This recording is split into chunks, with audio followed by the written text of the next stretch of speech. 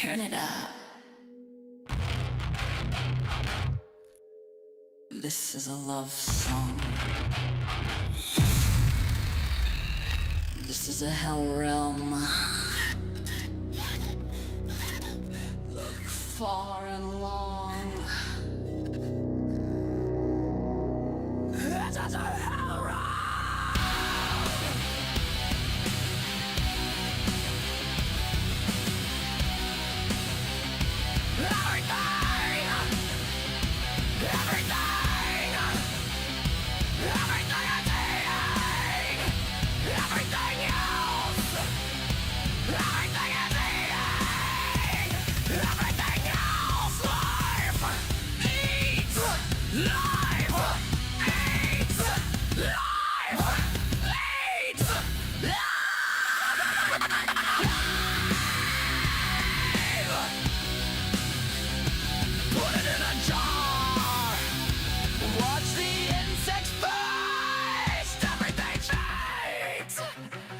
Everything else. This is how not all the time. Thrash and scream. Not all who dream can see the nightmare. Here, nightmare. Here. This is a hell realm.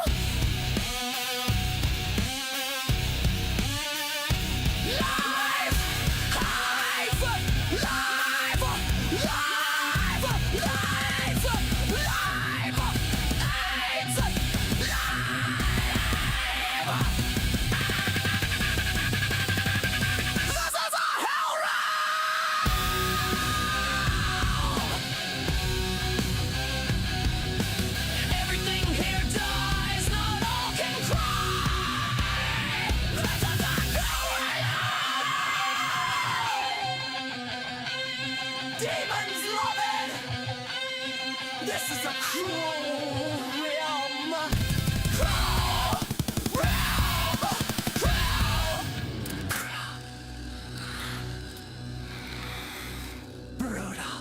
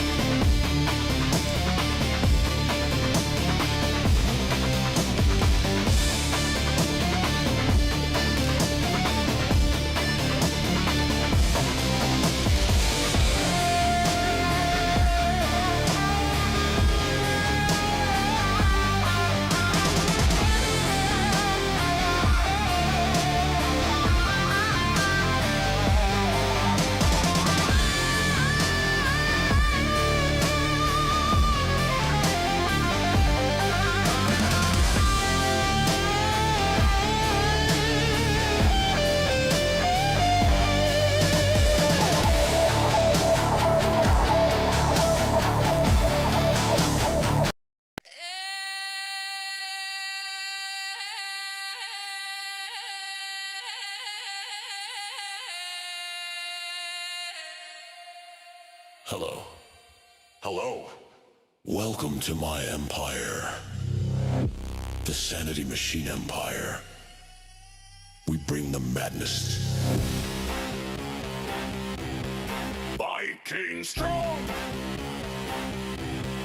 Viking strong. Pound the drums. We are Viking strong. Do you? Do you? Do you? Do you? Do you? Do you want? Do you want to play? Do you want to play? Do you want to play? Demon!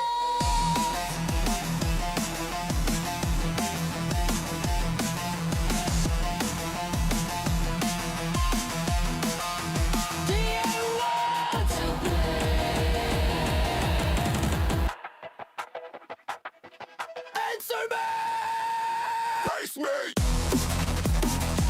Do you want to play? Show me your hate! Show me your rage! Do you want to play? Do you want to? Do you? Bury yourselves in hell! Bury yourselves in hell! Miserable creatures, creepy ass creatures, dirty asshole creatures, Burn in hell! Burn! demons! Burn! Do you want to play? Burn in hell!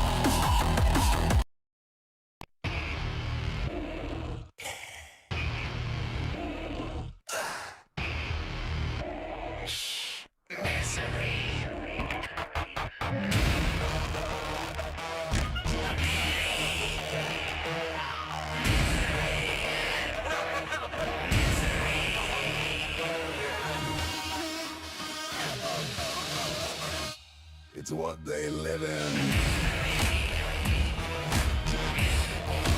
They belong here.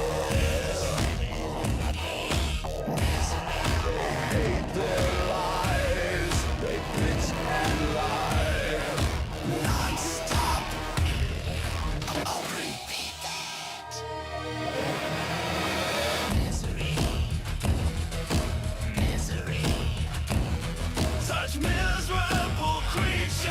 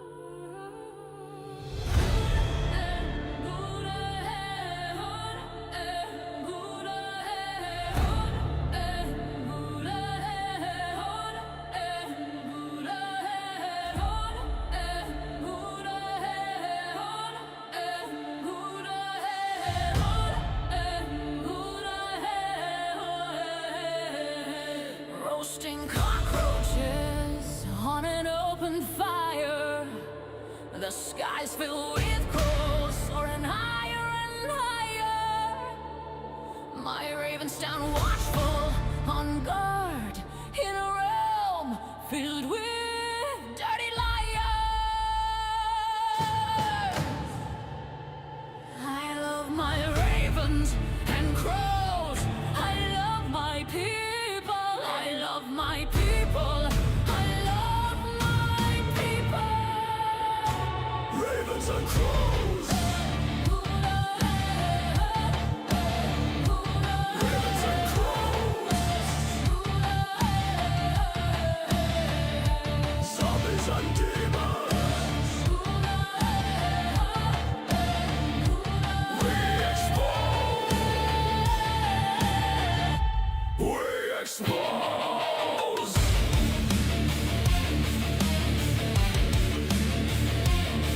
Expose them.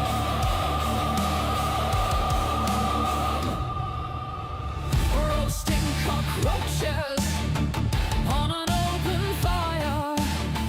The skies filled with crows soaring higher and higher.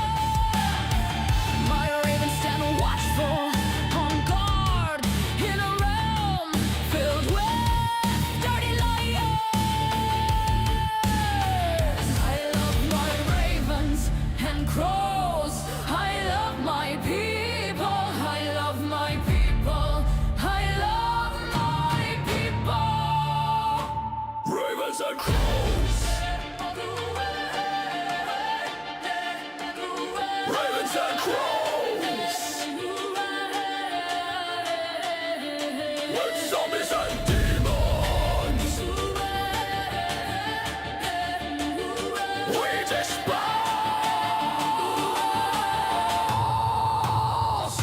We dispose.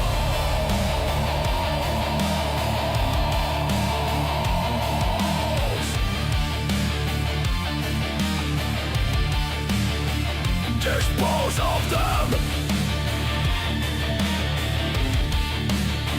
Dispose of them. Roast them. Burn in hell.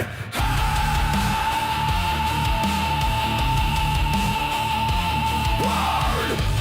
Burn. Burn. Burn. Burn.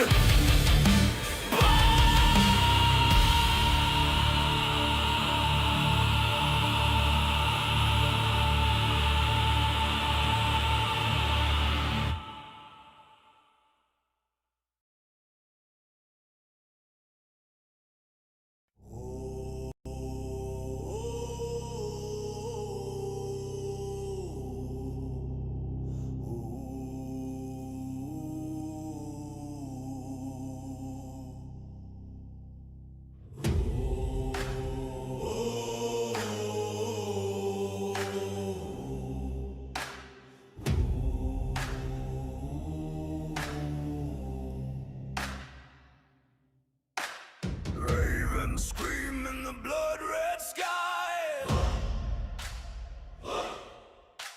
Shadows crawling where the dead men lie. Axes sing, oh the steel don't lie. Thunder cracks, his name's the cry. The king is here, the king is here. Wild eyes blazing, nothing to fear. The king is here, the storm draws near. Bow or bleed, the choice is clear. Mad laughter rides the howling gale. Waves of fury, shields like scale. Bones break under the hammer's tail. Flesh and fear, both frail. The king is here, the king is here. Ravens feast, the end is near. The king is here, the storm is clear.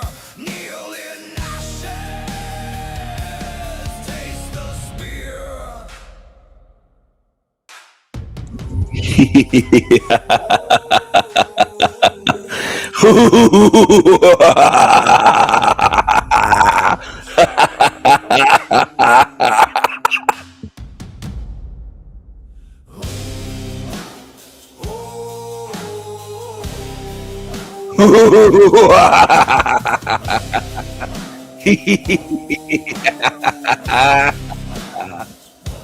Crown of iron, dripping flame, carved by war, etched with pain. Ravens rise, they call his name. The king is here, forever reign. The king is here, forever reign.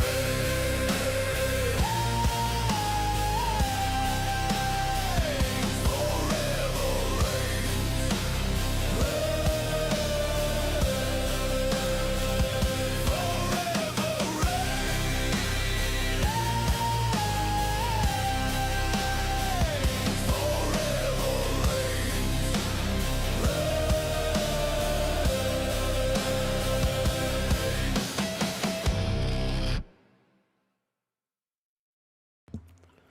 Hello, hello, hello, my tiggers.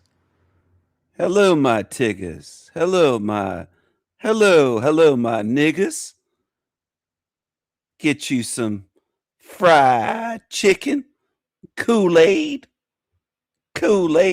fried chicken, watermelon, hot sauce, some hot sauce. Oh, hey, Dolphin Jesus. Eee, ee, ee, ee. Hello, everyone. Hello. Hello, hello. I don't know why you say goodbye. I say hello. Hello, hello. Hello, Anthony. Good to see you. Good to see you. This is El Diablo Radio International, the greatest show in hell. Nobody does it better. Nobody. And I am King Stephen. This is my empire. This is the Sanity Machine Empire. It's an empire that will live on forever. It doesn't matter, in a sense, if they're able to strike my channels or get them terminated from YouTube. My empire lives on, and they're too stupid to realize that. It's spiritual. It's eternal. I've already got the message out there. So they think it's all about material things and YouTube channels and this and that and striking. It's a spiritual war, and they're losing, and I'm winning. I'm winning. And then they'll lie and say, it's not about winning and losing. Oh, yeah, it is. It's good versus evil. It's a spiritual war. And it can be broken down very bluntly to good versus evil. And I am winning. And they report and report and report my channels like jealous, envious, weak, little bitch crybabies. That's what they are. Here's one on the screen. But he's not the only one. He's a psycho. He's a crybaby. He's a snake-eyed crybaby. He's a snake-eyed crybaby, as you can see. And he is a psycho. But he's not the only one, obviously. There's others. Who else is there? Who else has reported my channel? Well, this creep Landry, he's reported my channel. This creep on the screen with the whites of his eyes rolled back in his head.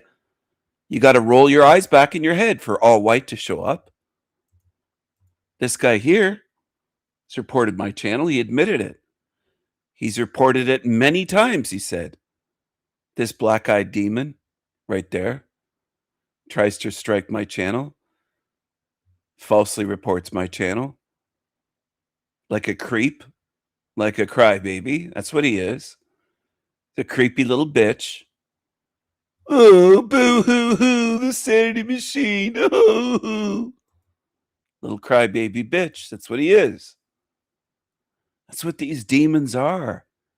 They're all little bitches. This guy's been challenged for months to come and meet me. Pay $1,000 cash. Cash money, bitch. You won't do it. All you can do is talk. You're a liar. You're a fraud. You're a psycho.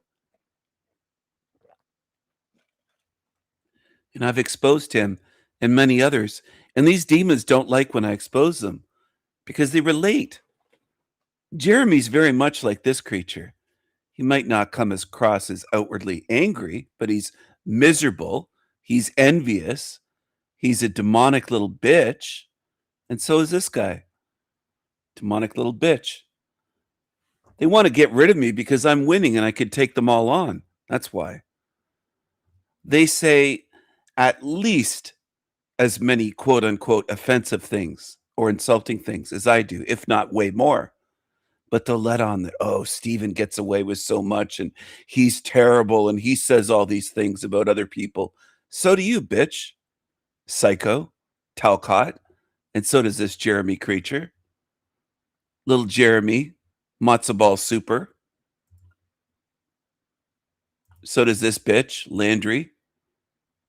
So do many others like Trexty, this bitch here, Sneaky Snake. And this one, the period blood eater, Aphrodite Rose Starfire Eater. Big schnoz. Super fan, big schnoz. And Paul the Slave says a lot about others as well. Where's Polly Boy? Where's Polly Boy? I think he's upset because of this meme. I think he's been talking about me and trying to set me up and start shit. Because of this, I don't think he can handle this. Porta potty Paulina. Look at him. He looks so. Look at him. Look at him. Oh my goodness. Oh my goodness. Is that his show in the porta potty? It stinks. Stinks.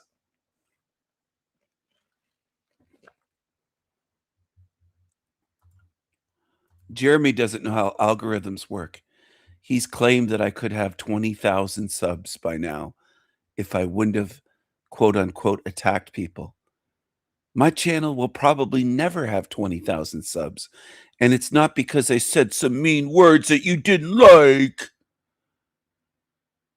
You overly sensitive, emotional crybaby loser. It's because of how YouTube works, dummy. It's because of how this rum works.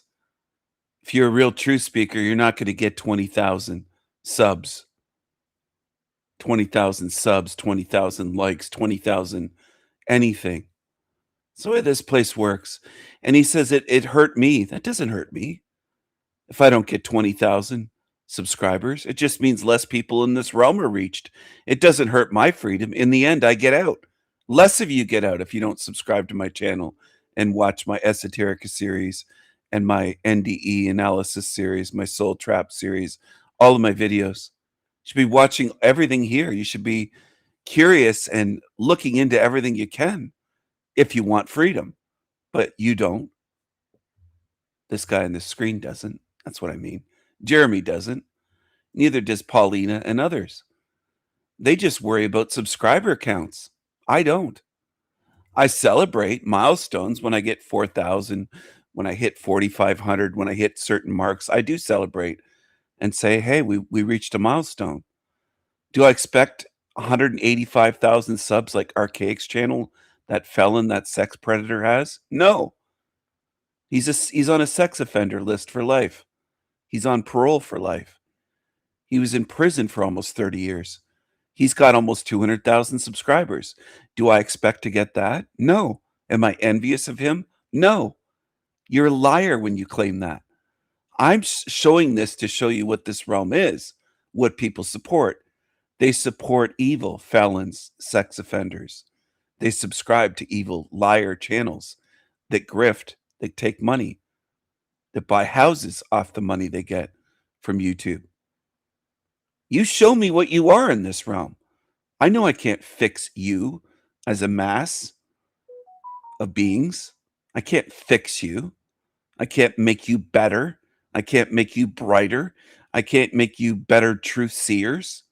I can't make you moral beings or ethical beings. I can't change you.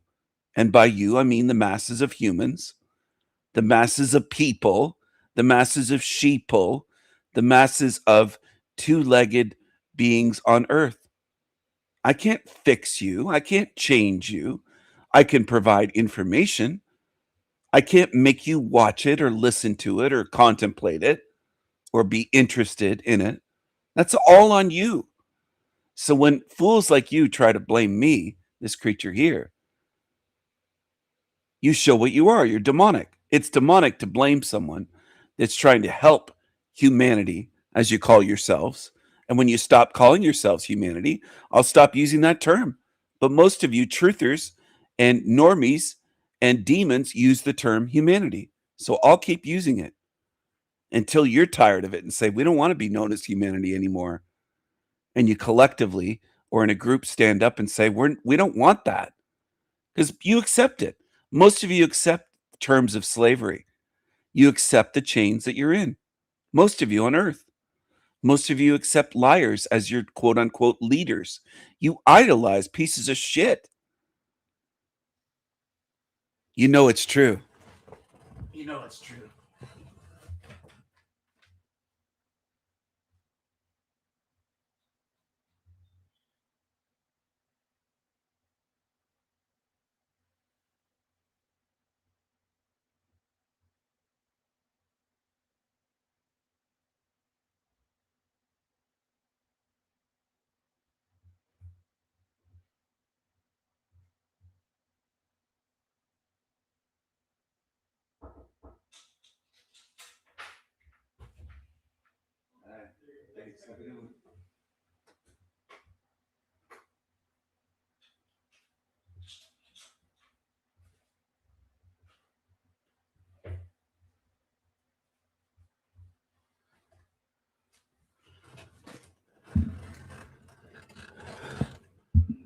Hello, hello. I had to answer my door. I got a delivery.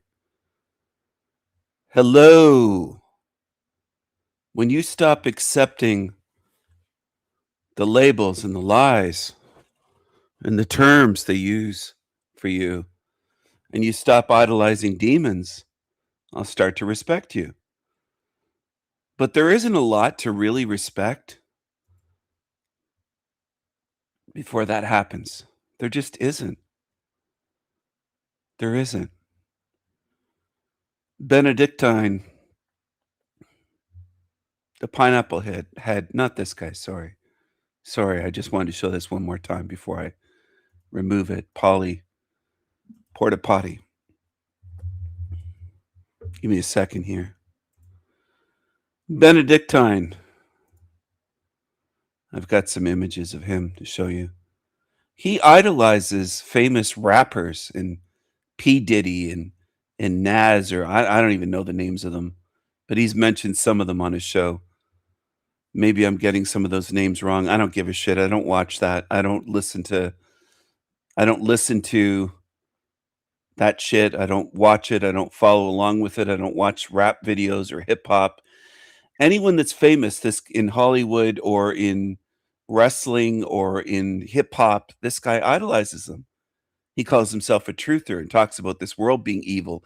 Well, you're idolizing fucking demons, sellouts that sold themselves out for fame and fortune and sacrificed their own family members in most cases that I've seen. And again, I stopped looking into that baby truther level stuff many years ago. But this guy idolizes them. He does in his videos. He talks about them. He sings and he says he just loves them.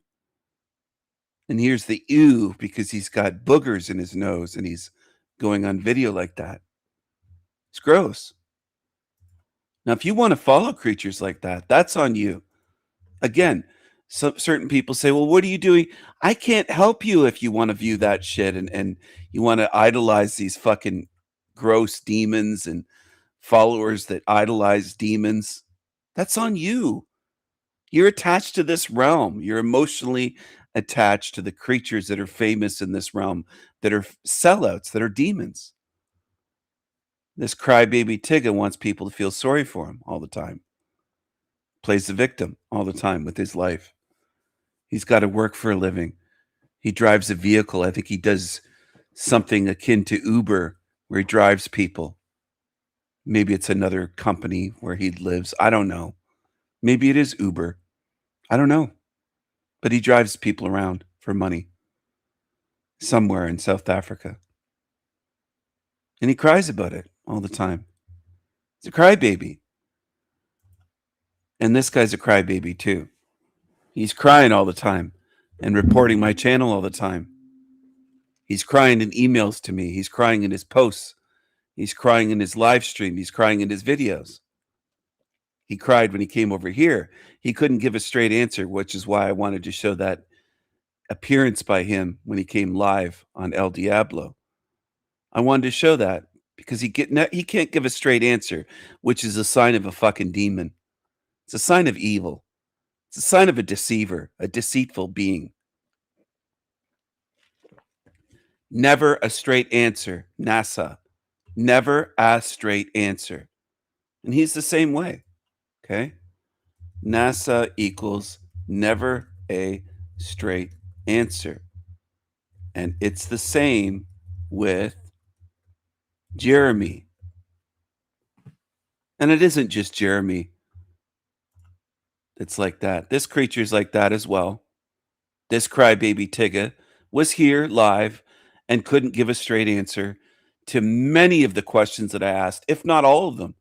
I didn't go through and say, did he give one straight answer and go through the whole hour or whatever it was, or 2 hours? No.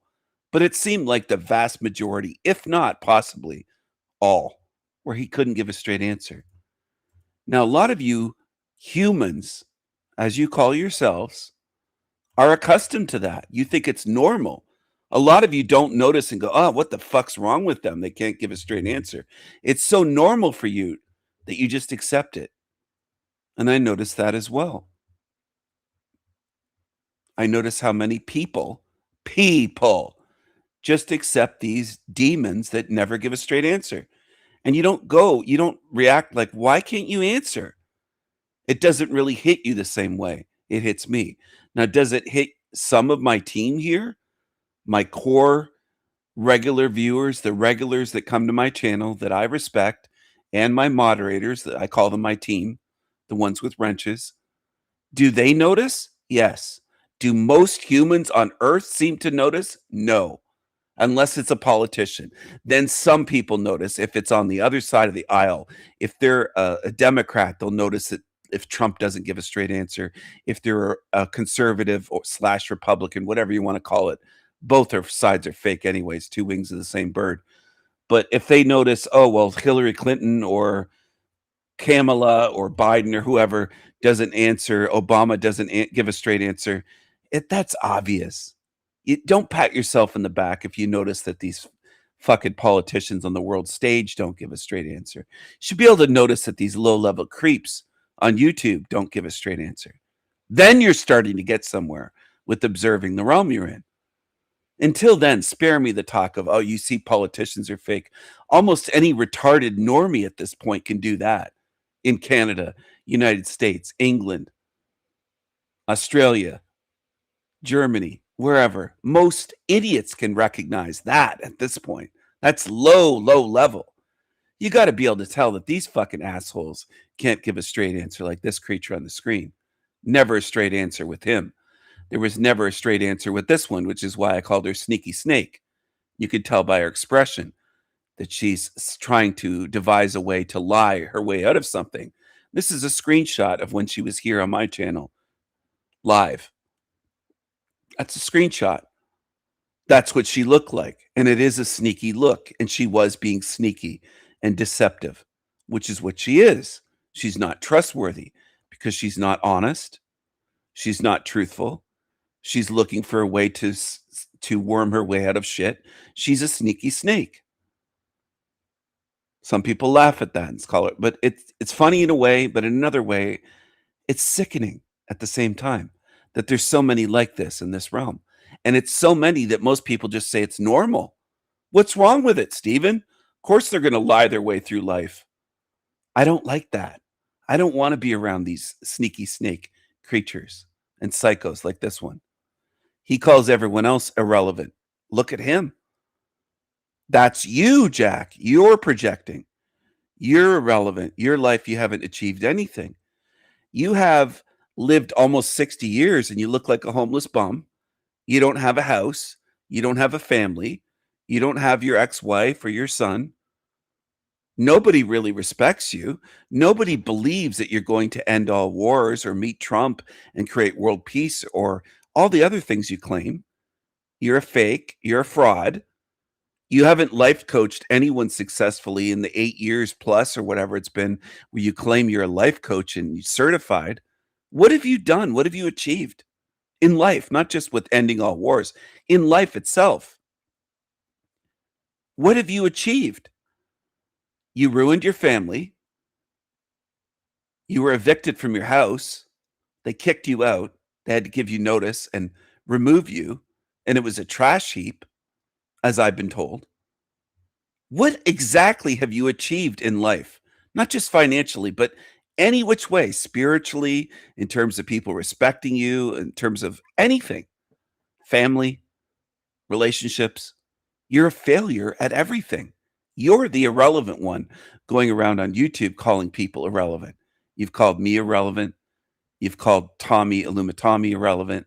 And again, these aren't my best friends. Tommy said a lot of shit about me that isn't true. He continues to do so.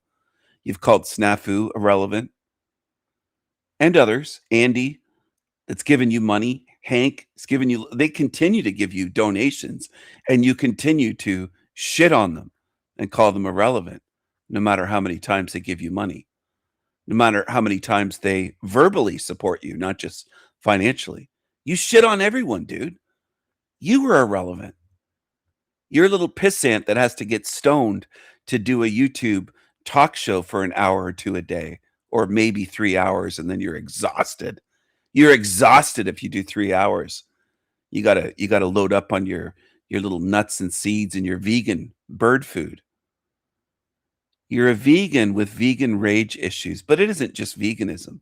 I suspect if you went to a carnivore diet, you'd still be an angry little man because you blame everyone else for your failures in life and you're envious and jealous of people who have money like me. That's a big sticking point with you. You hate me and envy me because I have money. And you think Stephen must be bad. He needs to suffer more because he has money. That's how simple you are and how envious you are, how demonic you are. It reveals your character. You are demonic. And so's this guy. He's demonic. You start looking into these characters. Maybe it'll take you years, some of you, because some of you are slow to see. This guy's been on my channel. He was banned 3 years ago. He still tunes in obsessively to my channel to watch it. But he can't see. And some people can spend 3 years or 30 years or 33 years and they can't see. I think most humans, unfortunately, are lost causes. I think that you follow the demons. And I think because of that, you'll never see truly because your minds are taken by demons. Look at this creature. Hanko Flamio wrote about me 2 days ago. He pretends that he doesn't watch my channel, yet he's sharing my posts. He says he allows me here. He has hospitality here. Instead of sock puppets, I don't have sock puppets. Sock puppets are puppets made out of socks. I don't have that at all. He obsessively watches my channel and my posts and shares them. Hank, why are you so obsessed with me? What's wrong with you? I know you're on the spectrum, but what's wrong with you? Post after post of mine, Hank has shared. Now he's saying that Demon Slayer turned into a worse El Diablo. Look at this. You are obsessed with me. Most of your posts are about me, Hanko Flamio. Now, some people can't remember. They don't pay attention. They're trying to they're scratching their heads trying to remember, what does Hank look like? I know it's unfortunate that some people in this realm, they don't have a memory. And people normalize that. They think, what's wrong with that? Of course people don't have a memory, Stephen. Are they supposed to have a memory? Yeah, you are. Beetlejuice's chubby uncle. Do you know Beetlejuice? Hank is Beetlejuice's chubby uncle. It's a joke. But demons don't have a sense of humor. They take things literally, of course. Right? You know it's true if you've been paying attention.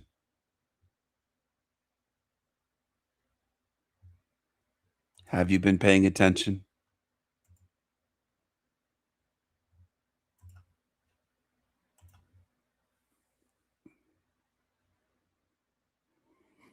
Jack calls some of the best people irrelevant.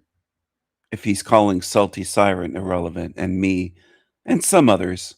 Again, I mentioned some names that I'm not friends with. I don't respect everything they do. I don't agree with everything they do. But I don't agree with Jack calling them irrelevant. I don't agree with Jack calling people irrelevant or useless or not worth their breath. He's an arrogant, egotistical, psycho prick. Narcissistic prick. That's what Talcott is. And Hank, you really are obsessed with me, aren't you? You truly are. Here's Beetlejuice. So Beetlejuice has a tiny head. Hank has a chubby head. But look at the similarity there. There's Hank and there's Beetlejuice. If you put glasses on Hank, if you put those glasses on Hank, look at this. Very similar. Very similar. Look at the teeth. Look at the expression. Look at this. It's not a little bit of a beard if you put it on Beetlejuice or shaved Hank's chin. The chin's very similar. The teeth, the mouth, very similar. Beetlejuice's chubby uncle. It could be. I don't know. They might be related. They're both Americans. They're both Negroes. Beetlejuice was from the Howard Stern show.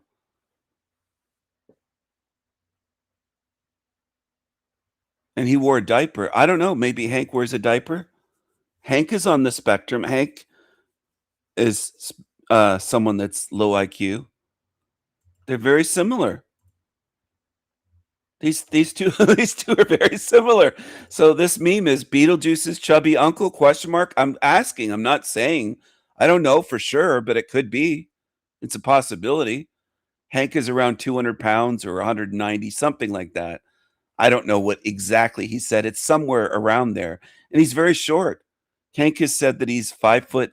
I think he said 5'7". It might be 5'6". I think he's taller than Jack Talcott. I believe Jack Talcott is shorter than Hank, but Hank is chubby. Hank kind of waddles around when you watch him move in his room. He's as wide as he is tall. He's very fat. Hank's a chub. I'm being generous by calling him chubby. He's a fatty. Okay. And he looks like Beetlejuice. He looks like he's the older uncle of Beetlejuice. He's older, he's chubbier, but he's got kind of that look to him. It's not a look of intelligence, I'll put it that way. So, Hank, I think you are obsessed with me, with your posts on your shitty channel that nobody really watches or cares about. But you keep posting about me. You might have some issues. You might have a few issues. Hanko Flamio. Hanko Flamio, you might be a loser. You might be a loser. There's a lot of losers on YouTube. There's a lot of losers on here, if you think about it. I'm going to share a few different things. This is a variety show. Now, some dummies like Jeremy have been obsessed with me and my channel for 3 years. They still can't fucking figure out that the live streams are different from the videos. My Esoterica series is not my live streams. They can't figure out that what this is. They're too stupid. They're too dumb. They expect my live stream to be the same thing as my Esoterica series. I've explained it. This is the greatest show in hell, dummy. This isn't the same thing as my Esoterica series. But low IQers can't figure that out, that I'm doing different things. And demons lack a sense of humor. I'm going to show my post here. A few ways to recognize the demons. Demons have no real, genuine sense of humor. I want to know if people agree with this or not. I want to know if people on my channel are thinking or not. 34, it was almost 33 minutes ago. Demons call everyone else shill, agent, blah, blah, with no evidence to support their false claims. It's what they do. Demons are always envious and miserable creatures. And yes, I use the word always. It seems to be always. Demons seek attention and leech off the names and reputations of others, bracket, that they'll never be able to compete with. Demons like dirty tactics, malignant narc, smear campaign, ruin reputation tactics. Demons flock together. Who they associate with and support always reveals who/what they are. Demons never have good, in bracket, goodness. That's what I mean by good. Pure motives. It's all about their egos, status, attention, fame-seeking, validation, etc. They wouldn't start a channel, for example, to help others see what this world is. They start a channel because they want people to see them as a truth seeker or a truther or, oh man, you're so great, you expose this channel. And they don't really expose anybody. They just label people shills and, oh, he's an agent or he buys subs. And they make these false accusations. And they're demons. They don't even begin doing something with good intentions or pure motives, as I mentioned here. Pure motives. Never. They never. Demons never have good, pure motives. And then I put arrows up. That's just a few. There's plenty more they have in common beyond their snake eyes, dark/black eyes club, their fake laughter. I could have put tongue flicks. There's so much more in here in terms of physical things that I pointed out, like dirty, long, sharp fingernails, for example, is very common with many demons, including on YouTube. You'll notice their fingers like Frank Monday. They'll have dirty, long fingernails. They're gross. They have no manners. They'll eat with their mouths open. They'll snarl. They'll growl and grunt and groan. And they're gross. They're just fucking the demonic essence of them just comes out, and it's sickening. There's lots more that this could have been pages and pages long, but I wrote this in maybe a minute or so. I'm fairly fast at typing. It doesn't take me that long on a laptop to type something off the top of my head and share what I see. Their fake laughter is another one I mentioned here, though. I could have gone into that a lot more. Fake laughter. They laugh at nothing. They usually laugh at things they said that no one else is laughing at that isn't funny. They'll say, where are all the figure skater chicks at? And then a half second or maybe 10 seconds later, they'll go, like that toilet bowl earth, for example. That's a real example that I witnessed. And it's not funny. There's nothing funny about it. And they're not laughing at something that someone else said. And they just laugh at nothing. Their fake laughter is gross. And it's very revealing. It's very telling. Their anger and misery, something they have in common. I could write a book on demonic behavior. There's so much. I'm not going to be able to put it into one post, was the point of saying that's just a few. There's so much that reveals what these demons are. And there's so much demonic behavior that they have in common. There's a ton that they have in common. What you see on this single street cannot be found anywhere in West Africa of almost 500 million people. The structures were carefully designed and built to align with the streets pavement, roads, bus stops, bike lanes, and train stations. Underground cabling and pipes adorned the street, supplying an uninterrupted power and water supply year round. Whether in Nigeria, Ghana, Cote d'Ivoire, Senegal, and even all the noise around Ibrahim Traore of Burkina Faso, he has not built anything close to this. If you think I'm mistaken, feel free to prove me wrong by sharing photos of streets in West African cities.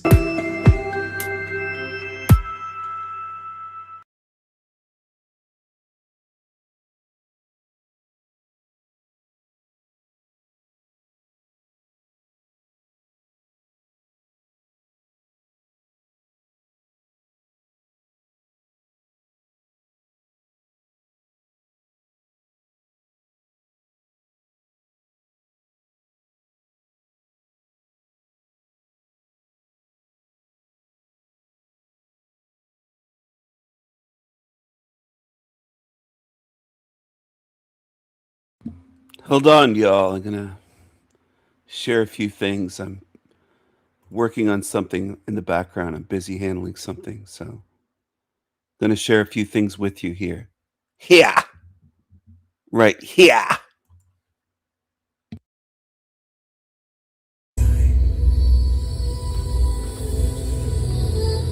Learn now, see now.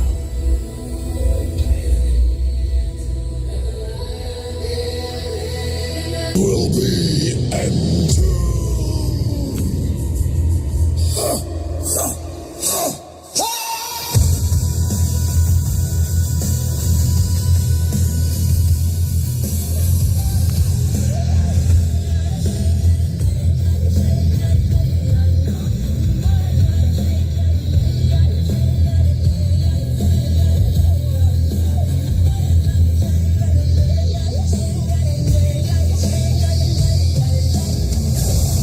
Now is the time. Learn now, see now.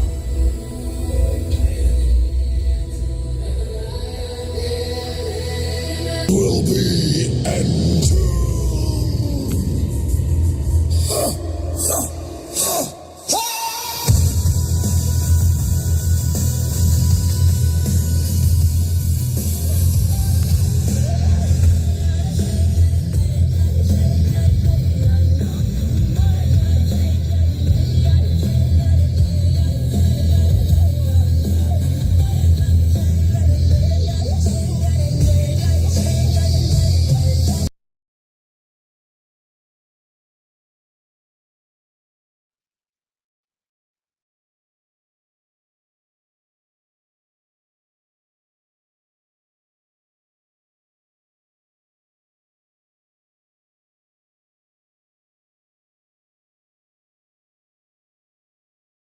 Hold on, my tiggus. My tiggus. Play a little bit of this while I'm working on something. This is Movies Maddie, Matt McKinley. 1,000 views in 2 hours. People love garbage. They love shit. You know it's true. You know it's true.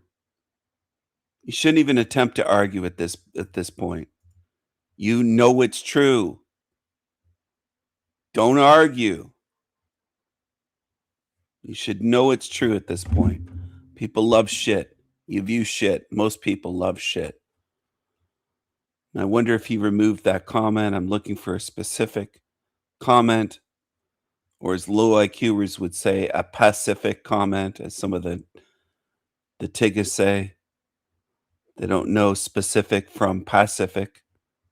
Some of these Tiggas. This comment got a lot of likes, 15 likes. Matt, are you okay? You seem a bit rattled.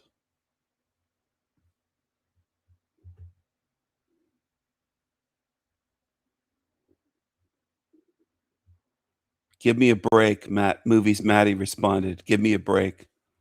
See that? Maddie, are you okay? Are you okay, Maddie? Maddie, are you okay?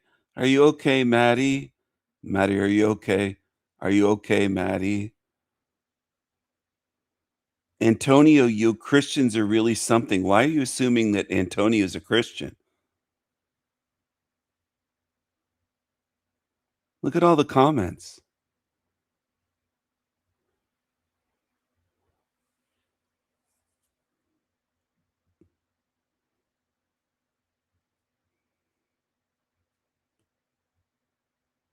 Look at this. Maddie, are you okay? Are you okay, Maddie? Maddie, are you okay? Are you okay, Maddie? Maddie, are you okay? Are you okay, Maddie? Is he okay? Now watch this. He does seem rattled. Watch this. Hey guys, it's Matt. Once a month we have to do a return to the basics. Certain comments come in, people send me certain things, and I go like, why is this being sent to me? It's a chase of a specific conspiracy, for example. So it just no, obviously I'm taking the old guard out of this conversation, those that sleep at the front of the classroom. But there's a huge group here that just gets sucked back into everything. Like everything we did was for nothing. Like, well, okay, now, Matt, not everybody's been here for every video for the last 3 to 5 years, and you're assuming you're right. Maybe you're wrong. Okay, I have to. Of course, I'm going to come out here and assume I'm right. I'm not going to start every video off assuming I'm wrong. I'm probably wrong about this too, but let me tell you what I think. Of course, I assume I'm right about the analysis of how this world works, but we have to return to basics. People, a whole group just stampedes back into the bullshit. This guy lets on he could take a podium and debate anyone. He can't even do a live stream one-on-one interview or discussion with someone. He's a weakling. He argues with no one. He debates with no one. He has conversations with no one. He just kind of argues with himself. He's never done a live stream in all the years that he's been on YouTube doing this shit. What a weakling. What a coward. What a fraud. Why? Okay, but the summary video that I'm going to give here, it is very important. It should be just every single video, me saying the same exact thing, but that would leave me with no channel. At some point, a few years ago, I learned, based on some of your feedback and comments, that I can be somewhat entertaining and sometimes funny.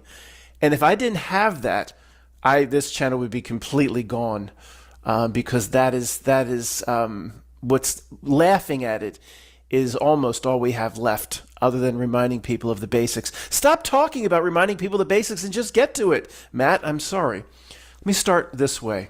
Nobody wants a 4-minute video and then I'm going to go make pancakes. Some people want to settle in here, put their feet up.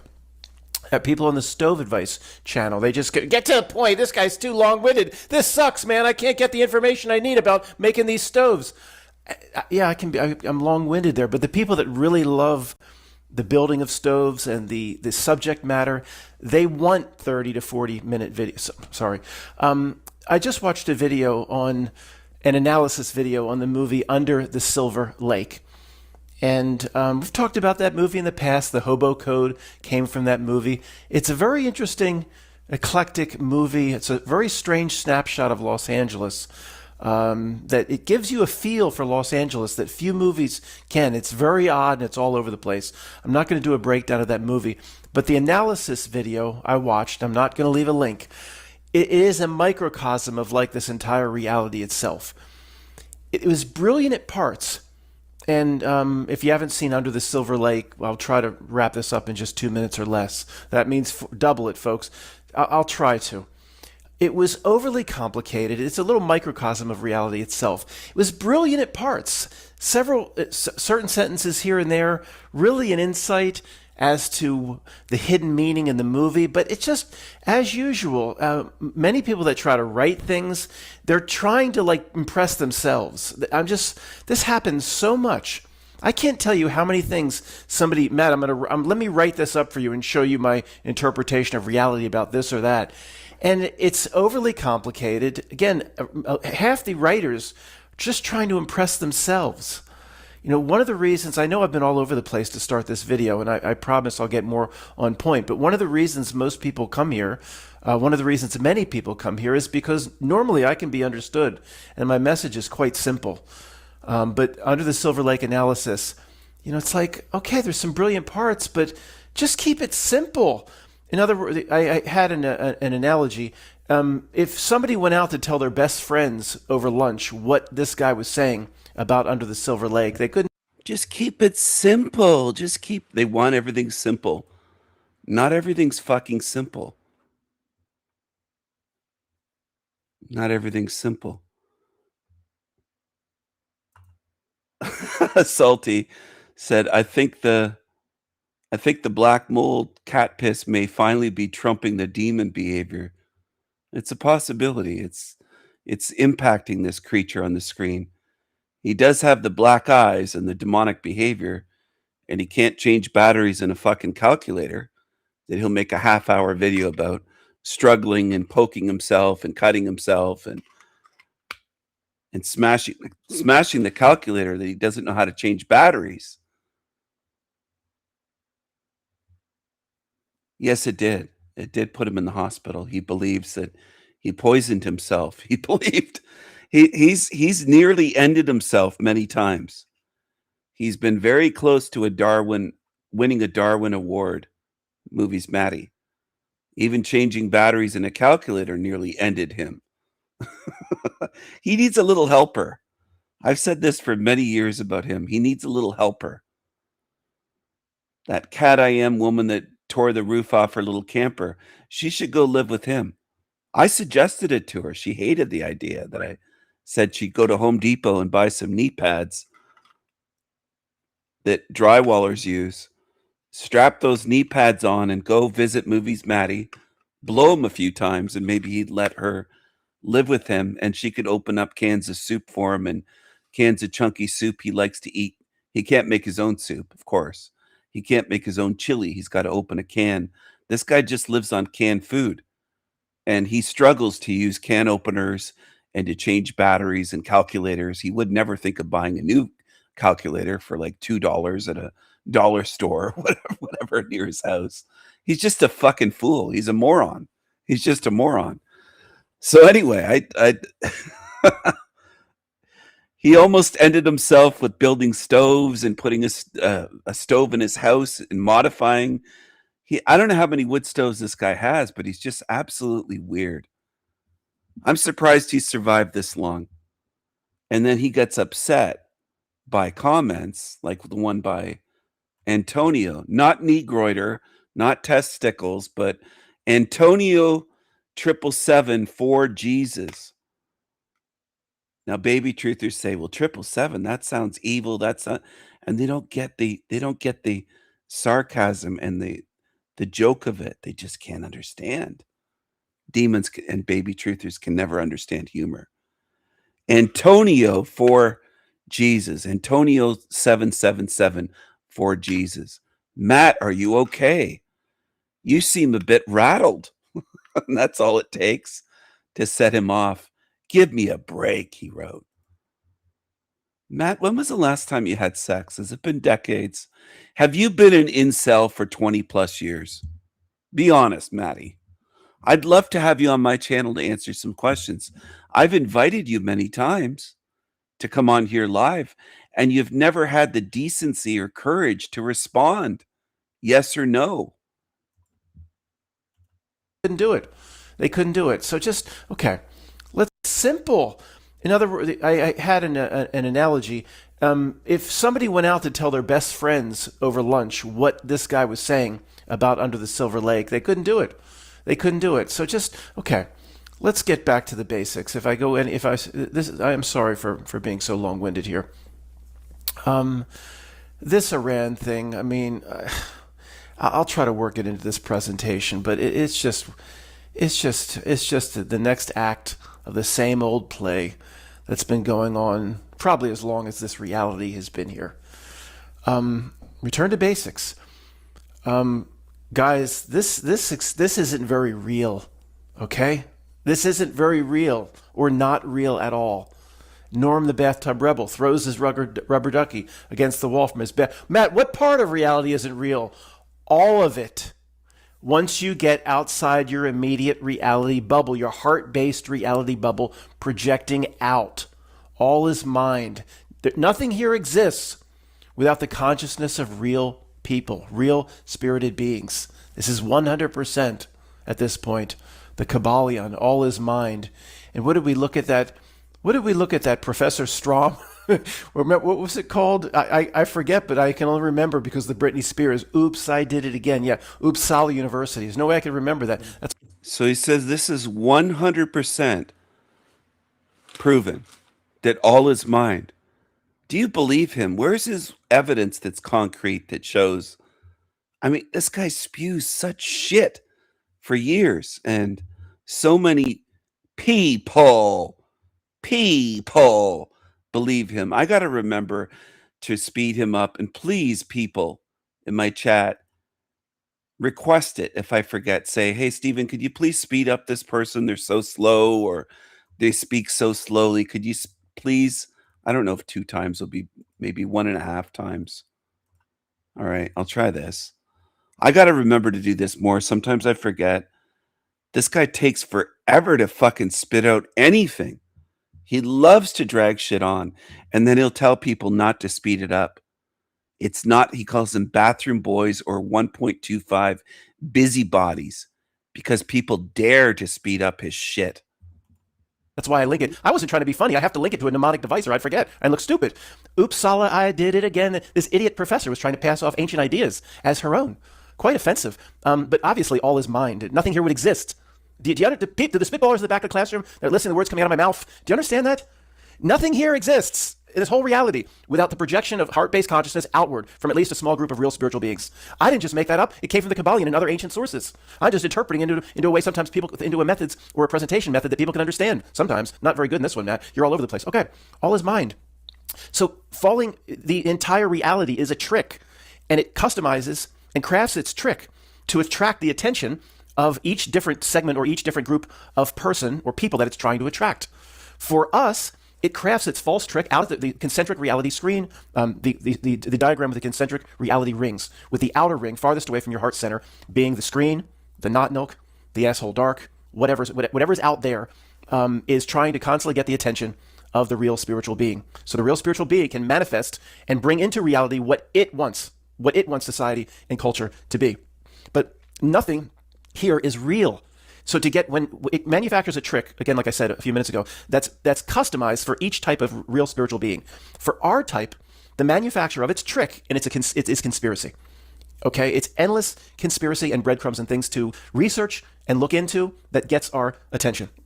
All right, that is its customized trick for us. For your brother or your cousin or somebody down the street, if they're real spirits as well, its trick is slightly different. It will be more customized to get their attention, to get them walking down the path of distraction, to keep them from what they're supposed to be doing in a very short lifetime and an incarnation.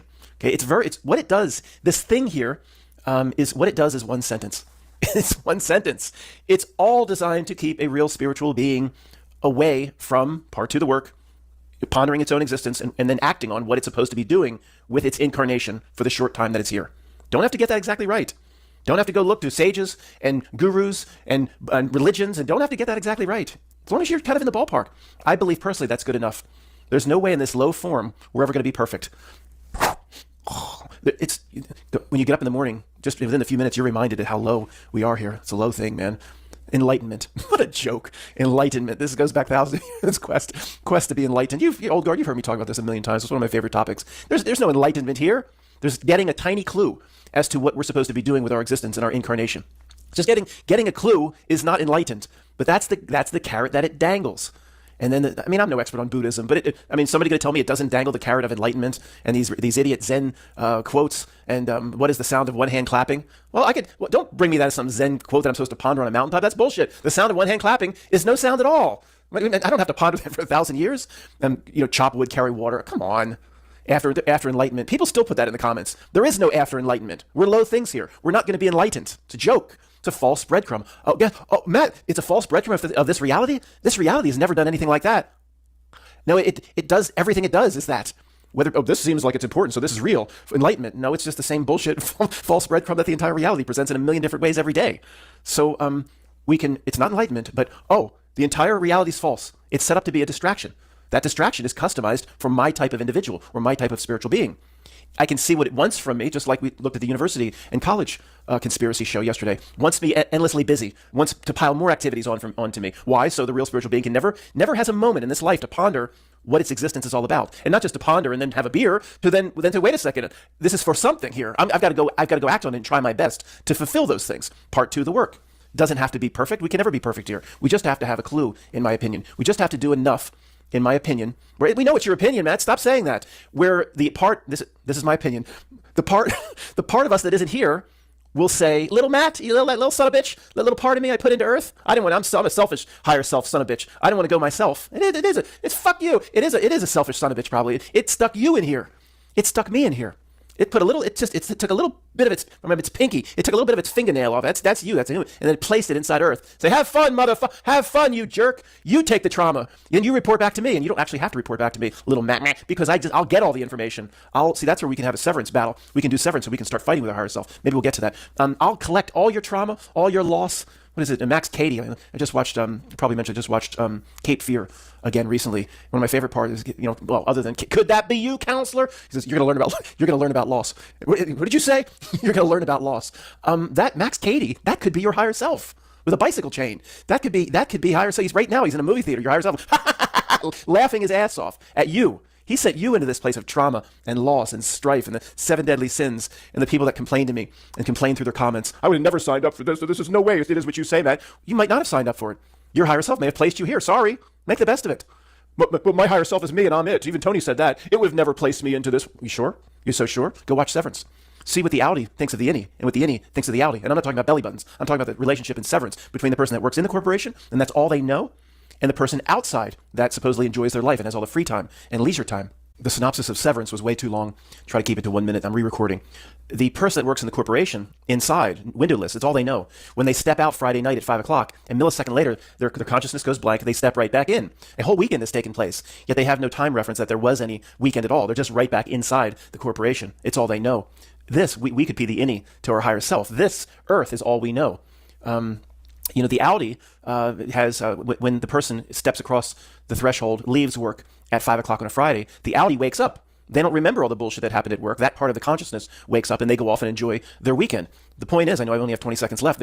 There's a, what seems to be, it's the same person. How could it not be loving to one another? They get very testy with one another, very confrontational, to the point where Mark is having kind of a very nasty argument with himself. They record the outie, they record the innie, and they actually, also with Helly, they learn to hate each other. Matt, you're scaring me. I'm scared. You're saying we may be, this higher self is, it's so high, higher self, I know you love me. It's so, no, look, guys, don't take this the wrong way.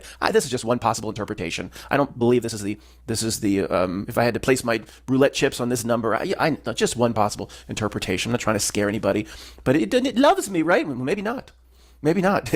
Maybe it could be like, at the worst case scenario, Black Mirror USS Callister, where it sent a little weird version of itself into this Earth system. Today was the first day of testimony in the trial of a man accused of killing a transgender woman in Highland Park. But the proceedings ended abruptly when the defendant fell asleep. CBS News Detroit's Andres Gutierrez joins us from 30th District Court with what exactly happened in that courtroom. Well, before this morning's proceedings got underway, the defendant, Carlos Scotland, was talking to his attorney, mouthing something to someone in the gallery. But once the first witness took the stand, well, he couldn't stay awake. Mrs. Scotland, are you okay? Many in the courtroom saw this as pure disrespect. Is your client still awake? Carlos Scotland dozing off as the lead investigator recounted the inconsistencies during his interrogation of the 18-year-old charged with the June 2023 murder of Asia Davis at the Woodward Inn. Did the defendants ever suggest that there was some type of altercation in the room? Yes. Okay. And when you look at that picture, sir, is there anything that would suggest there was a struggle or altercation in that room? Not at all. MSP Detective James Plummer says Scotland eventually admitted to shooting Davis. And could you tell us, what did he say as it relates to that, sir? That he, after the victim swung at him, that he shot the victim in the face or neck area. Okay. And are you familiar with the medical examiner's report in this case, sir? Yes. Okay. And was the victim shot in the face or the neck, sir? No. In fact, where was she actually shot? In the back of the head. Literally in the back of the head at close range, correct? Yes. Did he ever correct that part of it? No. Scotland initially claimed it was all done in self-defense after she allegedly attacked him with a knife. He initially said that he had took the knife and discarded it in a field. He then recanted that and said that the victim swung at him with a closed right fist while possessing a phone in the victim's left hand. Okay. And did he ever say where the knife was that he claims was there? He provided great detail initially, looking at a map as to where he discarded this knife before saying that there was no knife. And just as the detective was getting into details about how Scotland and Davis ended up meeting that fateful night, Scotland's episode began. Eventually, his attorney told the judge another inmate allegedly slipped Scotland 3 pills before coming to court, causing the drowsiness and forcing the judge to adjourn for the day. The defense always prolongs the thing. I don't know why they think it's in their best interest to prolong it or make it even longer when inevitably he was already found competent. So it's only a matter of time, but I'm very confident that Asia Davis is going to receive the justice that she needs. And so testimony picks right back up here on Thursday afternoon at 1:30. Reporting in Highland Park, Andres Gutierrez, CBS News, Detroit.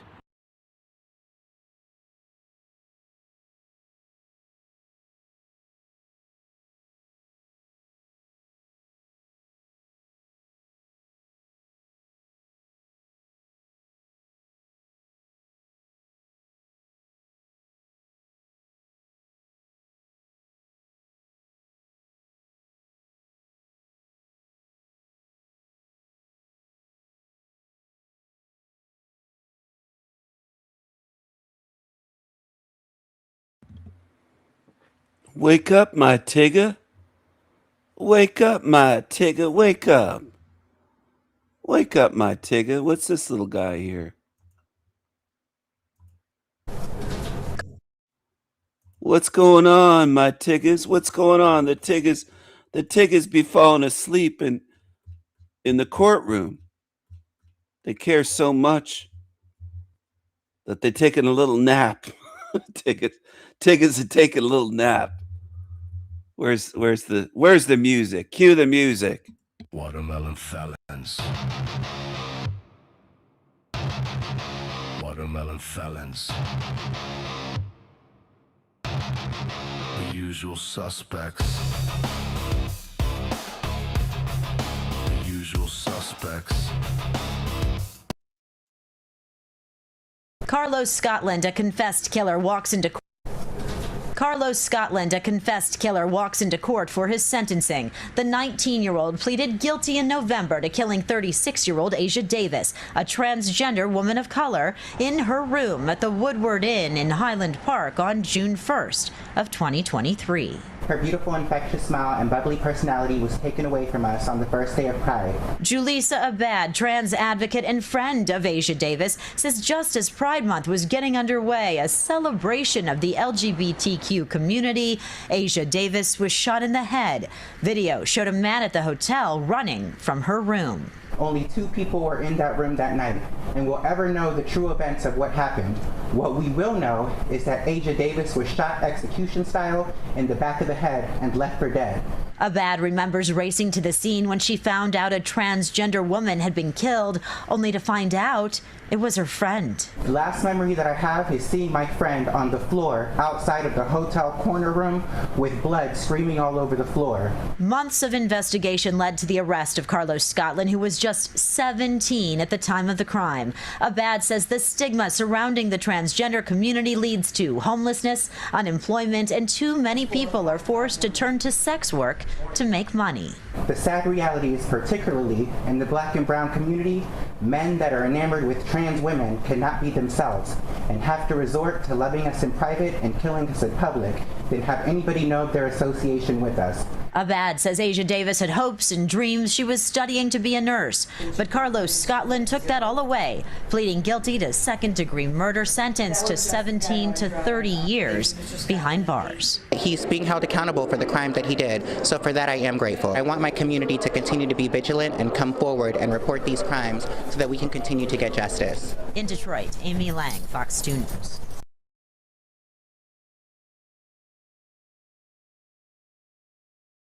I had to put a comforter and sheets on the floor and walk over her blood every day while we removed her belongings. the whole time wondering what the last minutes of her life was like.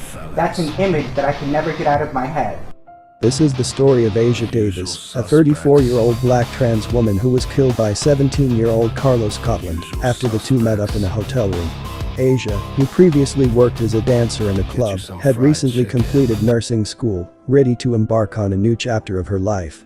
But on the first day of Pride Month,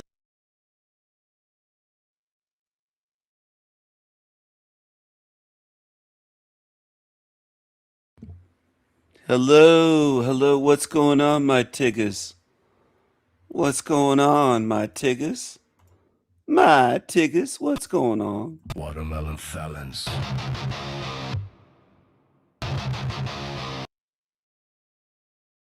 A man will spend the rest of his life in prison for the drive-by shooting death of a Pawtucket man 3 years ago. 12 News reporter Alex Torres Perez goes over what his loved ones had to say before the sentencing. Alex?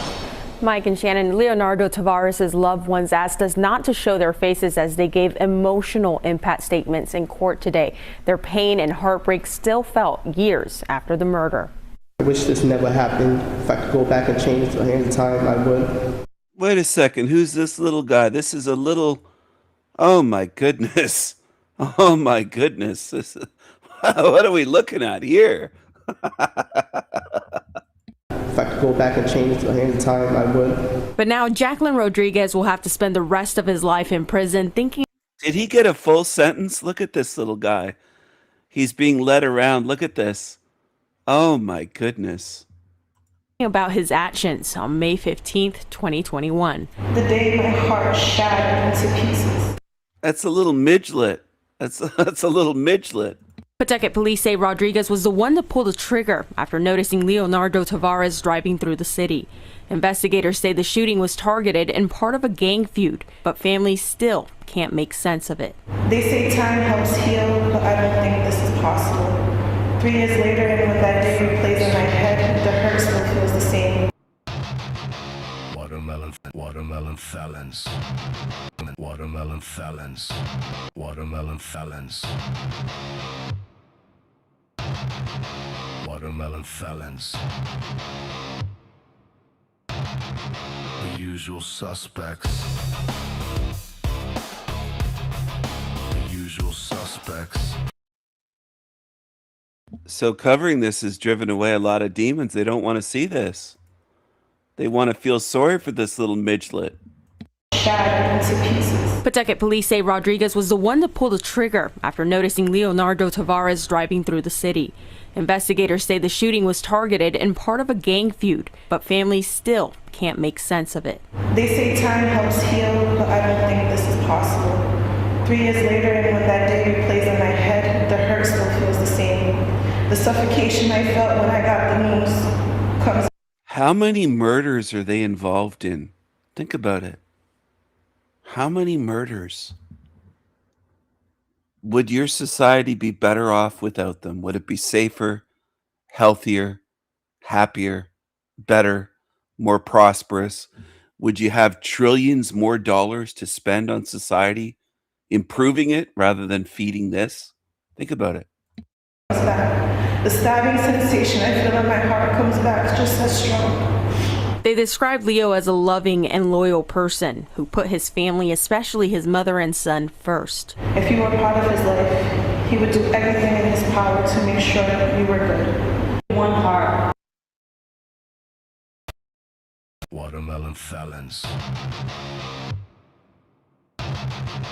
Watermelon felons. The usual suspects. The usual suspects. I think this song drives away the demonic lurkers. Excuse me. Oh man, I've guzzled down so much coffee today so far. It's been a high coffee day.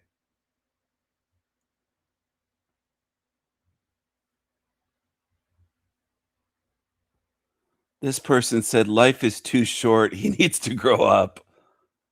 The cop is holding his hand like he's a toddler. Little did he know the consequences of his actions. There's so many jokes here about him being little. Oh, you got to put on your big boy pants, little boy.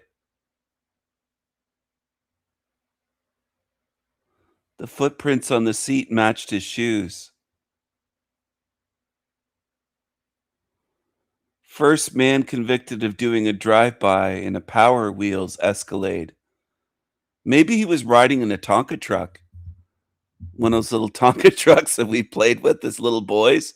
I mean, I think I was bigger than this guy when I was age 5 or 6. I mean, what?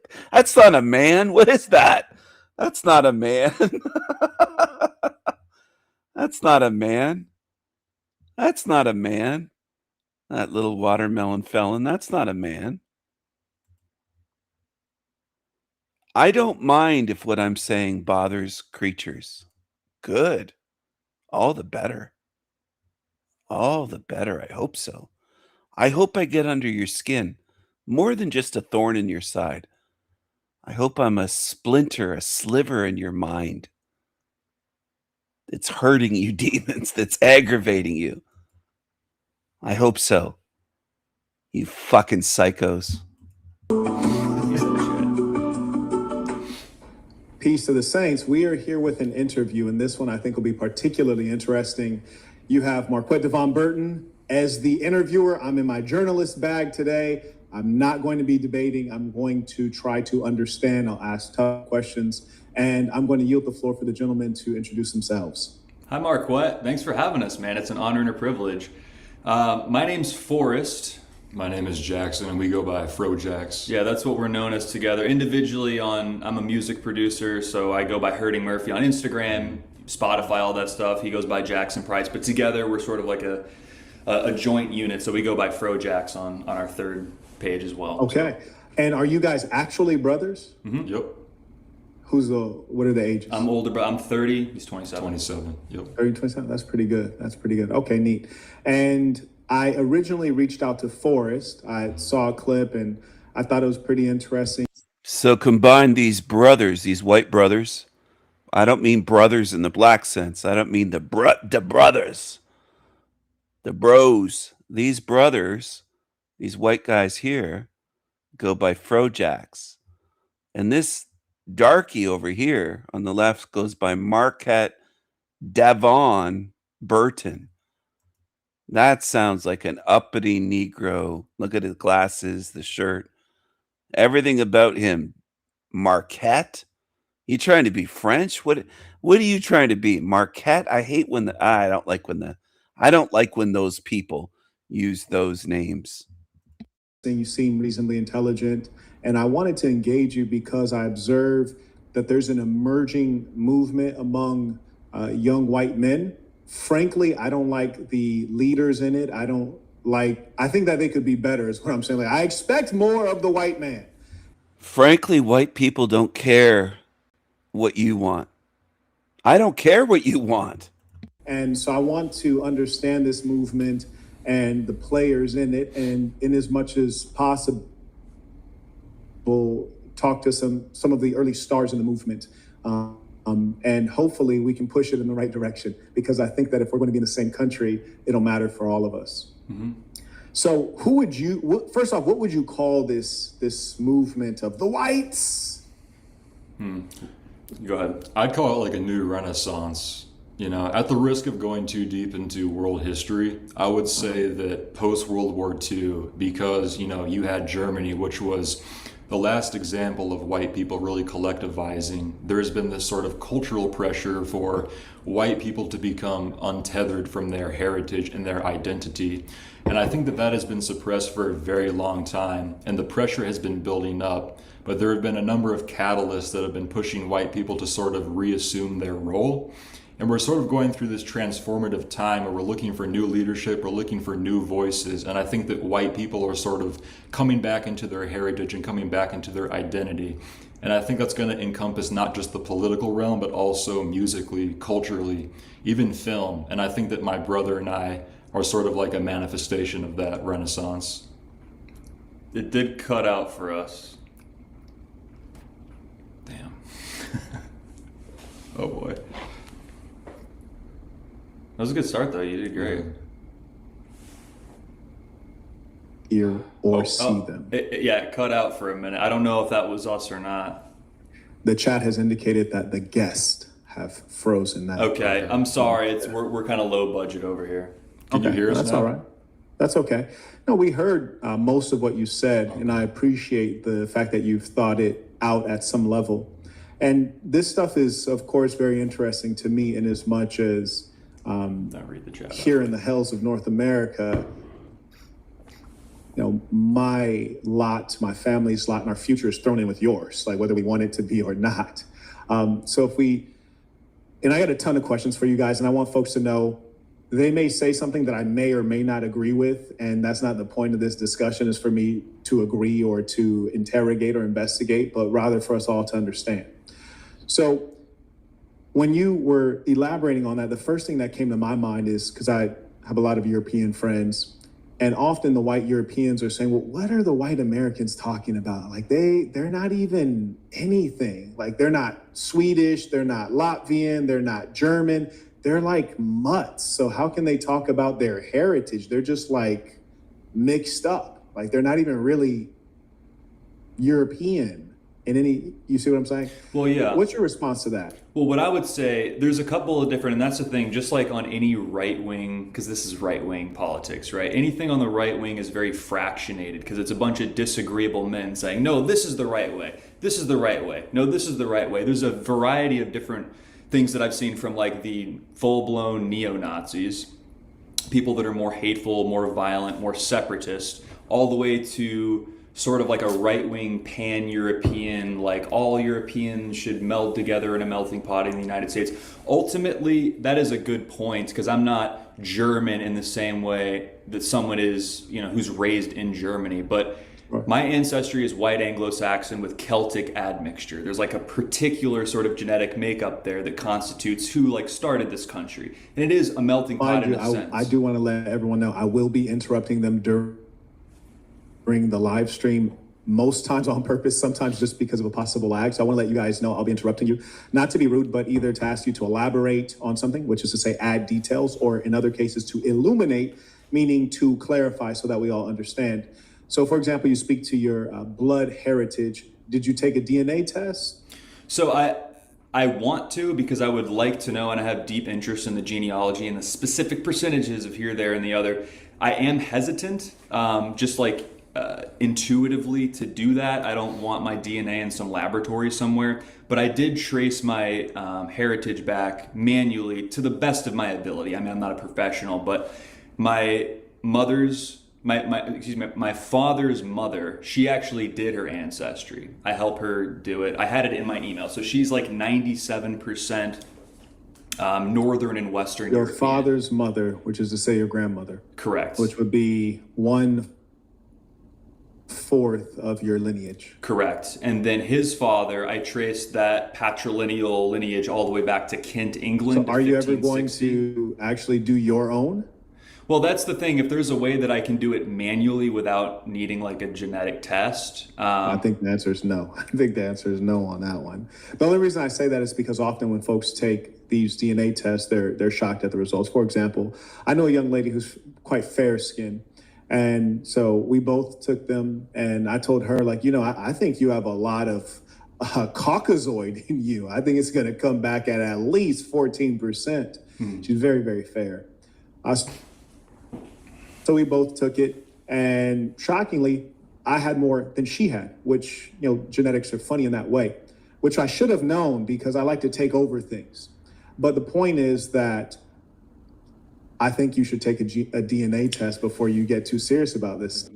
He's taking an underhanded shot at white people, saying that white people like to take over things, and that's his 14% or whatever genetics that he likes to take over things. He attributes that to whatever he claims to have Caucasian blood in him. I don't know if he does or not. I don't trust that creature on the screen, that Marquette. Maybe, and maybe I will, but that's sort of the thing, right? When we talk about identity. We both took them, and I told her, I think you have a lot of Caucasoid in you. I think it's going to come back at least 14%. She's very, very fair. So we both took it, and shockingly, I had more than she had, which, you know, genetics are funny in that way, which I should have known because I like to take over things. But the point is that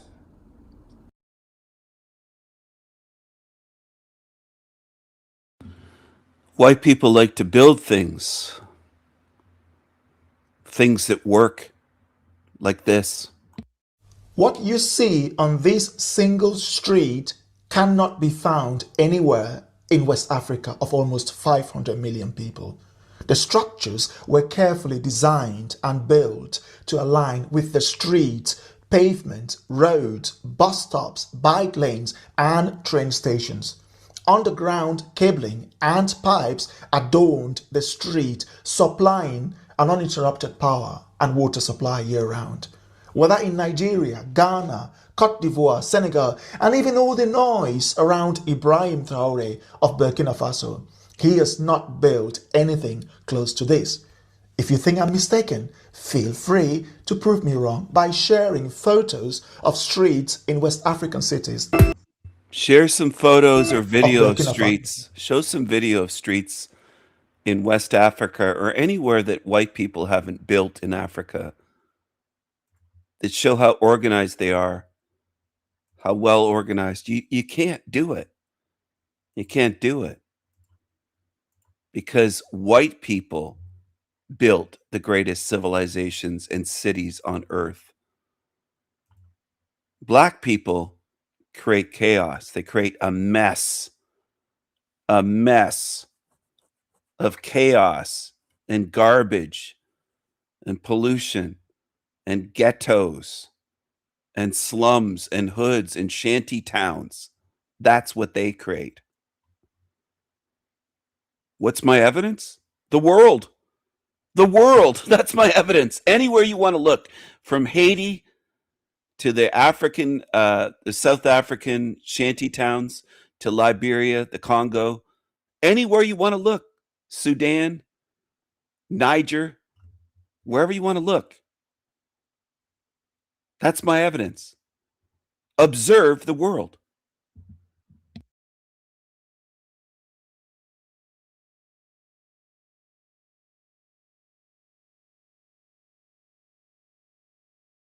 Do what lazy people don't do. Take a look at the world. Look at the evidence.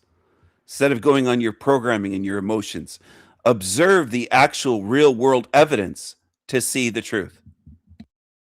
I think you should take a DNA test before you get too serious about this stuff. Maybe, and maybe I will, but that's sort of the thing, right? When we talk about identity, this is an identitarian movement, right? So I understand that,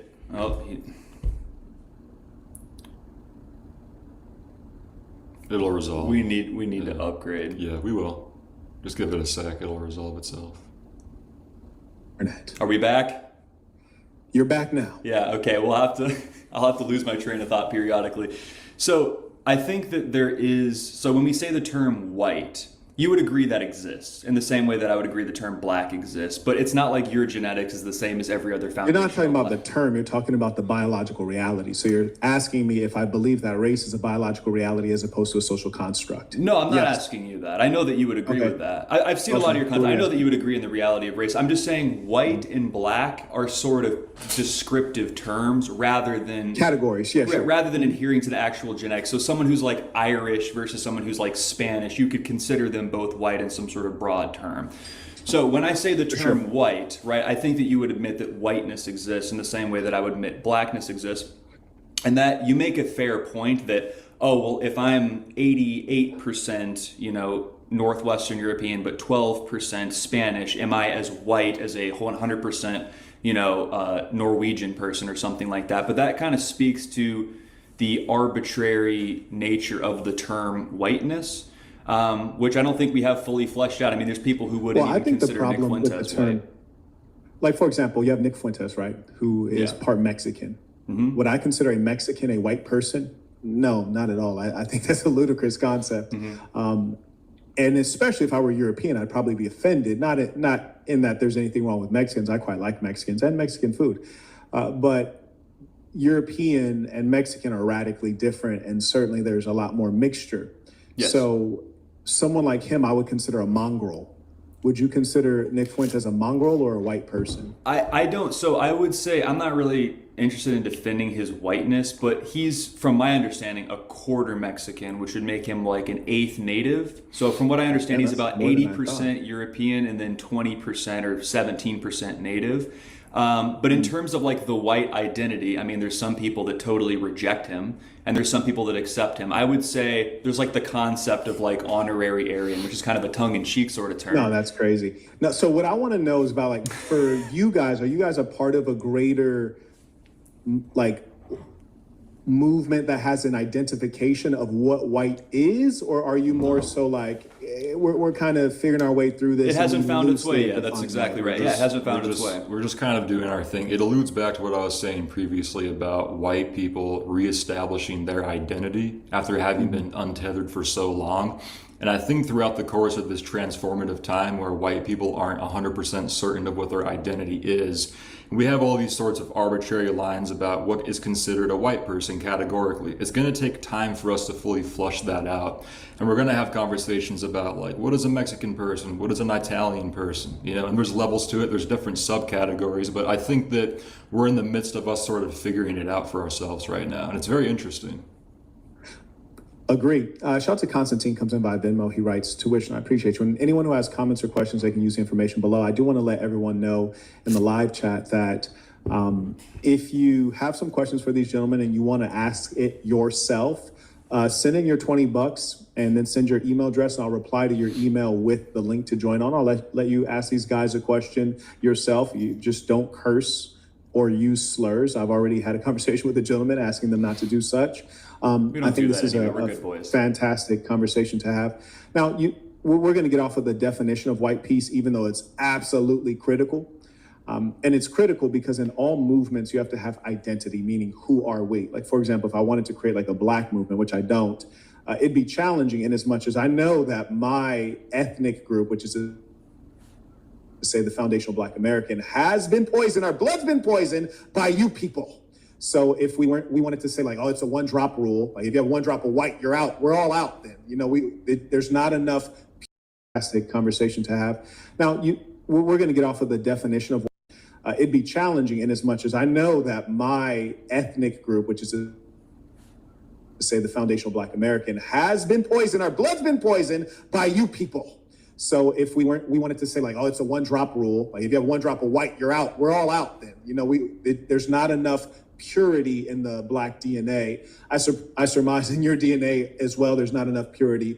And for sure in a guy like Nick, his DNA certainly doesn't have the purity. And you guys know in the South in the United States, there used to be a one drop rule. If you have a drop of colored blood, you're colored. So by that rule, American rule, Nick would be considered colored as opposed to white. And that's like your heritage. Would you guys stick with that as an idea?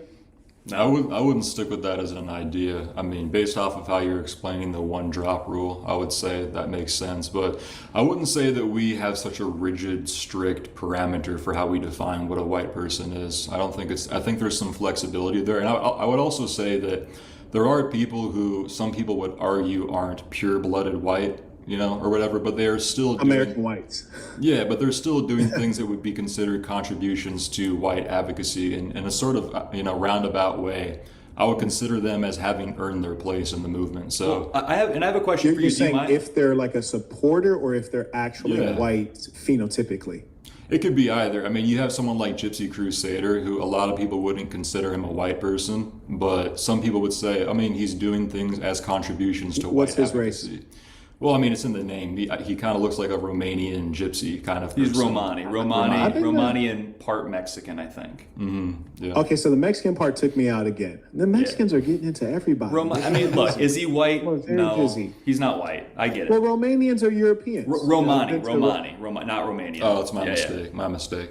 Okay, all right. Can I ask you a question? I know that you're interviewing us. Do you mind if I ask you?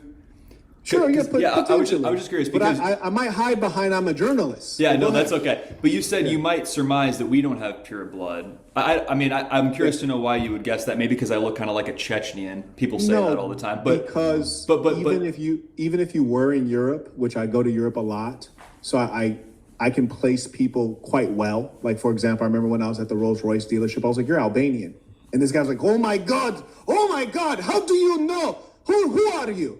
My friend sent you." It's like, no, I traveled that much. So when I look at each of you, I don't see a particular country jump out. You on the right, I would actually place you that much. So I can place people quite well. Like, for example, I remember when I was at the Rolls-Royce dealership, I was like, "You're Albanian." And this guy was like, oh my God, how do you know? Who are you? My friend sent you. It's like, no, I traveled that much. So when I look at each of you, I don't see a particular country jump out. You on the right, I would actually place you farther to the east in Europe, as opposed to you on the left. Yeah, you. I'm sorry, I don't know how you guys are appearing. yeah, I got that Chechnyan Slavic kind of vibe. Right. Which I would still consider to be European. Certainly, the National Socialists would not accept you. But that's why I'm asking in terms of like, how do we define? But hold on, because I want to understand though, because is a German white to you? A German is German, so that's the important piece. Like, if you actually are in Europe and you're talking to the Germans about the French, they view the French as a different thing. Not in the same way a Californian views a Texan as a different thing. I understand. A Californian and Texan are like, but we're you both use the in term the same white, nation. so the word white must mean something. So like, what does that mean to you? Categorically, it means you're both of the Caucasoid variety. Right. However, for anyone who believes themselves to be like of pure blood because they're like generationally German, they don't ever say I'm white. They would never say that. Like, Yeah, they're it's an people who American live their term. entire life and they've never said I'm white. They've only said I'm German. Yeah, it's or an I'm American term. Prussian. I accept that as unique. But that's because the rest blood of is Europe. mixed. It's American, right? It's not American because of anything other than the fact that the blood is so mixed. Not that you might not be white. You might be white, but you could be German. Yeah, and English and French German. and English. Yeah, all kinds of stuff. Yeah, we're English and German. I think white, categorically, like you said, would be a more American thing. You can say that's because we're impure, but I mean, again, if you consider white to be part of the Caucasoid, one of the three, then we are that. So we're not purely from Germany or purely from England. We're from both. Our ancestors are, but categorically, I would consider myself white. There's distinctions between Me too. There's distinctions between race and nationality, but there's also distinctions between clusters of nationality. So in Europe, for example, you have countries like France, Germany, the Nordic countries, Great Britain. Those would be considered like the Germanic people. Then you have Italy, that's more Mediterranean. Then you have the Slavic people. So there's distinctions between race and nationality, but you can be a cluster of a certain amount of nationalities, but still be considered part of that cluster. So for example, according to like our own research, we've seen that we are German, English, a little bit of Finnish, I think too. I'm telling you, I cannot accept your research because there's no legitimacy to it. I mean, there's the spiritual aspect and there's the temperamental aspect too. I mean, I'd say we both present as Germanic, and our temperament is also in alignment with that as well. So, my Germanic radar, I might give it to. Well, what are your heights? I'm 6'4", he's 6'5".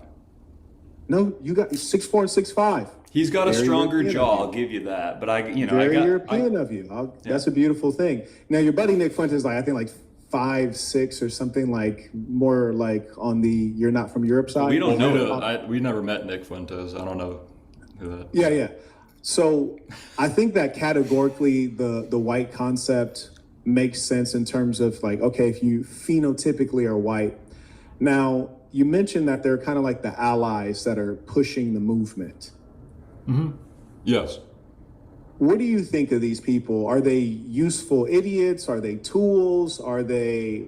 That's a good question. That's a good question. I'm not interested in using people or exploiting people as useful idiots. I think these are people who just have intuitions about pushing things along culturally in a certain direction, but they have different methods about how they go about it, you know?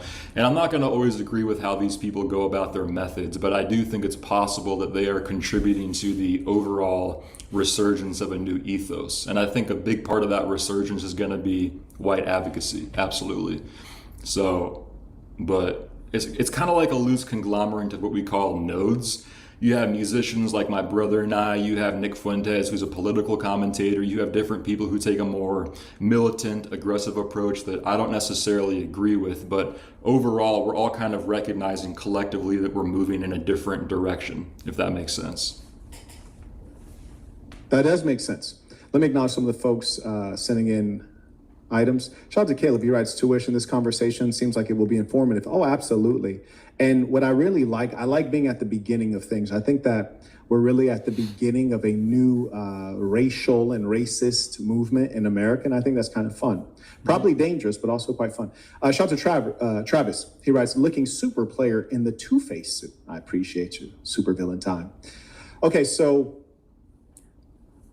I believe that there's levels to things, right? There's levels to blackness, and we're talking about America here. We're not talking about Europe or Africa, we're talking about America. Right. There's levels to blackness, there's levels to whiteness. Now, some of the levels get comical and or dangerous. And when I say that there's levels to blackness, like there are some black folks who think that certain words or, grammatical formulations in African American vernacular, they think that is the correct way to speak. They're just so deeply embedded in Black American culture. And then there's varieties. There's different types of blacks, different types of whites. For you guys, under an ideal circumstance, if you could wave a wand in America and make some of the blacks disappear or all of the blacks disappear, what would the wand wave do? Well, if I could wave a wand, everyone would just get along and we would have a perfect multicultural society. Because that's the one thing that people always ask when people have... All right, I disagree with this guy's view there. Wave a wand, everyone would get along in a perfect multicultural society. This guy, I think, has a long way to go.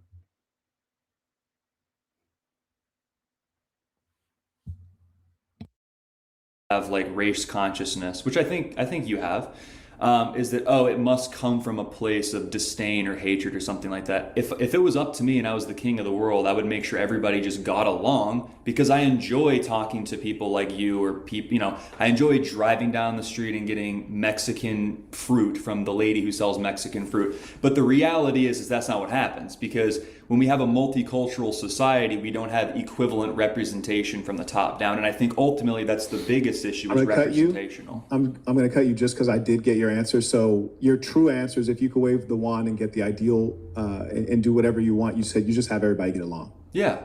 Okay, like a magic wand. Yeah, sure. And remind us of your name. My name is Jackson.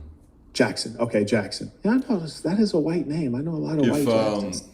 If I had to wave a magical wand, which I think, hypotheticals are a little bit unrealistic at times, but if I'm playing along, I would say that... Like a magic wand, yeah, sure. And remind us of your name. My name is Jackson. Jackson. Okay, Jackson. Yeah, I know that is a white name. I know a lot of white Jacksons.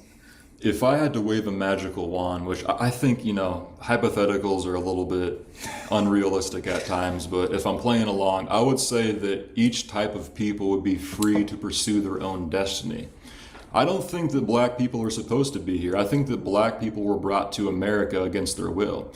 I think that that's a legitimate grievance that they have. I think ideally, if I could wave a magical wand, every type of person would be free to pursue their own racial consciousness, their own destiny. And I think it's all this racial tension and all these geopolitics. Let me challenge you here as a journalist. So Black people have this phrase, I don't know if you heard of it, but they say, you're talking, but you ain't saying it. And that's one of the things I like about Black people, is they're really good at making things plain. And I think in part, maybe it's because of the history of being systematically denied education. They had to make things plain and simple. But for you, if you're waving the magic wand and it's up to Jackson, what is Jackson going to do? Because I got Forrest's answer. He said, I'll have everyone get along, stay where you are, just everyone needs to behave in fill in the blank manner. For you, what is it? Well, I was in the middle of answering the question, but if I could wave a magical wand, I would leave people to just pursue their own destiny instead of mixing people together. I don't think it works. Okay, so I'll tell you what I understand of your answer, and then we'll perhaps get into the elaboration. Sure. So you said you'll leave people to pursue their own destiny, which sounds like you're allowing them to make their own choices. Yeah, 100%. Okay. Yeah. I guess to elaborate, if we're talking And then about... on the other hand, you said you don't believe...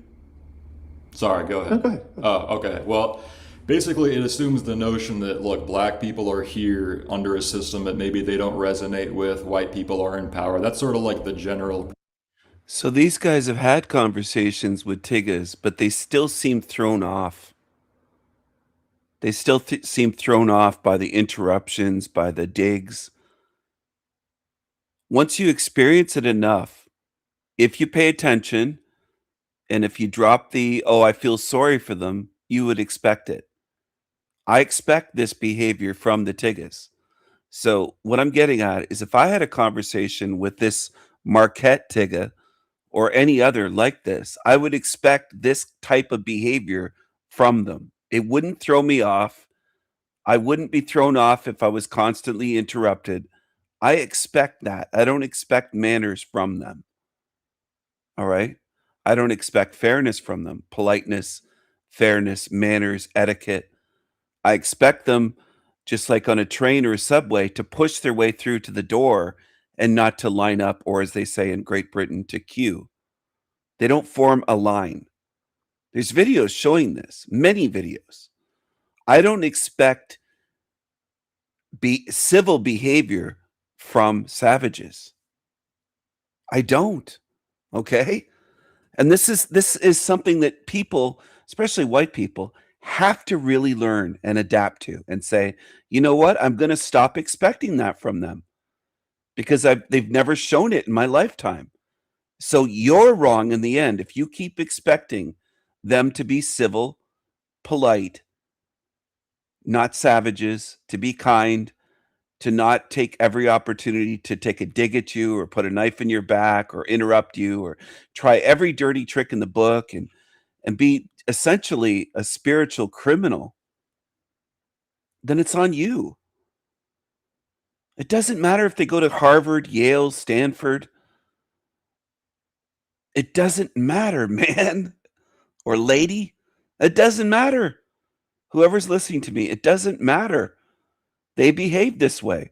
It doesn't matter if they're in Canada or England or Australia or United States or France. It doesn't matter. It doesn't matter if they're in Sudan or South Africa. This is the way they are.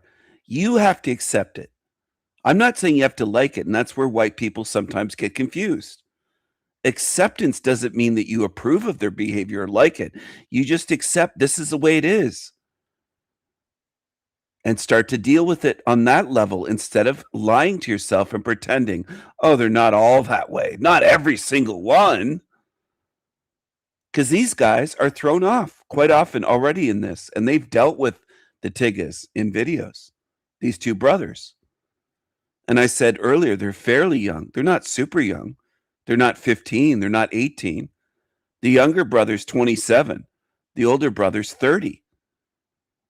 They have some life experience under their belt. 30's not a baby. The older brother with the beard is 30. Okay?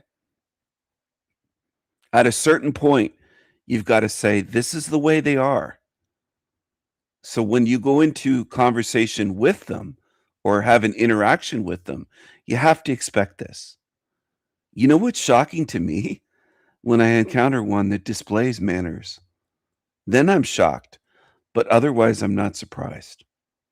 Okay? I'm pleasantly surprised when one of them even demonstrates any bit of manners or decorum or etiquette at all in public, in an interaction.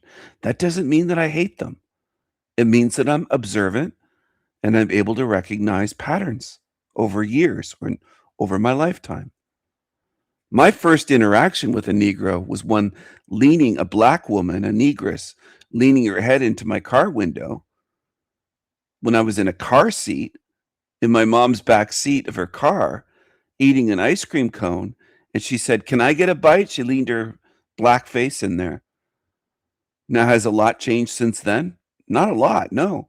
A lot of them are still that way. They don't behave. I would never think a white stranger would do that unless they were completely mental and psycho. But that's more typical Tigga behavior to do that, wanting to steal a child's ice cream, okay? And thinking it's funny somehow. It isn't funny. It isn't funny. That's the first time I had an interaction with a darkie in my life. Have I had interactions since then? Yes. Yes. So these guys are still kind of naive, and they're playing the we're better, we'll be the bigger people, we won't roast him, we won't, we'll allow all these digs, but eventually you become a punching bag, and you don't want to be a punching bag for Tiggas because they'll feel emboldened and they'll do it more and more and more. More and more and more and more and more. Hello, Tyler. Hello. You don't want to be a punching bag for anybody in reality. But what I'm getting at is if you do this with the Tiggas, they'll keep bringing it. And they'll think, well, these white people will just take it. These white guys will take it, or white women in some circumstances. In this situation, this guy's thinking these white guys will just take it. And they'll fully chimp out on you. Perception. I'm saying that black people or anybody who doesn't want to be here or who isn't, happy in the country of America, if I could wave a wand, I would have them go back to their homeland and be happy and sovereign. Sovereign is the key word. Sovereign over their own minds and bodies, where they don't feel beholden to some group of people they don't like, where they can just pursue what they want to pursue. I think that would be the ideal situation. So say you have a Mexican here who was born in the United States. Yeah. And they have a lot of complaints. What would you do with them? Is this like the magic wand thing again, or Yeah. what do you mean? Yeah. What do you mean by complaints? You ever hear people say when Trump was running for office in his first term, if Trump gets elected, I'm moving to Canada? Did you hear that? Yeah, I heard that from people of all colors. So let's say the person's like, if Trump gets elected, I'm moving to Canada. What would you do with this Mexican person? If he said that? If that was their general attitude. If that was their general attitude, what would we do with him? Like, okay, not we, because your answers seem to be different You mean than just Jackson's. one? You mean just one person? Is being. I want to clarify my answer more too, but yeah. Do you mean just like one Mexican guy and I wave a wand and it's kind of weird? No, it's not weird at all, actually. It's very straightforward. These questions that are hypotheticals are being used to get at your value set and how you make decisions. So get a sense of like what you believe and how you make decisions if you had ultimate power. Not that you can necessarily do these things. I mean, all things are possible, but that's what it's being used for. For example, if you take a course, even if you study for the bar, you don't even have to go, or how about this, study for the LSAT? You'll deal with a lot of hypotheticals, right? They use that to explore logic. So that's what we're doing. We're exploring logic. I agree with that, but I guess with the wand thing, just to clarify, are we talking like a magic wand where I have a momentary, like I can shift time, space, and change the trajectory of everything that happened leading up to where we're at, and just snap of the fingers, all of the conditions with their context are now different? Or what am I in practical application doing with the different races of people as a response to this? Perhaps I'll answer the question. And I'll tell you my assumed pieces, and then you can kind of riff off of that if it makes it more clear. Okay. So say you ask me, Marquette, if you have a magic wand and you can do whatever you want in the United States from a racial standpoint, what would you do? So if I had a magic wand, I would probably change the immigration policy so that we only skim the cream off of the crop of the whole planet Earth. So we would invite everyone from the whole planet Earth, if they're sophisticated engineers, if they're high-level surgeons, if they're innovators in the medical field, you can come. You have to abide by our value set, kind of like what Henry Ford would do to enculturate his employees, like a formal enculturation of what it is to be American, which is not a racial thing, it is a value set. And some of these things have always been aspirational. We never quite got there. Then with regards to the people who are here from a racial standpoint, I believe that there are different types of folks. Like, for example, whites in my, I don't want to say neighborhood because everyone has such large plots of land that it's not quite a neighborhood. But in my general area, I'm in southern Georgia, If you're black or white and you see somebody driving down the road, they're going to wave at you. Whether the person driving is white or black, they're going to wave at you because we're Southern. So I would make sure that anyone who had strong racial biases was gone. I don't even really care where I send them. They just can't be here. The number one identity has to be America as a nationality, and you have to be wholly signed on to the values. People who don't speak the language, I'd give them 2 years to master it. If you didn't master it, you probably have an IQ below 85. You gotta go.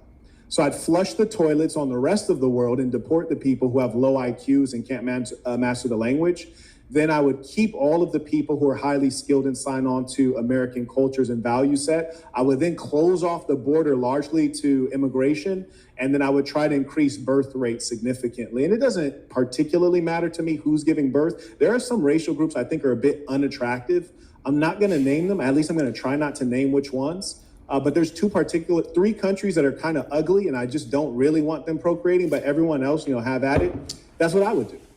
Okay, but you don't need a magic wand for that. That's why I gave you kind of the woo-woo answer. Because if you're asking like in practical application, a lot of that I would agree with. I would say if I was like king of the United States, I would deploy the National Guard and I would have them go door to door, house to house, and anybody who is here illegally, you gotta go. I don't know if that's 50 million people. I don't know if that's 20. We got that underway right now. Like that one's on the way. See. Okay, what else? We'll see. I mean, I think that's a great place to start. I would probably repeal the 19th Amendment because I don't believe women should be. And here's. Oh no! We lost him again. Sorry, this is good. This is good. To come back online. Sorry, we're back. We're back. Mr. Okay, all right. Repeal the 19th Amendment. Okay, go ahead. One second. Shout out to Mr. Robinson. He writes, supporting the work. May I also acknowledge, that's the only person supporting. You guys need to support this good work. It's not every day we get some white men on here that are willing to speak truthfully in the cause of the whites. This is rare. You need to honor these men. But anyways, tell everyone about this amendment. The 19th Amendment. I don't want women voting. I just don't think women, and again, I'm not a Muslim. I'm not anti. You are a Muslim. You are a Muslim from Chechnya. Yeah. I'm not anti-woman. I don't think it's in their best interest to have a primary role in any cultural conversation or in any like political capacity. I don't think they need to be silent all the time and they need to wear duct tape and we need to beat them or anything like that. But I do believe that I have a traditional. Just most of the time. Just most of the time, they should probably not talk, even though they talk about twice as much as men. Let's talk about woman beating real quick, if you don't mind. Okay. So I read your last job application. It's one of your hobbies, and. With regards to domestic violence, for example, do you believe that if a woman is married to a man within his home, should she be able to call the police for domestic violence? Probably. Okay. What about you, Jackson? That's an interesting question. It is an interesting That's a really question. interesting question. Thank you. I appreciate that. Yeah. I mean, like, if we're talking, if a dude has a woman chained to the bathtub and he's beating her with a switch 24/7, it's like, there's like a level of humanity that we're missing I there. think, I guess back to the magic wand thing and trying to answer the question you just asked, we should reinforce having a culture of competent men. I got to jump in here. They've been talking for almost 30 minutes. Can you get away from the magic wand thing? Because the magic wand thing won't change anything. You can daydream and fantasize and do thought experiments about a magic wand. You don't have a magic wand. So let's deal with reality. That's what I would say as a grown white man that's older than these two. And I'm not saying age means wisdom, but they just keep going along with the magic wand thing. You're eating up your fucking time and it goes nowhere. You're not going to have a magic wand. So there isn't much point in talking about it. You've been talking now for 30 minutes. Where have you gone with this? You're not going to get a magic wand. And by the way, if the one guy had the magic wand, a lot of us wouldn't like the society that the older, bearded 30-year-old brother, if he had a magic wand, Forrest said that he would create a multicultural society where everyone gets along. Well, that would have to be some magic, because in no multicultural society does everyone mix and get along. It's all segregated. It's all fighting. It's all, even if it isn't physically fighting, It doesn't work, is what I'm getting at. It never will. So get beyond the magic wand, daydreaming, wishful thinking syndrome bullshit and start facing, well, I don't have a magic wand. Let's look at what we have in America today and other white countries. What are we actually going to do since we don't have a magic wand? That would be cool. Where women don't feel like they have to step outside of their marriage to have some sort of authoritative figure come in and interfere on their relationship with their husband. I mean, that's the best way I could answer that question. I think it's more of a cultural problem. Are you planning to run for office at some point, Jackson? No, I'm an artist. I don't want to be in politics. Okay. Because I'm going to need you to be more of a math brain, because my feeling has been your answers have not been sharp. And I don't think it's for lack of IQ, because your opening was very sharp. I thought you were very well spoken, but I feel like you've not been quite answering these questions. Well, I feel like you've been Gavin Newsom out here. No. It's not a matter of like trying to be media trained. It's just I feel like it's more nuanced than a black and white sort of answer. I think it requires flushing it out more with some of these questions. So let's say we're talking law, right? Okay. And the challenge with law is that law has to be black and white. The paper is white, the ink is black. Yeah. And in as much as that's the case, you have to be able to set a stake. We can pivot a little bit if you'd like. Not yet. Okay. We'll just say narrowly, the whites. Letting this Negro take control. 1 versus 2, and this is not a good showing. It just isn't so far. Maybe they redeem themselves. Maybe. But so far, this Tigga here, I fast forwarded a bit to 41 minutes. He's smiling away, thinking he's thinking to himself, I'd be getting over on these white boys. I'd be getting over on these white boys. In South Africa and the blacks in South Trade 'em Africa. out. I would say that the white people would be allowed to maintain control over the society, because I think that they built a better society compared to the native South African black sub-Saharans that were there previously. And I think that would be to the benefit not just of the colonists, but of the other black people that also inhabit the country. I think it would be for the betterment of everybody. It's a bit more safer. If things are more, a lot of these countries, they built a better quality of life. So there is a question of like, look, if white people are running the societies and people overall are safer, if things are more efficient, wouldn't that be a more like morally acceptable rule of thumb? Why do you feel the need to be among black people? Why not just be in Europe? And I do all don't. that? I don't personally. I'm just kind of Okay, so I'm saying, why are you arguing for whites to be among blacks instead of just going and being among each other? Well, I think that a lot of the countries in sub-Saharan Africa that the white people colonized were pretty great societies. I think Rhodesia was awesome. I think South Africa was pretty cool. I mean, Have you been to South Africa? No, definitely not right now. I don't want to go right now. Have you been to Zimbabwe? No. Okay. Well, you say not right now with regards to South Africa. I have gone many times. South Africa is not experiencing a white genocide. It's not experiencing attacks on whites. This is all completely fabricated. I talked to white people who are like actively getting attacked and disagree. Okay, you did just interrupt me. I just want to make a note of that. Okay, go ahead. In case you guys claim that that's not the case. And more importantly, I think it's probably more valid if you've actually been to the country versus like talking about what you heard. And I would even challenge, because I've been to South Africa more than 13 times. I see you shaking your head no. That's why I don't debate you guys. But I see you shaking your head no. I've been to South Africa over 13 times. I've done business there. Who do you think has more contacts in South Africa, be them black or white? You or me? I hope it's you. Jackson, we're waiting on your response. Who has more South African Do I have to contacts? experience something to be able to have an opinion Jackson, on it? I'm asking you, who has more South African contacts, you or me? So I would assume you. Yeah, sure.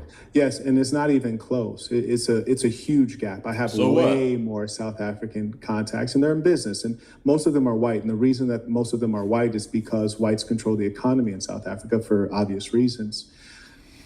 And as much as that's the case, you're operating on. What do you mean for obvious reasons? Why do whites control you claim they don't push back on this, Tigga?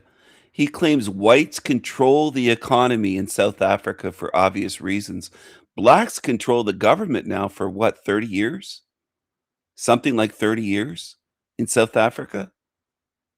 They've controlled the government, blacks, and they've handed out land, taken land, stolen land from whites and handed it to darkies. I would say blacks control the economy in South Africa for the past 30 years or so, not whites. I would say blacks do. I would say whites grow the food. Whites built the city. Whites built the country of South Africa. It wouldn't exist as a country without white people. But do they control the economy? No. I would say no, they don't. Blacks control the government and the money and the economy. And that's why it's in ruins. You've had decades of control, and you've showed that you fucked it up. These guys should be able to destroy this guy, and they're just too friendly. It's unfortunate. It's because whites control the economy in South Africa for obvious reasons. And as much as that's the case, you're operating on your biases and your emotions. Like, for example, between the two of you, I would say that Forrest comes off more reasonable, whereas you come off as psychotically racist. And racism itself is an irrational thing. People say that. It's a very irrational thing. And that's why generally I don't debate white supremacists, because they have trouble sticking to the truth. Like, you just tried to tell me anecdotes, and you also tried to speak with authority on a place you've never even visited to someone who's been there many times and has many contacts. I've hired employees there. I've done business there. So it would be very arrogant to try to speak to me with authority about a place you've never even been to. Have you ever been to the continent of Africa? You're saying a lot of things. I got to be given an opportunity. I would like to chime in too. Just real quick, Jackson. Have you been to the continent of Africa? I haven't, and it's irrelevant. You have not. No, it's very relevant. No, actually. It's not. I don't need to be there relevant. I don't need to be there to have an opinion. It's only irrelevant if you have a strong need to be right at all cost. Sometimes I don't need to be right. To say, no, sometimes it's okay to be humble and say, I don't know, or I'm unsure, or I need to do more research. There's nothing wrong with that. Yeah, you should take your own lesson. That's the way I try to approach the conversation, which is acknowledging what I don't know. You're talking from the experience of I heard, and you've not even been to the continent of Africa. I think that's pretty bad. Well, you saying that you have more physical experience in South Africa is also an anecdote, by the way. But I do want to chime in because I know we're not debating. No, I can speak to data, just like I spoke to data with the situations in Rhodesia and Congo. I'm not trying to debate because it would be too easy. Yeah, I don't have much of a dog in this particular fight. I just want to go back to the first thing, because when I was interrupting you, I didn't mean to do it rudely. I was just trying to chime in because I didn't take it as that. No worries. Right. So the initial thing, you called his point white supremacist. Am I lagging? Okay. You called his point white supremacist. I asked you what that Which meant. is, mind you, not an insult. I don't consider it an insult. I know. I don't take it as an insult. I was trying to explain that. I don't take it as an insult. I feel like he took it as an insult. No, because what it is, and he would put it better, it's terminological spell casting. It's a term that just imports a bunch of other things into it. But before you interrupt, I asked you, what does that mean? Because you said it, right? And you said, well, let's defer to white supremacists. So if I don't identify... You can't really see, at least I can't, maybe you can, the comments here from the Darky Marquette's chat, but they're all anti-white black people. I could barely read it. It's blurry, but superior lack of etiquette. They're laughing. They're mocking the whites. This Marquette guy seems to have an audience of anti-whites. I'll put it that way. And I'm not surprised. I wouldn't be surprised if I went anywhere on Black YouTube and I was a guest and the whole chat was anti-white and trying to attack me for my voice, looks, eye color, whatever, anything that they could. It's what they do. I would expect that. I wouldn't be shocked. Okay.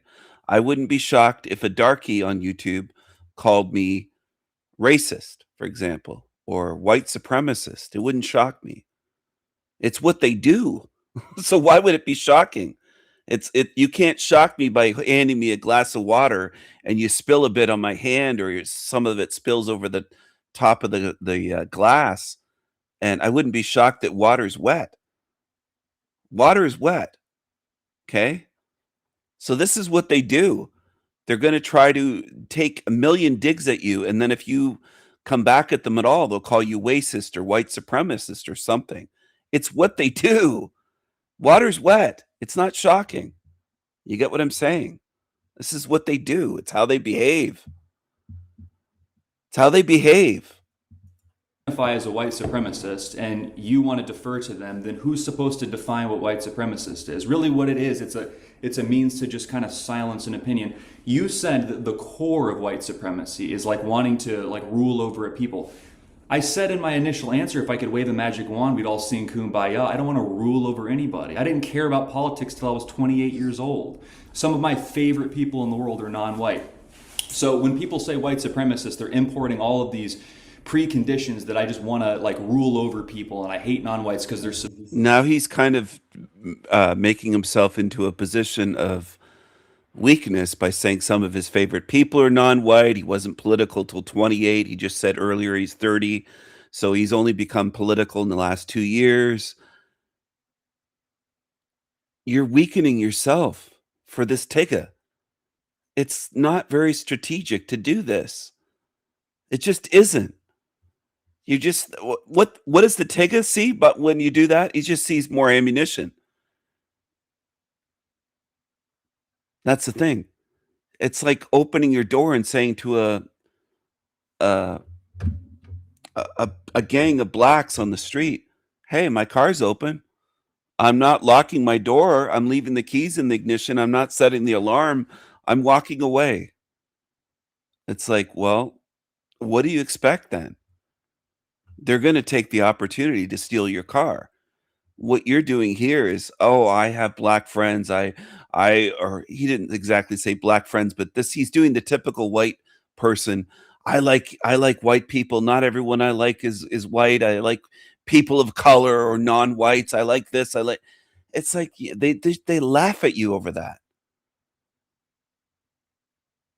That doesn't help your case with them at all. They just laugh and say, look at him. He's scrambling to prove he's not racist. They laugh at that. He's laughing at you. And so is his audience. And these guys probably don't get it. Some of your favorite people are non-white. Like, why would you even say that? Even if it's the case. Even if you have these famous people and you say, wow, man, I love Jimi Hendrix, or I love Michael Jackson, some creep like Michael Jackson, or Prince, another creep, by the way. Another creepy creature. Creepy creature, purple rain, purple creature, creepy creature. Creepy all the way through. And anti-white, by the way. Yeah, Prince was anti-white if you look into it. There's a lot of clips on YouTube that I could find to show you that. But a lot of people, they just... Anyway, there's too many whites like these guys. I'm not saying they can't learn or they're irredeemable, but Christ, the one guy's 27, the older brother's 30. You got to start learning and doing better than this. Saying that you have more physical experience in South Africa is also an anecdote, by the way. But I do want to chime in because I know we're not debating. No, I can speak to data, just like I spoke to data with the situations in Rhodesia and Congo. I'm not trying to debate because it would be too easy. Yeah, I don't have much of a dog in this particular fight. I just want to go back to the first thing, because when I was interrupting you, I didn't mean to do it rudely. I was just trying to chime in because... Yeah, I didn't take it as that. No worries. Right, so the initial thing, you called his point white supremacist. Am I lagging? Okay. You called his point white supremacist. I asked you what that Which meant. is, mind you, not an insult. I don't consider it an insult. I know. I don't take it as an insult. I was trying to explain that. I don't take it as an insult. I feel like he took it as an insult. No, because, well, what it is, and he would put it better, it's terminological spell casting. It's a term that just imports a bunch of other things into it. But before you interrupt, I asked you, what does that mean? Because you said it, right? And you said, well, let's defer to white supremacists. So if I don't identify as a white supremacist and you want to defer to them, then who's supposed to define what white supremacist is? Really what it is, it's a means to just kind of silence an opinion. You said that the core of white supremacy is like wanting to like rule over a people. I said in my initial answer, if I could wave a magic wand, we'd all sing Kumbaya. I don't want to rule over anybody. I didn't care about politics till I was 28 years old. Some of my favorite people in the world are non-white.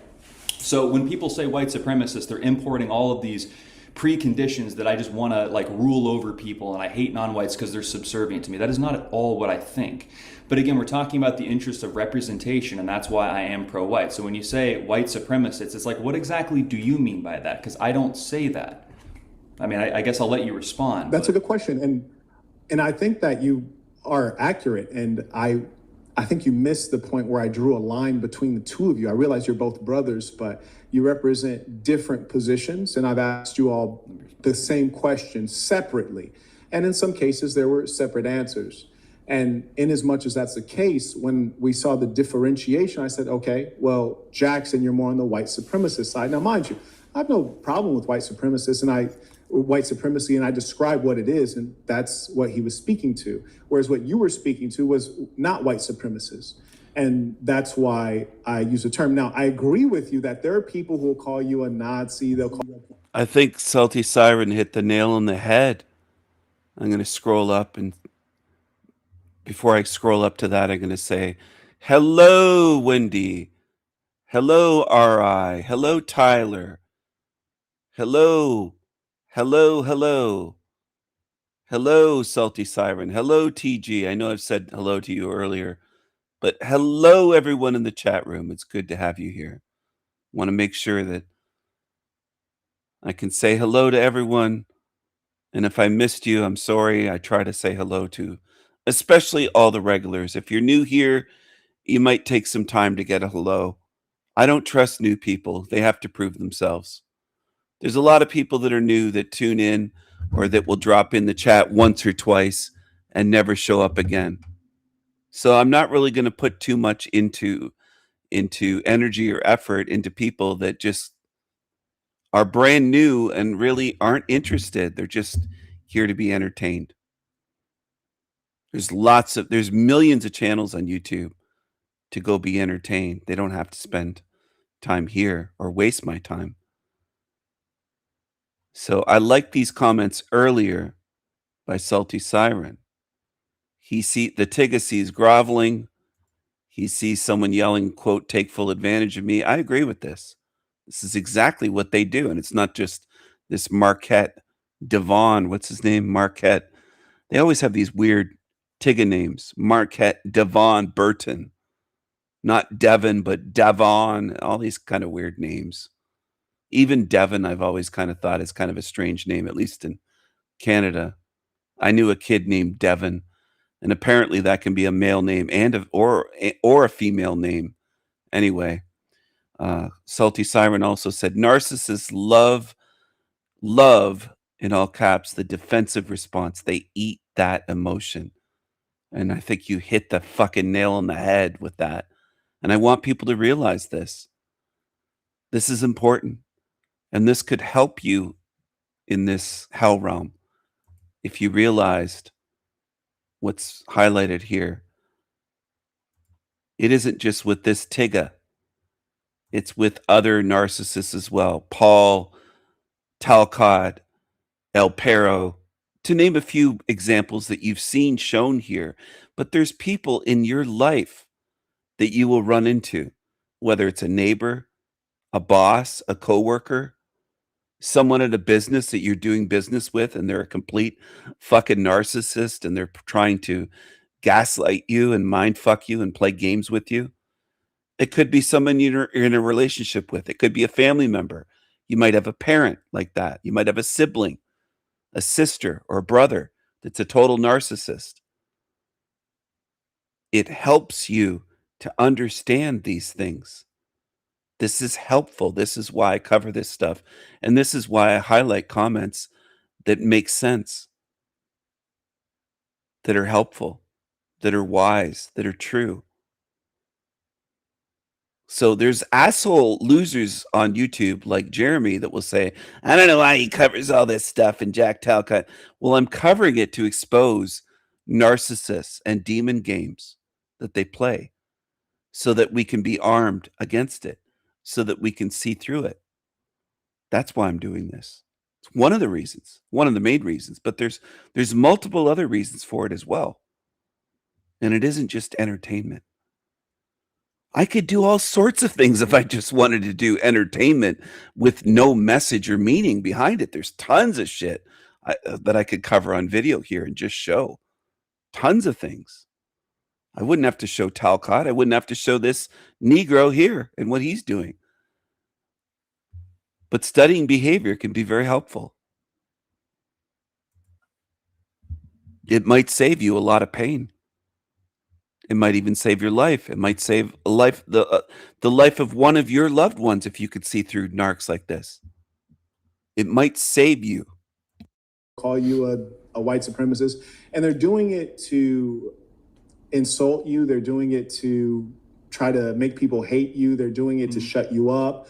And I was just doing it in the sense of descriptive, in as much as he clearly believes that whites are superior at running societies, which he's entitled to that perspective, and there's evidence for it. So I said, you're a white supremacist. And that's descriptive, and it's accurate. It's completely accurate. So well, I don't see I'm sorry. the hoopla. He says he doesn't see the hoopla.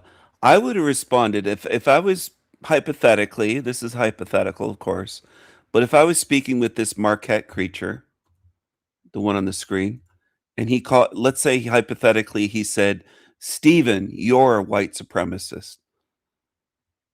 I would have said, you're free to think that.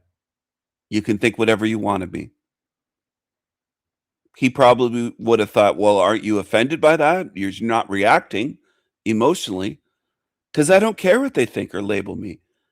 I would push back, not against that and deny it and say, oh, no, I have white friends and I have some non-white, some of my favorite people are non-whites, and I wouldn't get defensive and start saying, I have black, all this kind of stuff. I just say, hey, you're free to think that. That's your opinion. You can think whatever you want. Doesn't matter to me if you think I'm a white supremacist. Because it doesn't. Why should I care what some Tigga tries to think of me or label me? Go ahead. If his whole audience thought I was a white supremacist, so what? That's my attitude. And I'm not claiming to have all the answers. I'm just saying that's what I would do. And I want to say to the young people that might be tuned in today or at a later date, it's better for you, it's healthier for you spiritually and mentally to have that kind of, well, these Negroes called me this, whatever. Let it roll off your back, just whatever. I don't care. That attitude is much healthier than getting all defensive and saying, oh, some of my favorite people are non-white. Like, why even say that to this Tigga? That's not a position of strength at all. That's not a good response to someone labeling you or labeling your brother a white supremacist that's sitting beside you. To say, oh, no. Some of my favorite people in the whole world are non-white. That's not a good response. My response would be, you can think what you want. You can think it. Go ahead. Think that of me. Hello, Rose 777. Hello. Jeremy was talking about you again in his live stream, The Real People, claiming that Rose is an agent and all this stuff. I think that guy has a crush on you. He has a Chinese ching chong wife, but I think he has a crush on Rose 777. I think Jeremy wants Rose. I think Jeremy from the Real People channel wants Rose's coochie chakra, because he's been talking about her for a couple months now. I think he's got a crush on you. A group of people who pretty much invented everything versus a group of people who haven't so much as invented the wheel. Oh, Jeremy he's a guy, he's a creepy creature. He's been talking a lot lately about me and about you. And he made a video about you. He's a creepy guy. He's a creepy creature. And he's been reporting my channel to YouTube. He admitted that in his live stream last night. saying that he's reported my channel many times. Here he is. This is him. He's reported my channel many times, he said in his live stream.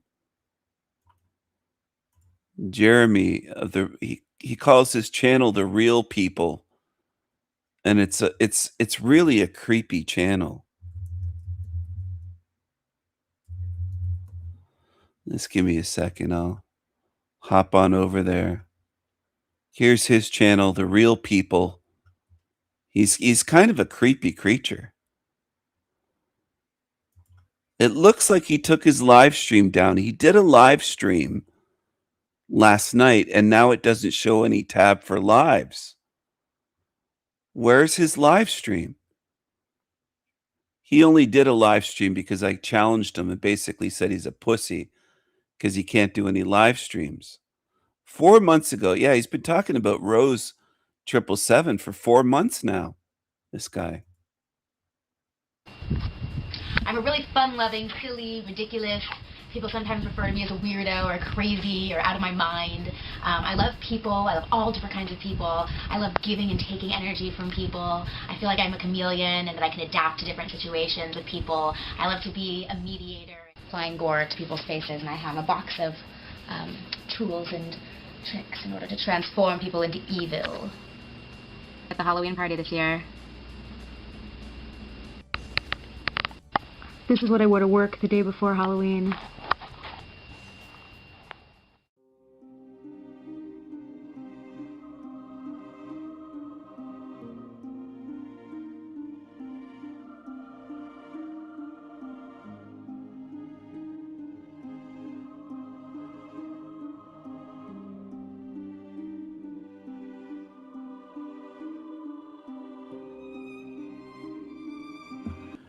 He claims that I'm a shill because I talked to Rose 777.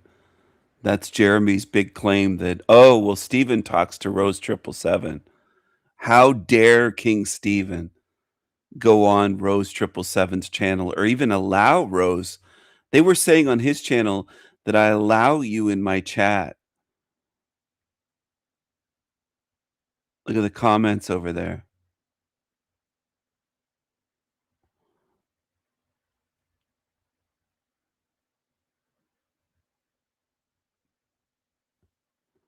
They're talking about me.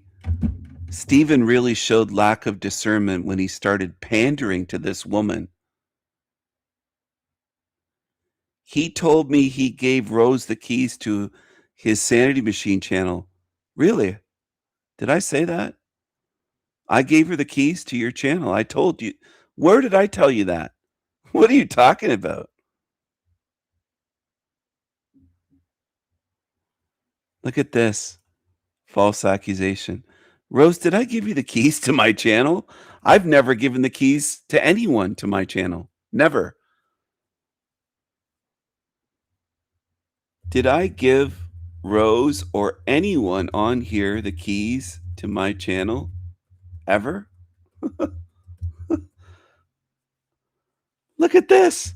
They claim I pandered to Rose and I gave you the keys, apparently. This Ashes, Beautiful Ashes person says, I don't even know who that is. And I told them that I gave them the keys. Look at this. He told me he gave Rose the keys to the Sandy Machine channel. Look at this. These people, for them, lying is like breathing. And Jeremy wrote, I've known that Rose is a shill for many years, so for him to befriend her like that shows what he is. Not a truth seeker, but a pretender, he wrote about me 2 months ago. And then Ashes responded, definitely. Does anyone here have the keys to my channel? Listen to the lies. Where are the lies? I'm afraid to even ask for a wrench. No, you have the keys. You could take my whole channel. Oh, these lies. Lies upon lies. People don't realize Rose has the keys. She's running my channel, apparently.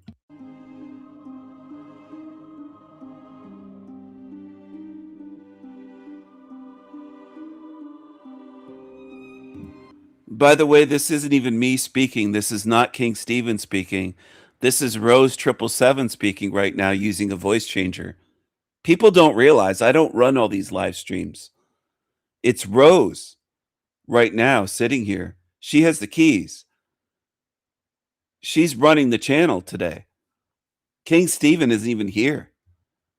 He's in Mexico right now. He's in Chihuahua, Mexico.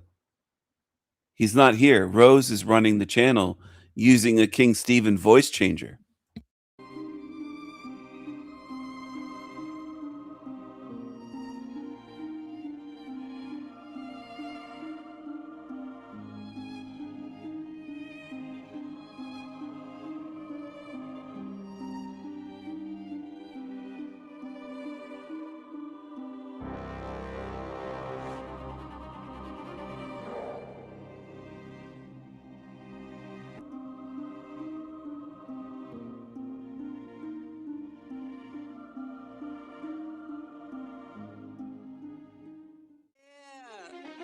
You know what time it is, right?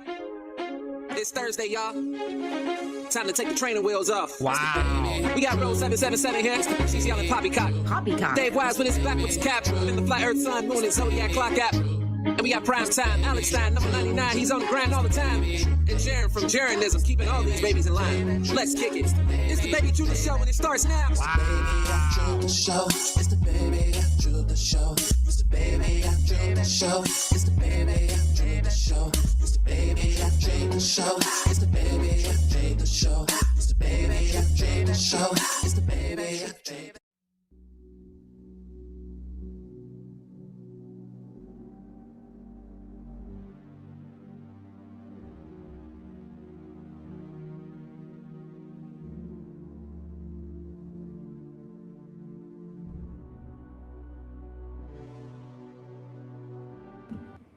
There's Alex Stein. He told Landry in person. I'll play the clip for the people that haven't heard it yet. It's better sometimes to just play the clip. It's if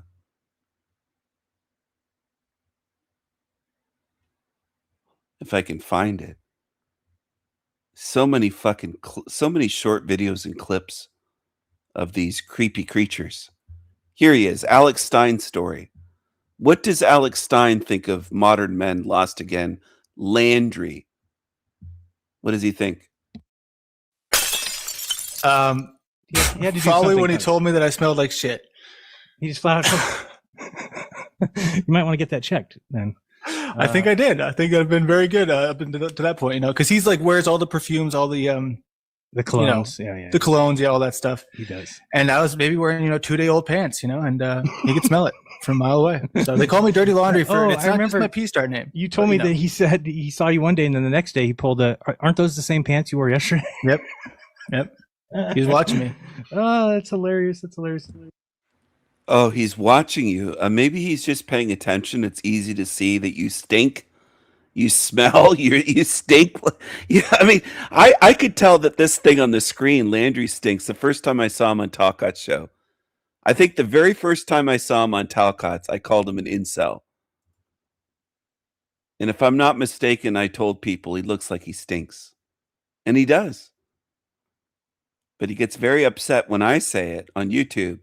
But Alex Stein told him in person that you stink. You stink like shit, Landry. You stink. You're stinky. You're smelly. You're a smelly cockroach. You're smelly cockroach. Side guy. Okay. Which is awesome. I fucking love being a side guy. I fucking love it. I've said that since the beginning. I hate the damn. You're the real number 2. I'm the shit. I am the number 2. I'm the literal shit. But no, so yeah, that's going to be awesome, dude. He is shit. He smells like shit. People tell him he smells like shit to his face. They just straight up say, Landry, you smell like shit. And he is shit. His words.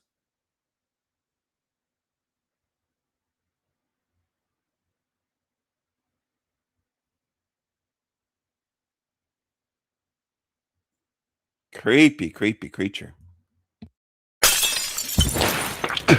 Ugh. Fucking shit tastes like shit. Gnarly.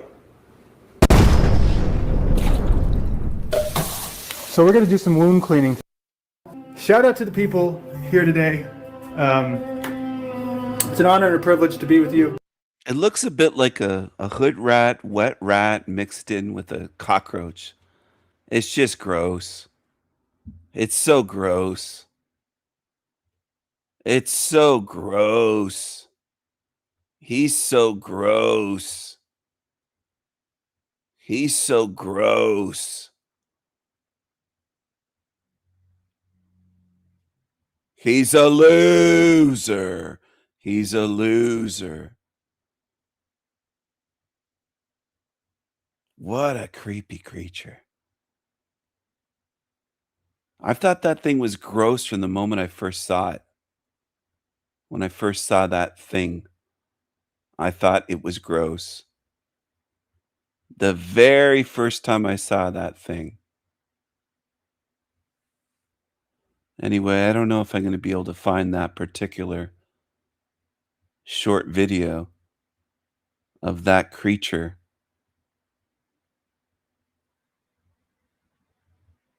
Maybe not. Maybe I scrolled by it.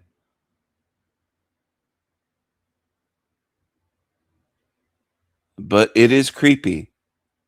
And I've known that he's creepy, once again, from the first moment that I saw it appear on Talcott's shit show. I knew it was a stinky, gross, smelly, degenerate creature. I was calling it gross right here, a gross roach Landry, right from the start. Ew, gross. Bear with me here. But yeah, so that's my idea with Talcott is he kind of got, ooh, hey, people are watching me. And he kind of got this confidence, like there's something going on with me. He started to grow out the hair. He played the Jesus figure and all that. And then so we have the next aspect of this where we go into the whole, what would you call it? The cutting others down to get ahead, right? Which we could argue maybe I did that a little bit myself. And what I would say is different is I've never sat here and made videos about other people calling them ugly like I'm in the 3rd grade. Or, you know, just doing these very easy moves and just acting like this is a... You've called people ugly. You've called them fat. You've done all the stuff that you're claiming you haven't done. You've done all of that with YouTubers. You're full of shit. You're a liar.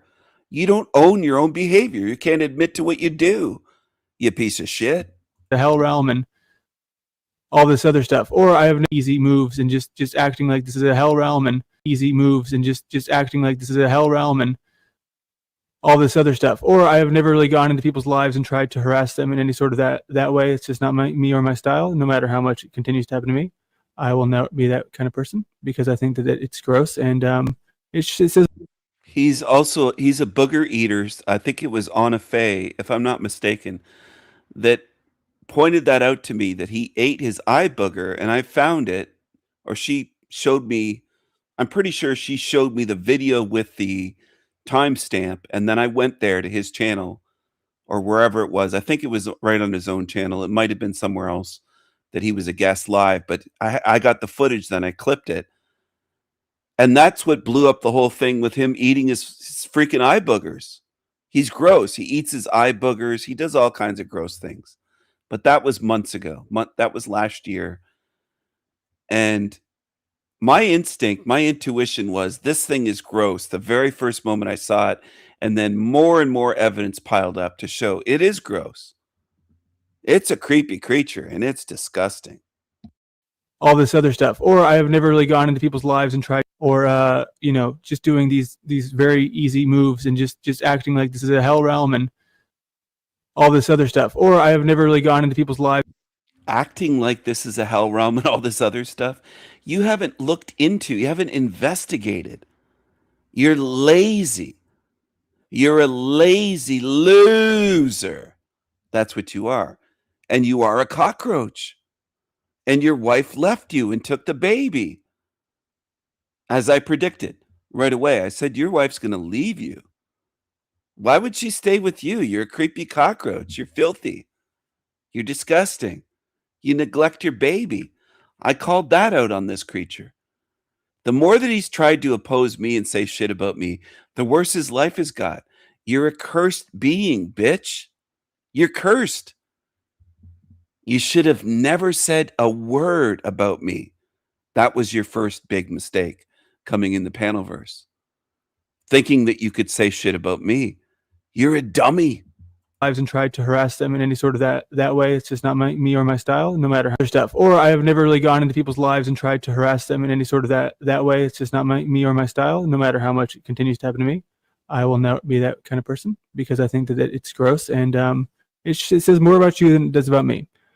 So the next thing is that what I did do was I went on and I criticized people who I maybe was wrong about, and I was very quick to my judgments, and that was a way of me getting people, kind of paying attention to what I was doing here, and it worked enough to where it got me from zero judgments, and that was a way of me getting people, kind of quick to my judgments, and that was a way of me getting people, kind of paying attention to what I was doing here, and it worked enough to where it got me from zero to something, which I'll take it. But I never said anything that was something that I couldn't take back. It was not like, oh, I said things that were unforgivable and I really, really went after the person's family or anything like that. No, I called some people spineless. I called some people, different characterizations that some have stayed consistent and some have changed. And that's just the nature of life. And ew, gross. Bear with me here.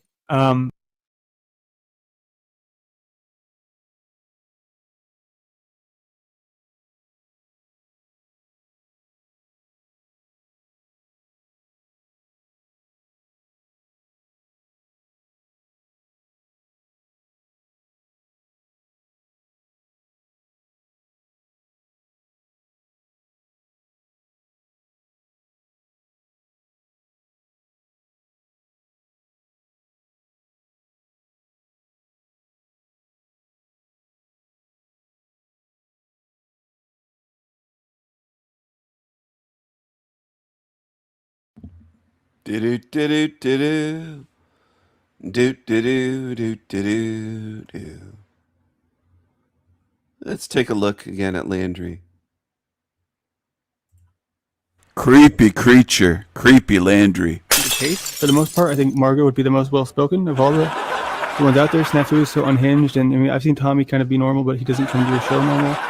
And Steven's like so deranged, and like he tries to be like, oh, I'm an evil guy, and that's cool or whatever, and he's just like so fake, and like so deranged, and like he tries to. And Steven's like so deranged, and like he tries to be like, oh, I'm an evil guy, and that's cool or whatever, and he's just like so fake, and kind of what you do, Jack, to be honest, to where there's like multiple personalities going on. So.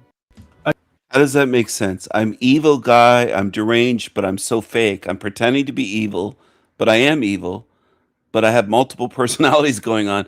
What are you talking about? Can you get your story straight? Which is it? Am I evil? Am I fake? Am I crazy? Am I pretending? Do I have multiple personalities? You're just throwing out anything you can. You lying piece of shit. You're a douchebag. You're as smelly as you look. You stink. I get it. I get why I initially couldn't really see that, they were maybe coming in with some truth as to what they were claiming about you. But now I think that you're in a little bit of a tricky position because I'm here and I think that I'm a little bit more well-spoken than some of these people. So You're a little bit more well-spoken. Listen to this. You're one of the worst speakers on YouTube. You mumble and you just spew out shit.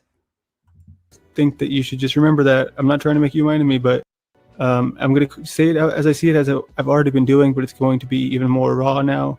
I still have ideas for a story to be told. It might not just be about you. It might be about many things. It might not be a documentary. It might just be a short.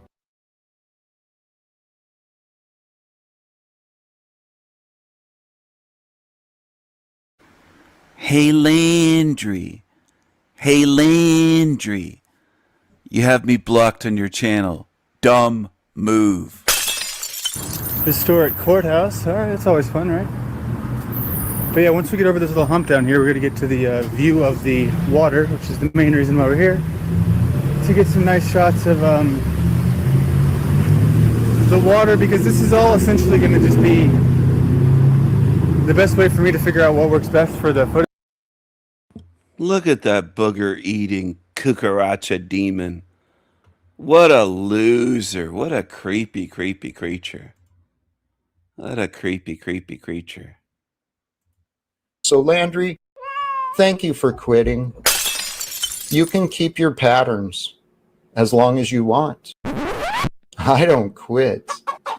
And there's others who want to work with me, despite what you and Paul and OTW and many others want to think.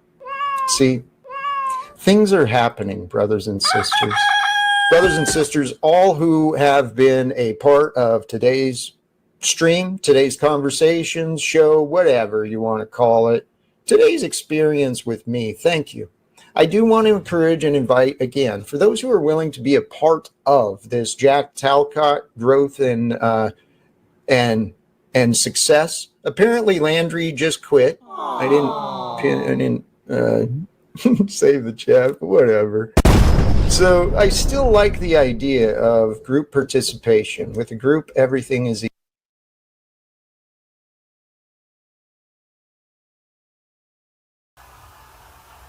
Oh my God, is that Steven? Oh my God, we see his face. We see his face, guys. Oh my God. He doesn't show his face on panel, but he'll show his face on his own channel. I'm confused, guys. I'm confused. Listen to him. I'm confused, guys. I'm confused. I'm trying to do the missing teeth OTW. I'm confused, guys. I'm confused. I'm confused. I'm confused, guys. I'm confused. I'm confused. Oh my God, is that Steven?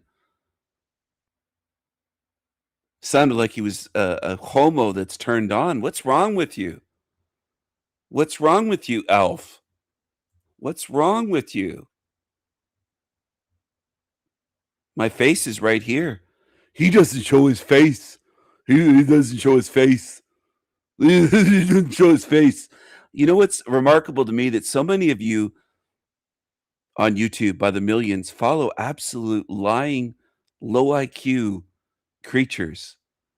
And somehow you do mental gymnastics to tell yourselves that you're watching intelligent beings, and they're absolute demontards. I'm confused. I'm confused. He shows his face? Oh my God. Is that Steven? He shows his face. Well, I've showed my face the whole time. Yeah. Demontards. Demontards. Do any of you respect these demontards? I have to wonder that at times. Is there anyone that comes to my channel that respects these demontards and does enough mental gymnastics in your own heads to believe, to make yourself believe that they're intelligent? They seem like another species to me. They're so fucking dumb. They do. They're not just retarded. They seem like another species, and I would bet on that. I think they are. I don't believe for a second that they are what I am. Not for a second.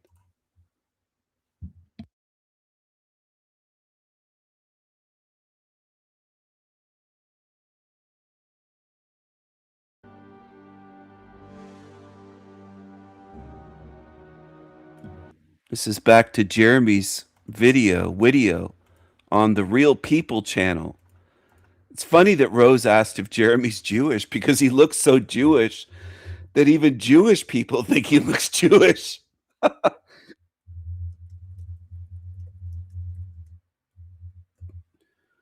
He looks so Jewish that Jewish people look at Jeremy and go, is he Jewish? He doesn't like that. He doesn't like that.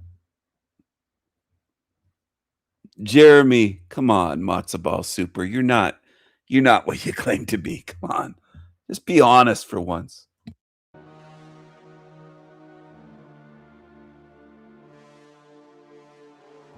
Even Alex Stein would probably look at Jeremy and say, is he Jewish?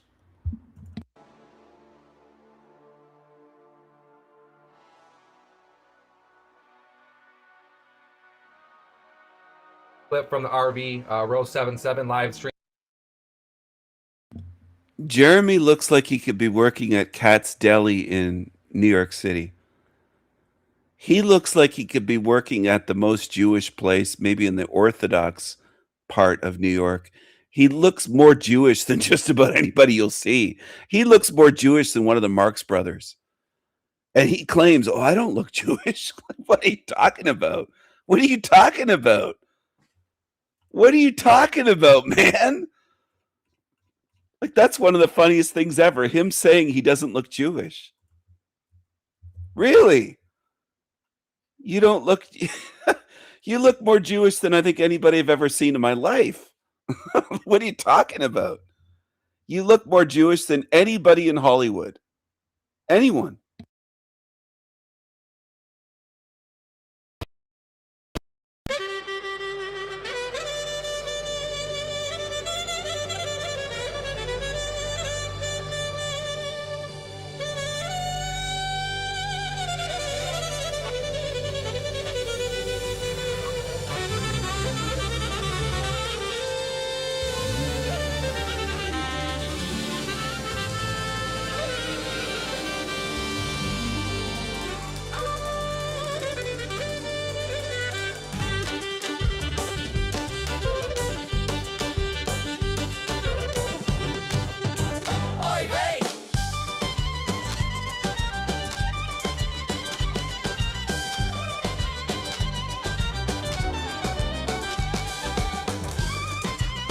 This is his online bar mitzvah, everyone. Bar mitzvah for Jeremy.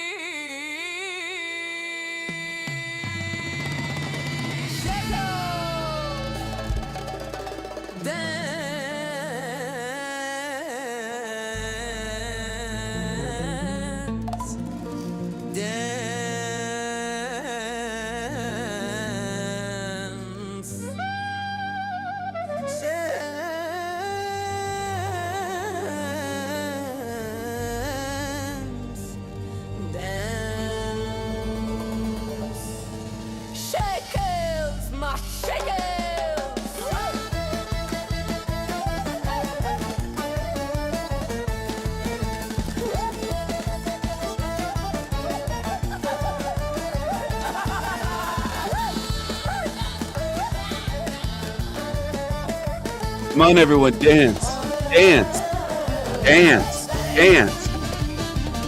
Dance, dance.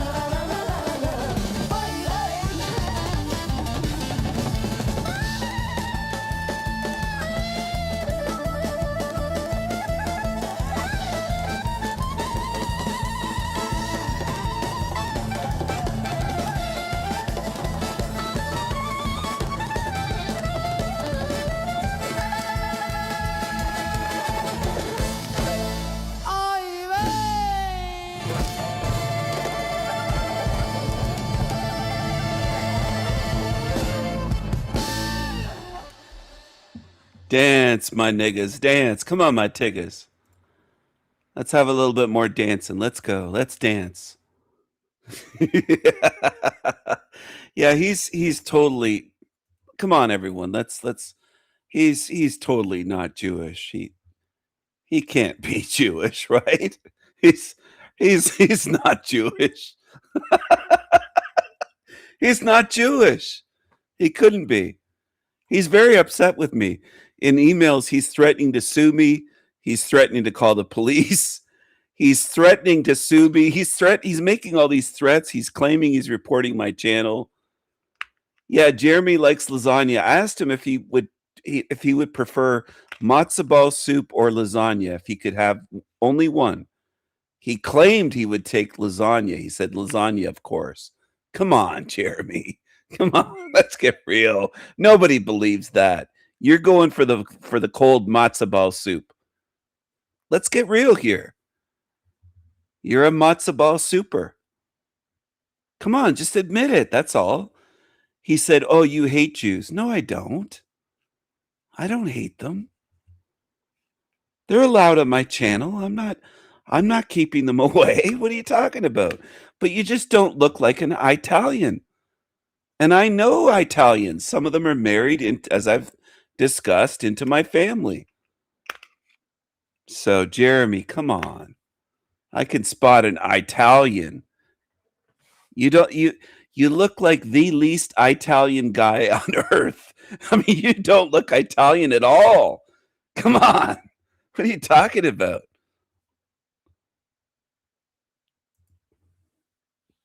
What a fraud he is. Let's go back to his video. He thinks this is proof of something. Rose 777 exposed again. I must have missed it. Where's the proof?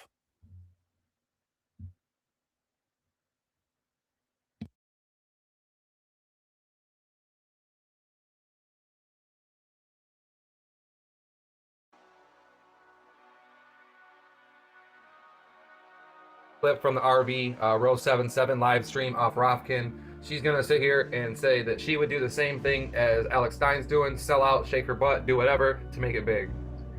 And I'm saying this repetitively, but I mean, it's all there. And guess what? Guess who's working for Glenn Beck now? I know. Alex You're Stein. gonna say. Alex Stein's working but for I this think guy. he's trying. If I was Alex Stein, I'd be doing the same thing, trying to climb the ladder. Like if I was in the wheelchair, I would be trying to shake my butt and get famous. Do exactly what he's doing. I would. So you just heard her say that she, just like with her Real World, when she tried to sign up for Real World and be an actor, she's just an actor, guys, from the Hollywood stage. You just heard her say that she'd do anything to be famous, and that's her goal. So that's all she's doing. Don't be an agency. Rose, welcome back to Z Show. How you doing? But maybe 70% chance. Hello. Thank you so much for having me, for letting me be here in a place What are where you laughing at? Rose, you seem like you're laughing, like you're speaking through a smile. But it's a mean smile. No, it's not. Yeah, it is. It's okay. diabolical. It's okay. I like that louche. Rose, can you? So he tries to drop in loose. He doesn't understand it. He mocks. Flo Gay has said all kinds of shit that exposes what he is. I think he's a psychopath. I think Powder Dusty. I would say he's probably high on the psychopath scale and the narc scale, both. I think he's both. Rose, can you confirm or deny that you were booty bumping with Tommy? That's the allegation.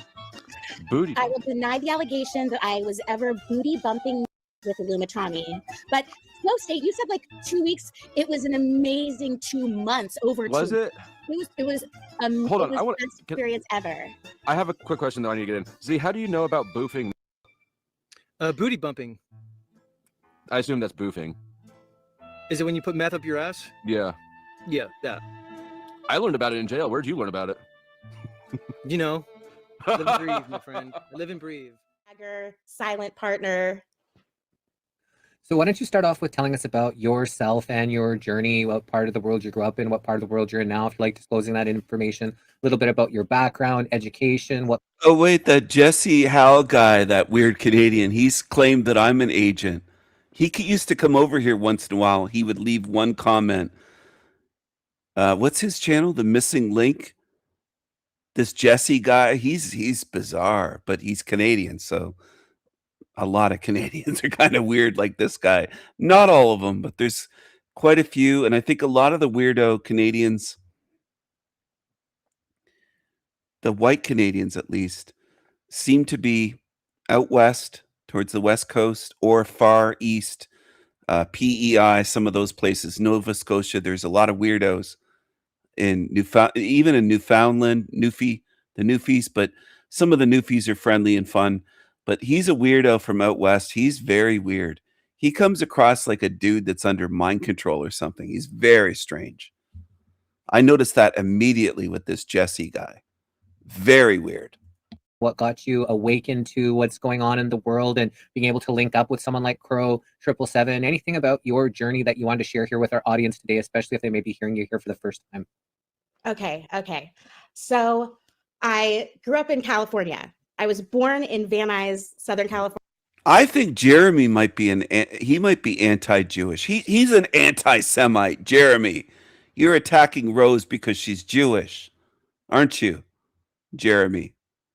I think you are. Why would you make a video like this 4 months ago just for views? He got 441 views. Jeremy, you call everybody an agent and a shill. California, but for the most part, I grew up in Santa Barbara, and I absolutely loved California. And I would say that the first 30 years of my normie life were just a complete dream. You know, my time in the Matrix was fine. But then, of course, as we all know, once you wake up, everything changes and you can't really fake it anymore. And in my experience and in a lot of other people's experiences, sometimes your life kind of just falls apart, and it's not necessarily related to you waking up, but it just kind of seems like the gears were set in motion for me to kind of completely, everything to go wrong, life to just fall apart, so that unbeknownst to me, I mean, I was like, all right, game over, right? I gave it my all, life's over, right? And then I have this whole other new life now. So I came back, fingers crossed, because actually life kind of fell apart multiple times. So maybe I figured it out now and I've got my shit together, but who knows? We'll all have to wait and see, right? So the DMSO makes you Rose, sound do like a rotten pitch. eggs. Do a sales pitch for my shit. Sell my shit. Right now, you can become a member of the Flow State channel for only $1 a month. Yes, that's right. Only $1 a month gains you access to have your name in the color of green, which is the color of nature and life and positive energy. And you will also gain access immediately to all of the special emojis, including people like Tommy, my favorite, Jack Talcott, and even Flow State himself. Let's not forget about all of the good work that Flow State does for us almost every day. Where would we go if we didn't have a Flow State to open up this platform for us, those of us who do not require sleep? Please become a member today in order to keep this wonderful platform alive. Thank you.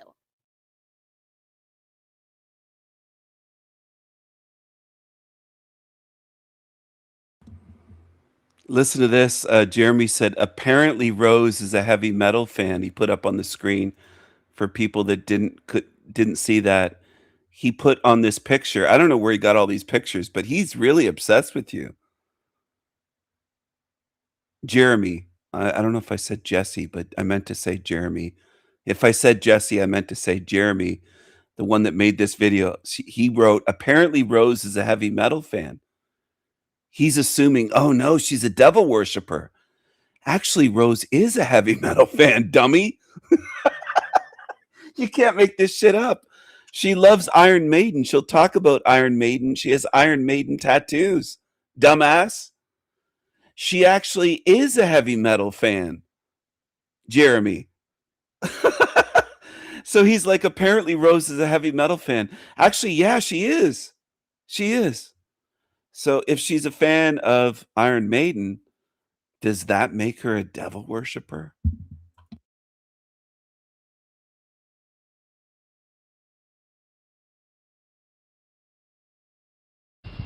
I'm a really fun-loving, silly, ridiculous. People sometimes refer to me as a weird. I don't take donations. I've said that many times to people. I love heavy metal as well. I've loved it since I was a kid, since I was in elementary school, probably I want to say 5th, 6th grade, somewhere around 5th or 6th grade, I started to get into heavy metal. Now, am I into other music as well? Yes, I am. But I was into heavy metal at least by 6th grade, and definitely by 7th, 8th, 9th grade. And then I started to kind of diversify my musical tastes. But as for Jesse, I don't take donations at all on my channel, but I might start a GoFundMe for Jesse. I feel bad for him. I might start a GoFundMe for Jesse to buy him a personality.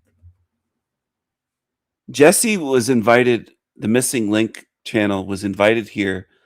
I believe multiple times he showed up in the chat, and I asked him to come on, or hey, do you want to have a conversation?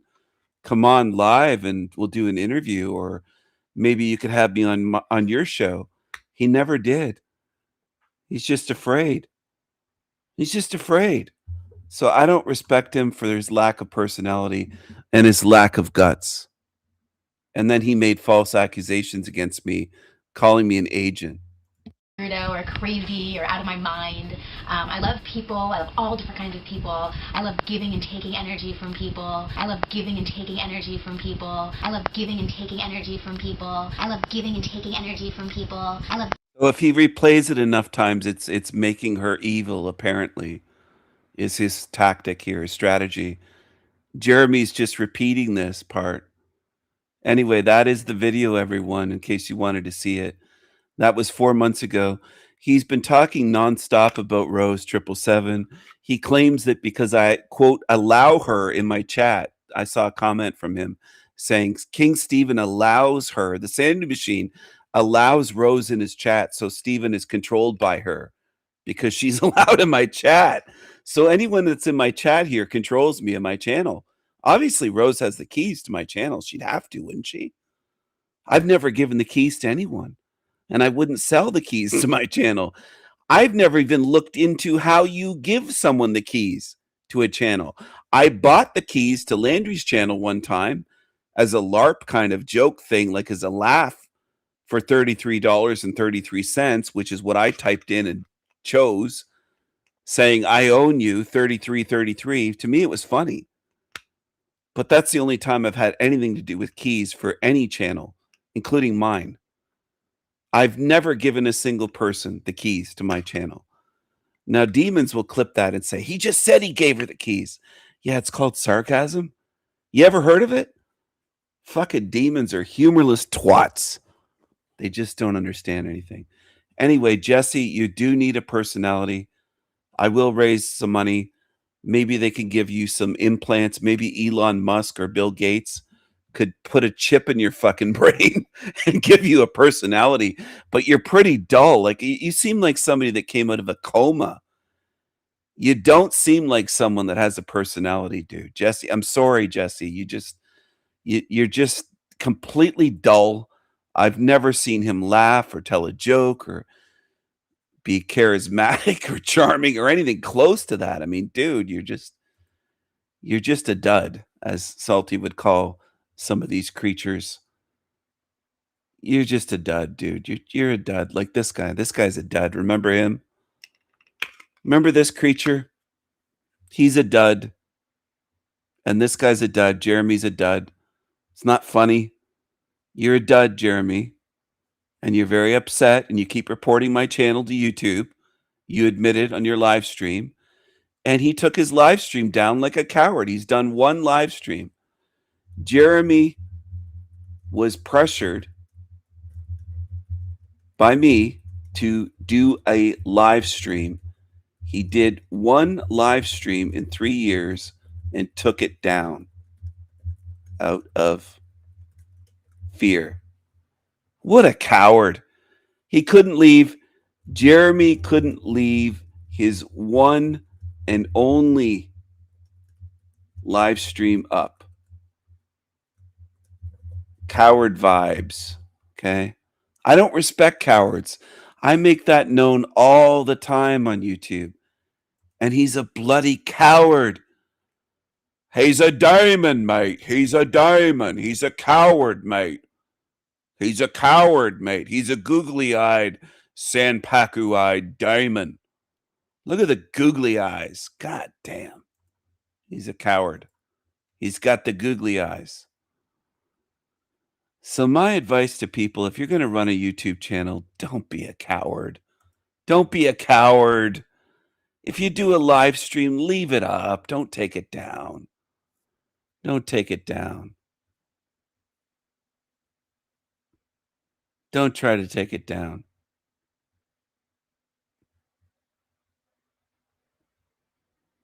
Don't try to take it down.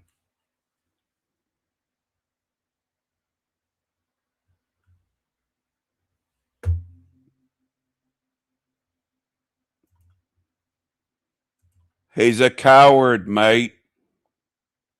He's a coward. He's taking down videos. He took his only live stream down. What a coward. Don't be a coward. I've been preaching that for fucking like forever. So again, I that's what. Hey guys, what's going on? This is Jeremy's hero. He's a fan of this creature. Hey guys, what's going on? Hey guys, I gotta do a bong hit. I gotta smoke weed and get stoned every day. That's all I can do, guys. Guys, that's all I can do. My big fat Greek mama died on the toilet, guys. And I had to tell you all about it in a video, guys. I had to make a live stream or a video and tell you my big fat obese mama died when she fell off the toilet, guys. Guys, remember that? What's going on? Whoops, I should have brought the mic over here. Hopefully this doesn't fucking mute it. Just moving it slightly over. I've been live over 3 hours now today. This is El Diablo Radio International, the greatest show in hell. Nobody does it better. Nobody. And some of my enemies even say, Stephen is so charming. We just can't resist. We hear his voice and we soak our panties. They say they soak their panties and they throw their wet panties at the screen. They throw their wet panties at me. They just can't help themselves. They can't help themselves. They toss their wet panties due to me. They see me or they hear my voice on a live stream and the wet panties just fly through the air like this one here. This serendipity chick said, I am throwing my wet panties at King Stephen. I think that was on Zatoichi's channel. That Mr. Mole character. Remember him? Mr. Mole? She's throwing her wet panties at King Stephen. They can't help it. They can't control themselves. Ladies love El Diablo. They can't help themselves. They're not tossing their wet panties at Zatoichi, Mr. Mole. And they're not tossing them at that Uncle Fester on the screen, that Chrissy Pissy Shateris, that loser on the screen there with the mind control poster, blacklight poster behind him.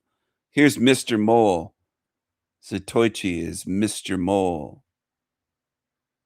Mr. Mole. Yo! Mr.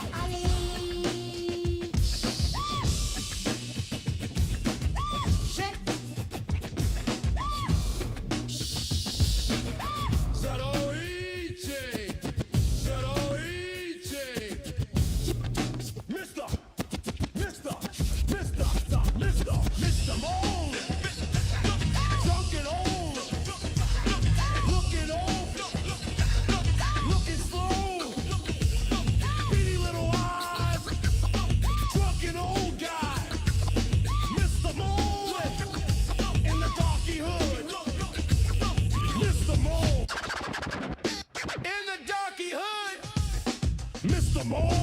Yo,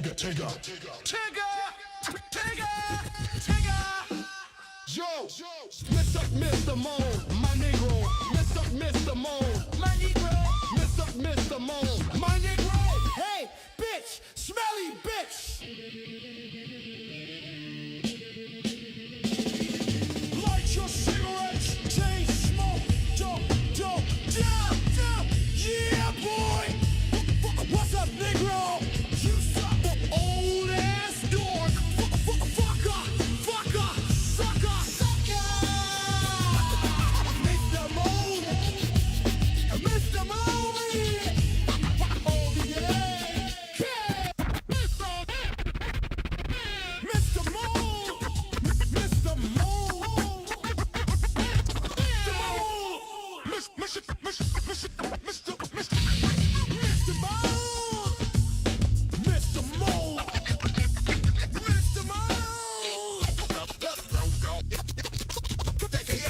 Filthy asshole! Filthy old asshole! Calm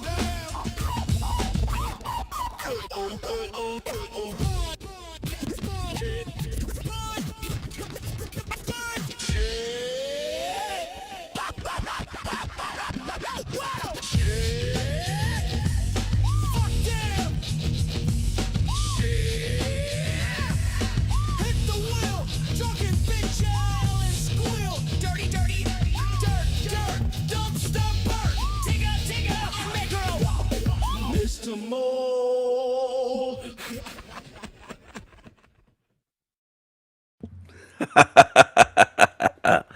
Mr. Mo, how do you like my hip hop? How do you like that? Any Metal King Stevens song. Well, let's see what I have here.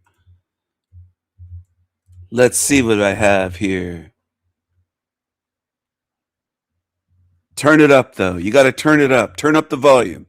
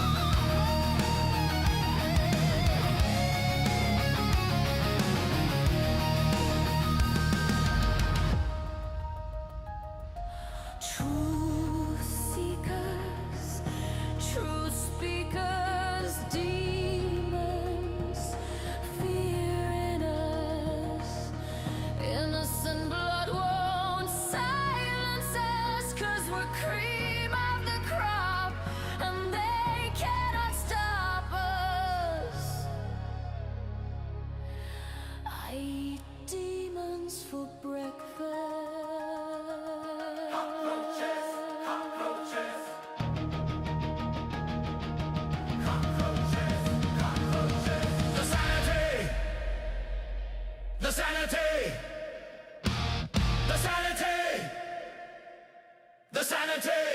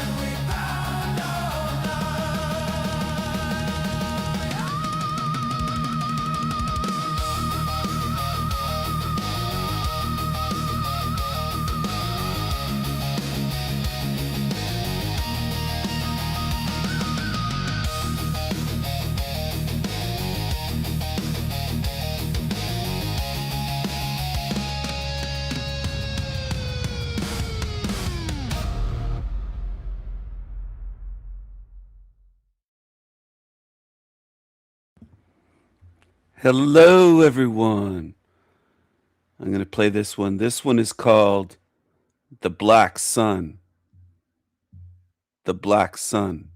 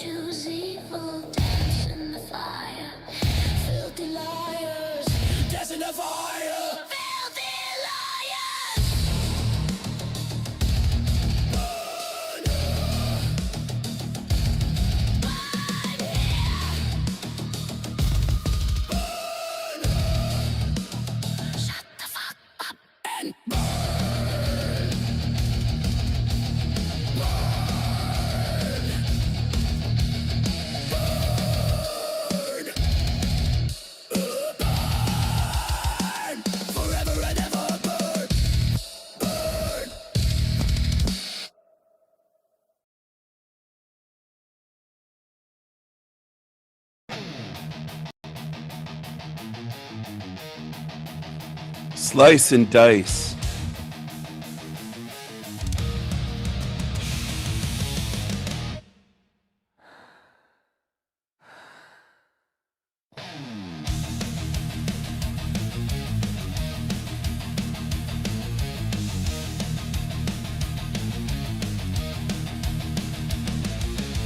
I am the Raven King.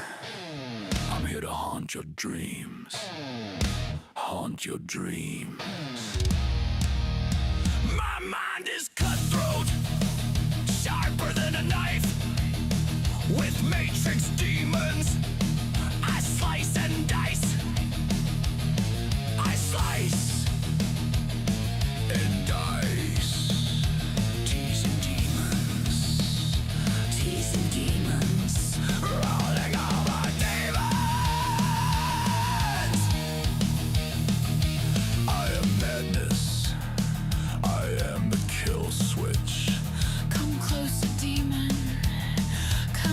closer, you little bitch.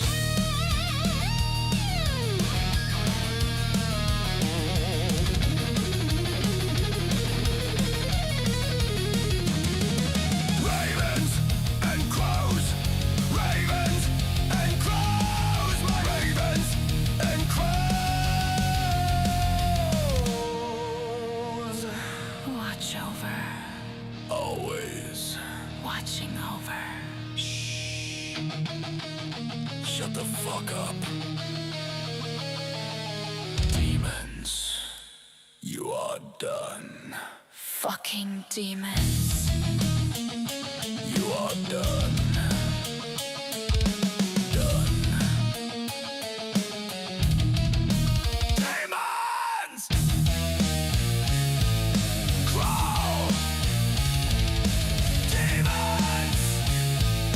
Crawl and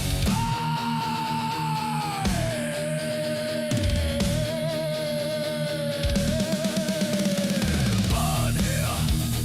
Dance in the fire. Dance, demons, dance. You nasty liars. Dance in the fire forever.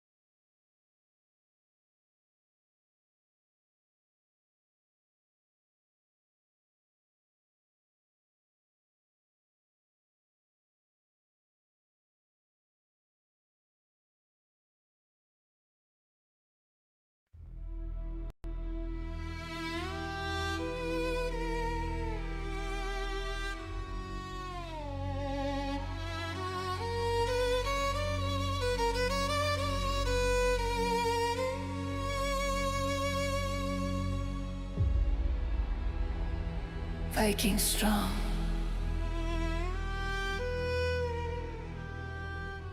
Viking beauty. All night long. I love you truly.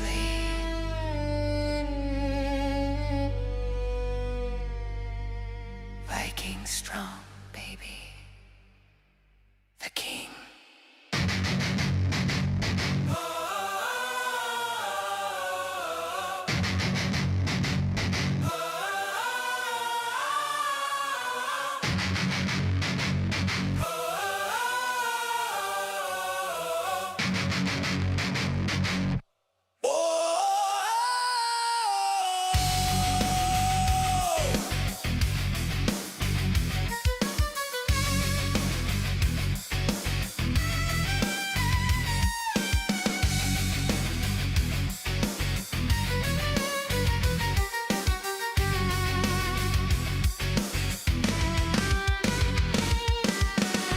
When it comes to words, I am always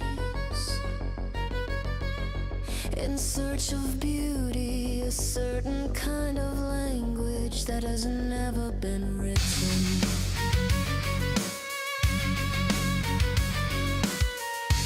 And I earn my words with a needle jabbed into the main line of my soul. Because it was always that elusive rabbit love. Wilder and wilder, my poems stabbed and searched life's wilderness for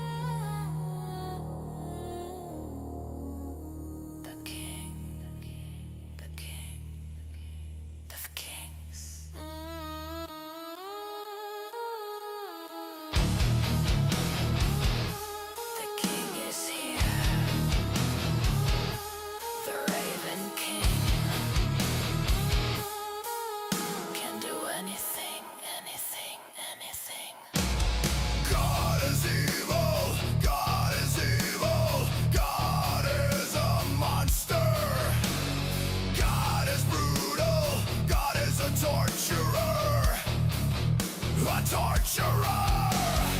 This is war. This is war.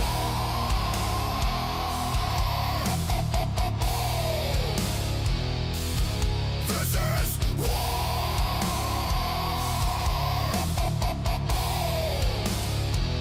Against all evil.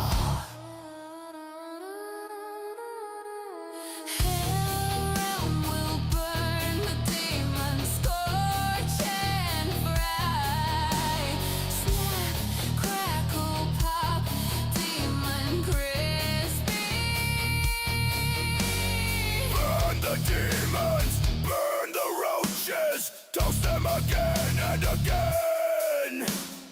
This is war. This is war.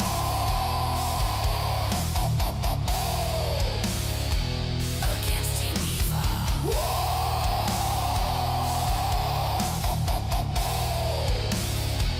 Against Team Evil. Raven King can do anything.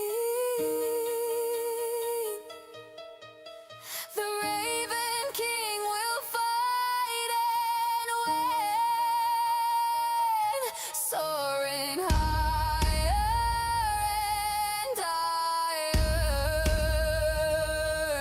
burning creeps and liars.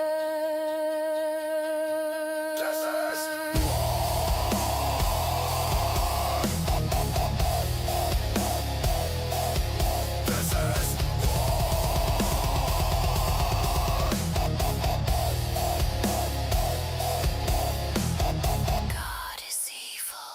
God is a monster. Fuck your hell realm. Fuck your disgusting rulers and slaves. Your God is a demon. You losers will be sealed in. Forever here. Forever and ever. Hell realm is over. Demons die. Roll over and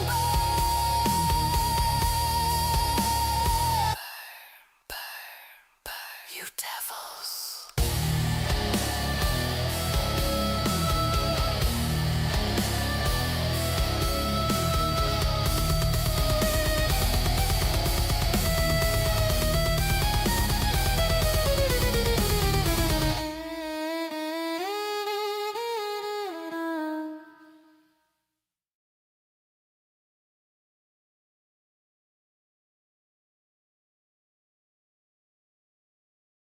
Hell realm. Such a hell realm. El Diablo. El Diablo. Where are you, El Diablo? El Diablo, you cheeky devil. Ladies love El Diablo. The sanity machine. Cheeky devil, mascot of mascots. El Diablo is red hot. El Diablo. The total package. El Diablo, the devilish carnage. You heartbreaker. El Diablo. The hottest show in hell makes their hearts melt. Ladies blush and swoon.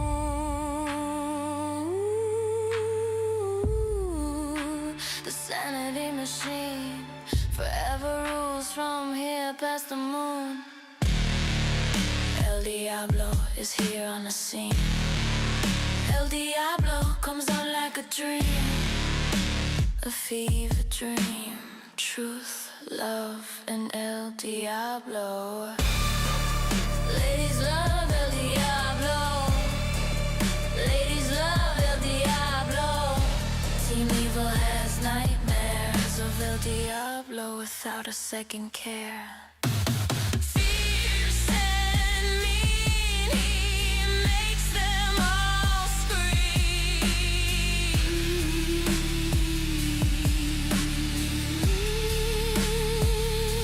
And ladies love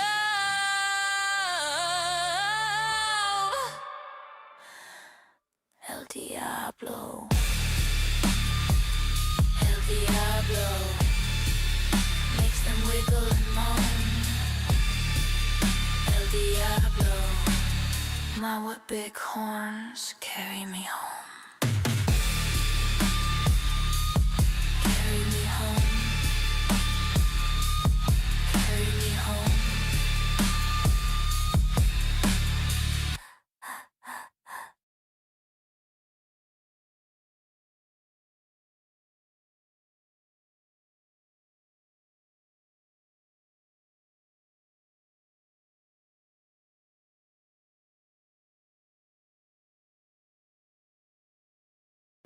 Look who made a video about me. Look at this. Jeremy. He's obsessed with me. All right, well, I know I'm wasting my time here, but I just can't help myself. I have to just show the evidence here that this guy is crazy obsessed with me and my channel. He likes to say that I'm obsessed with him, and I've been stalking and harassing him for 3 years now. He was banned from my channel 3 years ago, and he still watches every move I make. He's obsessed.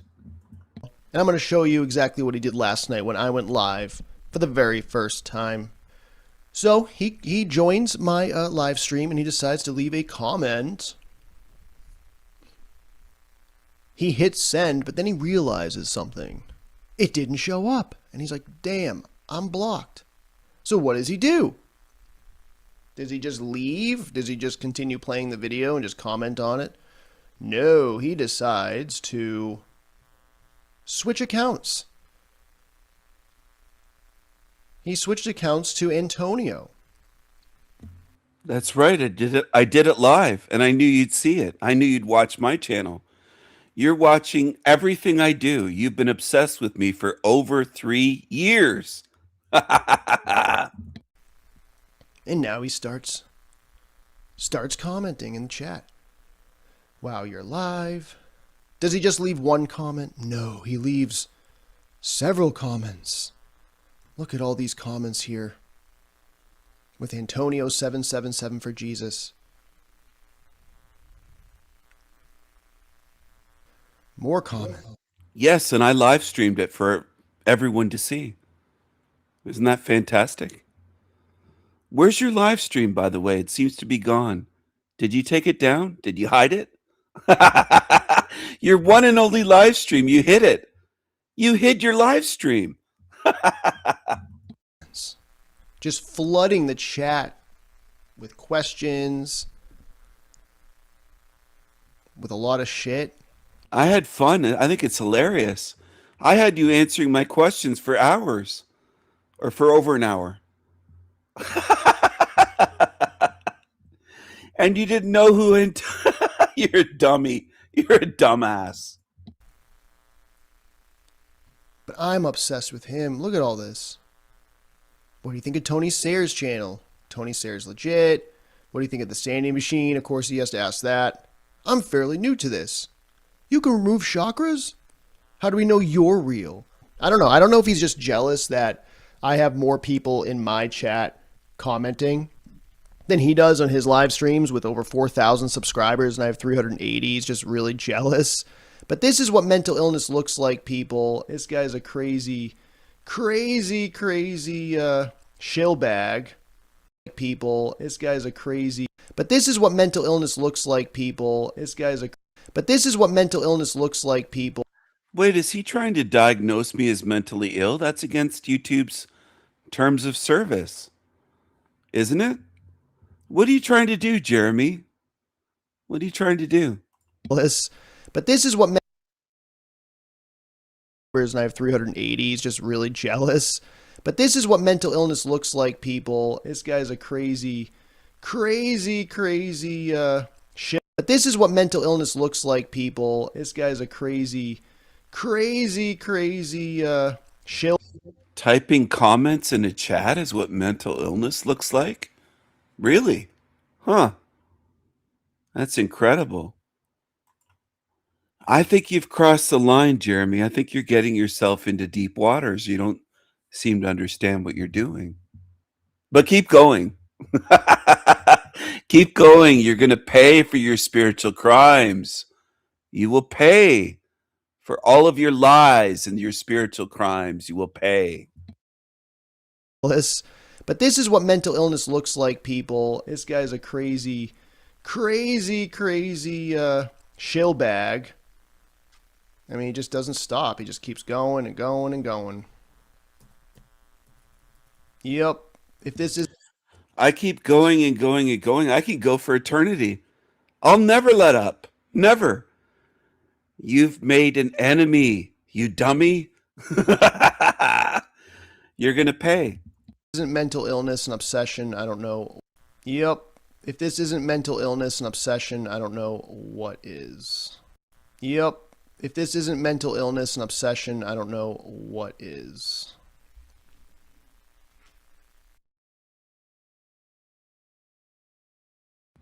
You're lucky Tess Stickles wasn't there and Nee Groiter. They could have shown up. Anyone could end up showing up. You never know. You never know who's going to show up, Jeremy. Let's check out Jeremy. I want to see if he's mentally stable. I don't know if Rose 777 has seen these videos of Jeremy. I don't know if some of you tuned in have seen the videos of Jeremy.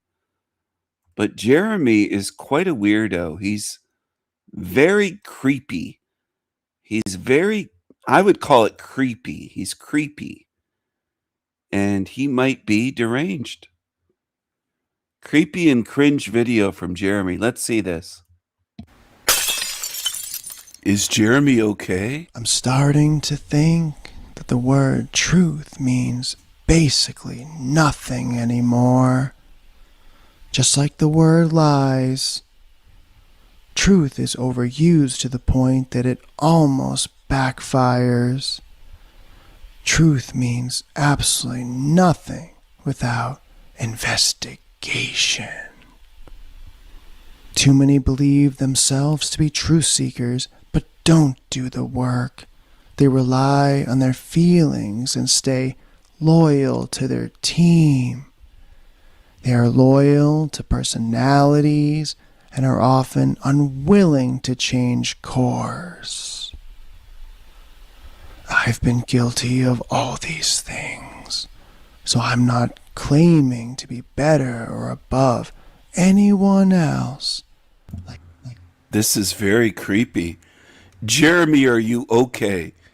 Jeremy, are you okay? Are you okay, Jeremy? Jeremy, are you okay? Are you okay? Like it's some sort of race to an imaginary finish line. I believe in investigation. I support those who sacrifice their reputation. He doesn't investigate. He makes false accusations. He lies. He jumps to conclusions with no investigation. He's a complete lying hypocrite. He's a fraud. To do the right thing is your lifeblood. Scarred, and after all that, are they willing to keep fighting when there is no one left in sight? Except for the love you've been ignoring all this time. Because they make you feel a certain way, or will you investigate? And when...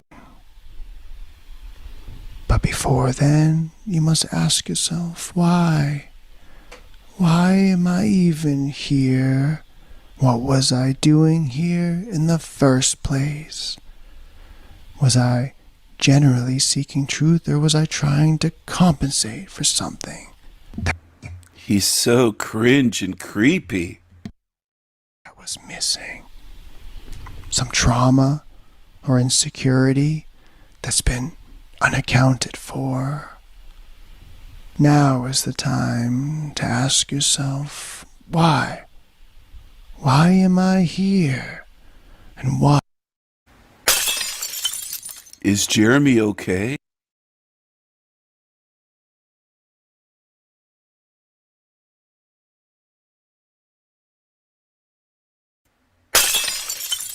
Hello, hello.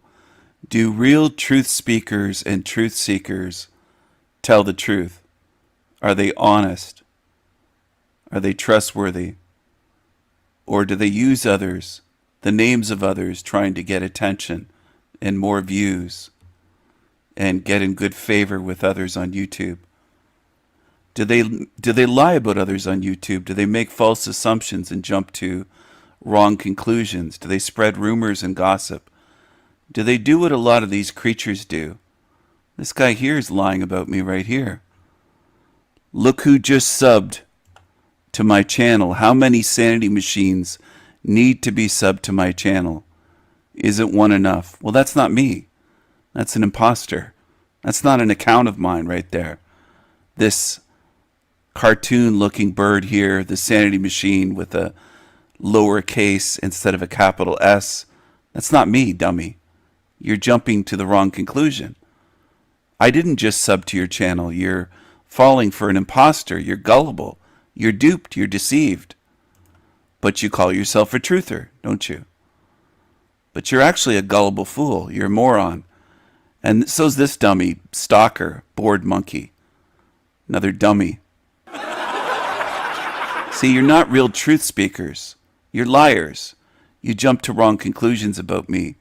You're fooled by a simple idiot using an imposter account on YouTube. That's how dumb you are. You're low level, you're low IQ. And you just proved it yet again. You make posts about me, videos. Everyone wave at Jeremy. He watches my live streams. He lurks and lurks for years. He's obsessed with me. I banned him and showed him I don't want you around me over three years ago. And he still tunes in and watches my videos and my live streams, and he talks about me and makes videos about me, and he emails me and he posts on his community page about me. He's obsessed with me, this creature, for 3 years when I banned him and said, I don't want you on my channel. I don't want you around. You're too low IQ. You're a toothpaste eater. But he's been obsessed with me for over 3 years, close to 4 years now. What's wrong with you, you fucking cockroach?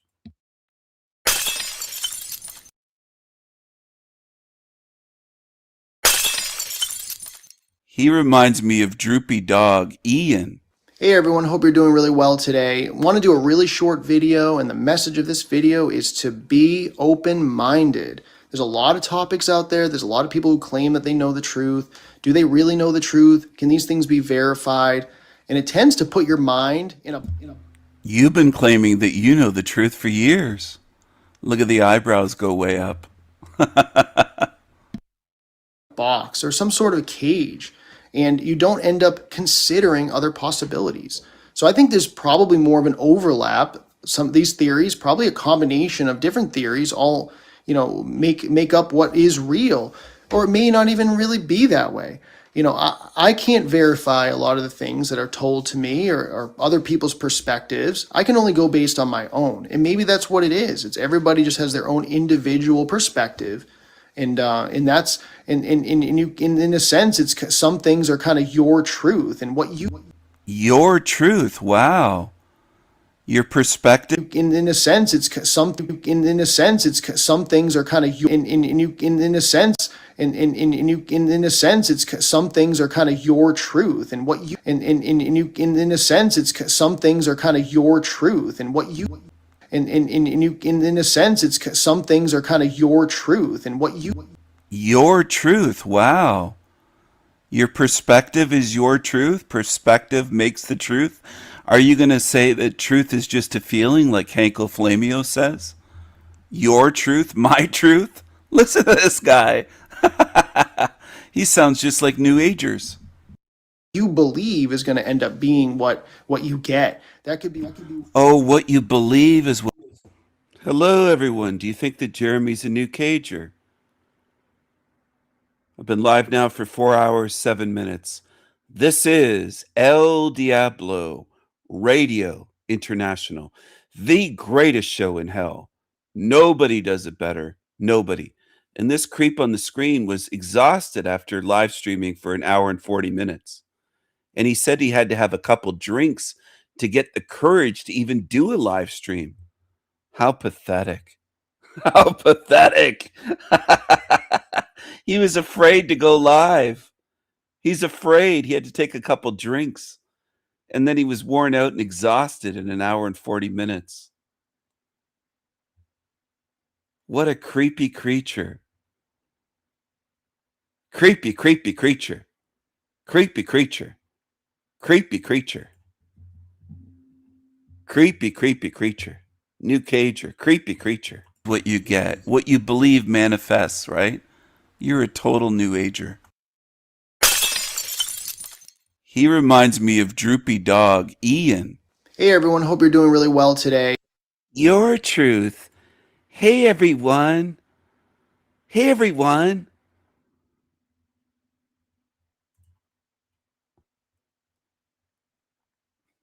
Be open-minded.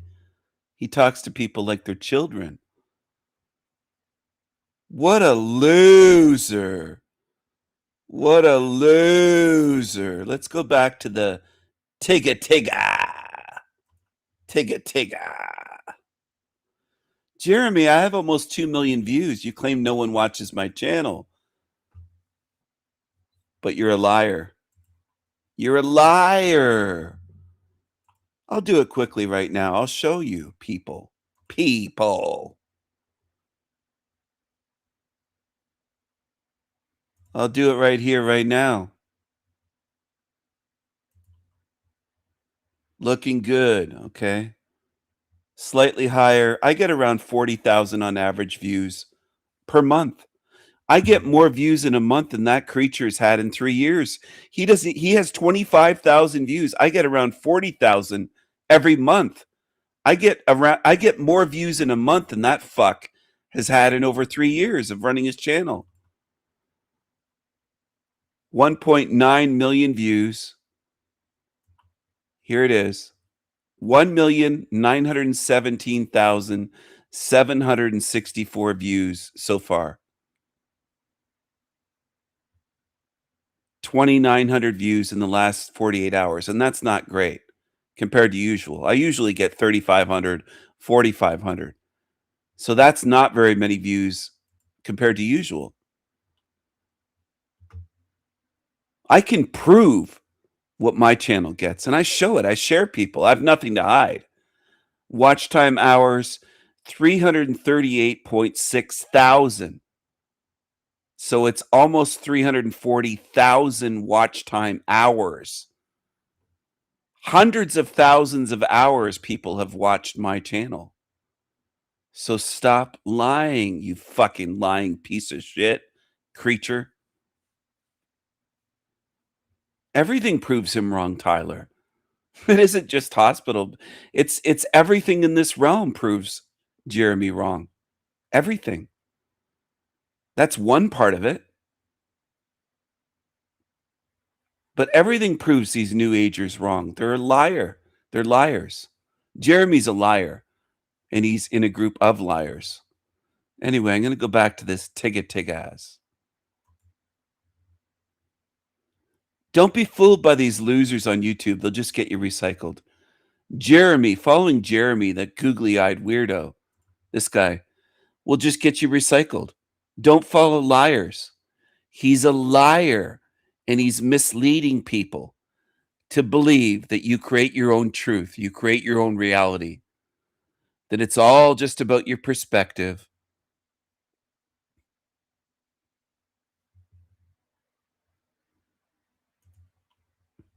He's deceiving you. He's deceiving people. And that's his role in this matrix. He's a matrix agent. He's a piece of shit. Well, it's not hoopla. I don't speak for Jackson, but in his, his wand waving example, he said he would leave people to find their own destiny. He didn't say whites would conquest over all the non-whites. So I don't think his position, again, he can speak for himself, comes from a position of wanting that. And then second to that, what was the other thing? The example of why that's white supremacist is him saying that they built a superior civilization in South Africa to the one that existed before it. How was that supremacy? If there's a white basketball team and a black basketball team, and the black basketball team demolishes the white, how was that not black supremacy to say they're better? They're just better at basketball. Why does this have to import all of these preconditions and words and things that silence? I do not object to whether it was a better society. I think we have to acknowledge it's like better for who, and that I destroyed effortlessly. And I said the most important thing is that why not just have the whites with the whites? We notice consistently the problem with the white ruling class is their inclination to go around the whole planet Earth and commit many of the crimes that the white speakers today like to talk about: murder, RAPE, all forms of immorality and violence, which is essentially how you establish colonization, right? You use extraordinary levels of violence and genocide. And so, in as much as that's the case, the people there clearly did not consider them to be welcomed, and which is why they threw off the yoke of colonialism circa the 1960s. One particular country was never colonized. Do you know which country in Africa that was? I don't know, but I do have a response. So this is an hour into this video. When are these guys really going to push back against this Tega? They just seem to be taking it. I don't know why. Jackson? Is it Liberia?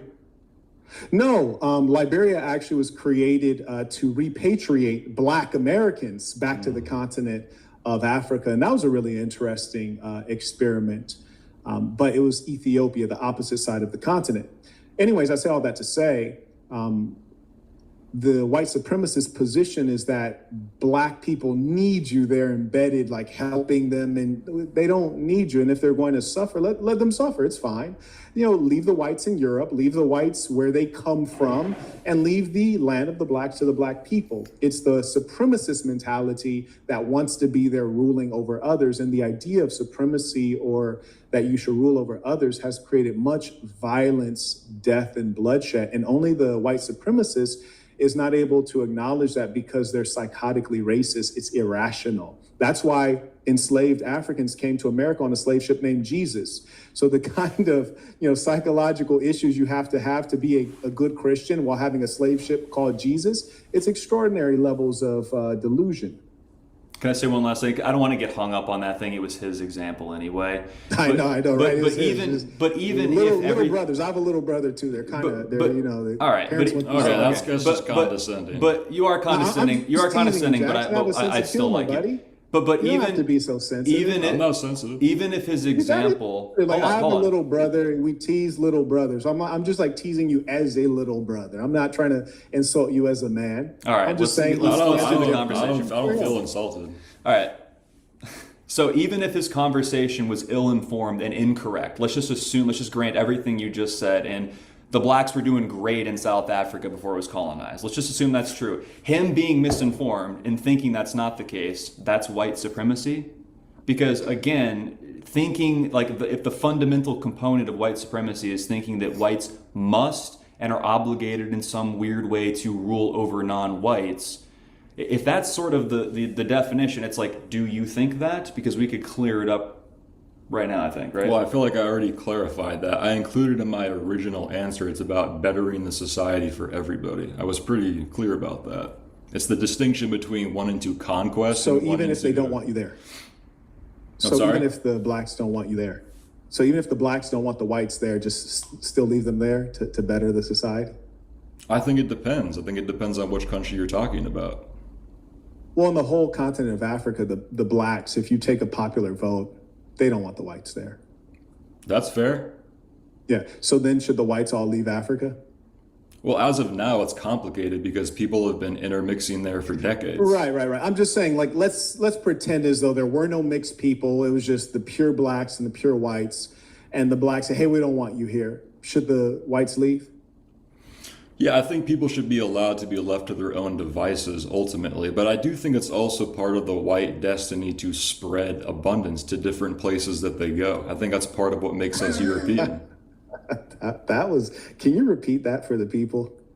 I think it's part of the European destiny to spread abundance, not just from our own societies, but to other people's societies. Yeah. Wait, are you a white supremacist, dude? We can't be Whoa. brothers anymore. I know. I was thinking. That was crazy. That was amazing. All right. Wow. Would you consider Jewish people to be white? No. No, and they don't really consider themselves to be white either, from what I've seen, at least. Okay, so you don't consider them to be white. Okay.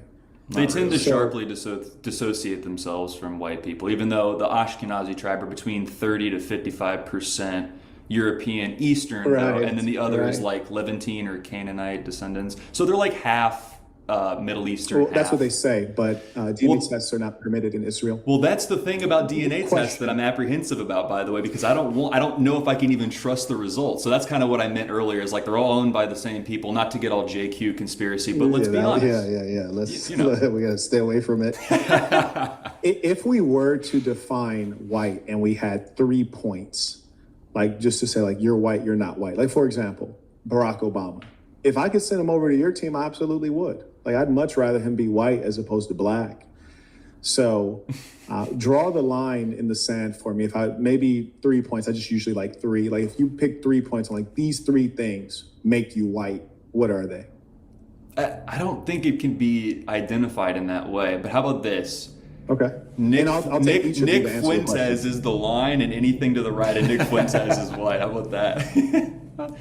So he's in the group or he's out of the group? I would consider him largely in the white group, yeah. That's sort of like an ongoing meme in the community, is that he's like the parameter. Like anybody beyond him isn't considered in the club or whatever. It's kind of like a loose joke, but it is arbitrary, and I grant you that, because I mean it's the same thing as this, Marquette. No, it's like I don't think it has. I'm not suggesting that it's arbitrary. I'm just saying as the whites, define what the whites are. Like for example, if you say, hey Marquette, as the blacks, define what the blacks are, then I'd probably say, you know what? I'll give you 4 shades lighter than me.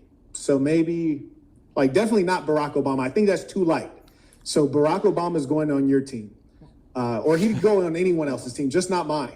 So I'd say like 4 shades lighter than me. That's as light as you can be. And then I'd say if you smile and you don't have an upper lip, you're not in our team. So that's the second one. And then the third one, I'd say if your hair grows out of your head, if you grow your hair to say 10 inches and it just, or no, how about this? If you grow your hair to 2 inches and it falls, you're not in our group. Do you know what I mean by fall? As opposed to like, you know, so it doesn't necessarily have to be tightly coiled, but if it falls, you're not in our group. So I'd say we'll take the hair measure, we'll take the complexion measure, and then we'll take the lip smile. That's my racism. You're black if you're within those 3 categorical pieces. So if you each, and you don't have to have the same ones, but what would be your, and mine are just examples. Like, don't call me a racist, damn it. Well, that's funny. I think your answer is a little bit tongue-in-cheek, which I appreciate. I would say this, because there is an arbitrary nature, because I think that the whole skin thing is too superficial to be a parameter, because if I'm you are losing your racist points. Good Lord, this man is an artist. Well, hear me out. So if I tan more than him, am I less white? I wouldn't say so, because what if in my racist book? Yes. Yeah, but what if my genetic code is 100% pure Nordic and his is like 12% like Arab or something, but he's just more white? It's like, then we're gonna have to get it retested. All right, I see what you're saying, but again, the point is that the skin complexion is pretty superficial. It's all muddy. It's all right, muddy. because again, it's like, was Michael Jackson black? It's like, yeah, but he looked like a white guy, and you could say it was a skin condition, but exactly. Well, exactly though. The skin is a superficial Michael. For the indicator. record, this bro tried to steal Michael. That was. It's crazy. No, you can have him. No, you can have him. No, but here's the thing. It is arbitrary, and it's okay that it's arbitrary, because race, I think, is real, as I think you would acknowledge is real. But defining white and black categorically is arbitrary, in the same way that you say what constitutes an adult. Well, we largely agree in the United States it's 18. Well, why isn't it 21? Well, I mean, it could be, but it's 18 because why? We agree socially, and you have to draw a line, otherwise PDF file is legal, right? So you have to draw those hard lines. So what constitutes a white person? Well, that's not really up to me, is it? It's up to sort of a No, if we're collective. building a white movement, and I'm trying to help with this white movement, damn it, by bringing some shape to it. That's what I'm asking. We're building a white movement here, God damn it. I need to know who's in. And I think that eventually it will get clarified, but there'll be a great mind who will clarify it. Because agree. frankly, what we look at in the Third Reich, which was fascinating stuff, they're very scientific about it. Even though much of it was pseudoscience, they were still scientific about it. And a lot of it, in fact, was borrowed from the United States eugenics movement, which I do actually, in fact, support eugenics. We'll go on to Jackson. I feel like your racism is a little stronger. So do you have some demarcations for what is white? Well, I mean, sort of alluding to what he said before, it's difficult because of the amount of mixing and the different categories we have. It's become sort of arbitrary over time. If I had to draw a parameter, I wouldn't do 3 points like you said. I would probably do 2. I would say I would say European and Caucasoid. So people hailing from the continent of Europe and people who are of the human subset Caucasoid. But what percent is the question? And then how do you define, like, I'm not going to say what percentage of Caucasoid I have in me. It's embarrassing. I'm not going to say. I'm not proud at all.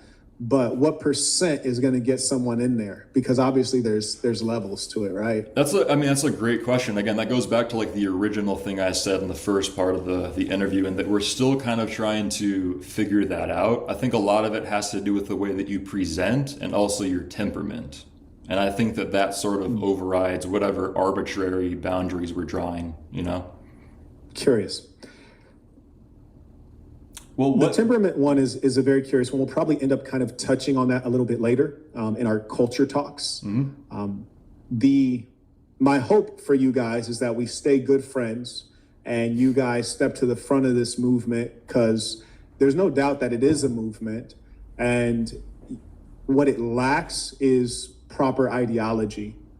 And there's just a lot of people who have the same feeling, but there's not been enough focus, in my opinion, internally. The focus has been so much external. What are the blacks doing? Like, we need to deport these people. But in terms of what are the whites doing is where I see the lack. And I'll tell you what's of interest to me. Like, and then I'm going to stop because I'm supposed to be interviewing you guys. But it's true. When Donald says, make America great again, I really believe that we have to make Americans great again, which is going to involve reinculturation, is going to involve education in particular disciplines so that America can compete, and so on and so forth. And for that to happen, it's largely going to depend again on white Anglo-Saxon Protestants, because that's the core of this country. Not because I want it to be, but just because that's what it actually is, in as much as whites are 60%. And when we have been getting immigration, it's been not the cream of the crop from other countries. And so we're largely relying on the white Anglo-Saxon Protestant to pull us out of the mud, just because the numerical superiority. So in as much as that's the case, I have to be interested in the white movement and its ability to develop the white person. I yield the floor. Well, in the same way that I would want blacks to be better so they don't commit crime and stuff, like I want people to be, I want people to be better. And you better be careful. I have some fat black girls come. Well, look, here's the reality. If everyone was just well behaved and no one committed crime, no one would hate each other, right? We'd all get along and there wouldn't even be a racial, it would just happen to be the case that I'm white and you're black, right? But that's obviously never been the thing. There's always like differences, and it creates conflict on a natural level, because I believe it really is like nature taking place. But I would agree. I would say that I want people to be best. But I guess, so that you can clarify, do you want it, are you like a white nationalist? Like you want whites to represent the greater people? I'm definitely not a white nationalist. Well, then what are you? I'm a reasonable, objective man. I'm a spirit. I'm a being. I'm a humble spiritual teacher. Okay. So you're not humble, but you are spiritual. People do call me humble in real life, though, honestly, in real life. Never on the internet, but in real life, people call me humble. Yeah, I know, it's shocking. But the truth of America is that America has been, not currently, but has been the greatest country ever.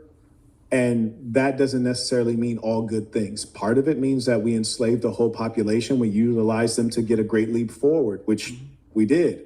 And it also means that America had extraordinary levels of innovation to where it was just wildly imbalanced. Like no one was even close.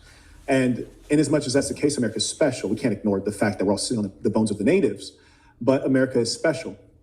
And I'm an American, and my family has been here since the beginning of America. And my blood actually is, as far as America goes, is more pure than most white people in America, because came through Ellis Island. They were recent arrivals, whereas my lineage is not of recent arrivals, it's from the beginning, before America was formally the United States of America. So in as much as that's the case, this is my place. And I want to see it thrive. America was great based on Protestant Anglo-Saxon values that at most of the time did not benefit Black people, but there were strong values to make a country innovative, to make people have a strong savings rate.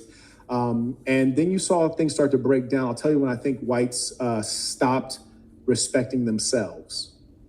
I identify it as when prohibition was repealed, because America was a country started by white religious zealots. Not to say that they were good people, but they were religious zealots, and at least they cared about each other. They might have been like, F the N-words, hard R, we don't like them, the natives, kill them. But us whites, we respect each other.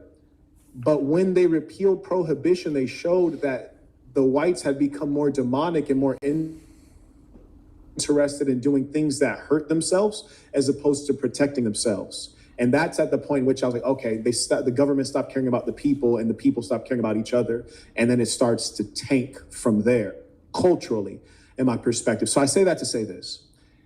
The innovative nature, the industrious nature of the white Anglo-Saxon Protestant on a Protestant ethic, if we can rebirth that for all of the inhabitants of America, we have a strong America. But we have a lot of degenerates, both white and Black, but the white degenerates are more dangerous because there's more of them. Not necessarily by a percentage of population, but by an absolute number of. So that's my only interest in the whites, which is, if the whites go down, I'm going down with them. Like, God damn it. There you go. That makes sense. Would you admit that the reason why I won't admit anything. Well, do you perhaps think that the reason why the country was so great at its inception was characteristic of the people that devised the Constitution and the Declaration of Independence? Do you think it was unique to that people group? Or do you think anybody could have done it? So are you saying genetically or culturally? Well, right, because the way that you describe the inception of the United States is very similar. It's cultural. Yeah, well, the way you describe that is very similar to the way people say, well, it's Black culture or it's this culture, when culture is downstream from genetics, right? Obviously, there's other factors, but it is downstream from genetics. So isn't everything else then? That one, there's no evidence of, but like, for example, if you said something more offensive, like if you said IQ comes from genetics, then I'd be like, okay. Well, IQ is a heritable genetic trait. Right, we could have a conversation about that because there's a lot of evidence on that. You say genetics and culture, well, IQ isn't the end-all be-all, right? There's incredibly IQ is really important. I'd say it's about 90% of your outcome is IQ. It is. But to your point, I do not believe that culture roots from genetics. However, IQ and genetics are connected, and I believe culture is going to be a function of a number of things, namely environment, for example. And when you take those factors added together, it will create strength in certain peoples. Like, for example, I'll tell you one thing I observe about Europeans. I truly believe it comes from having an ice age and having strong winters. Europeans tend to be good planners, long-term thinkers.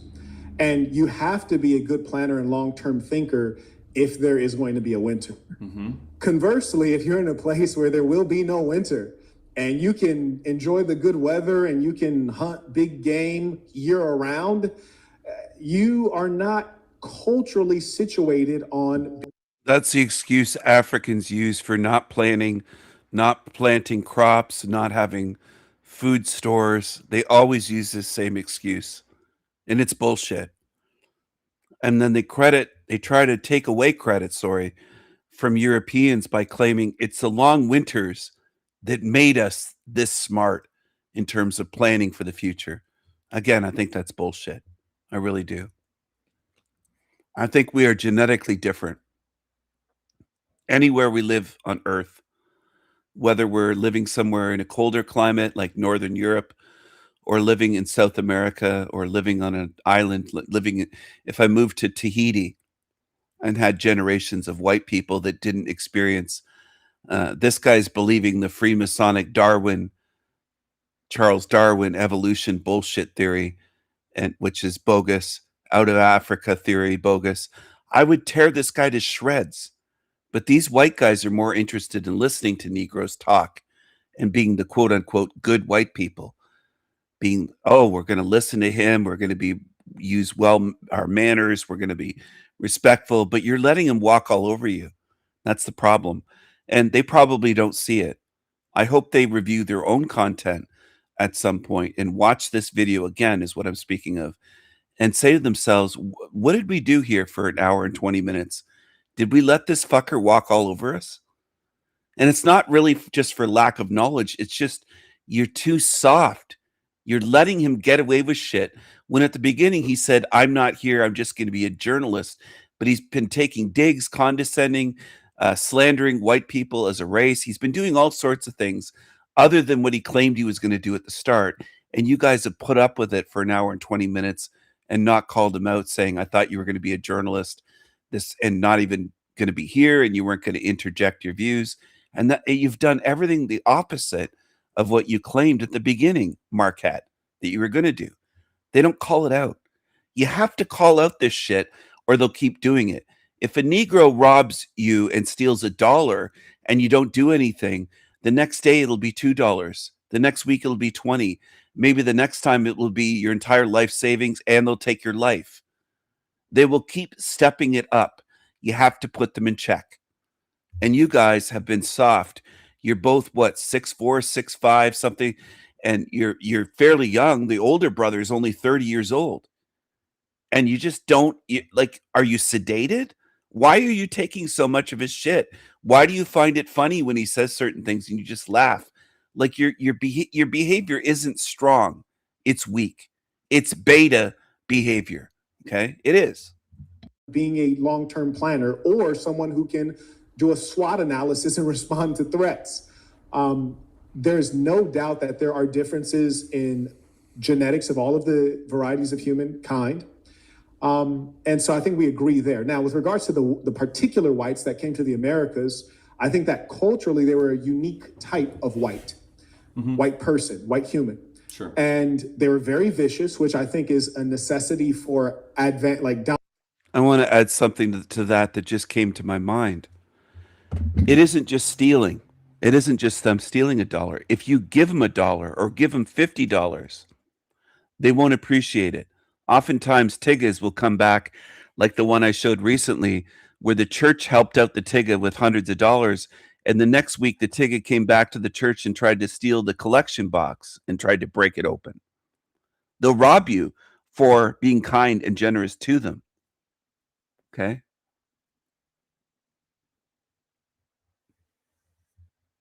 They'll try to rob you. Now, here's an experiment you can try. And any of you that order food, whether you use DoorDash, whatever it is, you might just order a pizza. It might just be Chinese food directly from the restaurant, delivery. It doesn't necessarily have to be through an app, a food delivery app. But I'm sure if you're white, you probably tip them.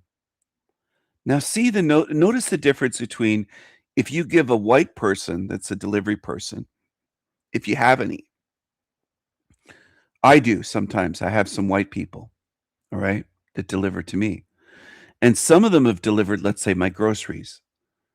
And then when they get here and they've delivered my groceries and they're friendly and I say, sorry about the tip, I was in a rush or whatever, I'll add to it. And a lot of times a white person, a white man or a woman will say, oh, you don't need to. One of them said around Christmas, I know it's Christmas time, it's tough times. And then I increased her tip by basically close to the amount that my groceries were. So the tip percentage was close to like 100%. It wasn't quite, but it was close to that, right? And it was probably the biggest tip that she's had working for that doing delivery, shopping and delivery. Now, when she got it, she was thrilled. And in the app, there's a chat where you can chat with your shopper. They can chat with the customer. And she was so happy and saying, "You're too generous," and honestly, and things like that with exclamation points.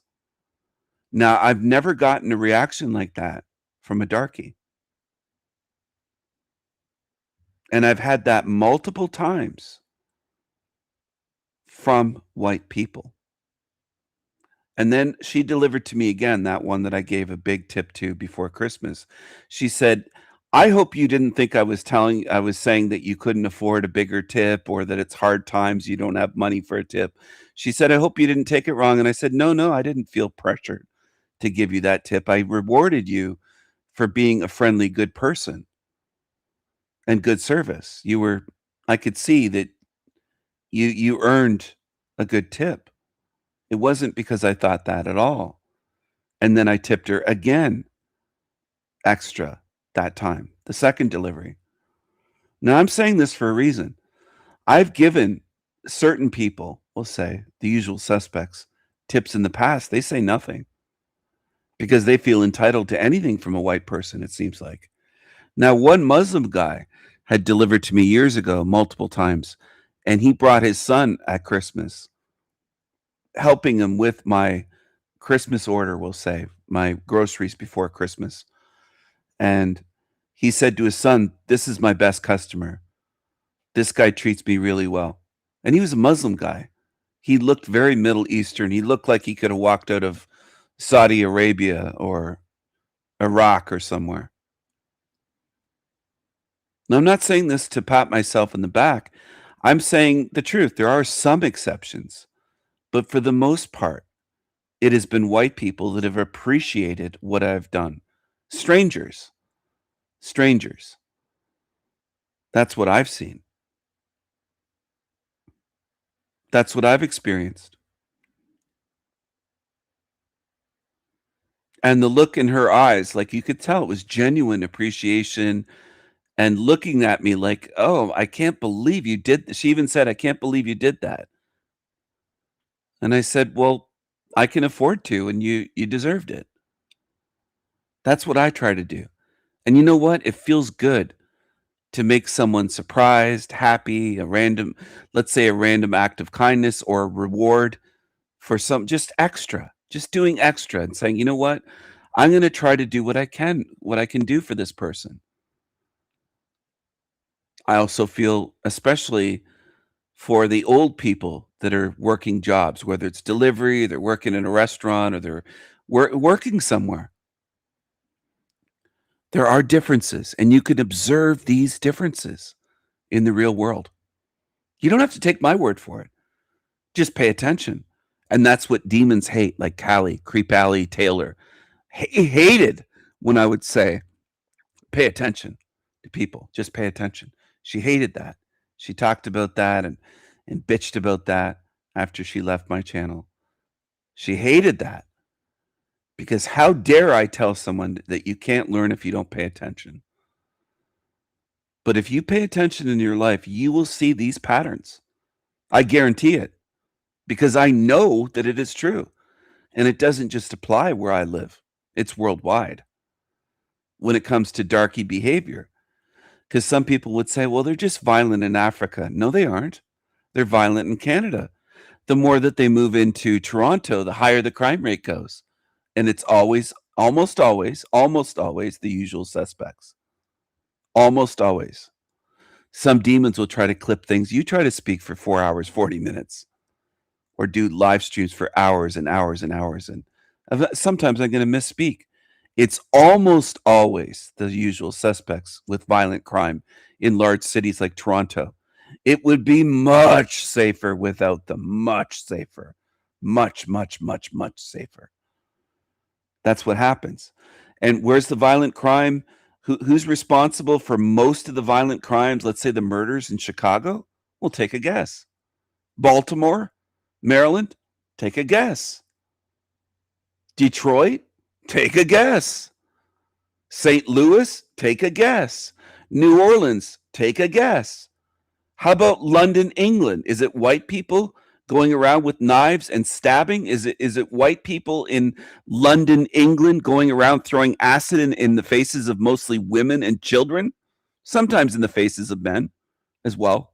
White men get victimized. Who's doing that? Who's in gangs? Who's mostly in gangs? If you look at gangs, is it whites? Let's put aside, I know they exist, but put aside the motorcycle gangs. Obviously they exist. But how many more black gangs are there in America? 100 to 1? For every motorcycle Hells Angels gang on motorcycles, there's probably 100 or 200 different black gangs. Look it up. Look into it.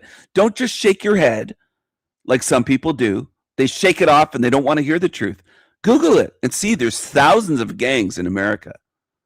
So the people that say, oh, what about the Hells Angels? A lot of them are white, or mostly that's a motorcycle gang. It's still a gang. Well, what about how much are they outnumbered by a smaller group of population? Look into this stuff. Don't dismiss it. That's all I'm asking. If you don't believe me, fine, do your research. Do your due diligence like a real truth seeker, like a real researcher, instead of saying, well, he's just racist. That's lazy. It's stupid. And I don't want stupid people around me. I've said that from day one. And I'm not kidding about it. I'm not saying it tongue in cheek whatsoever. I'm dead serious about that. I don't want stupid people around me because I view them as stupid, lazy, dangerous. Often they're stupid and lazy and dishonest. It fits a pattern. And I just don't want them around.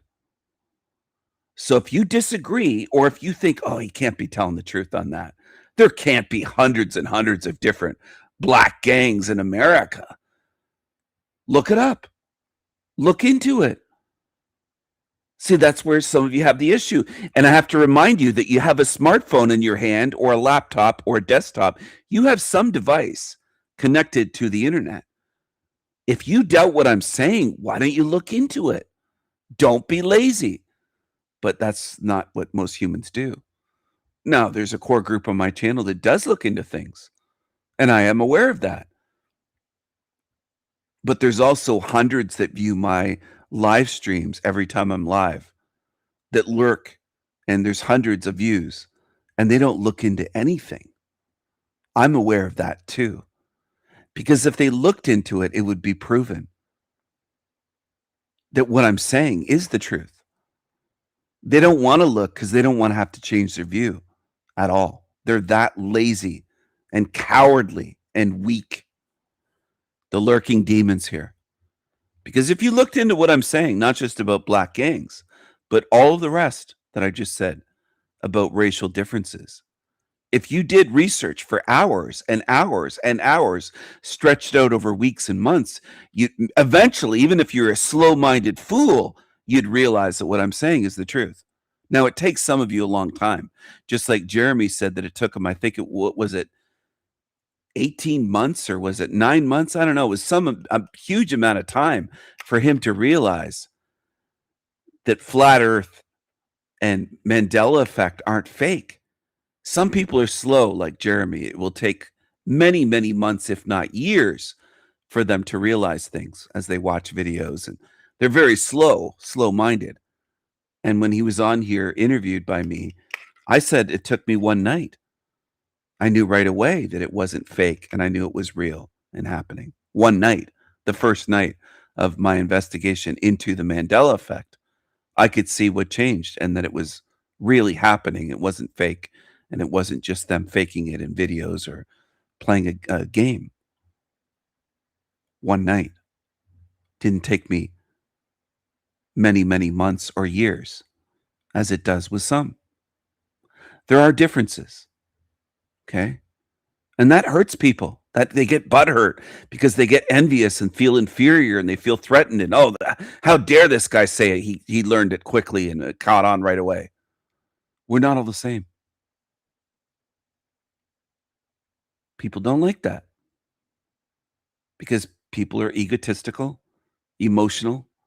They're not truth-driven beings. They're They're not truth-driven, saying, obviously, we're different. We're not the same. Some people are just at a different level. Some people can play basketball, I've mentioned many times, or run very quickly, or they can learn to play chess at a high level, and they can learn to program computers. Others can't. We're not the same. So until you drop that programming, which is a lie that we're all the same, you're going to be screwed in this world, and you're going to come back. That's one thing that would be easy to use against you. And if I were an evil entity, I would use that to the maximum against you, which I'm sure they will. If you leave this realm believing that we're all equal and all the same, you're basically fucked. I could think of many ways to use that against you to get you back here again. Because you're leaving here with something that is completely false. So I have suggested to people, recommend that you drop the programming, let go of it, drop it. And it feels comfortable to some of you. You don't want to drop it. You want to pretend that we're all the same, we're all equal. These Tiggas are just as good with manners and with treating others and not being violent and caring for others and charity. Do you know how much white people are way more charitable than others in this realm? Like, some of you just don't look into the differences. Some people tune into my channel and they don't listen. They don't pay attention. The least important difference is skin color, and that's what morons always go to. Oh, you racist! It's the skin color. I don't care about your skin color. I don't care. I don't care if you're red, yellow, darky, dark, blackest black skin that you could imagine. That's not what I'm talking about at all. I'm talking about actual differences in behavior and morality and ethics and genetic differences and criminality differences and spiritual differences. I'm talking about everything other than skin color. And a lot of people are too dumb to catch on to that. They'll sit here. Oh, I think it's beyond neurological. I think it's spiritual differences, which I've talked about. There's spiritual differences and spiritual species. And most people have to sit here for years and they still don't key in on that, fortunately. I hope people do one day. I hope they do. There's differences galore, and I've spoken about so many differences, right down to bone density and sickle cell anemia and all sorts of things. Genetic disorders. It's beyond neurological. It's beyond that. It's biological, it's cultural, it's moral differences, it's spiritual differences, it's all sorts of differences. And the dumbest, laziest idiots of this realm, including some lazy white people, will say, well, you got something against some of their skin color?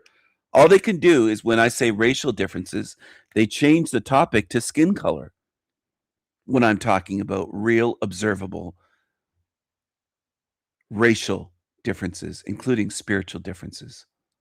They change it to skin color. Then I know they're a moron and they're dishonest. And many are in this realm. Many are.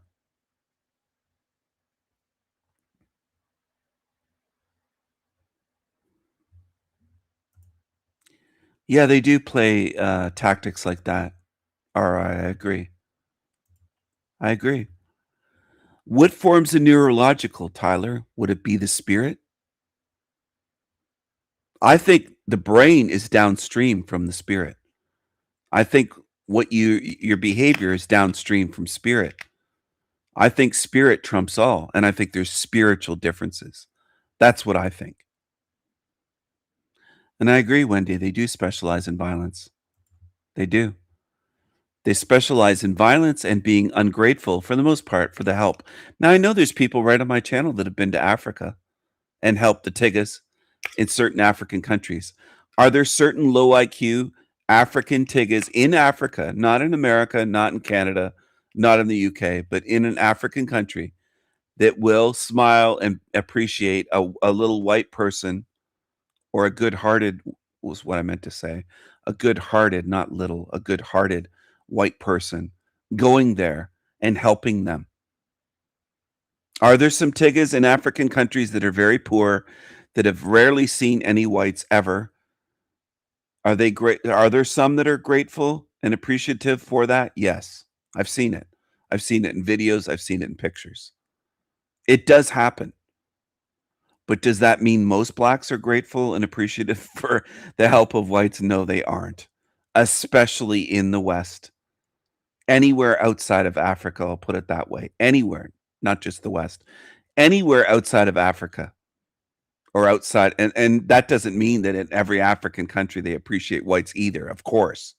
They do not appreciate whites in South Africa at all. At all.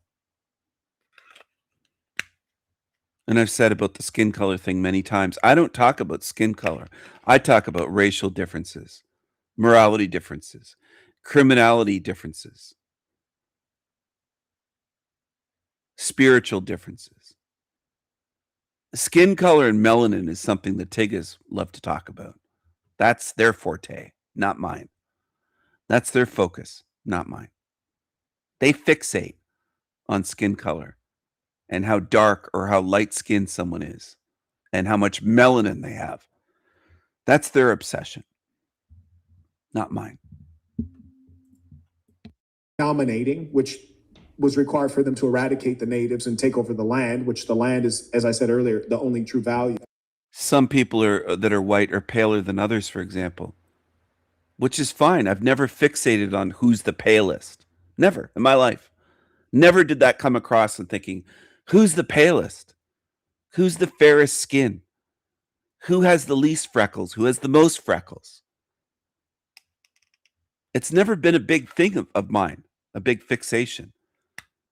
Because white people come in many shades. There are white people that are much lighter skinned than others. There are whites with very light blonde hair, for example. And some of them have pale skin. Others got tanned. I used to tan as a boy out in the summertime. And my hair in the sun, in the summer sun, would get much lighter. It would get more blonde because I was out in the sun all summer. I'd be outdoors. So my hair was lighter in the Canadian summer than in the Canadian winter. Okay? The sun would affect my hair and my skin color or my skin tone. Not really, I'll say skin tone because I would get more tanned looking. Was that a big fixation of mine? No. Is it a fixation of Negroes? Absolutely. They compare each other in the hood. Well, you's dark skin and I'm lighter, and you mixed, and they're just fixated on who's darker and who's lighter, and it's a fixation with darkies. They are fixated on skin color, not just on black skin color and who's the darkest, who's the lightest, who's mixed, who isn't, but they're fixated on the skin color of white people. They're fixated on brown people, Mexican skin color, and they just are fixated on that stuff, on hair and whose hair is straight, who's curly, who has, quote, good hair, who doesn't. Black people are fixated on all that shit. All that shit. So I think they had a particular culture, and most of that was. And I also want to add, it isn't just the guy on the screen. White people have a habit of isolating it to that. It's millions like this, and that's big picture thinking. Small picture thinking is what white people do. They give the whole race the benefit of the doubt and say, well, it's just him. This guy on the screen is this. Well, it's many blacks that are like him. He represents countless millions, if not billions, that are just like this. It is not just him. That's what I want people to see. I'm not showing this to put him down personally. I'm not showing this to say there's one Tigga like this in the world. I'm trying to teach you something to see the big picture. Just like I can say there's many white people like these two that are far too generous, kind, patient, too soft, too forgiving, too allowing of the Tiggas to put them down, to be condescending, to take digs, to do all the things this guy's been doing. There's far too many white people like these two guys on the screen. They're not the only ones. So it's nothing personal whatsoever when I make comments about what I see. These guys are examples of many others. It is not isolated to them. Now, if you don't want to learn on my channel, what you'll do is isolate it to just what's on the screen and think, oh, this guy, and get in your emotions and think Marquette, and It's beyond him. I'm showing you the behavior of many black people, not just Marquette, Devon, Burton. All right? That's what I'm trying to do. And that's where some people that don't have it constantly explained, like Jeremy, will sit here tuned in and not know what I'm doing and not understand because they need to be spoon fed. They need to have it explained. And they'll, in their minds, go, well, you hate Marquette. You hate. They'll turn it all around to everything I've said. They'll dismiss all of that or ignore it or not hear it and say, well, you hate. That's what he did when he was on my show. He claimed, quote, you hate Jews. No, I don't. No. Saying you look Jewish, Jeremy, doesn't mean that I hate a whole group. Because I don't. I have a moderator on my channel, Seth, that is part Jewish. And that's not me being defensive. It's just saying to you, I don't hate all Jews, dumbass. But they always try that tactic. Demons will say, well, you hate. You'll say something and then they'll try to claim you hate. They always do that. Always do that. Was you got to remember, these are the people. I'm showing you demonic behavior in a demonic evil realm that most people don't want to admit is a demonic evil realm. That's what I'm doing. I'm trying to show you where you are, which is one of the most difficult things on earth because most people on earth don't want to see where they are. They don't want to see where they are. Who decided to leave Europe for whatever reason, whether it's to have their own religion, religious freedom, or to find economic opportunity or whatever the case was. But it's the same explanation of why Nigerians do better than Black Americans. They don't necessarily have superior DNA because a lot of Black Americans have Nigerian DNA. It's because the ones who came from Nigeria are the ambitious ones and the upper class ones. So you're comparing Nigeria's upper class to the foundational Black Americans' entire class. Where does ambition Same thing come with from? the Europeans. Go ahead. Where does ambition come from? Do tell. Well, I don't know. I'm asking. It's like, is it not an intrinsic characteristic of your being? Is someone not sort of born ambitious? Obviously, you can teach ambition and perseverance, but you have to also be taught by someone who has that inclination. So, like, where does this come from? It seems to me I'm sort of like a determinist. I don't believe in free will even. I believe in absolute determinism. So I think everything really is downstream from not just genetics, but like nature, right? So I think when we think about things in the context of culture or religion, I think all of these are downstream emergent from genetics, and then you faded out. So just rewind. No, yeah, it's not that I think everything's genetics, but it's like everything's downstream from nature, I think. So when we talk about religion and art and culture, where do these things come from? They're emergent properties, much like consciousness is, which, again, consciousness we can't account for, but I do consider those other things emergent properties of the people. And we largely agree about the reason why that is. People evolved differently at different parts of the globe for different things. Africa is an incredibly resource-dense place, and they didn't need to conquest and go through long winters, so they're different. So, like, would you say... I would say that Black Africans could not have created the United States. And I don't think that that's a moral quality that I'm saying. You might say that that's white supremacist. But again, I think that we kind of largely agree. I mean, what do you think about that? Which part? Like the last part, Black Would you say that's white Black Africans could not have created the United States? Like, well, you can do quotes, but that's what I think. I would say that. No, I'm not quoting to like be dismissive. Yeah. I'm just saying I'm quoting to say like this is the part of sentence I'm quoting from you. That's what I mean. Yeah, okay. So I'm just going to repeat it again just to make sure we're talking about the same thing. So the statement is Black Africans could not have created the United States. End quote. That's it. Okay. Could not. Hard to say. Are highly unlikely? Absolutely. And I'll tell you why. I think that there's a multivariate explanation. The most important variable, one of the things... I can't believe in a way that I got an hour 23. I know I skipped ahead probably a couple times so far. But these guys have been so soft that it's hard to get through this. I kind of had a little bit of respect for some of their other videos. But so far, Forrest and Jackson have just allowed this guy to walk all over them. And it's It's pathetic.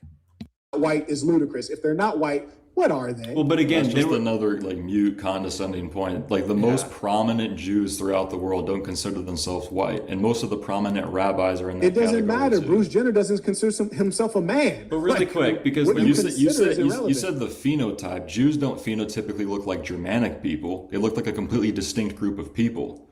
Your own brother doesn't look like a Germanic person. Yeah, we both Respectfully, look German and English. Like if you look at like no, the study that's not bases, true. Yeah, that is not true. It And just side definitely note, respectfully, the English are not good-looking people. I wanted to say that earlier. I was holding it in. The English are not the best of Europe. Okay, I'm talking about the women here. Does this guy think he's good looking, this darky? He's saying that English women are not good looking. Watch this again. They let this guy get away with so much. Like, I would never let this guy just shit on Europeans. And I consider England to be part of Europe, the European continent. I know that England is an island. I'm aware that Great Britain is a group of islands. I know. But they're still under the umbrella of Europeans. That's where they come from. That's where Anglo-Saxons came from. And all the others that make up Celts and the others that make up the British Isles. Anyway, I'm just sick of just these letting them just get away with this shit. Group of people. Your own brother doesn't look like a Germanic person. Yeah, we both look German and English. Like if you look at like no, the study that's not bases, true. Yeah, that is not true. And just side note, respectfully, the English are not good-looking people. I wanted to say that earlier. I was holding it in. The English are not the best of Europe. Okay, I'm talking about the women here. But yeah, they got messed up teeth. That's besides the point, Marquette. That's besides. So he kind of plays along and says they got messed up teeth. Why would you do that? Why would it's like you're helping him hit home runs based on a lie. You're going along with it, and I don't like that. I don't like that. Why don't you stand up for your people, whether you're English or not? Why aren't you standing up for your people against this darky? And these guys are supposedly right wing, and they're supposed to be racial realists, and they're just allowing this darky to get away with this shit. And it's sickening to me. It's actually sickening. I bet he does. I bet he does want white women. Where are all the great where are all the great black great looking black women? Because he's talking about white women. I think he lusts for white women. But I would say to him, where are the great looking black women in this realm? What countries? Where? And I know that racists would, losers would say, oh, well, Stephen, there's tons of them. Where are they? Where are they? Except for the few that people say, well, she's a supermodel. How many great looking black American, where are let me ask this. Where are the good looking black American women? How many? Or how few? How many good or great looking black women exist in the entire realm that most men would call beautiful, attractive, gorgeous, sexy? Think about it.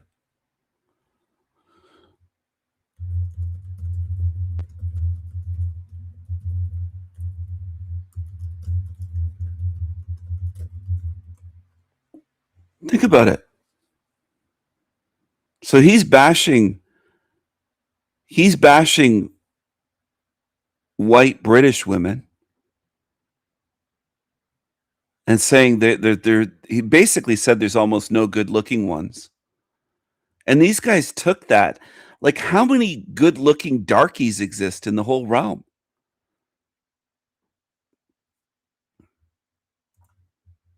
I don't know why these guys just took so much shit.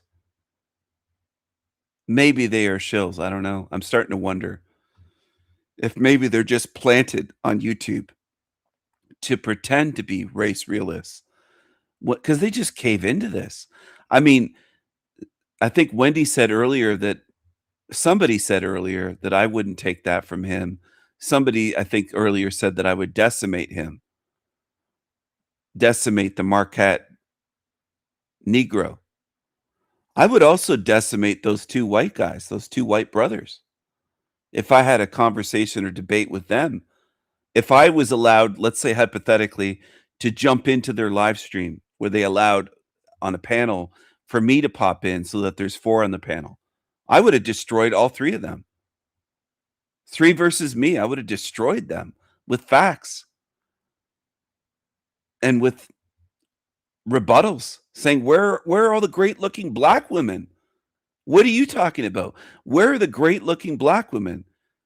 Yes, you said no walking over me. Exactly. Where are the great looking black women on earth? Not just one country. Where? Are the great looking black, dark skin, we'll call them blacks, Aborigines in Australia?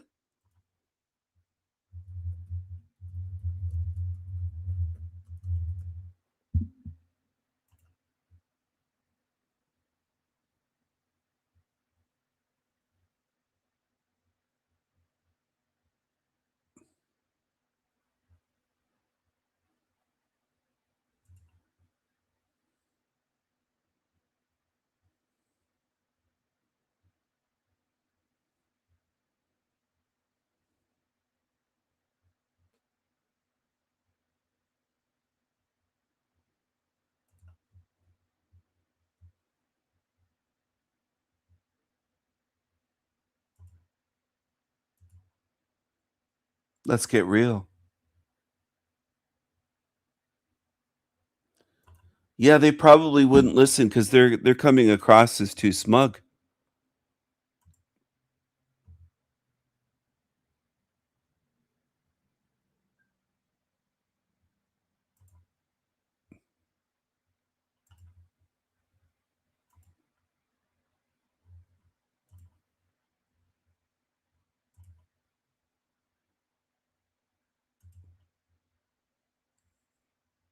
Have you seen a lot of the Australian Aboriginal people?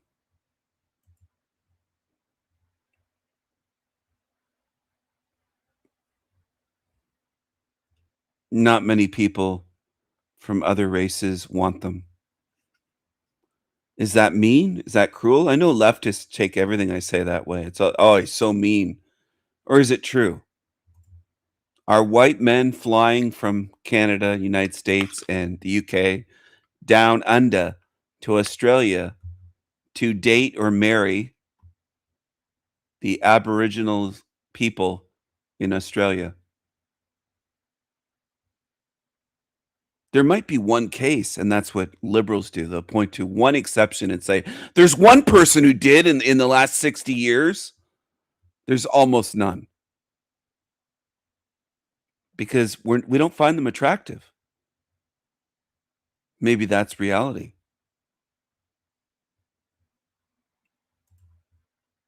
Can the people in my chat accept that? Can you accept that most white men are not rushing to date and marry black women anywhere on earth? Can you do that? Is that a stretch?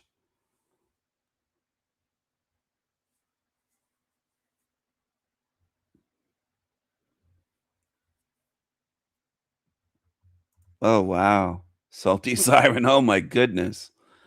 That must have been horrifying. That's like a zombie movie. Jesus Christ. I would agree with that, RI. That's a good point. So they're mixed. I'm talking about blacks that really aren't mixed, at least not with their parents. Maybe they have an ancestor, but both parents are dark. They're black, darkies. They were all so loud and stinky. Oh, man. Oh, my goodness. I'm sorry for laughing, but that is terrible. They are stinky. They are loud and stinky. They really are. That's horrifying. That's traumatizing.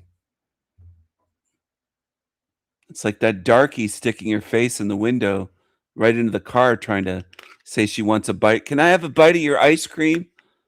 And I was this little toddler. I might have been kindergarten age. I'm not sure, but I was very young. I was 4 or under years old when that happened. And I still remember it. And that was my first interaction with a black person. It's so rare that they talk about stealing, though, that my first encounter was with that darkie. Stuck her face in. White men are not rushing around the world to marry them. Maybe it's lack of attraction. That's what I think. I think there's a lack of attraction. Anyway, I just realized I've been live now for 5 hours, 13 minutes. This is El Diablo Radio International, the greatest show in hell. Nobody does it better. Nobody. And that encounter, my mom was picking up corn, like corn on the cob to eat, peaches and cream, we would call it.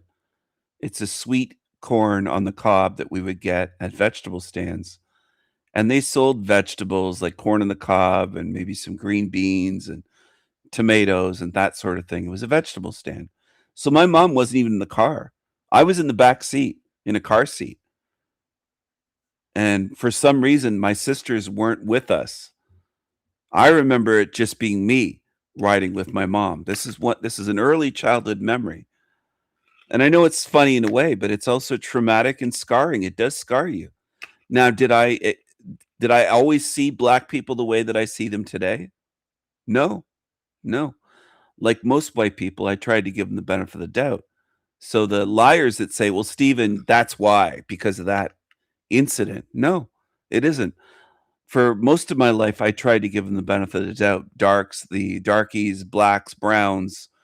I had a friend in high school in 9th grade and throughout high school till the end, when we just kind of grew apart and I saw that he was a disloyal asshole, but he was part Egyptian.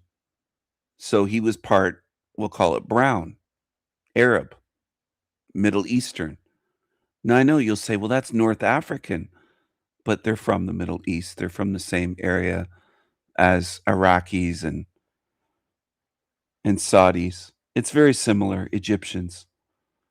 It doesn't matter if they're standing on the ground in Africa. They migrated from the Middle East. Okay, they're Arabic. And his father spoke Arabic. His father fled Egypt, I think during some war or something. Anyway, the friend I had was half Egyptian and his mom was European.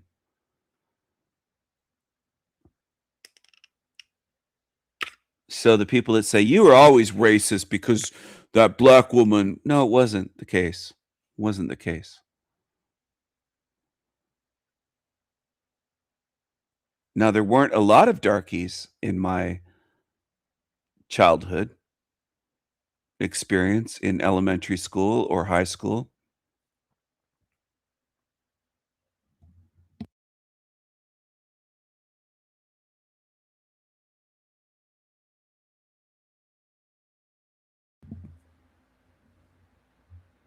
There was one black kid in my high school.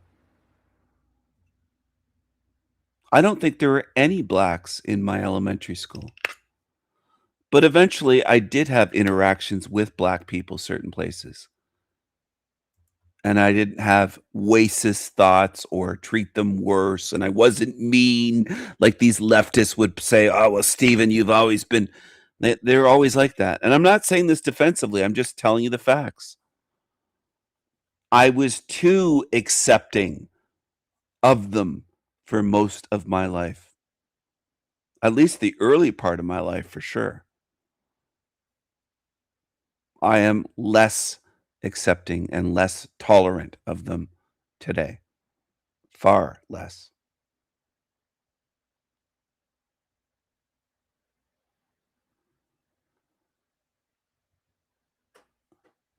Oh, salty.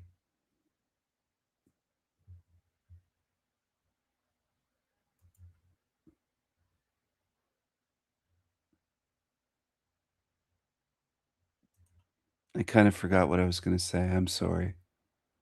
Sorry, people.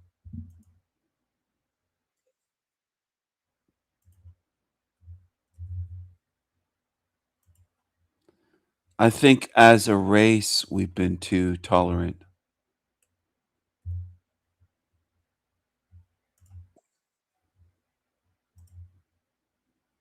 White people have been too tolerant. Too tolerant, and as some say, suicidally altruistic. Too generous, too caring, to the point where we might go extinct.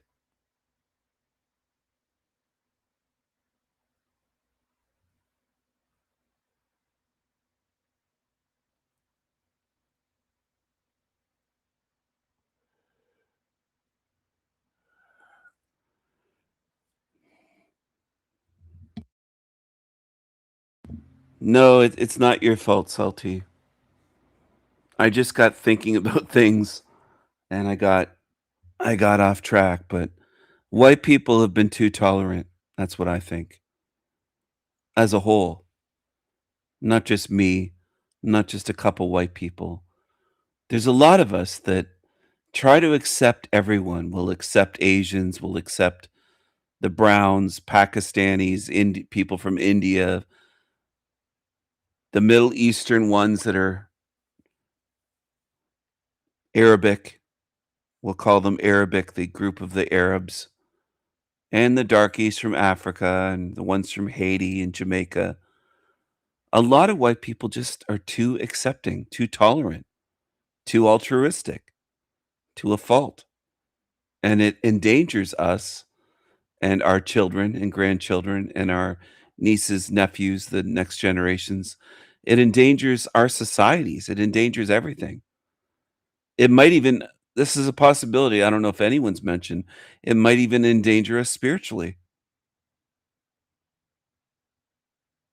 White people spiritually might be endangered by how much we tolerate and allow from others, the abuse. It is a weakness with white people. In one way, it's good and it's a strength and it can be great. But in another way, it's like our Achilles heel because we've accepted so much.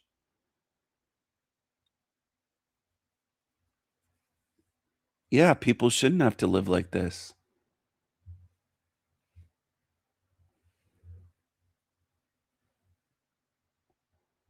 They just won't leave us alone. They're obsessed with us the way that Jeremy's been obsessed with me for 3 years.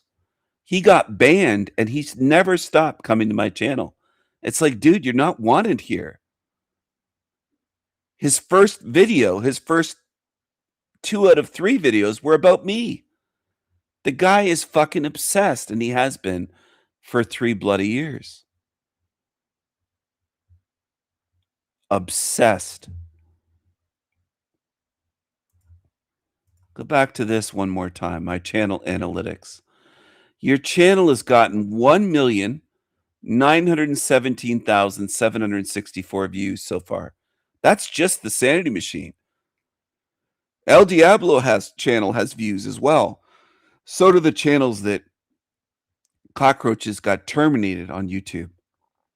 I've had millions of views in 3 years. And that's why some of these creatures are jealous. Because I know how to get people watching things. I'm not boring. I'm not a no personality loser like Jeremy and that Jesse guy from Missing Link. And there's a bunch of them. They have no personality whatsoever. They don't have any humor. They don't have any charm. They don't have any creativity. They don't have any wit. They have nothing. They're losers. They're losers. And that much should be undeniable.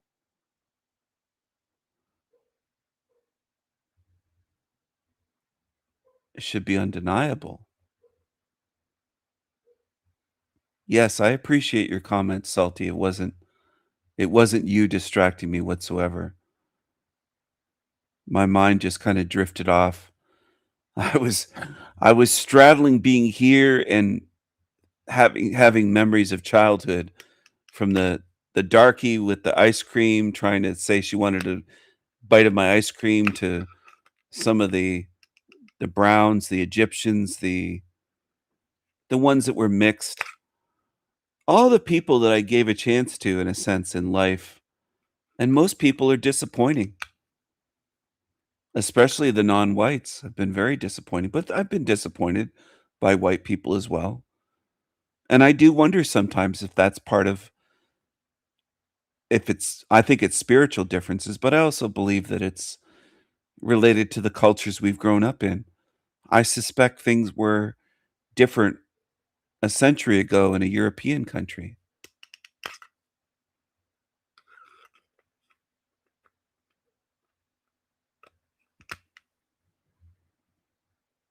Where we weren't affected by them.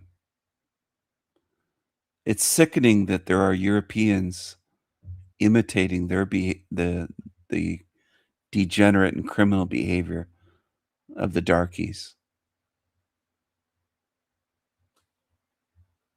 It really is.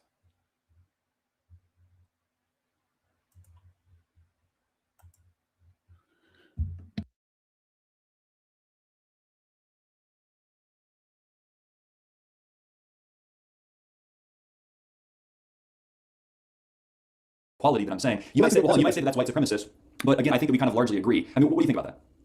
Which part? Like the last part? Well, like would you say that's black white Africans supremacist? could not have created the United States? Like Well, you that can piece? do other things, emergent properties of the people, and we largely agree about the reason why that is. People evolved differently at different parts of the globe for different things. Africa is an incredibly resource-dense place, and they didn't need to conquest and go through long winters, so they're different. So, like, would you say... I would say that black Africans could not have created the United States. And I don't think that that's a moral quality that I'm saying. You might say, well, hold on, you might say that that's white supremacist. But again, I think that we kind of largely agree. I mean, what do you think about that? Which part? Like the last part? Black Well, would you say that's white black supremacist? Africans could not have created the United States? Like Well, that you can piece? do quotes, but that's what I think. I would say that. No, I'm not quoting to like be dismissive. Yeah, yeah. I'm just saying I'm quoting to say like this is the part of sentence I'm quoting Yeah, from you. that's what I mean. Yeah, okay. So I'm just going to repeat it again just to make sure we're talking about the same thing. So the statement is black Africans could not have created the United States. End quote. Yes. That's it. Okay. Could not, hard to say. Are highly unlikely? Absolutely. And Well, I'll they tell you didn't. why. I Right, think they that there's a multivariate explanation. The most important variable, one of the things I'm certain is different, even though we may not have had the studies on it and we may never get them. The European is far more ruthless than the African by nature. I don't think that's true. What about the warrior gene? Am I answering or are you talking? Oh, I'm sorry. Go ahead. Okay. There was like The there was a European lag is there. far more ruthless than the African. Like it's not even close. So there's that, and I believe that is genetic. And then in addition to that, the European has had to deal with greater levels of scarcity. And because of having, again, winters is like just one simple explanation of dealing with scarcity. True. So when you deal with scarcity, you have to accumulate. So an accumulation mindset could be mapped onto what you would call ambition. The problem is when it goes a little bit too far, and I think the Europeans tend to go too far. So number one, to create the United States of America, the first thing you have to do is arrive here and kill everybody. I do not think the Africans have that in their DNA. I'm not talking about from a technological standpoint. I'm not talking about from a technological standpoint. I'm not talking about anything other than the actual genetic, vicious spirit of mass murder. You might say, Mark, well, why do you say that? Well, let's leave the Africans aside. We also have the Arabs. We have the Americans, the original ones. We have the Aborigines. We have the Indians. We have the Asians. You know, they've gotten a little bit of action, but the only population that's gone around the planet Earth and murdered to the level of extinction has been the European. They went to the... You can't travel around the earth because Africans have never learned how to build boats and ships. You're not shipbuilders. You're not explorers. You're not seafaring people. You're not like the British, for example. The British Navy, British explorers, Spanish explorers, Italian explorers.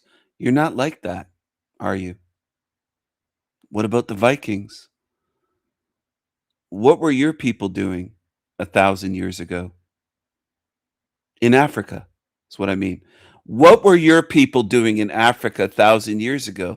And what are they doing today that's different from 1,000 years ago in Africa? Let's say the year 1020.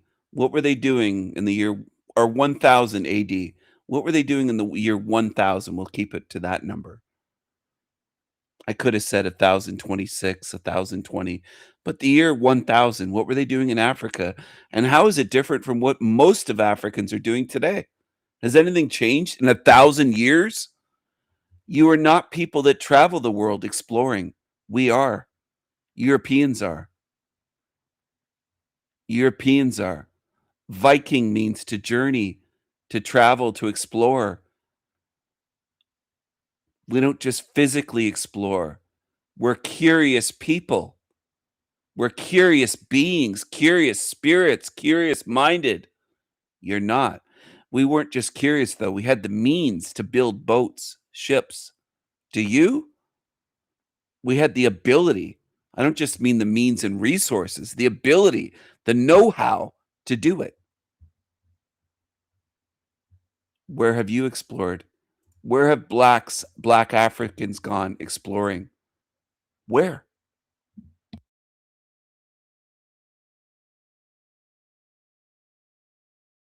The European has had to deal with greater levels of scarcity. And because of having, again, winters is like just one simple explanation of dealing with scarcity. True. So when you deal with scarcity, you have to accumulate. So an accumulation mindset could be mapped onto what you would call ambition. The problem is when it goes a little bit too far, and I think the Europeans tend to go too far. So number one, to create the United States of America, the first thing you have to do is arrive here and kill everybody. I do not think the Africans have that in their DNA. I'm not talking about from a technological standpoint. I'm not talking about from a technological standpoint. I'm not talking about anything other than the actual genetic vicious spirit. So they laugh, but part of me wonders if they assume he's trolling because these guys just haven't matured enough, unfortunately. And I hate to say this but it's true. A lot of white people these days in their 20s haven't matured. Now, it isn't all of them. There are some mature 20 somethings that are 27, or the older brother here is 30 years old on the screen, the one with the beard. But it's unfortunate. I'm surprised they didn't follow it up with, "Are you trolling? Are you serious?" Because a lot of times immature white people give the Tiggas the benefit of the doubt, like, "Oh, they're just joking." No, he's not joking. That's the problem. With some white people, you're making a false assumption. You got to realize they really do think this way of you, that you are ruthless and brutal and that blacks are not. He's not joking. He's not trolling you. They really do think this way. It isn't just him either. It's millions and millions and millions of them, those people. The European has had to deal with greater levels of scarcity. And because of having, again, winters is like just one simple explanation of dealing with scarcity. True. So when you deal. So they nod their heads because they believe the whole evolution, that it's scarcity that made us stronger and smarter and more resourceful and able to prepare for the future and use food stores to get through the winter. And it's all because we were in cold lands, winter places, and the nature, the brutality forced us to become. No, these guys are just programmed, unfortunately. These two white guys and a lot more white people are programmed by the Darwinian evolution bogus theory. It just sucks. Like, there's no way for me to reach them. And I know there's some of my channel that you don't get that. You would probably think, "Oh, you could reach them, Stephen." I doubt it. It's not because I have doubt in myself. It's because I can see what's on the screen and I know what that is. They have false confidence in bullshit theories. With scarcity, you have to accumulate. So an accumulation mindset could be mapped onto what you would call ambition. The problem is when it goes. It's just weather that made us stronger and smarter and preparing for the future and thinking ahead and all these things that white people are. It's just the weather that made us this way. Does it sound ridiculous to you when I put it that way? And I'm putting it that way on purpose. I want it to sink into people that it isn't just fucking weather in a harsh climate or winters or snow. It isn't that. A little bit too far. I think the Europeans tend to go too far. So number one, to create the United States of America, the first thing you have to do is arrive here and kill everybody. I do not think the Africans have that in their DNA. I'm not talking about from a technological standpoint. I'm not talking about from a technological standpoint. I'm not talking about anything other than the actual genetic, vicious spirit of mass murder. You might say, Marco, well, why do you say that? Well, let's leave the Africans aside. We also have the Arabs. We have the Americans, the original ones. We have the Aborigines. We have the Indians. We have the Asians. You know, they've gotten a little bit of action, but the only population that's gone around the planet Earth and murdered to the level of extinction has been the European. They went to the Americas, they emptied out North America. That's a hell of a job. They went into South America, emptied out the whole damn thing. That's really impressive. They went to Australia, slaughtered nearly everybody and marginalized the remaining Aborigines to the desert where it's not much arable land. They colonized China, then they colonized Africa. So pretty vicious people, like in terms of like body count, the Europeans are so far ahead of all of the other racial categories combined that to suggest that they're not vicious and murderous, you'd be ludicrous because we're talking about hundreds of millions of bodies ahead. So that is a representation of nature. Just like if you said, Marquette, well, let's consider the IQ test. Well, I'm not going to argue with the IQ test. The IQ tests show what they show. The numbers are there. Just like the murderous spirit of the European, the numbers are there. And I think just as much as some black folks will argue against IQ tests, almost every white supremacist argues against the evil nature of the European, even though the numbers are very clear. I would agree with almost everything you just said, except for it being exclusively European. The only reason African... Listen to this. He would agree with almost everything that this darky just said, including the murderous spirit of Europeans. This is just incredible.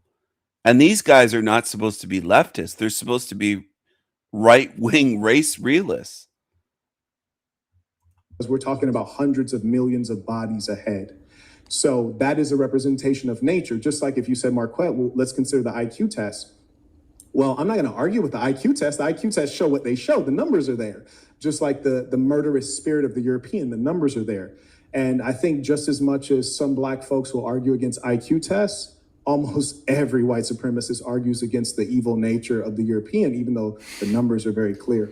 I would agree with almost everything you just said, except for it being exclusively European. The only reason Africans from sub-Saharan Africa didn't go around raping and killing everyone, we gotta stop. We gotta be careful with the RAPing everyone and killing everyone and conquesting is because they didn't possess the necessary technology to do so. And that's so obvious to say. I've never said that Europeans don't have a high body count. What about the people in the Americas? Is that true of them and the Arabs? And I'm sorry, you interrupted. Go ahead.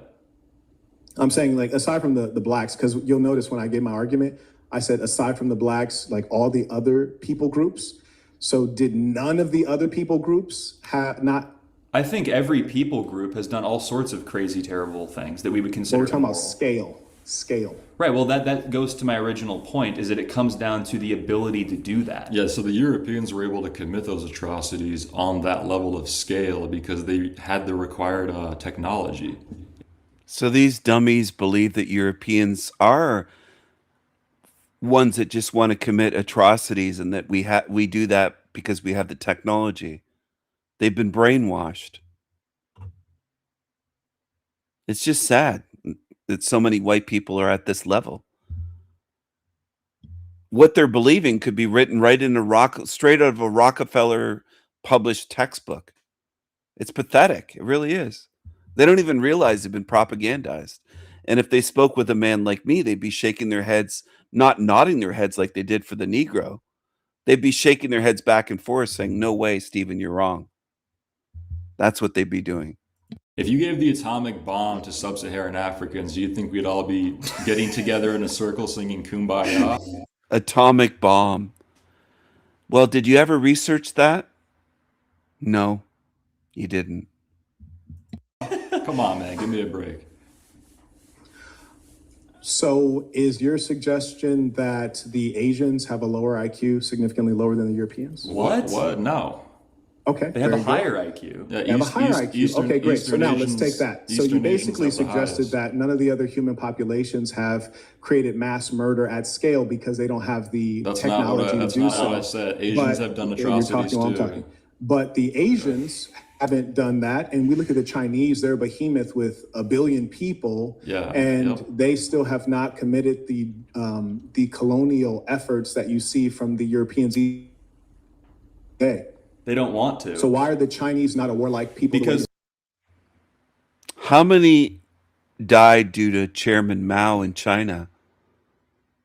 How many tens of millions, some say over 100 million, at his hands? What are you talking about? The wars with China and Japan, the atrocities committed with both Chinese, Japanese, also Koreans. Koreans warring with Japanese and Chinese, going way back. Asians warring with Asians. Tremendous atrocities were committed. What about Japanese committing atrocities on American and Canadian and British soldiers, POWs? There's been tremendous genocides. But you idiots, all three of you, know nothing. You know nothing. And I'm in a realm where I have to deal with idiots that know nothing constantly, not just on YouTube, but just it's so many in this realm that talk and talk and talk, and you don't know anything. Do you think we'd all be getting together in a circle singing Kumbaya? Come on, man, give me a break. So is your suggestion that the Asians have a lower IQ, significantly lower than the Europeans? What? No. Okay. They have a very higher good. IQ. They have a higher IQ. Okay, great. So now let's take that. So you basically suggested that none of the other human populations have created mass murder at scale because they don't have the technology to do so. That's not what I said. Asians have done atrocities too. But the Asians haven't done that. And we look at the Chinese, they're a behemoth with 1 billion people. They still have not committed the colonial efforts that you see from the Europeans. They don't want to. So why are the Chinese not a warlike people? Because they're actually more supremacist than white people are. No, real because quick, they stay to why themselves. Why are the Chinese not a warlike people the way the Europeans are even today? I don't agree with that. I don't agree with that at all. They're way more militant than we are. They're about to invade Taiwan. Like in that, I say racism is a deeply psychological thing because you become irrational. You just said that the Chinese are more militant than America. If you look at budgetary spending, does the Chinese budget come anywhere near the United States' budget on military? Dude, you're gonna say a Chinese person? Okay, boom. So that's eradicated. That argument's eradicated. It's not eradicated. It's not American military budget is way higher than anyone else's. Who runs the military budget? Number two, if you look at military bases around the world, the United States has more military bases than most investigative journalists can count. You compare that to the Chinese, it's not even comparable at any level. Then number three, if you look at number of wars started, the Chinese don't even compete. No one competes. In fact, you could take the Western countries, which is to say the white countries, versus the entire remaining planet Earth, and there's no comparison because the white countries are very vicious and violent. Even if you look at right now, the United States is trying to provoke a war with which country? I think we could largely attribute the evolution Just real quick, of though, modern morality ask you a to white question people. right now. What country is America trying to provoke a war with? Well, hold on. Can we not address anything you just said? I'm just asking you a question right now. I'm just making What my country argument. is I'm asking America you a trying to question. provoke a war with? Yes. What country is America trying to provoke a war with? Well, it depends on what you mean. I mean, we're owned by a foreign nation, basically. So what do you mean exactly? Which is also a nation of white people. So Okay, anyways, the point is America's trying to provoke a war with Venezuela right now. They don't say that. It doesn't matter what they say, because Yes, I could say that I'm a white woman, but I'll still be a black man. So what people say is irrelevant. The genetic evidence is there, and the phenotypical evidence is there. It's not even an argument. It's really ridiculous. Jews The only don't reason that white phenotypically supremacists look like consider that white the Jews are people. not white is to separate themselves from the Jews. That's it. But they're just a different ethnic group within the white bucket. That's all there is. Just like, for example, there may be some black peoples I Nick don't like. I'm not Fuentes going to is name more any white right than now. Jews are. I'm not going to name them. But I'm not going to say that they're not black, because that's a lie, and I'm not a liar. Is Nick but Fuentes we white? often see that white supremacists lie. Is Nick Fuentes white in your view? He would fit in. So there's 3 racial categories as far as I'm concerned, just to keep it simple: Negroid, Caucasoid, Mongoloid. He would fit most neatly into the Caucasoid category. But if I were a white supremacist, like a real one, like, for example, let's just say I was from Sweden.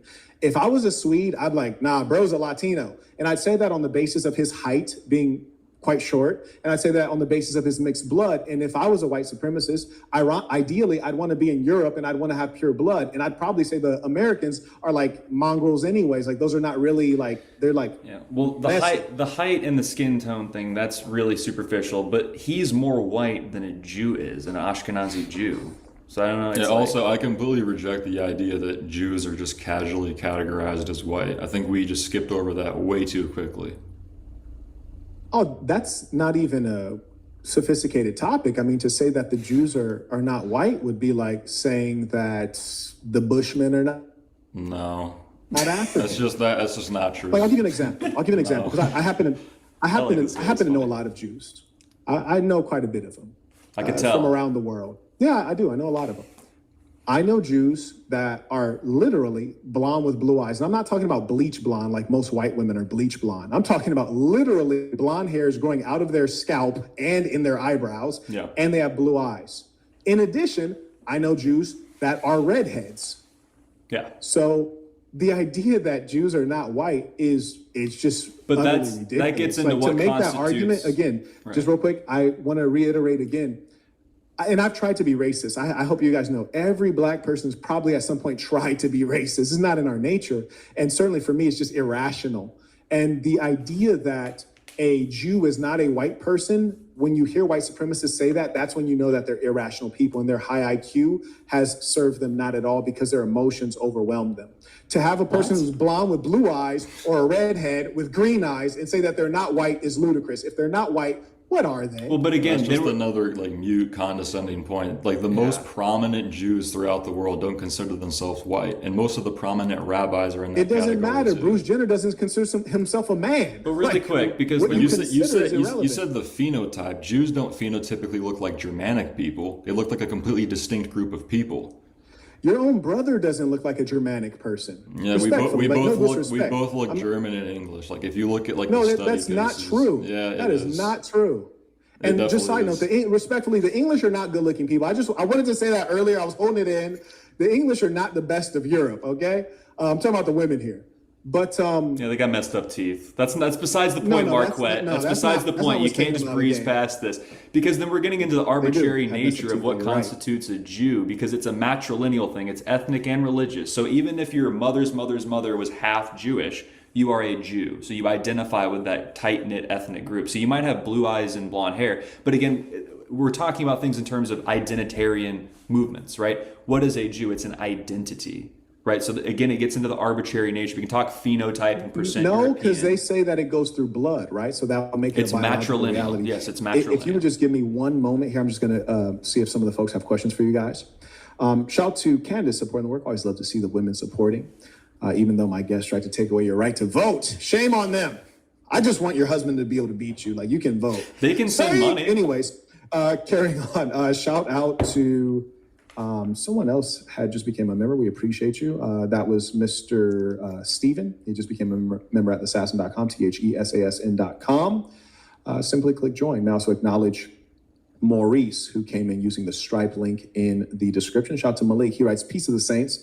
The Marquette suit is absolutely flames, just supporting good work." I appreciate you. Shout out to the people who actually support this phenomenal. It is a nice suit. Conversation. I also acknowledge Caleb. He writes, "There it is. For Jackson, that's what white supremacists don't understand. Who are they to say what a better society is and is not? Agree. Yeah, that's true. That's true. You should go back there then. Jackson writes, have you looked into whether or not the black societies were peaceful or tumultuous before the European colonizers arrived? No, they were getting along very well.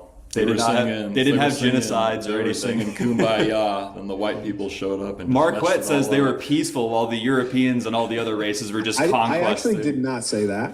Well, you said it's unique to European people, which is crazy, dude. The warrior gene is black. No, I'm saying the inclination to commit genocide and to mass RAPE, that is a European thing. The Chinese the haven't Mongolians done it. did that. The Come Arabs on, dude. haven't done it. The blacks haven't done The it. Mongolians and the did it. Aborigines haven't done it at scale. The Mongolians and so what did we it. have to acknowledge is that we're all human beings, which is why we can procreate with one another. We're the same species, but just as if you look at canines, different breeds have different inclinations. So for example, we know that the poodle is an intelligent canine. We know that the bully breeds, the pit bulls, they can be violent, like unexpectedly.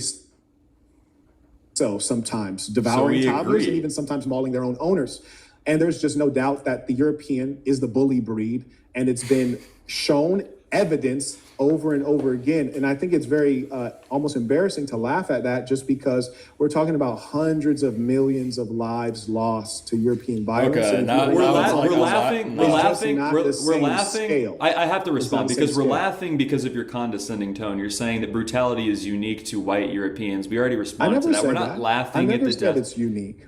Okay, Black people had the ability to develop the same level of technology. They would have killed everybody on the planet. Give me a break. No, we told you that you said that Asians have higher IQ, and I said, well, then why have the Asians not murdered at the scale that the Europeans have? What's your answer? They've also committed atrocities. I said, why have the Asians not murdered at the scale that the Europeans have? And let me tell you why that's a brilliant question that you cannot answer. It's a brilliant question because you said the reason the Africans didn't do it is because their IQ was too low. I said, That's actually not what we said. Owners.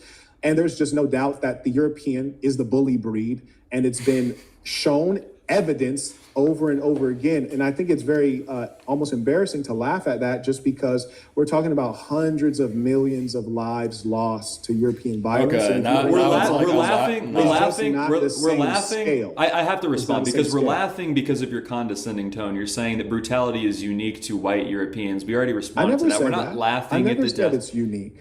Okay, Black people had the ability to develop the same level of technology. They would have killed everybody on the planet. Give me a break. No, we told you that you said that Asians have higher IQ, and I said, well, then why have the Asians not murdered at the scale that the Europeans have? What's your answer? They've also committed atrocities. I said, why have the Asians not murdered at the scale that the Europeans have? And let me tell you why that's a brilliant question that you cannot answer. It's a brilliant question because you said the reason the Africans didn't do it is because their IQ was too low. I said, That's actually not what we said.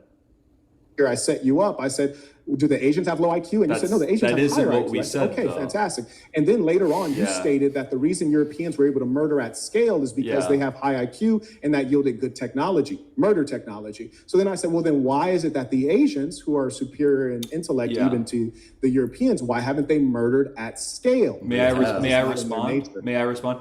So I just want to say, I It's asked. not in their nature. So I'm going to give you a question. I'm going to give you the question real quick. I'm going to just restate the question.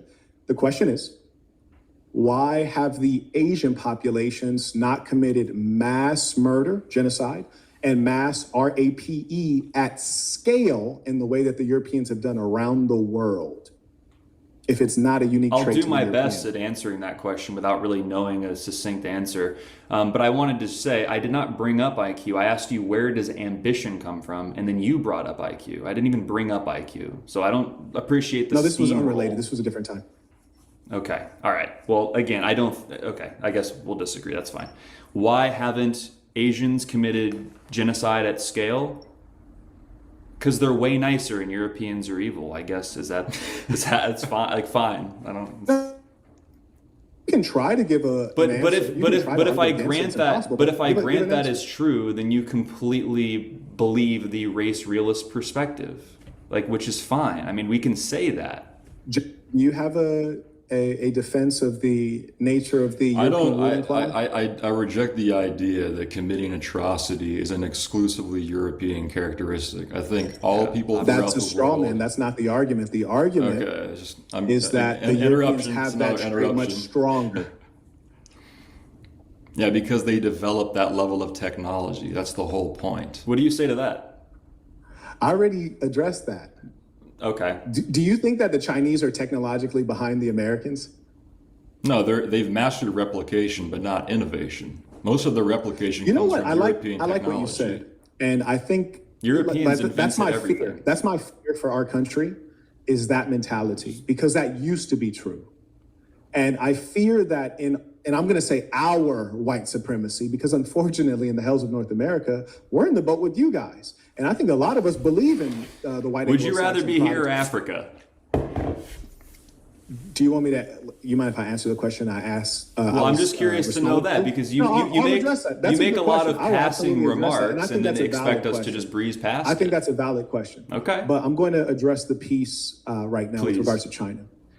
And again, just so we all know, have either of you been to China? No. Nope. Okay. I've been to China many times. I know. That's why I'm qualified to speak on this topic. Why they haven't committed Because I've done the genocide at research. scale throughout No, history. because I've Why? done the research and I've done business there, Right. and I've been there many times. So Right. that makes me a more qualified speaker. Right. That's just the truth. Respect. Right. That's just the truth. Yeah. You haven't So- been. You haven't been there. You've not been. You've not been. Yeah. But if you guys are being honest and reasonable, you can say, Mark, you're right. You're more qualified. You're There's not nothing right. wrong with that. No, that's wrong. Oh, you guys know more about China than I do. No, it's not what I'm saying. You don't. No, I'm just trying to like. Where did you guys go to university? Marquette. Let's My cast. name a- is pronounced Marquette. Okay, my apology. That wasn't I like, know, I that wasn't understand. that It's a wasn't black- like I wasn't trying to like throw shade at you. And honestly, can we throw the performative thing aside? It's not performative. It's just the facts, and we're going to deal with the facts. Okay, the but- facts are that in this country, the United States of America, we know that credential and qualification means something. So you're not going to come here and try to act like, because you can put up a podcast, that you get to act as though you're informed when you're woefully uninformed. We're not going to not behave acting as that though way. going somewhere many times gives you no perspective. It's not the whole getting perspective, angry. but it's a He's lot. getting angry. We're not going to behave as though an American doing business with the Chinese government does not give you meaningful insights. We're also not going to behave as though someone who gets 2 degrees from top 20 universities in the world. Oh, it's the appeal probably to doesn't have an authority. advantage. So we're just going to be real. Like, you can laugh and be goofy, but all that reveals is the insecurity of being humble enough to say, I don't know. It doesn't mean you're not smart. It just means you're not proven. That's all. I can both say that I don't know and also say that's an appeal to authority, which is a logical fallacy. And you went to Berkeley, so you should know what that means. No, I that's don't have not to a go logical, somewhere to that's have an not a opinion logical on it. fallacy. And authority does matter. You're misapplying that, unfortunately. Oh, right. So are you suggesting that in your country, the United States of America, you don't think it's highly likely that someone with 2 advanced degrees from top 20 universities is probably more informed I'm than not suggesting someone who's that. Okay, good. So then let's deal with the generalities, because that's what white supremacists often deal in, generalities. So let's deal with the generalities, right? Right. My bad, dude. Yeah, So let's do deal I with the have generalities. to visit somewhere to have an opinion on it? Is that the like No, authoritative? you can have an opinion? uninformed opinion. You've already Okay, done that. You there don't it have to is. visit to have an uninformed So to opinion. be informed But on what I'm something, I pointing have to out be you there is that it's anecdotally. very arrogant to be so strongly invested in a certain perspective of South Africa. You haven't even touched down in South Africa, much less the African continent. You know so much about China. You've never even been in China. You don't know Never how said behind that. we are. So, for example, the reason that Donald Trump resonated with me when he said "Make America Great Again" is is he so because I'm a mad? great patriot. And when I went to when I had an office in South Korea, I hated the fact that the South Koreans on our tax dollar were more advanced than we are. I hated the fact. I know what the state of South Korea is. I know what the state of China is. Why are you so I was mad in the right now? software business. Therefore And what? if you know anything, you know that government innovation, especially in weapons, often comes from private industry. Which private industry? Probably software, probably aerospace. You look like a goofy child. Don't Is represent this yourself an like that. interview, or is this like Don't do you're that. gonna throw a temper No, tantrum really, the don't whole do that. time? Is it an interview or like a No, temper no, tantrum? you just look foolish when you're laughing because you're ignorant. You You're shouldn't no, do that. I'm You're, laughing you're because the you're, example like, of what I was yelling. talking about earlier. I said the quality of the white man is declining. goodness. That's why we're in trouble. Marquette. Where did you go to university, Jackson? I'm not gonna play this game of appealing to It's not a authority. game. I'm just asking you who you are. Marquette, the Where overall. did you go to university, Jackson? I'm not talking about that. Marquette, the overall. Jackson, you don't have to hide. You're an honest I'm man. not- I'm I'm merely not asking hiding. you about yourself. It's an interview. Where did you go to university? Oh, I didn't go to college. I don't think that you have to have. Right, and Jackson, here's the issue. The reason that you want to have laugh, to go to college the to have reason an that opinion. you want to laugh is because you feel inferior because you didn't go to college. The truth is, it doesn't matter if you did or did not go, but the fake laughter does not Marquette. erase the fact that you just tried to hide. If you're being interviewed, I'm you know not you're going to be hiding. asked questions. So the fact that you don't want to answer a basic question, it just shows that there's something you're hiding, and it's problematic. I'm not hiding. Here's what I'm saying not about the hiding white man today. The problem is that they make fun of the blacks and say the blacks are down here. Fair enough. But the whites have fallen as well. If you look at illegitimacy rates in the white family, they're skyrocketing. That's You're having true. white single moms. You're living in the same way that the blacks are living that you like to disparage. Well- so all I'm saying is just be honest, which I know is quite a task. Okay, is Just this be honest. if this was an interview, we'd have to be given the opportunity to actually say something. You've been taking up most of the space here. You didn't so even let me- want to answer the question I just asked you. So please Because you didn't, don't try the deceit. It does not work. Marquette, you didn't answer the thing we said 10 minutes ago. I mean, let's be honest, dude. Do you recall The when I was original- answering the question, your brother interrupted? Goodness gracious. And I Marquette, said, may I answer the one of- question I was asked? one of the and then you things- started cackling like a girl. One of the things we're trying to say is that you don't have to experience something anecdotally to have a perspective on it. So I reject this appeal to authority point of view. I don't have to visit China or South Africa or wherever to have an opinion on it. You seem to be very defensive of that, though. It's kind of, I don't understand what's going on there.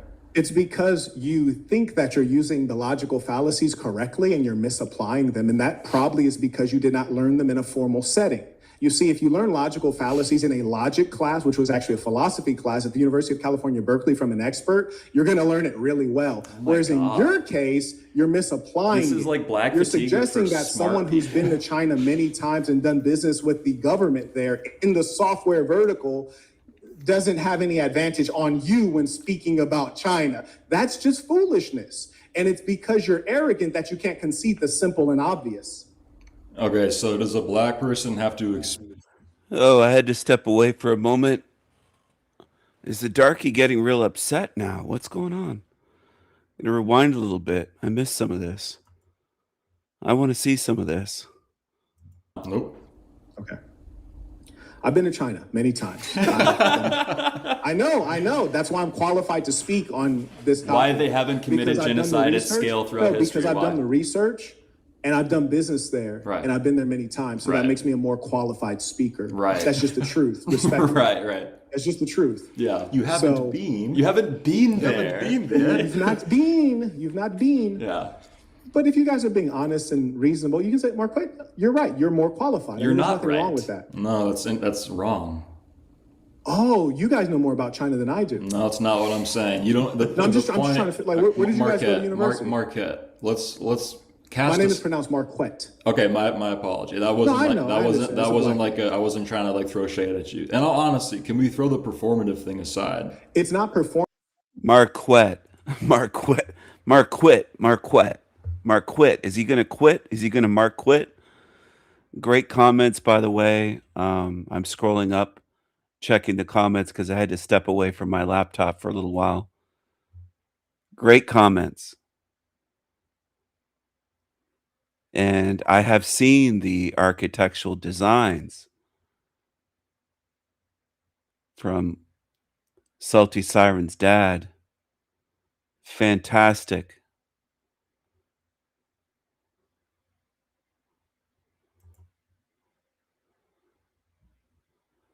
There you go, RI. Yes. According to his own logic. His true nature is coming out, temper tantrum. Shouty, temper tantrum. I agree with Wendy and TG. Tigget getting mad. He's getting angry. Finger pointing. This is what they do. They get angry. They get loud, and then they get violent if they can't control you with words. And they get to the point of, you disrespecting me. This is what they do. And this is 1 hour, 40 minutes into it. All right. So he's able to contain himself. Some of these tickets can't contain themselves for 2 minutes. It's just the facts, and we're going to deal with the facts. Okay, the facts are that in this country, the United States of America, we know that credential and qualification means something. So you're not going to come here and try to act like, because you can put up a podcast, that you get to act as though you're informed when you're woefully uninformed. We're not going to behave as though going somewhere many times gives you no perspective. It's not the whole perspective, but it's a lot. We're not going to behave as though an American doing business with the Chinese government does not give you meaningful insights. We're also not going to behave as though someone who gets 2 degrees from top 20 universities in the world. Oh, it's the appeal to authority. Advantage. So we're just going to be real. Like, you can laugh and be goofy, but all that reveals is the insecurity of being humble enough to say, I don't know. It doesn't mean you're not smart. It just means you're not proven. That's all. I can both say that I don't know and also say that's an appeal to authority, which is a logical fallacy. And you went to Berkeley, so you should know what that means. No, that's not a logical fallacy. And authority does matter. You're misapplying that, unfortunately. Oh, right. So are you suggesting that in your country, the United States of America, you don't think it's highly likely that someone with 2 advanced degrees from top 20 universities is probably more informed? I'm not suggesting that. Okay, good. So then let's deal with the generalities, because that's what white supremacists often deal in, generalities. So let's deal with the generalities. Right. My bad, dude. Yeah. So do I have to visit somewhere to have an opinion on it? Is that the authoritative? No, you can have an uninformed opinion. You've already done that. You don't have to visit to have an uninformed So opinion. to be informed on something, I have to be there. It's very arrogant to be so strongly invested in a certain perspective of South Africa. You haven't even touched down in South Africa, much less the African continent. You know so much about China. You've never even been in China. You don't know how behind we are. So, for example, the reason that Donald Trump resonated with me when he said "Make America Great Again" is because I'm a great patriot. And when I went to when I had an office in South Korea, I hated the fact that the South Koreans on our tax dollar were more advanced than we are. I hated the fact. I know what the state of South Korea is. I know what the state of China is. Why are you so I was mad in the right software now? business. Therefore, what? And if you know anything, you know that government innovation, especially in weapons, often comes from private industry. Which private industry? Probably software, probably aerospace. You look like a goofy child. Is this an interview, or is this like you're gonna throw a temper tantrum the whole time? Is it an interview or like a temper tantrum? You just look foolish when you're laughing because you're ignorant. You shouldn't do that. You're the example of what I was talking about earlier. I said the quality of the white man is declining. That's why we're in trouble. Marquette. Where did you go to university, Jackson? I'm not gonna play this game of appealing to It's not a authority. game. I'm just asking you who you are. Marquette, Where did you go to university, Jackson? I'm not talking about that. Marquette, the overall. Jackson, you don't have to hide. You're an honest man. I'm merely asking you about yourself. It's an interview. Where did you go to university? Oh, I didn't go to college. I don't think that you have to have. Right, and Jackson, here's the issue. The reason that you want to laugh, go to college the reason that you want to laugh is because you feel inferior because you didn't go to college. The truth is, it doesn't matter if you did or did not go, but the fake laughter does not erase the fact that you just tried to hide. If you're being interviewed, you know you're going to be asked questions. So the fact that you don't want to answer a basic question, it just shows that there's something you're hiding, and it's problematic. I'm not hiding. Here's what I'm saying about the white man today. The problem is that they make fun of the blacks and say the blacks are down here. Fair enough. But the whites have fallen as well. If you look at illegitimacy rates in the white family, they're skyrocketing. You're having white single moms. You're living in the same way that the blacks are living that you like to disparage. So all I'm saying is just be honest, which I know is quite a task. Okay, is this if this was an interview, we'd have to be given the opportunity to actually say something. You've been taking up most of the space here. You didn't even want to answer the question I just asked you. So please don't try the deceit. It does not work. Marquette, you didn't answer the thing we said 10 minutes ago. I mean, let's be honest here. Do you recall when I was answering the question, your brother interrupted? Goodness gracious. And I said, may I answer the question I was asked? And then you started cackling like a girl. One of the things we're trying to say is that you don't have to experience something anecdotally to have a perspective on it. So I reject this appeal to authority point of view. I don't have to visit China or South Africa or wherever to have an opinion on it. You seem to be very defensive of that, though. It's kind of, I don't understand what's going on there. It's because you think that you're using the logical fallacies correctly and you're misapplying them. And that probably is because you did not learn them in a formal setting. You see, if you learn logical fallacies in a logic class, which was actually a philosophy class at the University of California, Berkeley from an expert, you're going to learn it really well. Whereas in your case, you're misapplying. This is like black You're fatigue suggesting for that smart someone who's been to China many times and done business with the government there in the software vertical doesn't have any advantage on you when speaking about China. That's just foolishness. And it's because you're arrogant that you can't concede the simple and obvious. Okay, so does a black person have to experience slavery to know that it's wrong? Give me one sec. I need my charger. Give me one sec. Yeah. Charge up. Hey there, I don't know where my charger is. Would you be kind He's calling his white slave. through my office and see if it's in there? I think that's where it is. If it's not in the office, who knows? Okay, thank you. Bye. Okay. Is that your white slave? Oh, you saw the Burton Plantation? Yeah.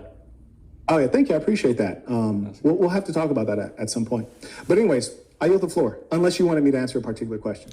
Well, I feel like we got trapped in the weeds there for a little bit, got a little emotional there. But all we're asking is that I have to take issue with this idea that you have to experience something anecdotally to have an opinion on it.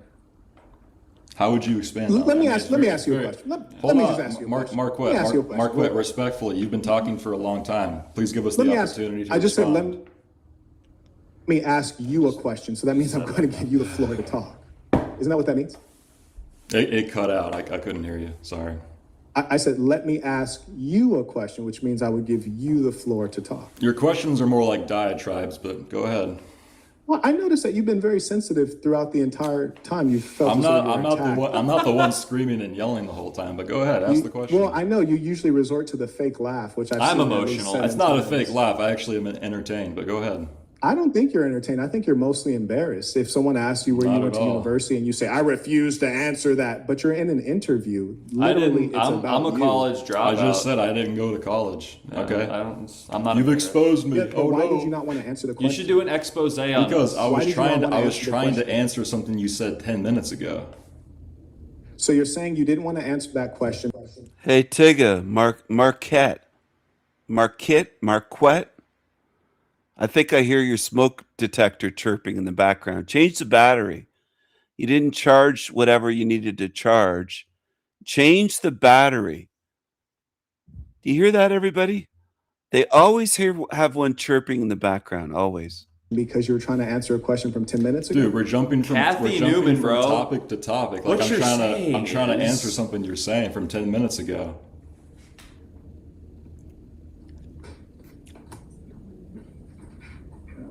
Okay, there he goes, I guess. Oh, that's curious. You know why he's distracted everyone? I'm going to let you... I'd love to have this guy on my channel to have a one-on-one talk with him. This Tigga. I don't think he'd last too long. I think he'd leave pretty quickly. But this Tigga, he's asking his wife, can you get me some Kool-Aid? Can you get me some grape Kool-Aid or a grape soda? Yeah, don't worry about the smoke detector. It's chirping. It doesn't matter. We never change the batteries. We don't even hear it. We don't notice it. I'd love to have a one-on-one with him. I'd face any of these people. I'm not afraid of these creatures. I think I heard the chirps. It's chirping. He hasn't changed the battery. He's not prepared. It's like a little black bird chirping in every Tigga's house. They have a little black bird chirping.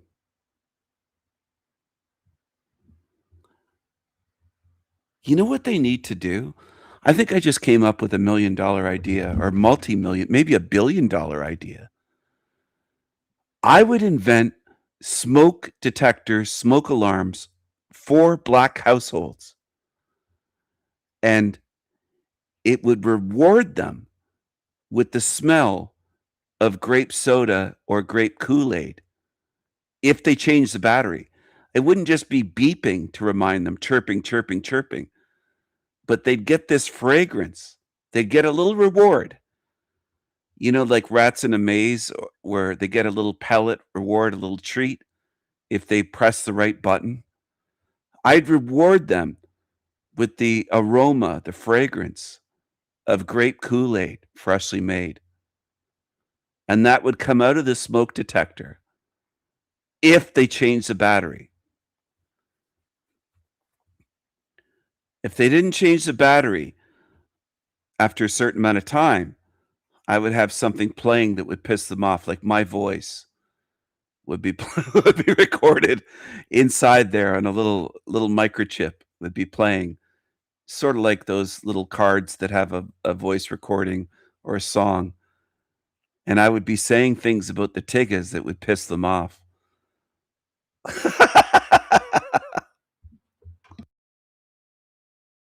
I would have and I would have them marketed for Negroes. Smoke alarms for Negroes. And it would say right on the packaging on the box, not for white people. Don't waste your time buying these. These are for black households only. These are for Negroes only. Oh my goodness. I would have a blast having this Tigga here. If I could convince him to come over here where he couldn't backstage me, lower my volume, or play mute games or stupid games. This is fun. We gotta do more of this. Yeah, this is a good time. Maybe he'll invite us to his house next time. That is interesting. So you did check I'm him gonna out. get some water. Do you think? I'm good. Yeah. Hmm. He left. check in You the made him area? mad. He's crying Like right now. before the stairs? You know, the thing is, that would probably save some black children from fires because they never change their alarms. My voice would trigger them. They wouldn't want to hear it anymore. And they'd say, fuck, we was Kangs, but we's got to save up from some 9-volt batteries. We got to change these chirpy smoke detectors. We got to change these, my motherfuckers, my bitches, my bitch. We got to change these.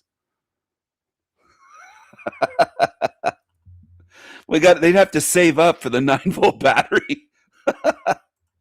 My Tiggas. Yo, motherfuckers, I be Black Jesus with my purple and gold. I be walking on water, but I also be walking on watermelons, my bitches, motherfuckers. I be turning watermelons into wine, my purple and gold.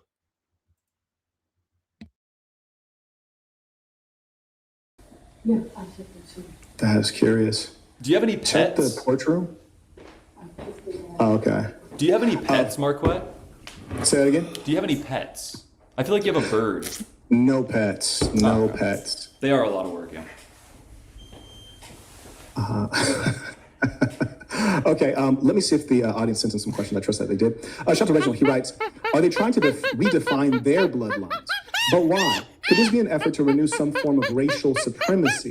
If so, my dear boys, you're a day late and a dollar short. In the 40s and 50s, you may have had a chance. Now we know the who, what, where, when, why, and how of your genetics. I'm not sure what that means, but good day to you. At that last sentence had boggled me too. Shout out to Roderick, supporting the work, came in by PayPal. May also acknowledge he came back. He writes, they're just reciting the white man's burden. That was reminiscent, definitely, What is of what that? Jackson was saying. Pardon? What is that? I don't know what that is. You're not familiar with the concept of the white man's burden? Nope. Okay. Maybe we're living it.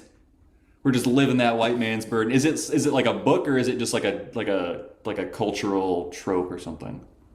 No, it's something that generally is taught in university. Oh my God, dude! Enough. No. And I don't say that. You know to what be else is disrespectful. It's just feminism? All right. There's whatever. certain things that are usually taught in like the 6th grade, like the book The Giver. It's like in American Standard. They'll teach you in the 6th grade, and the white man's burden is generally taught in university in your first year, just because that's it's us. a little off color for most people who learned about the Thanksgiving bit, which was false. Can you read it? It's small. Read it in your Marquette voice. Yeah, I'm going to enlarge it in a moment. I don't know how to Let me read. see. I want to get a better resource for you. I never guys. learned to read. That's actually true. Okay, here we go. I don't I'm know how going to read illiterate. enlarge this for you guys. All right, here we go. White man's burden is a phrase that refers to the 19th and early 20th century racist imperialist idea that European colonial powers had a moral obligation to civilize non-Western peoples. And so this is obviously speaking to what Jackson was referring to in terms of embedding the whites among the blacks. Isn't that what assimilation is? No, sir. Okay, well, what's the difference? Because one is one way and the other is imposed by force, or what? So assimilation is the concept that a non-native people would come among a larger group and fit into that group. Whereas colonization is actually quite the opposite. The non-native people come in and take over the other group. But how is that what we're doing now if we're opposite. already colonized? That's what I'm saying. I'm just saying, like, wouldn't it just be assimilation at this point? Repeat the whole sentence, please. Well, the United States has already been colonized, so we're past that. I don't have any desire to leave or colonize anyone. So at this point, wouldn't it just be a matter of assimilation rather than some like weird, like, why do we have to give it this philosophical he wasn't referring title? to the person who sent in the PayPal was not referring to the United States. Rather, he was referring to Jackson's remarks on whites in Africa. Shout out to Reginald. He writes, "What a tangled web you weave, Saint. Let them continue to expose themselves." Gotcha. This guy. Shout out to Calvin. He writes, "Pieces Saint. Shout out to the big homie." I also acknowledge Trayvon. He writes, "Question for Jackson. If black people travel to Europe embodied over 600 million whites, that's a lot of whites, would that be okay because blacks are just trying to spread their DNA?" It cut out there for a sec. If blacks travel to Sure. Europe I'll just reread it in full. The gentleman writes, "If blacks travel to Europe embodied over 600 million whites, would that be okay because blacks are just trying to spread their DNA?" Spread their DNA. No, that wouldn't be right. I don't think that's what white people do either. And we're not defending that either. Yeah, and why am I not getting any questions? Everyone hates him. Give me racist questions. I'm not interested in bodying anybody. It has nothing to do with what I'm talking about. Unless it's in the booth. It's an interesting question, but I mean, hypothetically, I guess it's an interesting question. If he's saying like the same idea that I'm talking about, but in reverse, if black people were able to travel to Europe and civilize like native white people, that could be a good thing. Yeah, 100%. And if they could do it, they would have already done it by now. So what are we talking about? You know what I mean? They would have already done it. I think we disagree on the nature of the populations because you said if they could do it, well, the Asians certainly could do it. You said they have good technology, and you said that they're intelligent, and also we know that they have the population. Wait a second, am I hearing things, or I have it paused, or is that motherfucker beeping?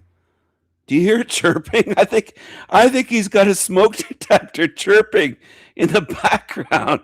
What the fuck is going on here? Listen to this. I'll play it again. I got it paused right now, but you can't make this shit up. Watch this.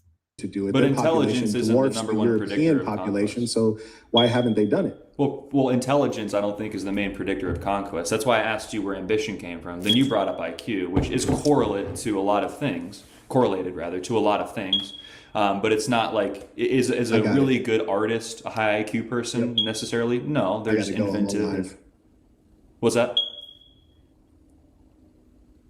I'm sorry, I was just informing someone. I apologize. I was just telling them that I found an alternative for electricity. Yeah, so like a really good artist, right? Does that mean that they have a high IQ by necessity? It's like, no, they possess a characteristic that is distinct from like mental faculty and memory and whatever constitutes IQ, right? So obviously IQ is correlated with all sorts of things, like whether or not you'll end up in jail, whether or not you'll get married once. Hold on, I swear I'm hearing chirping. Matiga, you need a 9-volt battery. Do you need some money? Somebody needs to donate $20 to him so he can pick up some Energizer or Duracell 9 volts. What's wrong with you? You can't change the battery, just like the ghetto Tigas. I mean, what's going on here? or twice or have kids out of wedlock, all sorts of these things. But IQ isn't the end all be all. That's why I brought up the characteristic of ambition, not IQ. Because I would say Europeans are more ambitious. I think your note on ambition, and you'll recall, is that that's essentially a euphemism for the ruthlessness, which is inherent to that population because they come from a place where they experience scarcity, which means they have to compete for resources, and they have to accumulate resources and be rational and do it in advance. Well, so let's say I accept that. Let's say that I accept that. Where do we go from here? Because then we just kind of agree.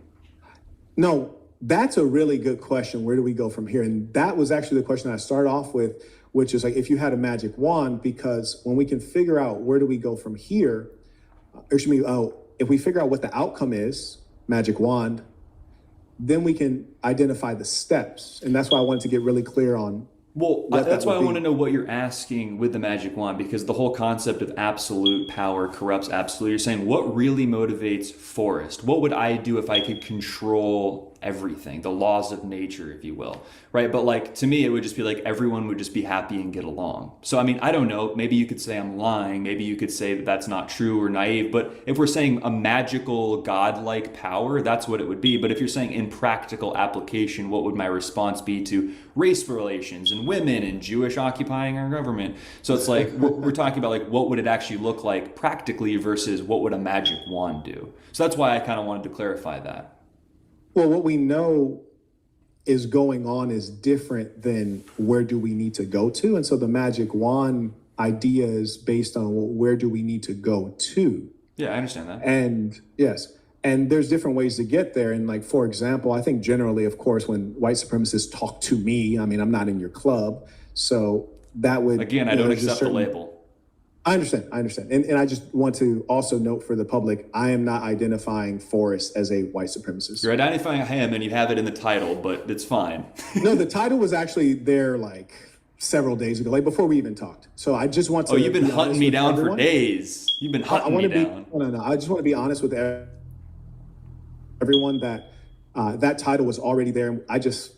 Instead of taking out the extra time to create a new link, I just used the existing. Why was it there? So I apologize. You put I apologize if you feel like I misrepresented you guys. That's okay, but you put it there because you knew you were going to talk. No, days ago I put it there because there's someone else I was going to talk to on this topic. Oh, a different white supremacist. Okay. Different set, yeah.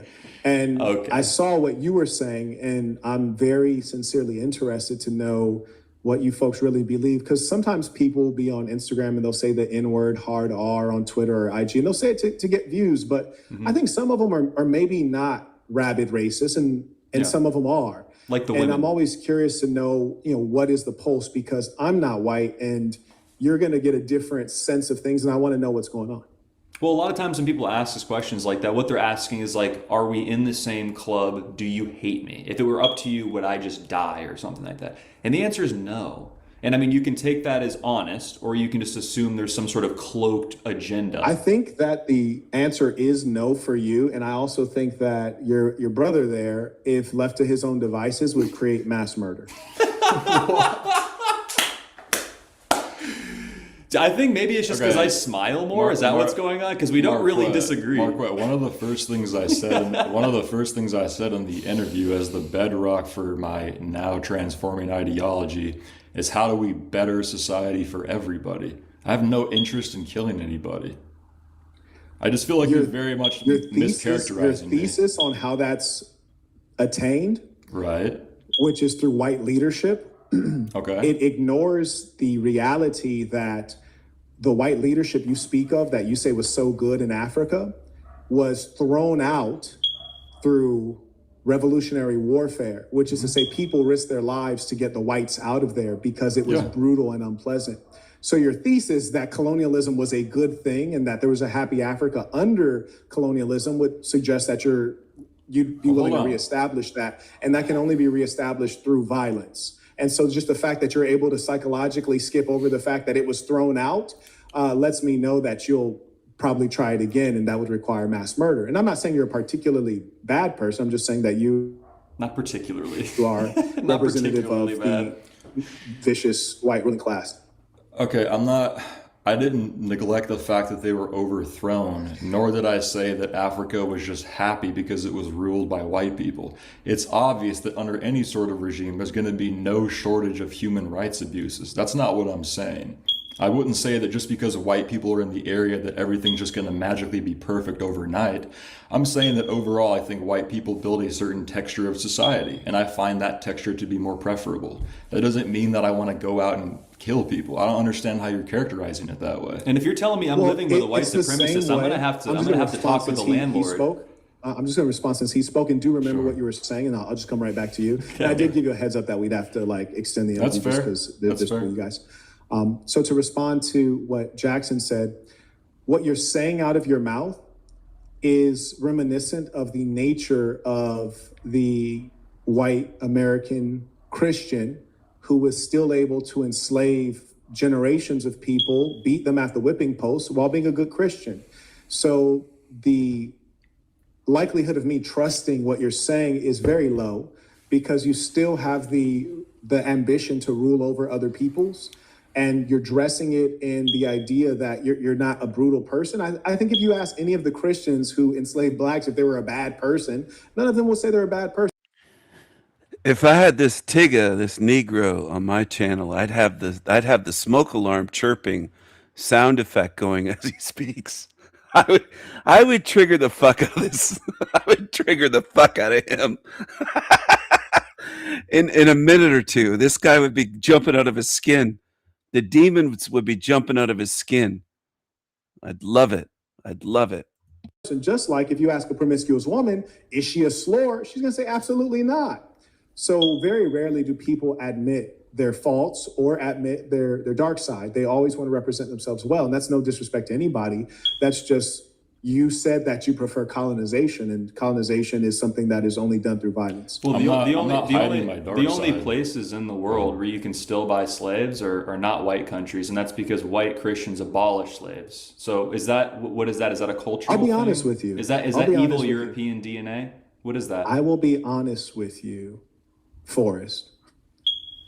I have been fascinated with the idea of buying some slaves just because of the sheer level of productivity I could get, right? I get that you're joking.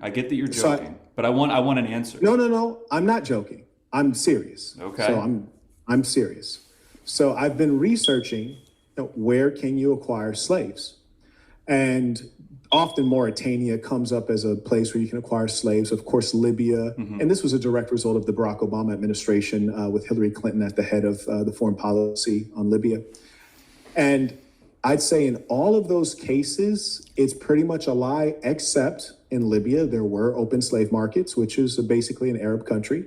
And still in various parts of the Middle East, they don't have actual slavery, but they don't have de jure slavery, but they have de facto, I think slavery would be strong, but they treat people way worse than you'd be treated anywhere else in the world. So I think that's the closest you can get is parts of the Middle East, plus which are all essentially Arab, in some cases Muslim countries. So why did white Christians get rid of it first? Why did white Christians start it? White Christians didn't start slavery. Are you serious? You think slavery didn't exist until Jesus got here? You think slavery started after Jesus got here? So I'll help you. Please. When you say white Christians ended slavery, the truth is white Christians stopped the slavery that they were doing. So to be clear with you, if you tell me, hey, Marquette, are you not thankful that the white Christians gave you a bandage on that big wound that you had in your back? I said, yeah, I really appreciate that. The only thing better is white Christians never stabbed me in the back. That's not what I'm asking. That would be the only thing better than that. Yeah. So I think it's very disingenuous. No, it's not. Oh, he's getting angry and nasty again.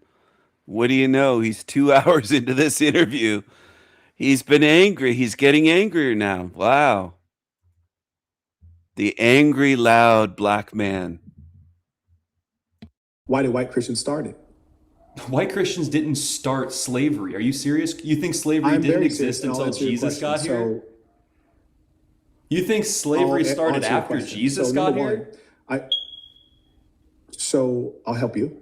Please. When you say white Christians ended slavery, the truth is white Christians stopped the slavery that they were doing. So to be clear with you, if you tell me, hey, Marquette, are you not thankful that the white Christians gave you a bandage on that big wound that you had in your back? I said, yeah, I really appreciate that. The only thing better is if white Christians never stabbed me in the back. That's not that what would I'm be the only asking. thing better than that. Yeah. So I think it's very disingenuous. No, it's not. To suggest that white Christians are good people for stopping slavery. It's like, what about the hundreds of years that they enacted slavery? What about the fact that they started up the slave trade that they ended? Furthermore, this is worth noting, and I'm speaking from the facts, and feel free to contradict me with the words of a scholar. Dr. Mario Ariola, who's one of the foremost scholars in African studies, has written extensively, and I studied under him, and he specifically talks about the forms of slavery you mentioned, which is forms of slavery in the continent of Africa that predated transatlantic slave trade, which was done by the white Christians. That form of slavery was radically different, far less violent. You didn't inherit your status. It was typically not on the basis of ethnicity or race. It was on the basis of being a prisoner of war. You could buy your way out, and it was nothing on the order of what the Europeans did. So comparatively, to even use the same name is probably not a good idea, and that comes from the foremost scholar on that topic. Okay. I yield the floor. Okay, well, you're saying a bunch of things, but I mean, I want you to address it specifically. So I asked you. No, I just said something that is for you to address, and I just addressed it with the words of a scholar. Right, and everyone can Google but Dr. what you do, you Mario say a Ariola. bunch of things and then ask a question and expect me not to go back and address the whole tirade you just went on, which I'm going to do. So I asked you, why did white Christians get rid of slavery first? And basically you responded by saying, well, they started it, so they had a moral duty. So I'm not gonna say thank you. I didn't say they had a moral duty. You basically effectively said, I'm not going to thank someone who created it. So, and that would be a contradiction to my initial statement, had slavery been exclusive to white people, which it's not. The word slave, you're from Berkeley, comes from Slavs. Slavs were enslaved first. It's not exclusive to whites. Everybody's enslaved everybody. So I don't want to do that whole sanctimonious thing. Race, it was on the basis of being a prisoner of war. You could buy your way out, and it was nothing on the order of what the Europeans did. So comparatively, to even use the same name is probably not a good idea, and that comes from the foremost scholar on that topic. Okay. I yield the floor. Okay, well, you're saying a bunch of things, but I mean, I want you to address it specifically. So I asked you. No, I just said something that is for you to address, and I just addressed it with the words of a scholar. Right, and everyone can Google but Dr. what you do, you Mario say a Ariola. bunch of things and then ask a question and expect me not to go back and address the whole tirade you just went on, which I'm going to do.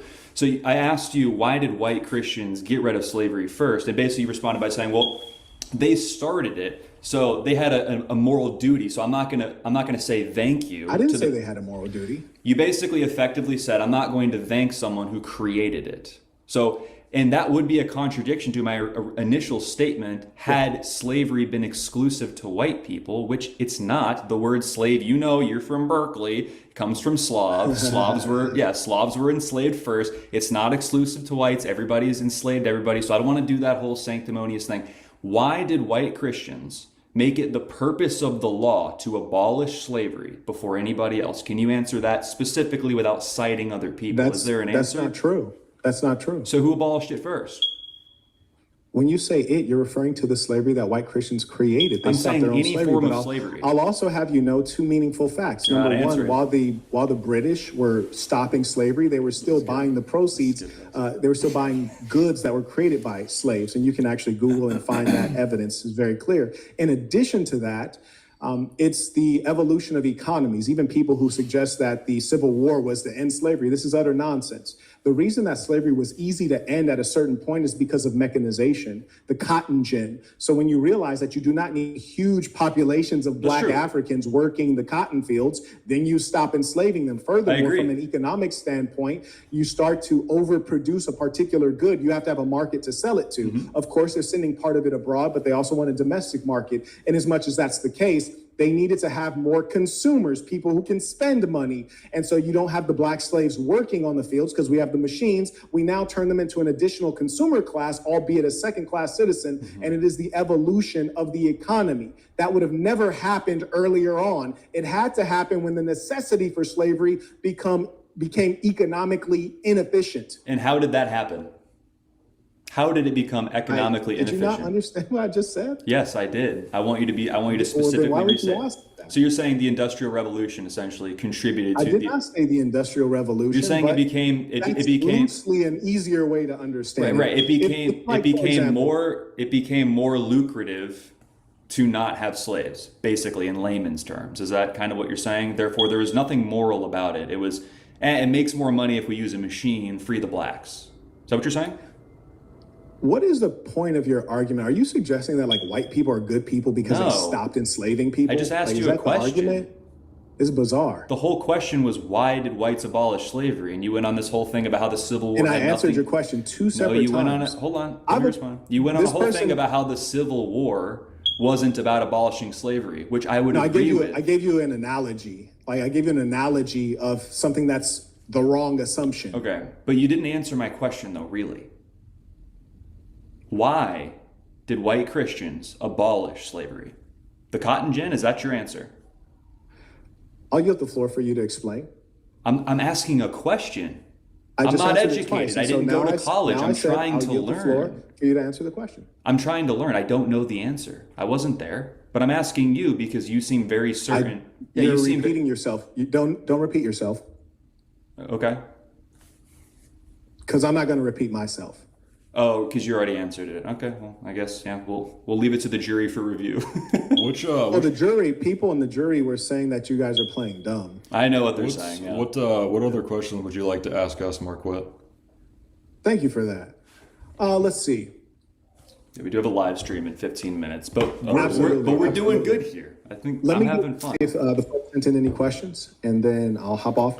Shout out to Patrick. He writes, "You're a genius, Saint. These guys don't measure up." I also acknowledge Mark came in supporting the work via PayPal. Appreciate you, Patrick. Shout out to Charlie, writes, "Support." Now, also acknowledge Joseph, writes, "Tuition. I received the shoes yesterday. They fit perfectly. Thank you." Oh, by the way, we had a giveaway, sasmbrand.com. We sent out some athletic shoes. We actually do what we say we're going to do.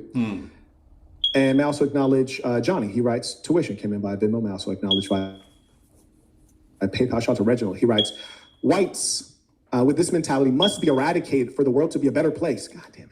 Wow, I would never say anything like that. That's crazy. Wow. I don't think you would say that. I don't think you would say Black's at it again. Jeffrey writes, "Interesting. When faced with being intellectually outmatched, they default to sarcasm to shield their embarrassment." Yeah, it was more of like an I also acknowledge Evan writes, Oh. "Peace to the Saints." Okay. I was just going to carry on real quick. Yeah. He writes, "I would like to ask the two men you are interviewing a question." Okay, so he sent it via email. Finally, a question for me. I feel left out. Right, the two men, yes. It's because he looks more Germanic. They're like, he's the bad one.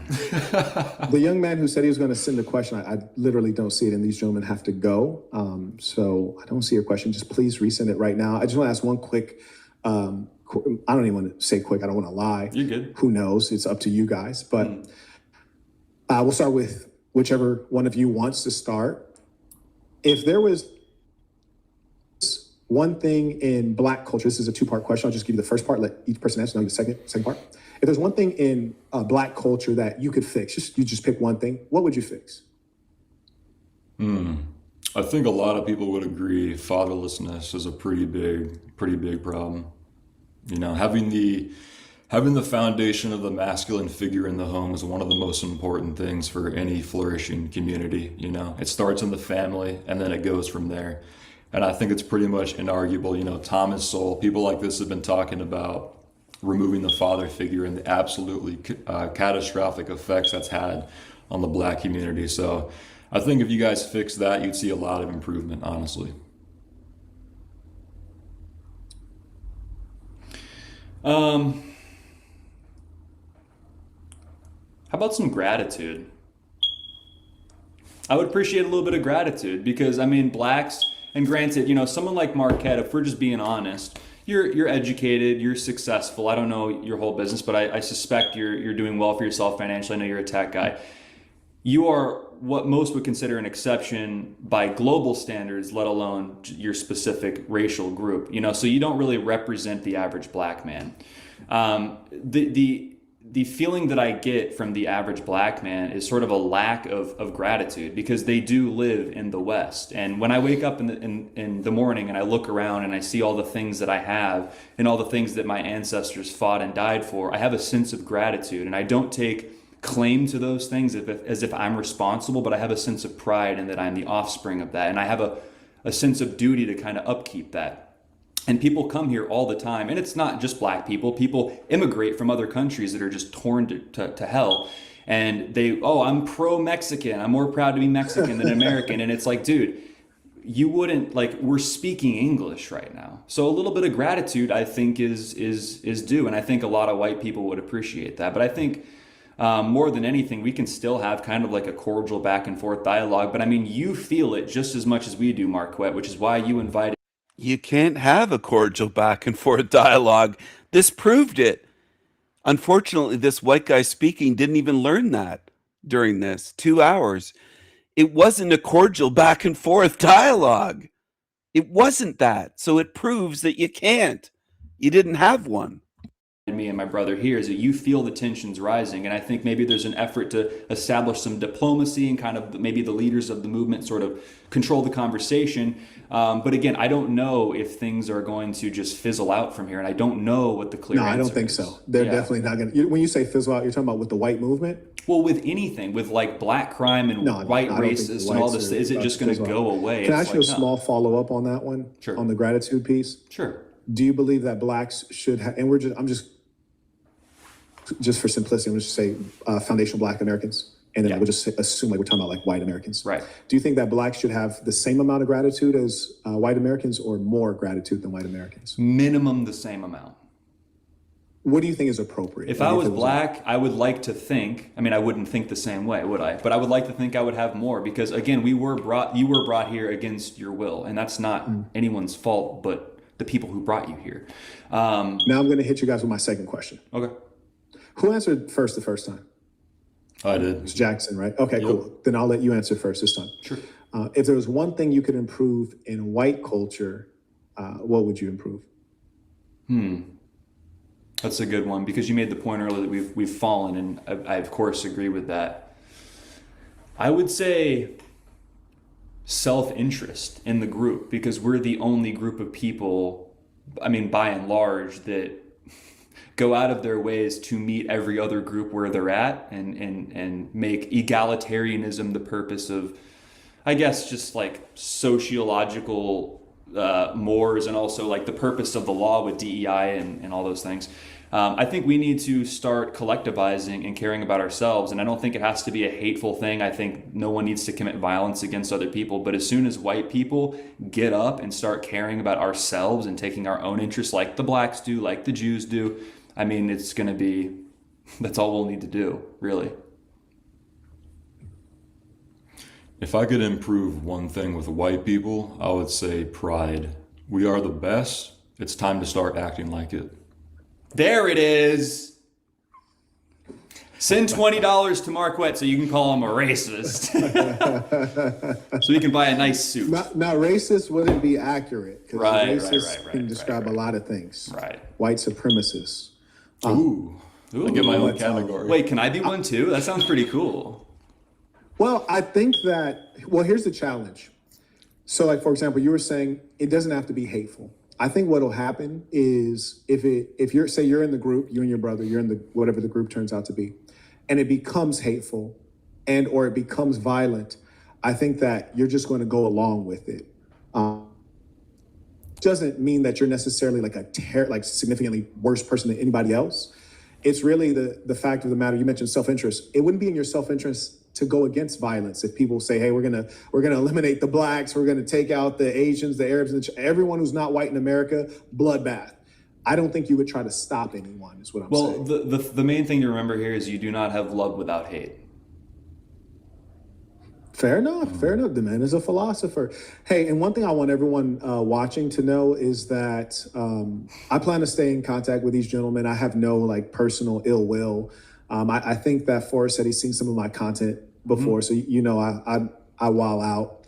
But watch you demolish I Adam hate 22. you guys. Pardon? I watched you demolish Adam 22, which I actually took a little bit of glee in, by the way. So I'll have you know. You know, one thing I'll say before we get off, and just so that I can make sure that we all get banned. Yeah. One thing I truly believe in is that a portion of the Black and white population actually does need to be eradicated, which is to say that, you know, we have some ones, I hate to name specific names because I might catch a case, but we have some ones that are just too down bad. And we just need to eradicate them because they can't be re-educated. So who's And I calling think for there's violence here, Marquette? And I think there's a percentage of the whites that are too far down, and they also need to be eradicated. And from there, we can spring something worthwhile. Well, those are your words, not ours, but I hear you. Safe to say the white men aren't the ones calling for violence here. Good to know that. Well, do you want to join in? You don't want to join in? Yeah, I don't want to eradicate anybody. As I said before, I want a better one at all. society. Okay, he's paying for trips back to Africa, ladies and gentlemen. Yep, he's paying for that's trips. right. Hey guys, I appreciate you. Hit my PayPal, boys. I appreciate. Well, I'm not paying for trips back to Africa for you, Tigges. I'm offering you a door, an old door, a warped old door off an abandoned house or in a dumpster, and maybe a tugboat ride to take you a few miles out. And that's it. That's it. I don't want to eradicate anybody. You're just on your own. Float them away. Float them away. Float him away. He doesn't have, of course, he doesn't have the guts to debate someone for real. They never do. These creatures never do. These creepy creatures. Tiggas. And it's not just Tiggas that are cowards, though. It's very common on YouTube.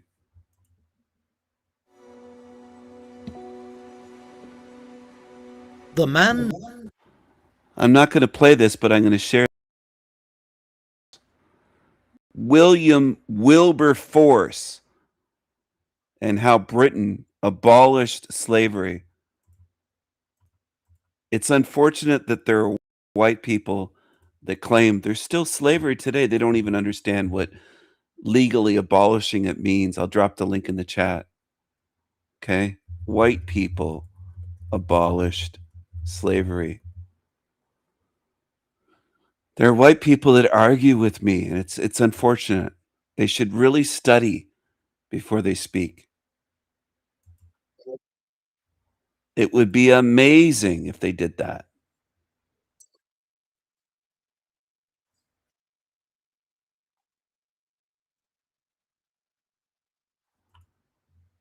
If people would study before they speak, that would be amazing. Testing 1, 2. Testing. I'm testing StreamYard. Audio check. Here we go. Here we go. Let's go. Let's roll it. Man, Roll wouldn't it. put it Roll it. past me. Roll it. Holy cows. You brought me an interesting opportunity, an interesting question. I was just thinking, you know, I'm all right with wrapping up early, especially when it's just me, but we do have a guest who just arrived. So let me explore that. Let's welcome back our friend Steven. What's going on today, my friend? Welcome back. Thank you, Jack. Hello. Hello. Did you, well, what's going on today is I am streaming and I just covered I'm doing a live stream, but I covered this conversation with a black man and 2 white men talking about race relations and slavery. And it's very interesting. My audience seemed to get a lot out of it. I thought it was really good. Did you grow up watching the show Welcome Back, Kotter, by any chance? When you said Welcome Back, it made me think of that show. I did. I do remember that show a little bit. Was the guy, the Sweat Hogs or something like that? Yeah. Yeah. And Vinnie Barbarino. Yeah, Vinny. And I like Epstein. What was the guy's name? There was a little Jewish guy with a Jewish fro, and then the teacher was Mr. Cotter, and it was Mr. Cotter. Yeah, Mr. Cotter. I sometimes that show was on TV if I stayed at home for a sick day or something, I'd watch that. Anyways, Mhm. welcome back. Welcome back. You're kind of like the Mr. Cotter of your show, in a way. How so? Well, he was the teacher. He was trying to run the room, and there were the sweat hogs, and they were a little bit unruly and pushed back against him. So you have guests on. You're kind of like Mr. Cotter. Mr. Cotter.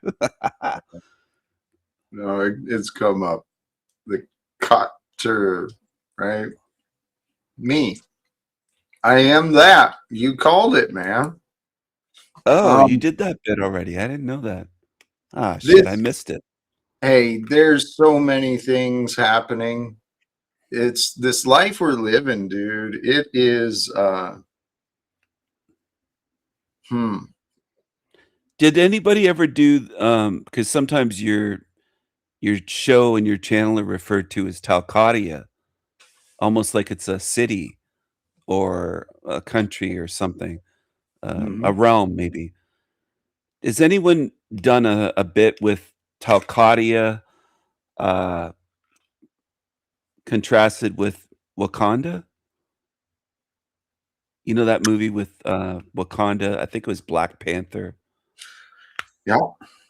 Yeah. I don't know. I Huh. don't know. I know OTW did some board games with different lands. There may have been something there. I don't know. Where would Talcadia be is my question. If it was a place on Earth, It would what be a continent? mindset, clearly. It wouldn't be a Sorry? physical place. It would be a mindset. Holy A cows, mindset. that's a Okay. biblical answer there too, actually. Because just like the Jews are always looking for Israel, it's not so much a physical geographic location, it's a metaphysical, it's a spiritual experience, maybe. I like that. It's metaphysical. It's not a physical. It's not it can't be contained in the physical material. It's metaphysical. There we Oh, go. look who joined us. Welcome back, brother. Good to see you. Greetings, folks. Talcott. Hello. How are you, Greeting. Steve? I'm great. I love the metaphysical. I love that answer. Talcadia would not be a physical location. It's a mindset. It would be metaphysical.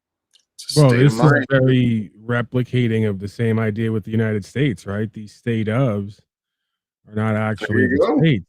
They're non-physical states of beingness. Some have argued.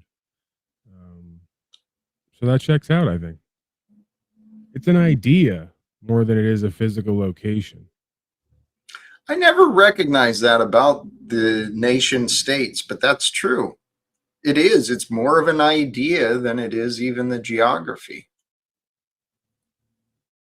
Well, on both sides, right? The original law, the spirit of the law that gave way to the Constitution is more of a state of beingness, an idea or a practice than it is a destination. As we know, right? I mean, the founders, some of them at least, did own slaves, apparently. So Yeah. imagine a group of folks vying for equality and equity while also trading in the bodies and souls of men, right? That's not a new idea either. Well, It seems to be a very it's old not. practice there, that trading in the bodies It and is. souls of men and women. So it makes this place really what it is, Jack, right? That's what allows you to get the full experience of Earth Inc. That's it. Beautiful in its Well, ugliness. back then, though, that was normal. That in their time, that wasn't seen as anything wrong with slavery. It was worldwide, and the founding fathers, like Jefferson, had some Negroes. I think he even might have even had children with some. Hey, Steven, can I stop you? Yeah, sure. I think the Negro thing is a little bit, I'm not so sure. I don't know. I'd have to check with the other aspect of me if that's appropriate. But can we really be honest with ourselves and each other? Are we really expected to believe and expect others to believe that, like, there was a time where slavery was just like a regular thing, like making a cup of coffee. I'm pretty sure that it was always frowned upon by the No, more it conscious and was aware. in their time. It was normal. It was worldwide slavery. Right, it And still I don't is. Most people are retarded, so they'll accept anything well, and even promote it and pay for it. But that doesn't mean that sure. for the rest of the conscious and aware folks, they weren't I always. don't own any though, Paul. So Well, yeah, you you're gave yours saying up. There was a government payback program where you gave up your slaves and you got I funding. I pay get Aunt that. Jemima as a servant, but she's not a slave. She is paid and she's free. She makes the best pancakes ever. She really Here, does. if I can, it was never normal. It was normalized. And the thing is this discussion of slavery of the past, it's still here. It's just taken on a different term, right? It's more legalized and maybe less violent than it used to be in some ways. But yeah, dude, the majority are still slaves, still ruled, still obedient and frightened. Slaves to the dollar and the petrodollar, and is that what you're getting at? That Well, type Well, of and, slavery. and the policy and the codes set by the corporatists, right? All the Epstein There you Island go. goers sitting around claiming to be lawmakers, writing up policy and code, and then everyone paying to be ruled with it for their safety, of course, right? I mean, that's Yeah. ingenious. I'll never get over that. I could live 1,000 Right. more I know. years and never get over how they mastered the art of getting you to choose your own enslavement and even fund it. It's That's brilliant. that's pimping, Mr. Talcott, to the next level, right? Dude, it is. It's brilliant. You've got to give them, you got to give it Give it up, up. right? I Evil mean, genius. Would you call it evil genius, maybe? it's What they energetic forces of evil that are here to consume and destroy the lives and freedom of humanity. That's what it Yeah. is. It's Yeah. evil. Yeah, it is, and it is remarkable. They've been able to write thousands of codes and laws, millions maybe, must be Right. millions at I this know. point, and people It's have taken absurd. it, and people celebrate and pay them to write more. It's hilarious in a way. Yeah, I It's mean, Hard it's Hat's down there. He claims he hasn't paid taxes in over 15 years, but yet they'll tell me on all these panels, well, what are we supposed to do? You know, if we stop complying, they're going to do something to us. Many folks have stopped complying long ago, and the scary part is, I guess it doesn't happen all the time, but for many folks, not much has happened, right? So maybe they don't have the market on all the power here, right? Maybe they Right. just told us that to get us to believe that. Maybe the story is a little bit more that's complicated or interesting. sorry, but I No, you're think right. I'm thinking the same way as you on that at least, that it's an illusion of power. It's more like the Wizard of Oz behind the curtain. They want to scare you into complying, but they don't have the power that they want people to believe. So they scare you into paying your taxes, and it's more like that little man behind the curtain in Wizard of Oz. People are afraid, but I'd suggest it's not so much they who scare us, it's the people around us, right? Because the slaves enforce the owner's rules. It's self-policing. That's what we've got. There would not be a billionaire class if the masses had not been conditioned to believe that selfishness is okay. I mean, it's kind of that crazy and simple. The whole game of authority, I used to believe in all of that bullshit. All of it I you used to did? believe in. All of Really? it. Huh? You believed in all of the whole Monopoly game system? That's part of my story, my testimony. I fell asleep. I was living subconsciously from the time I was 15 years old, which would have been what, 1988, until about 2018. I finally woke up. I mean, shit, I was part of the American dream. I voluntarily signed my name and went where I was told to become a part of the military industrial complex. I thought I was patriotic. I thought I was doing the right thing for America, right? I was a good old boy bullshit. I was a tool for destruction who luckily made it through alive. And you paid your taxes when you were in the Paid military all and my post taxes too. office? You Yeah. paid everything that they told you to pay? What I'm interested in is in the 2018, your Great Awakening, what triggered that change in you? You said in 2018 you woke up.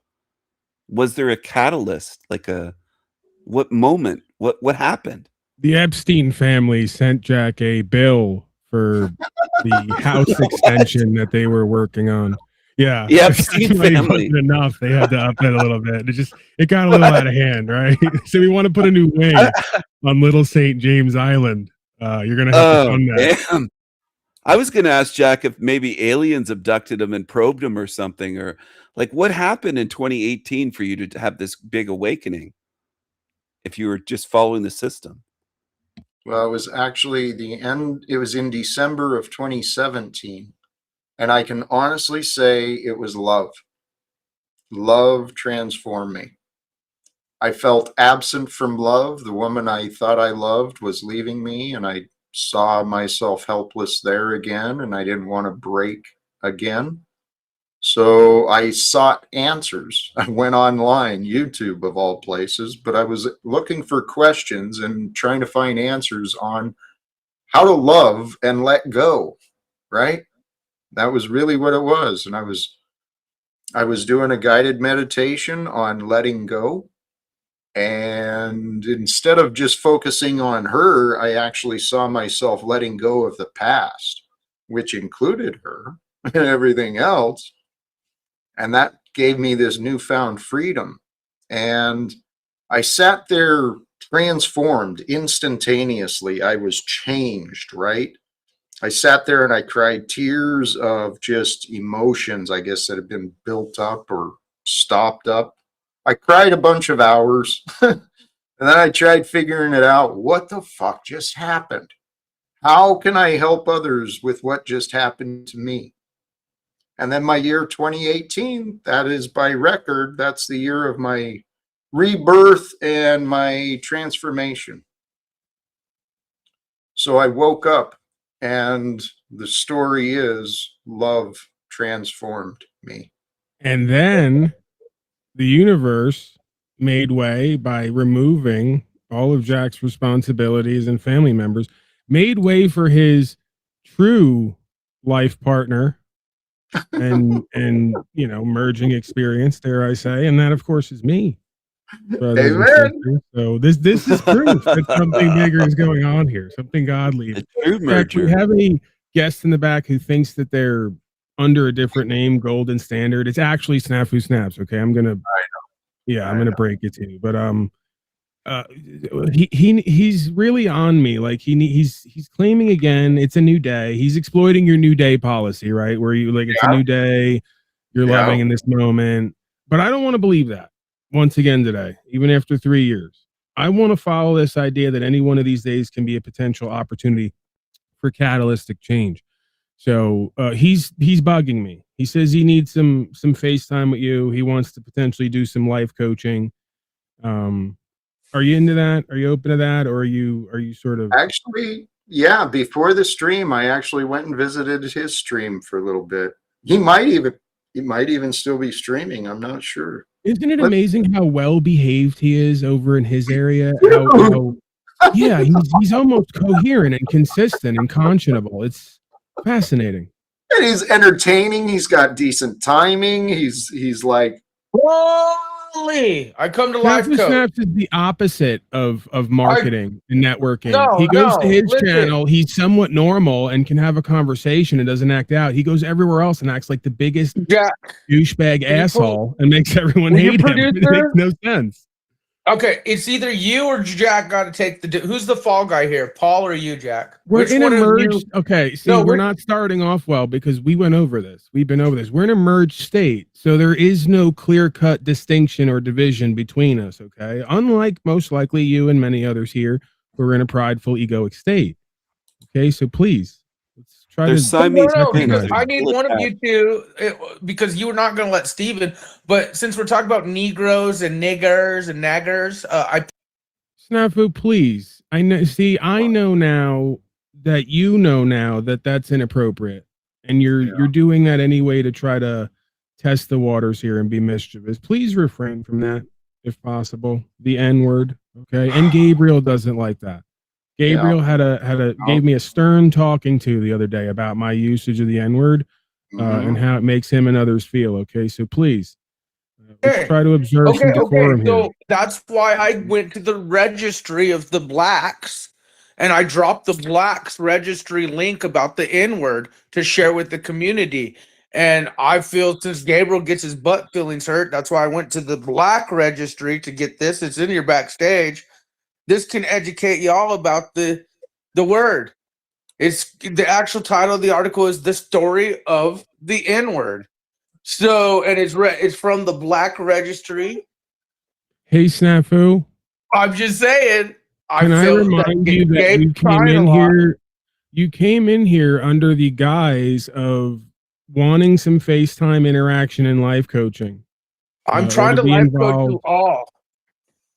That's why I put. Snafu, I'm also going to turn your attention to today's topic. Okay, learn to be strong, but also remember to be gentle. That part. Right? Wait, is that today's topic? Yes, Learn sir. to be strong. And it's perfect because you need that, like so many other That's why topics. I was strong by going to the Black Registry instead of going to some white guy writing an article. And remember to be gentle. That's the part, Snafu. Please. The gentle part is this article was written by the Black Registry people, not Snappy Snaps, not by some white guy, Orthodox guy. I feel I'm bringing value to you brought it. Steven's conversation here. You Mr. brought Steven may be, you guys are dismissing. Oh, dear Lord. I love you. I do. Do you see it? It's in your backstage. It's the kind of love where we almost want to splay you over those olden days torture racks and just kind of put you through enough pain to where you finally are delivered into the Holy Spirit shortly before your death, right? There's a communing event that happens between the torture and the sweet release of death. You kind of start to get it, It's emerging. There really is. It's part of that dark night of the soul. And I wonder if that's partly. I'm trying to be strong and gentle here. I think I know where you're going, Jack. He's our torture rack, like so many others here. See, and that's why we get that impulsion. That's a great word that I like. Almost a combination of impulse and compulsion. But we get that impulsion because that's the perspective that he lives from. He is our torture rack. He's part of the reason why we've merged into almost a full-on Kadian state, right? Because of all of his darkness and tests and challenges and projections and accusations. That lives within all of us. I mean, we've seen it with me and many others here. The energetic offset that he brings, his energy compared to mine, I know for a fact it has caught several people's attention. And I can honestly give him credit for getting a few people to stick around and to wonder what the fuck is up with this Jack Talcott guy. I clicked on the link that he shared. It is kind of interesting. I opened that in a tab. It is kind of interesting, Snafu. The link that he shared in the backstage is what I'm referring to the viewers. Thank you. He took off, it looks like. He was talking about the escalations of Iran and such going on, but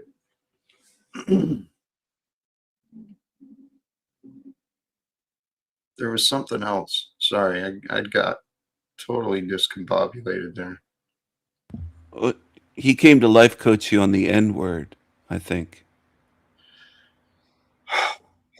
He wants to be, he's much like me.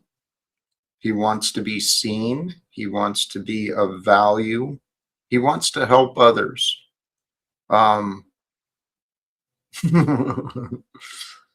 Much like me, he can do a better job of communicating what his hopes and desires are.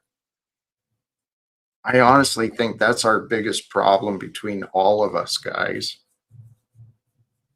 There's many variables involved, right? Everyone energetically and karmically, we're all on our own individual path. I realize there's difference in understandings between every single person, and the words you choose are going to bring in variables, right? But the reality is we're living at a time right now where I swear we have everything we need. Everything. It's like everything is lined up for the world to totally transform, for all of us to change how we live together. It's glorious. It is. It's happening now. I mean, it's unstoppable. Some might say that you can't stop it at this point. There's no turning back. We don't want it to turn back. That's the thing. I agree. I don't want to turn I have back. another great idea inspired from audience member Austin Murphy. Can you pull their, it said if Jack and Paul had a baby, that one? I have a great idea. Social experiment. We could make this happen, Austin Murphy.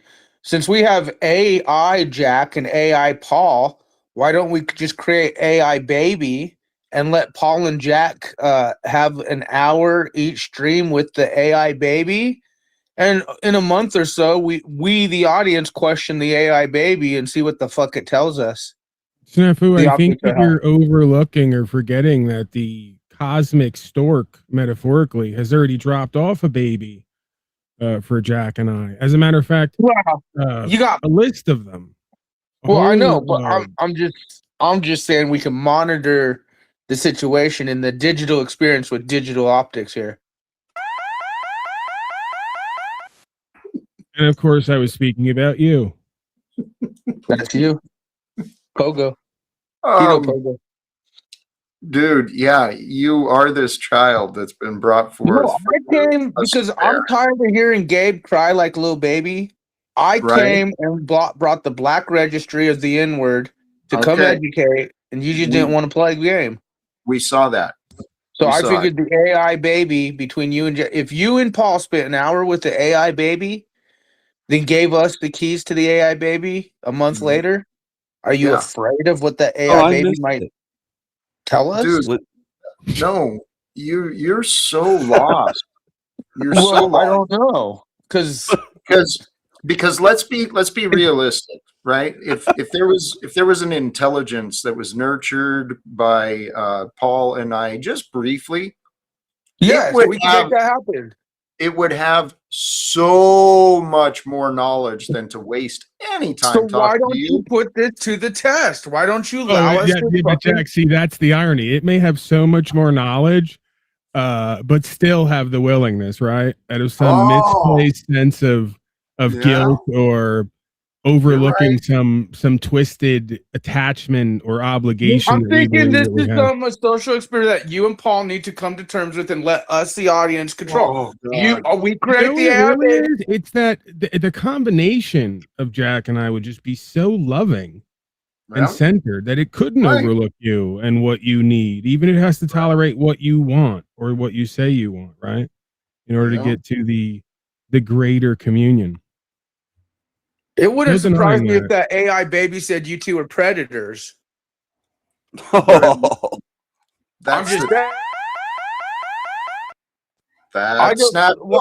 then let's do it. Predators. Social experiment. Snafu. Hold on. Within the community. I know. You've said that. Paul, cupcake to the AI baby for an hour. Over 30 me minutes. And the other aspect of me, please. Every time you go live, just cupcake to this AI for 30 minutes. You, Jack, and the baby. Oh, Jeeps. I really want to change. It's a genius idea. Snafu. I really want to change the topic with you, Snafu. Okay. Would Lou Bass be a baby of Jack and Paul, or what would Yeah, Lou I Bass think he's referring to many of us when Paul said that. Lou Bass would be I on that miss list, I think. I missed Gabe's crying. Well, when was that? Was that today on the show, or Every day he cries. he's crying about the N-word? He let me come on as Black Jesus, and we were both saying the N-word. We Now, do enjoyed you it. see what you just did, Snafu? In your usual agent of chaos like way, you've now opened the door for Steven to become an agent of Open the door chaos. for When he was just conversation. previously in the conversation with us, he was loving. No, We man, we I'm were here for focused, peace. intentional. Now He's we're in on the to Lou conversation. Bass and this I don't person want to and be an that agent person. of chaos. Talking about Okay, well, that's this. you then. When you Talking said you have about that. children without the AI baby, who did you mean, Paul? He's going off your statements. Snafu, this is a revelation of one of the aspects and reasons why you're constantly in a state of clutching and suffering, because you have more wants and desires than you know what to do with, right? It just keeps you spinning in circles without progress, right? So I would encourage you, as Mr. Talcott and I have explored many times, surrender to that which is. Right? Yeah. Peace and love are available within you. Or are they? Are they not? And if they're not, then we have something else that we need to talk about. Not Lou Bass. That's The Buddha exactly said that right. the Buddha said all suffering derives from desiring things. So if you give up your desiring everything, you won't be suffering, I think. Didn't both you guys want kids again? Yes. The Lord This is your my perfect shepherd, I opportunity. shall not want. He maketh me to lie down in green pastures, Snafu. You remember that, right? The word is wanton. Jesus wept. You remember that one? Yep. And Yeah, I'm weeping. I can see him weeping now. Baby Jesus is weeping right now watching No, the show. we are here. We are here for the right reasons. We're getting closer. I know I in my you two heart. are afraid to do a social experiment that would educate all of us about you and Paul. It's not a maybe baby at this point. It's an AI baby. Pause. Okay. Just trying to bring some social experimentation to your guru optic that we can get a better understanding of. You've said that. I've heard you. Maybe I can do a better job of recognizing what I've heard from you. Would that be helpful? Paul merge? Is Paul the okay? You tell me. Is Paul the good or bad side of you? We're complementary blending, Snafu. This is what you do. Your mind is so simplified and not in sort of a coherent way that you have to divide into this and that every time. You have to descend You into guys are just duality. merged. You Like can't see gooey the merged. oneness that is I. Right? Yeah. It's a Like complementary blending of I Snafu, get it's a it. complementary blending of light and dark aspects. Yep. Much like Okay. creation is. Right? So he's not looking at you. I wanted to know if he thought, though. I get what you're No. saying, and I knew that was going to be your response, Why? Paul. I just was curious if Jack, before you Why? answered for him, was going to say, yeah, he's Dude. my worst side, and I'm his good side, kind of like he did with me. Can you please just relax? I'll Okay? yield.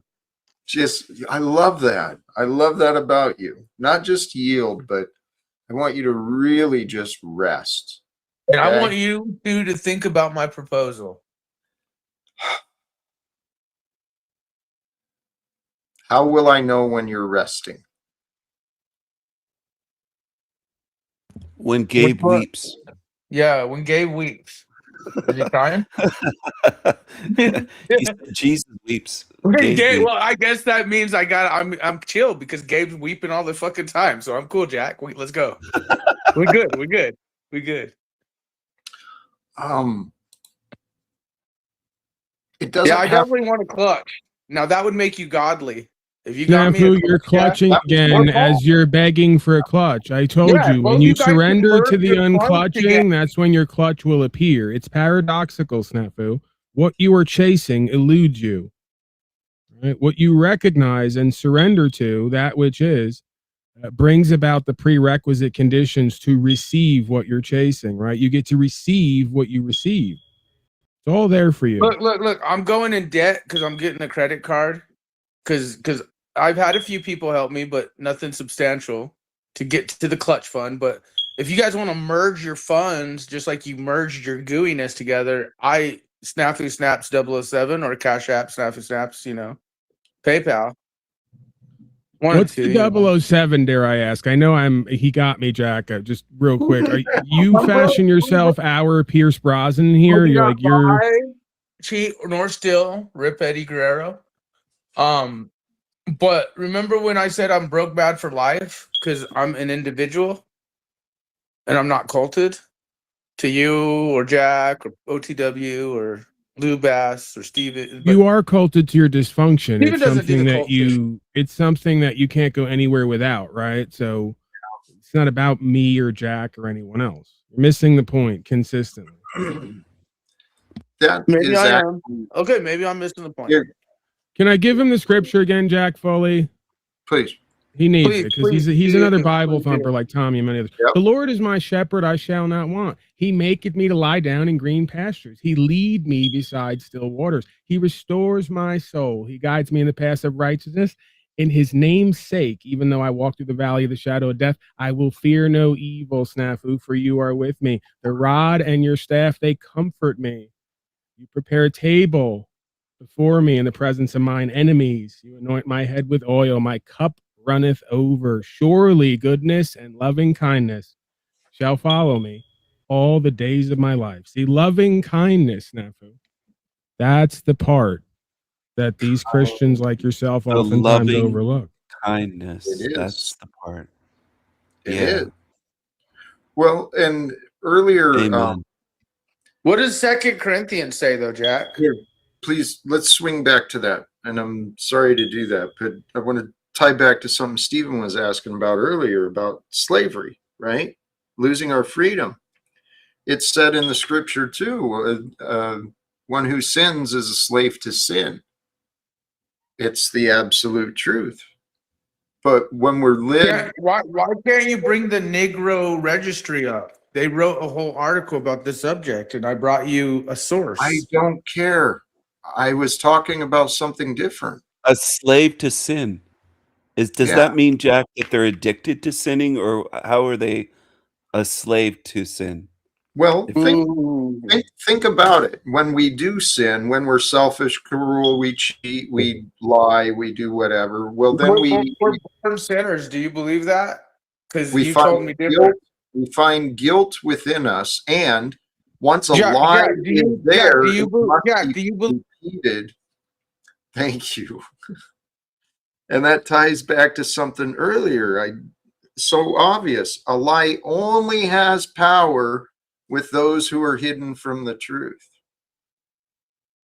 Snafu, it's almost like you come here wanting to be thrown out because you know that if you start cutting, if you start cutting everyone off, that eventually you're going to get thrown out, and then you get to play the victim, right? Even though you're the perpetrator who keeps interrupting, cutting people off, projecting, accusing. It's typical of your behavior, right? But can we not do that? Can we you think he's knowingly trying to get it's subconscious. There are no mistakes in this life, right? There's only awareness and the lack thereof, but everything is running based on a program, whether it's local or non-local, it would seem to me.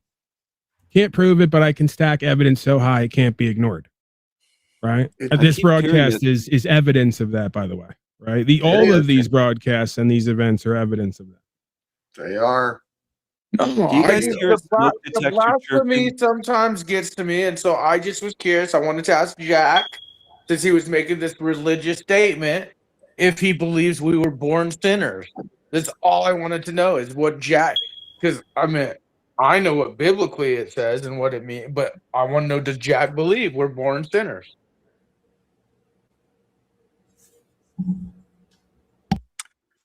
We are born into a world that is operated. Are you born a sinner? Is Jack? No, babies are born pure. Imagine that, Jack. A world so culted out that they think it's holy to project their guilt and shame onto a newborn innocent being who is as close to perfect from the source as you could get, right? Yeah. He wants to ask you about your proclivities rather than understand how much he's revealed his own and what the implications are. They wonder why they're so enslaved in this place. Right. thoughts and feelings and practices like his and others. Yeah. No, it's fair. It's fair. He answered the question I for answered those it. who question Jack when he says he's a Christian, and this is why Tommy and me and many Okay, others. fine. Now, Phil, you're not born into sin. If you're born into sin, it's because this place, by the time everybody quote unquote grows up or grows down, becomes like you and many others here. That's being born into sin or a sinful experience. But the being itself is not part of that creation till it becomes the age of reason, right? Romans Absolutely. 3:23, Romans 6:23, John 3. Not interested in your Roman fascistic propaganda, Snafu. Thank you. One day they're going to write a Bible and you're going to quote Washington, D.C. 1020, right? And I'm going to go, hey, I really don't care about Washington, D.C. 1020 and whoever the scribes were who wrote it up. Maybe Washington, D.C. 9/11.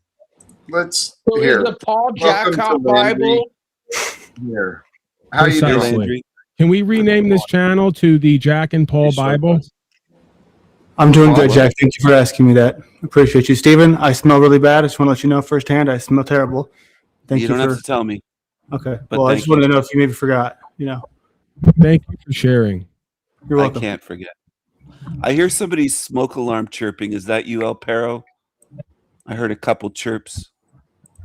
No, it is not me. Heart monitor. He's Who is that? over the edge. We're going to bring him back. Go ahead, Wizard. Maybe it's Landry. Well, yes. I smell so bad. It's making the smoke alarm go off. There's a chirp. Well, in the scriptures, since this is the Paul and Jack Bible session, Psalms 51:5 speaks about that sin and being born in sin. What this is referencing, according to my interpretation, is the desolate children that are born into this world of mothers who are whores, hookers, or whatnot. They were born in sin, and it specifically says, "Behold, I was shapen in iniquity, and in sin did my mother conceive me." This is what being born in sin is about. Your mother is the sinner. She bore you in sin because she was not. Okay. She did not bear children in wedlock with a husband. That's it. Okay. We are not born sinners. We are born in sin if we do not have that fatherly lineage, that keeping thine house in order.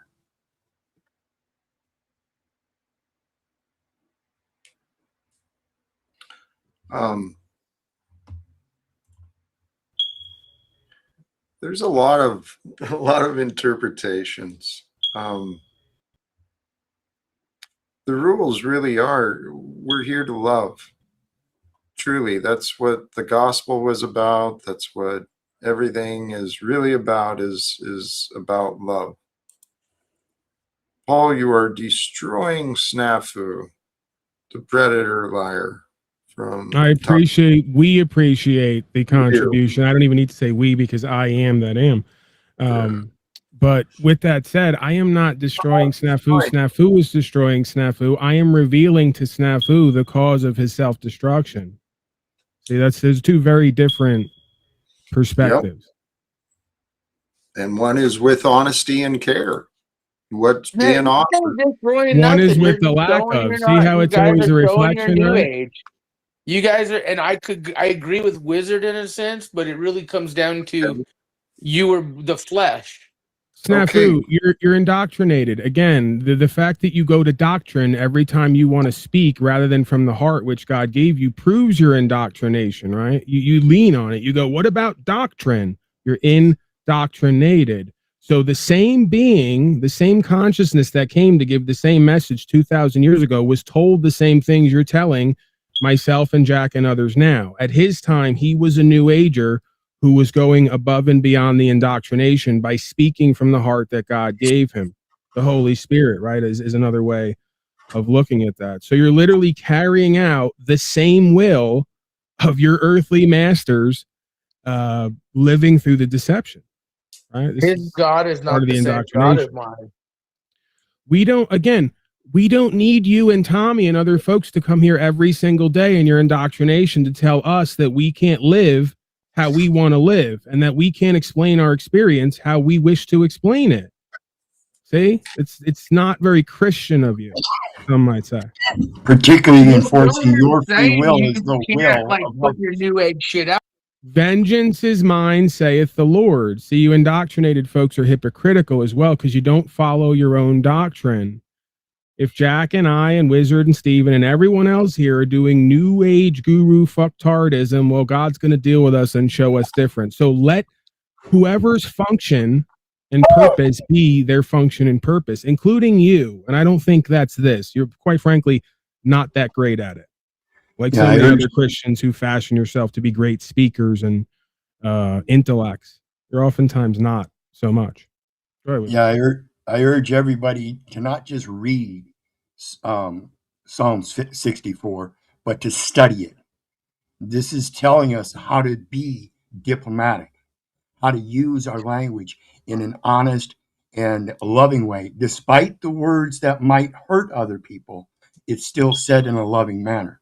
You don't use bitter words, such as calling people pedos and all of this. You don't do that. You point out the simplicities of the error in the and not the person themselves. It's always an ad hom character attack that destroys the foundation of anything you're trying to say. It's bearing false witness. That's against his doctrine. Go ahead, Mr. Talcott. You got something?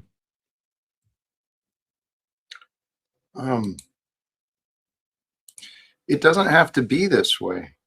That's the frustrating part. If you just chill out, not just snafu, but that's who was in my head right there.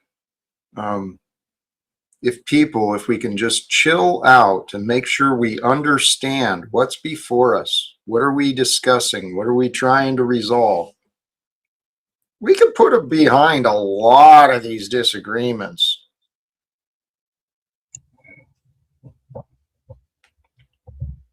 I'm hoping. Go ahead. I'm hoping one day I'll be able to put down the mustache and quit calling people Hitler's willing executioners and bitch ass slaves. But until that happens, I have to learn my best to keep that to myself from now on. Put down the mustache, Keith. I don't wanna be that guy like Snafu with the bitter words where everybody calls me the angry man, the angry old man. That is not who I am in real life, guys. So this is why it hits home with me when I see Snafu, Tommy, and all these other people. When I first come up on these panels, I saw it as a type of hazing. I understand now it's not. It's a part of their natural behavior. That's the way they actually behave. It has nothing to do with me. It has nothing to do with you. This is why it's so easy for me to just dismiss what they're saying and doing, because I know it's not true. Vengeance be mine, as Paul said. God will take care. God will separate that wheat from chaff. Well, this is along those lines. That line that I brought up a few times today, I was thinking about it because it's through Snafu and many others. I faced a lot of accusations, right? And downright lies have been cast at me. But the reality is I don't have to defend from lies. I really don't have to answer these interrogations or the prosecutions because I've committed no injustice. There is no injured party before me. And a lie only has power with those hidden from the truth. So Snafu is moved, right, with these lies he's got in his head, not just about me, but about others. He keeps moving his mouth, moving his being. These lies are moving with him. And maybe it's not entirely a lie, but these ideas are moving him. Do you think Snafu made up the lies, or did he get told from someone else, or what's the origin of them? It's a result of confusion. That's all I can Oh, I know what I was gonna ask Keith when he said about the vengeance, the Lord. Keith, do you believe the short bus? Do you believe that that God is a vengeful God? Is that your view?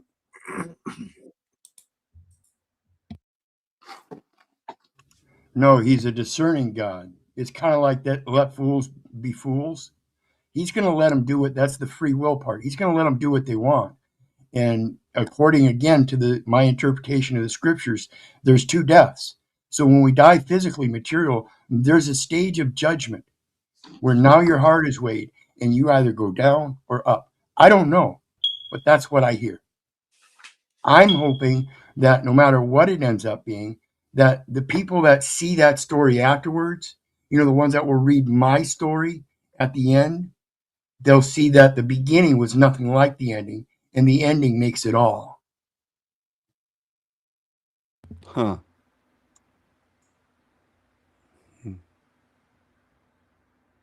We are these amazing stories that are being revealed.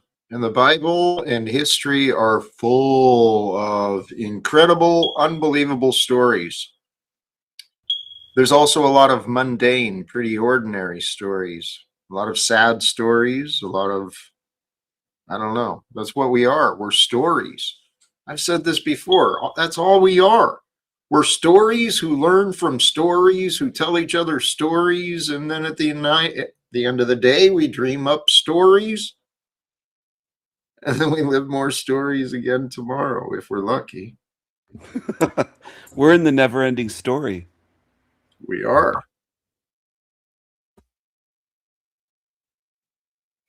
It's all offered with love, though. That's what I'm convinced of.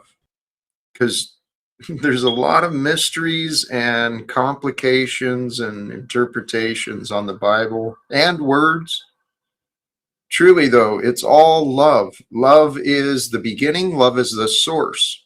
The source behind all the resources is love. Love is the source. In the end, it will all be returned back to love. And so we're just like in this, I don't know, etheric flow of light and sound. We're just coming together temporarily to disappear again at some point. It's all photons and frequencies is basically what we are and what we return to in the end. So, and consciousness. That's the yes. big one. Yes, and consciousness. I almost forgot consciousness because there's so many unconscious beings at times that we're around. But I think we can Yeah, address this. This is something that's rather cliche at this point. We've kind of been over it in various aspects, different ways. I think the theme is still the same. You can only hope, but wanting bitter words to end against pedos tells a different ending. I think that bitter words toward anybody and anything is revealing what you're choosing to experience, right? So one would have to ask why other people choosing to harm themselves and others would lead you to willfully, voluntarily choose to harm yourself by living in a bitter and resentful state, right? Because if you're saying those words, then you're feeling that feeling and having that experience. You're essentially poisoning yourself while claiming that you're pursuing righteousness, right? So being bitter and resentful doesn't actually change the fact that certain things exist here and have always existed here. It just poisons your body politic so you can experience more here, right? It's a trap. That's beautiful you said that. I heard this pointed out earlier today. The goal for us is to not turn a blind eye to the victims and to the suffering in this world. We want to stand in solidarity. I want to stand in solidarity with the victims. However, not with anger, right? I'm kind of done with the angry part, hopefully. But yeah, and not with victimhood either. Stand right, with them that without too. anger. Yeah, and not with victimhood. Thank you. We got to get away from the victim mindset, I think. Yeah, it's the black and white thinking in a way. It's this or thatism, right? Like deciding to not destroy my quality of life doesn't equate to me supporting something that I'm not involved in, right? Just means I'm not willing to ruin my quality of life to try to fight against something verbally or metaphysically when supposedly we're all having it revealed to us that we can't actually do anything beyond a certain point. That's for whatever runs this place. you know, one way or the other, on the lowest or the highest level. So, I think that is the truth, man. This one jumped out at me too. There's powers beyond us that are moving everything. And the truth makes you mad often before it sets you free. I know Do I they had mean that. well, do they mean mad as in crazy or mad as in angry? Angry. Angry. Oh. And you may feel a little crazy once you recognize the truth you believed is not as solid as you thought, right? I've had that happen to me a few times. And then you got to settle into the ugly accusations, to the ugly truth, whatever it is. It'll piss you off before it sets you free. But this is kind of where I was thinking earlier, too. These things, these angers, these triggers, these signs of weakness and vulnerability that we find. The trick is to recognize that, right? See the trigger, see the fear, see the pain, whatever. But then notice what you're not seeing. That's the path to develop your mind. What am I not seeing? Because what you're not seeing in the midst of a chaos, you may not be seeing the solution. You may not seeing the escape route, or the golden ring.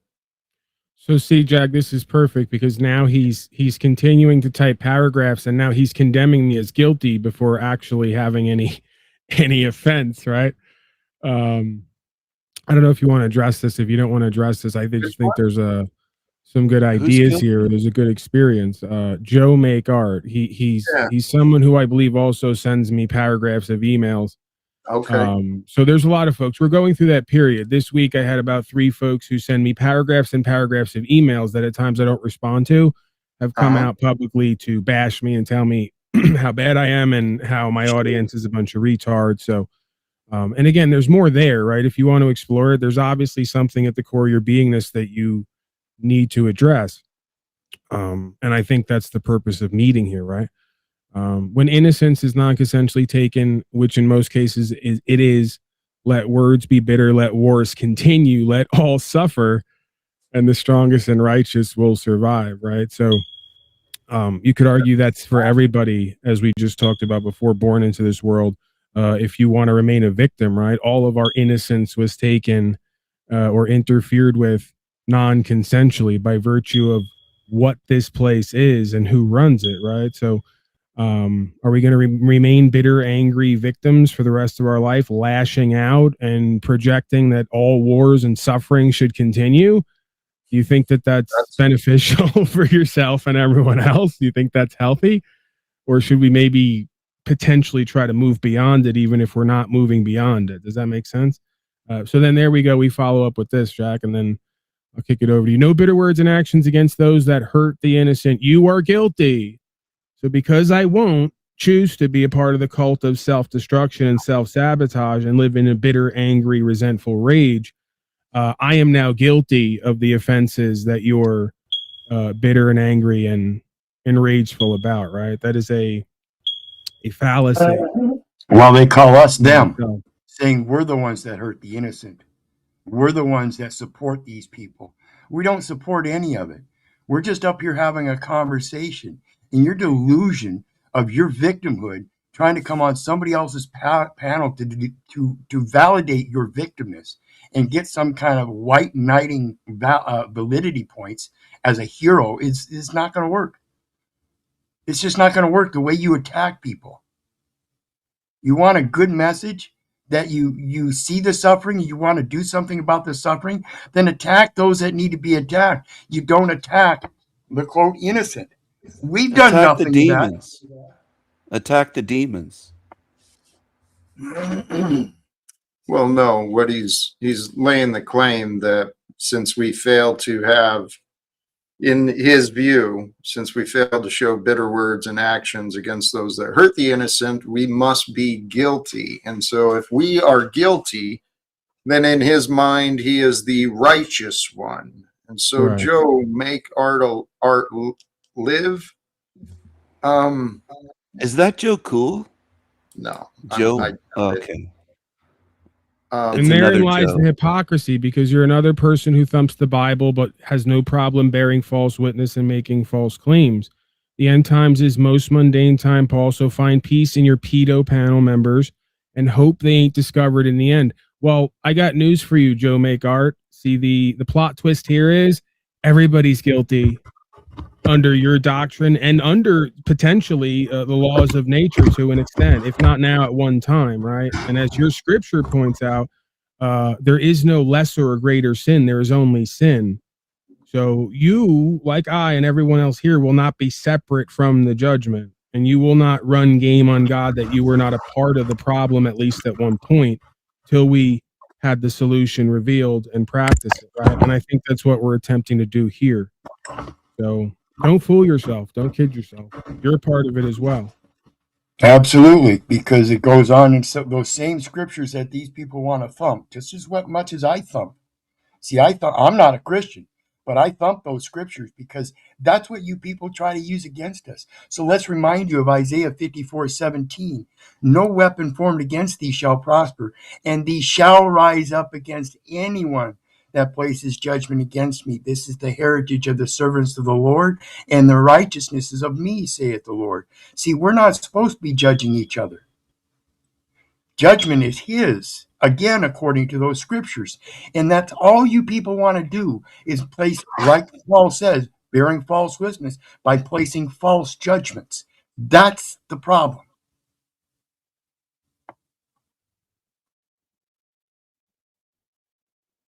Yeah, we live in a world where it's group focus of condemnation and division. It's truly, back to the earlier complaint, what he's failing to recognize is the innocence of here, right? Because we're not talking about defending the abusers, not in the slightest. So it's a false narrative of what's happening here being twisted so the individual can feel more righteous. We got to break these patterns, man. Hey, another guest showing up. Late in the stage again. Welcome, Powder Dusty. How have you been? I've been good. How have you been? I could see you looking a little tired. I figured I'd come up and try to shovel some coal back in your choo-choo. What, in the caboose of his choo-choo? What did you say? Right in. With both ends. Oh, right in the, oh, man. Oh. Keep it going. Keep it going. I get you. No, I'm kind of, I don't know. I started the stream today not knowing where exactly it would go. I've got a few ideas, but this lesson, the idea and the topic, seems to be something that's helpful for all of us to consider. Just the basic, learning to be strong, remembering to be gentle, to be with kindness. I think we can all. Not a lot to argue with there. No, there's not. And that's what I mean. If you really break it down and you listen to the words I'm saying, there's not as many things to argue with me about as you might think. There's a lot of shit to argue with you about. There's a lot.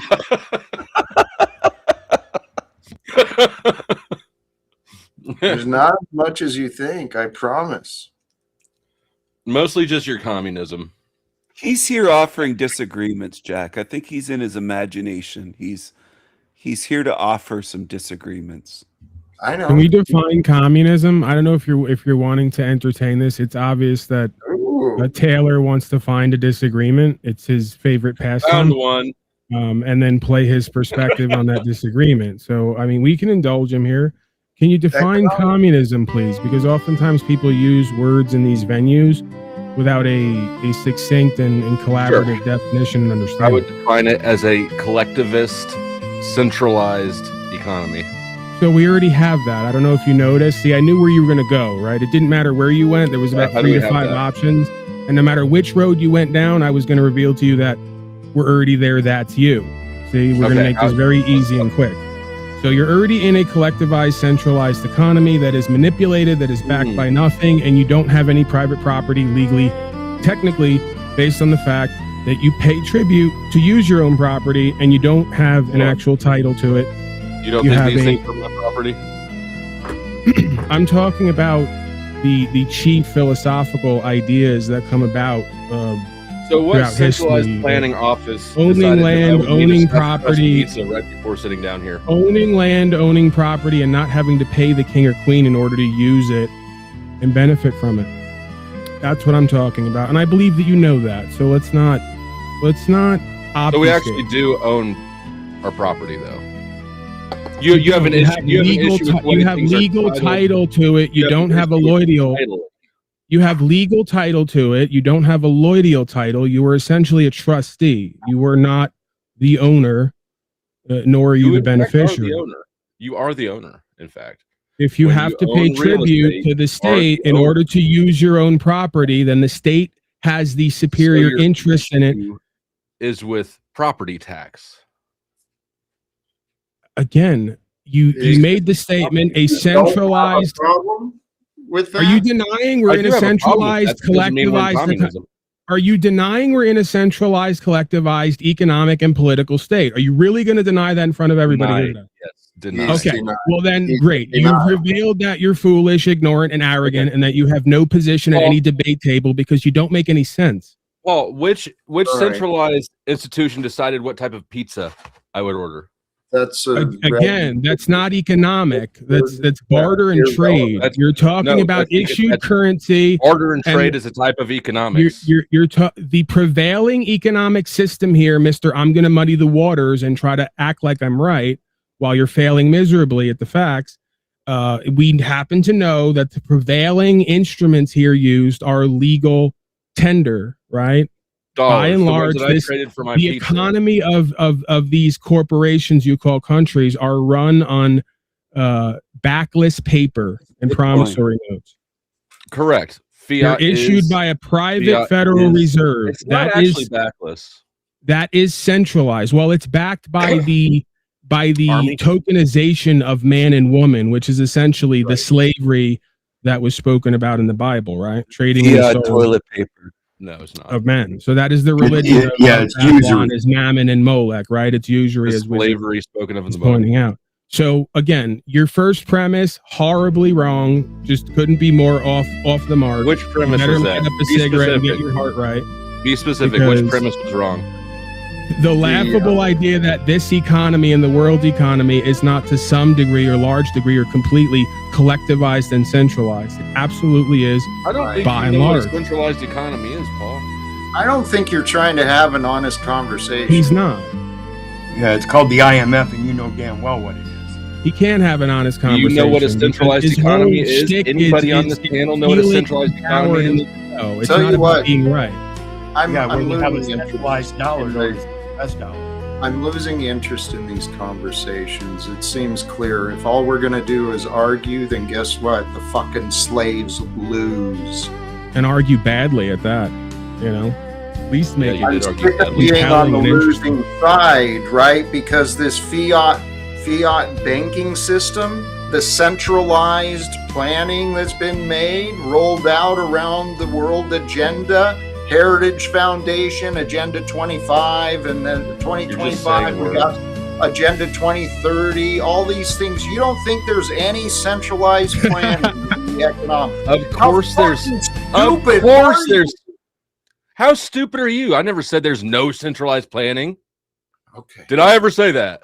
You said there was no That's the thing, Jack. centralized You know as well as I do. economics and this and Is this. not You're a just, centralized economy. okay. Did you call him stupid? And I'm tired Yes. of the juvenile arguments, is what it is. Yeah. And he's not stupid. I don't. He's not stupid. He's ignorant and arrogant. That's what makes it more insulting to everyone's frustrating. intelligence.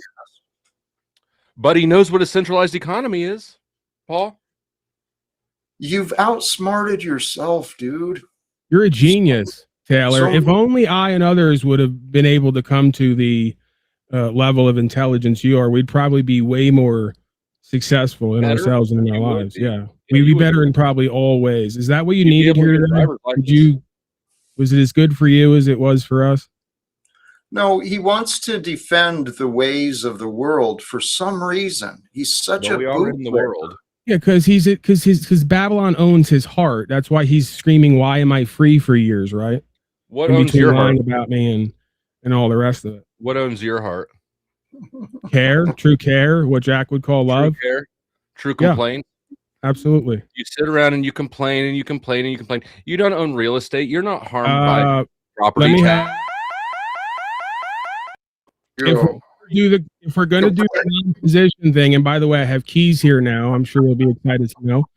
So if we're gonna do the competition thing about who sits around and complains more and isn't active in the world in any way or doing something, that's definitely you. So you're not doing a great job on this idea either, right? Every idea you're gonna go to, you're gonna get outplayed and outclassed with the facts, because you are a liar and an ignorant, arrogant deceiver and game player, and I have true care.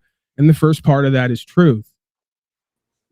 And you don't have shit except for keys here. You don't have a house. You don't have a car. Your girl left. That's also you. So you rent a house, according to you. You don't own property and land. And why are we going to make this a competition between you and I that you can't win? And you know it and I know it. I've been winning this. Also, imagine being in your 40s and approaching 50 and still referring to the complimentary sex as your girl. It's time to grow up. Okay? For years. Time to grow up, Taylor. You guys who are you this week? Wait, who are you this week? Flow State, Powder Dusty. Who are you other than Taylor this week? LARPing online. I'll answer to either pretending one of that you're Andrew Wilson's cousin and failing miserably at that as well. I am Andrew Wilson's cousin. Where is this going? I don't know why. It's I respect you for this because you have moxie, right? To continually for years try to come up against me, but you know where it's always going to go. So like at some point you make an executive decision to not fuck yourself continually. Paul, you're a loser. You've lost. I get it. That's the projection because it makes you feel something, right? Okay. We're not interested in your need and desire and projection here today. This is what you do with everyone everywhere. This is inferiority complex masquerading as superiority complex. And it's beyond embarrassing because in every metric, I got you licked. Do you remember when I made... You didn't listen. In every metric, I got you licked. So let's put it to bed and let's get back to a centric point here. Let's you remember the challenge? No, this is who and what you are and what you do, because now you're going to take it to a place of violence. Yes, I remember the challenge. And yes, I remember me in front of everybody swallowing my pride and backing away from it, because I just said what runs me is true care, even if I have an animalistic side to me. I'm not going to sacrifice the rest of my life and my true care to roll around in the dirt with you so you can get off because you got some BDSM kink and want to roll around with men and try to prove yourself. Time to grow up. Taylor, if you want to prove yourself, the time was 5 minutes ago with the debate and the facts. You failed. Rolling around in the dirt with me is doubling down at your failure. Okay? So I will not be, I'm not interested in challenges with you so you can make your bones and feel like a man. Do you want me to remind you? No, I want to get back to what we were doing and experiencing and witness. I want to get back to what we were doing and experiencing and witnessing before you and others like you came in to do what you always do. Any metric at all. Not interested. And I will be. Okay, Jack, I'm going to take a step back. You can take control over this creature or try to reason with him because I'm not going to continue to do what he wants me to do, which is spin cycle and loop with him for his own distorted pleasure. He's sick. He's an addict. He needs help. You enable each other. I don't seek him out and I don't seek to interact with him. I didn't seek you out. Can't say the same. When you cross paths, you both enable the disagreements and the conflicts to continue. I didn't even address Paul. I didn't address you either. I addressed the facts, and so did Jack. You denied the original claim that this is a centralized, collectivized, political and economic situation. We got distracted in in what works, right? The system keeps us distracted between arguing over politics, economics, and religions, right? And in the meantime, we're not making money. You know, there's those who are making Paul's money. not. Tell you what, let's look realistically in the scale of things, right? People like the billionaire class, conceptualize, try and spend some time, figure out $1 billion in relation to you, your life earnings, right? See where you stand up against some of these commonly known names of today and ask yourself, is this a land of equality? Really? Is this a land of freedom? Really? Are you sure? Because it sure as fuck doesn't seem very safe anymore.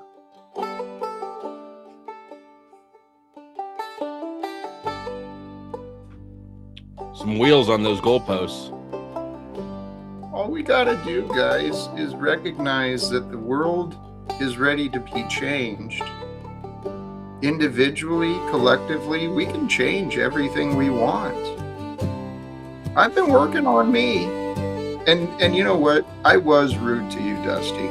I know. I didn't mean to be. But you piss me off sometimes still. You really do. Well, you're wrong about some things still. And Paul doesn't help when he gasses you up and fills you full of bad information. The fact of the matter is, this is You already bore false witness multiple times in this interaction, and you're just getting going, right? And you went to me and money, and you have this obsession with money and trying to prove yourself that you're a big boy and you're getting something I've over in your area. I've already won that one. Great. We're talking about economics. We're not. It's not. We're an talking issue about for us. economics, It's an not your issue for ego right you. now, Paul. Actually, something you mentioned earlier, no one has won, right? The game ain't done, dude. Right. That's true. That's true. Maybe he'll quit being a loser in the second half of his life. There you go again. You just did it again. But we were having a bigger conversation than about Paul. We were talking about economics, not about All right. And yeah, economics. The entire world has bought into this fiat currency scam. It's all make-believe. I agree with that. Well, so why don't we change it? Well, that is a different thing than we were just discussing. I agree with your assessment of the fiat system. Okay. But that is not communism. They're two different arguments. Can you define it again? No. Here, tell you what, regardless of names, in the past, the communism and the capitalist examples, they've both consisted of an owning class, right? A ruling class and a subordinate class. That's not free, that's not fair, it's not right? We can change it. We can overcome the class systems when we stop looking at each other as though we're so different.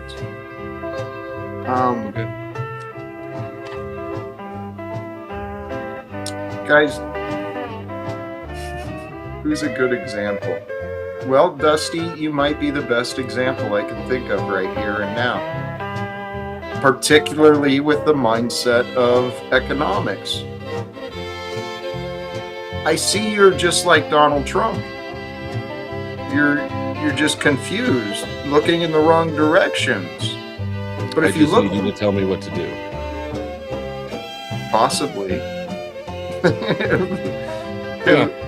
No, actually, it's not me.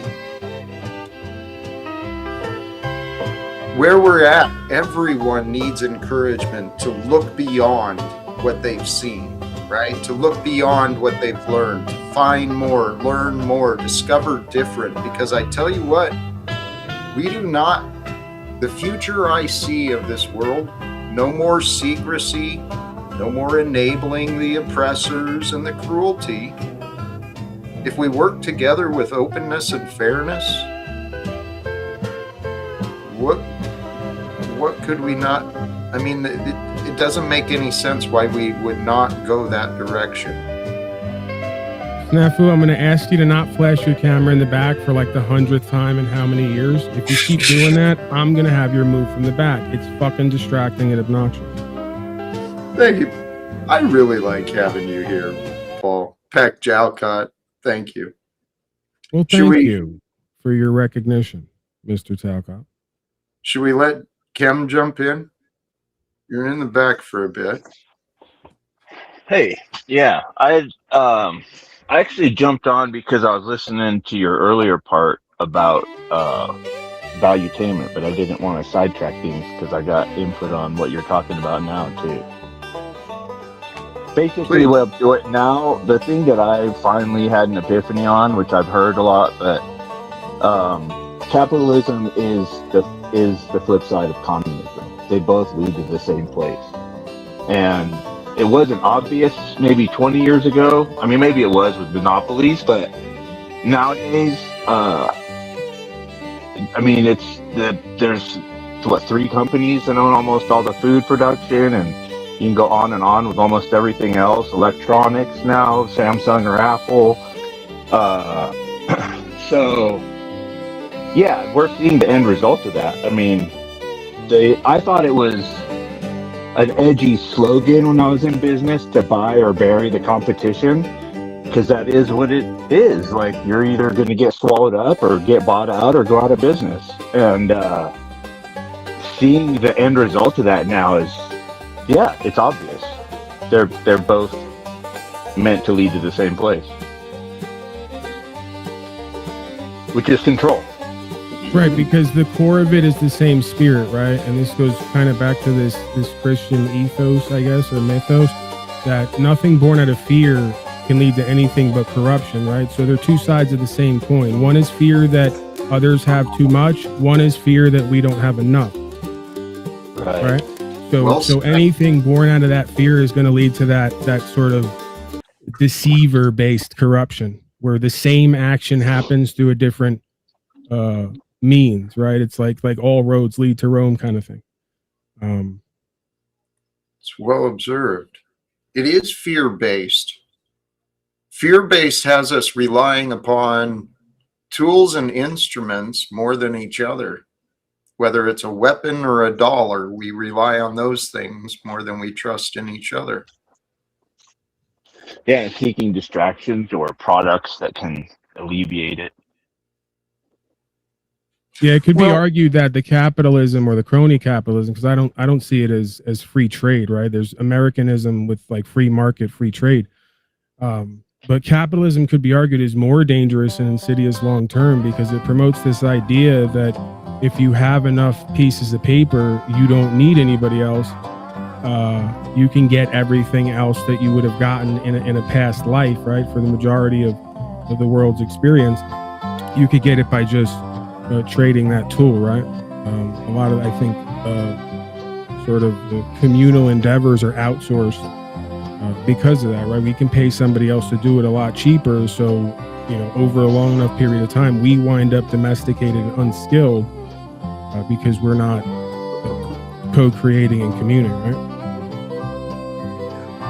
Part of that was with Ford's assembly line, breaking down some of the craft jobs and these menial things, and then you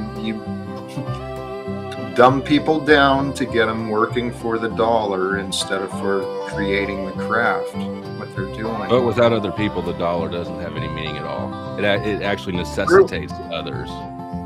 You're exactly. Now, because it's not based on anything. Yeah, well, that's the thing. I think there's a middle ground with a lot of this stuff, right? And oftentimes we miss the middle ground for the black or the white. I'm not going to go all the way and advocate for no currency or currency exchange. It just has to be actual currency that isn't demeaned or devalued. Yeah, that's the thing that left me just a little shell-shocked, was I don't have any answer. Like, I would have advocated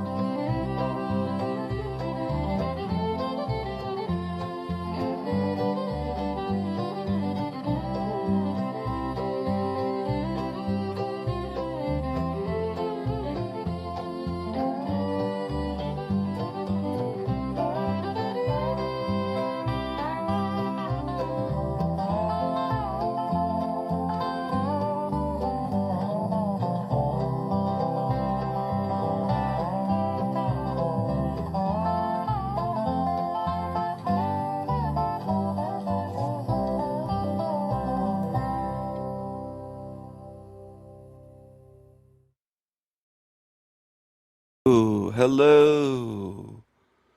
Hello, my tigers. Hello, hello, hello. Hello, hello.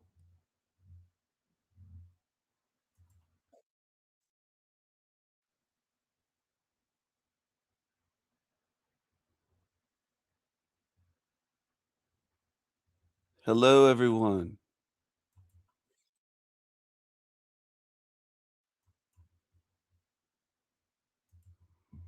Hello, everyone.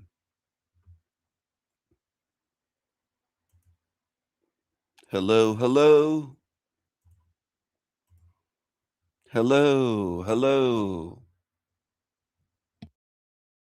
Guys, Chance is going to be the future governor of California. Except when we win, there's not really going to be governors anymore. But Alright, bro. You know what I mean. He ran. He's like, One of the realest white niggas actually out there right now. And so shout out to Chance. Hello. Bruh. hello. Say that one more time. What? I didn't Chance? quite. Our friend Chance. He's one Huh? of the realest white niggas doing it. There's a few. We're two of them, but he's one of them as well. And when we maintain, when we so attain both and of y'all are? maintain power and status, we will publicly, what's the term for that? Endorse him for Yeah. his campaign. Shout out I'm sorry. Chance. Do you have a I'm sorry. Did you ask a question? So I got a question. So you with the tattoo, you're Caucasian? Yeah. With a tribe tattoo on your fucking body? It's not tribal. It sort of looks Pacific Islandy, but it's drawn from all sorts of things, mostly sacred geometry. Sacred geometry. Oh, y'all Man, take they take gentrification, everything. motherfucker. They take everything and turn it into some bullshit. Yeah. Can you elaborate on that? I'm Yeah, curious. explain what you mean by that. You know what? can Y'all are elaborate. definitely some Chris Kirks. Whatever what's his name? No, don't do it. Charlie Don't do it. Kirks? Y'all some Chris Kirks. Oh, Charlie Kirk. Oh, no, honey. Whatever the fuck. Oh, honey, All right. no. Here's the thing. Charlie Kirk was the moderate one, buddy. Yeah, Charlie Kirk was the nice guy, and they killed him, so here we are. Y'all are lovers? No, we're brothers. No, we're just brothers who are good looking, so everybody assumes that we're gay. It's true. We're used to it. It's like the guys from Supernatural. Yeah. Sam and Dean. Yeah, this guy knows. He gets it. Yeah. What is the other ladies' beef Oh, wow. with sacred geometry? What's the problem? You guys, you European Caucasian people don't have any. Wait, she's saying European Caucasian people. These tiggas always talk that way, don't they? They do. They do. Now imagine if we said, are you a black, darky, negroid person? Wait a second. What are you a negroid? Are you a negroid? Do they have a smoke detector chirping? Like they're so stereotypical. I'm going to play some more of this, but I keep hearing this chirping. I think it's them. It's these darkies on the screen. But you guys Well, appropriate. Yeah, you guys don't have any. You guys take things and just appropriate it and turn it into some bullshit that you make up in your head. So it's a cool tattoo, but it don't make no fucking sense. Ma'am, Sir? what language are we speaking right now? You tell me, buddy. Surely you can tell me which language. You tell we're me, speaking. Jim Bob. Surely you know. English. Checkmate. English. You know what a fucking cuss word is? It's fucking English. Uh-huh. Right. And do you get the point of that? Do you understand why he's making you say what language you're speaking, honey? Do you understand? You gay as fuck. Call me honey one more time, motherfucker. So if you put a fish in a fish bowl and the fish sort of wiggled around erratically and it said, "Where's the water?" You know what I mean? Yeah. You know why we speak English? Yes. Oh, okay. I just wanted to make sure. Yes, we know why you speak English. I also know why you're not living in a mud hut and you're actually in an air-conditioned home. For the same reason that you speak English, so you're welcome. It's not personal though. It's not personal, but it's just reality. It's Halloween, but You're welcome. You are welcome. Yeah. Because we are awesome. We know that. Thanks for taking our culture traffic lights, all that shit. You You tell should me be. what did we take from you exactly? You got the fuck is you talking about? What did we take from you guys? Yeah. You take a lot of our tax dollars, but we don't really take much from you. Music. Would you change the fucking battery in that? Can you Negroes change a battery? Fucking hell, man. Change the battery. Get up off your ass. Yo ass. And change that battery. Motherfucker. Fashion. What did y'all create? It's true. What did I y'all- take your music. It's mine now. Yeah, we took it and we do it better. We gave you pants. You're talking about fashion. We gave you pants. Learn how to pull them up. Learn how to pull up your pants. I'm gonna tell them my beef. Y'all motherfuckers took Aunt Jemima from us. They took Aunt Jemima. Like I said, gentrification, you motherfucker. I agree. We should have never taken her. She belongs in her natural environment on the plantation, and that's something that we should get back to. But I know who Aunt Jemima is. No. From an ecological perspective, we must really examine Aunt Jemima from Pull up sort your of a pants. philosophical sort of standpoint. We have to look at her and we have to say, Here she does is. her Wait a garb second. truly represent? No, here she is. Here's Aunt Jemima at Disney. She was at Disneyland in California. True story. Look into it. Aunt Jemima's kitchen. They had Aunt Jemima working at Disney. I've got an Aunt Jemima cooking me up pancakes. I've got an Aunt Jemima working for me.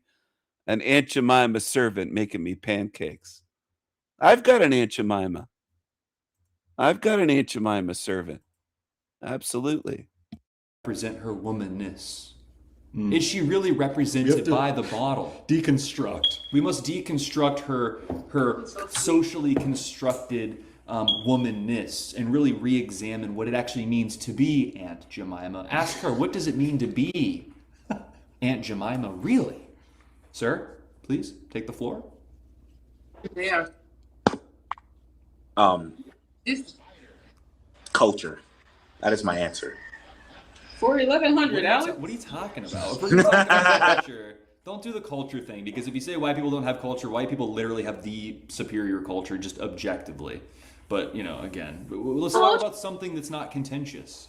Well, it's quality and quantity. Explain. Win that. What do y'all have to give to us? Okay, I'm listening now. space flight, the automobile, electricity, calculus, philosophy, the Enlightenment, literally everything, the language that you're speaking. What are you talking about? Everything. The iPhone that you're talking to me on. The Chinese, country that nigga. you're in. I guess so. You know what? I guess you're all right. Well, now I just feel Y'all bad. make my Well, head it's hurt. not personal. Like, look, black people made hip hop. Well, except Vikings had flighting, but black people made hip hop, and I love hip hop. I'll give you guys credit for that. You got to give credit where it's due. But I just don't understand why you guys can't give us credit on anything. Cause y'all don't deserve it, and y'all steal everything. Okay, Yeah, what have we stolen from you? Literally everything. Okay, can you give Already. me like an example? Really. Freedom. How about that? Freedom. But you're free Free. right now. You're speaking to me freely. We're free now. How long did it take? It was pretty quick Why? compared to how long it took in Africa. They're still doing that shit over there, bro. We ain't never been to Africa, you dumbass. There are slaves in Africa right now. Whites were the first to abolish slavery, and they were the first to be enslaved, by the way. Actually, we enslaved ourselves as Right, but and the word slave. and they was like, oh, look what they're doing. They got other black people working for them. Let's go take them. So then how was that our fault? The word slave comes from the word Why are slav. y'all in our business? Why are y'all in black? Why did y'all even come to Africa? Like, go away. That's a fair question. Can I ask you a question in good faith? What's up?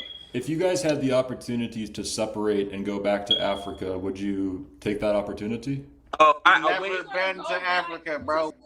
They don't know what good faith means.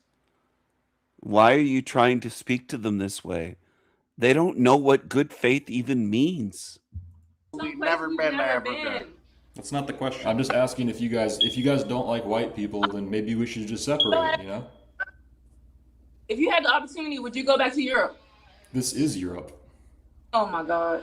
It is now. Oh my Lord. Something ain't right with y'all, man. Something ain't right with y'all. I feel great. I hope so, man. I mean, no, it's a serious question though. If you guys really don't like us, and that's okay. I accept that. I wish you no ill will, but why don't we just go on our merry way? You know. If we leave, if everybody that's of color would leave, y'all wouldn't be shit. Honestly, y'all wouldn't be shit. We should test that. Yeah, we should honestly. test that out. I'll start a GoFundMe. Everybody in the chat, GoFundMe. There's a lot of people who are very open to that. That's true. Patrick Bet David actually he offered to pay for people to what is it called when you relinquish your citizenship? There's a term for it, but it costs $2,400. And he said, I will pay for anybody who doesn't want to be here or be an American. He's not even white, but really, if the non-whites want to assimilate.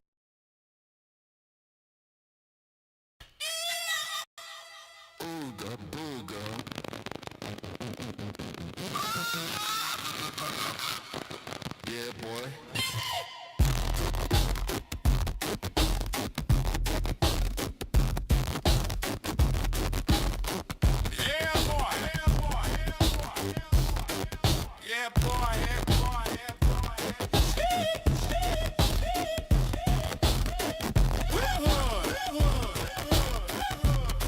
We in the darky hood, yo, yo.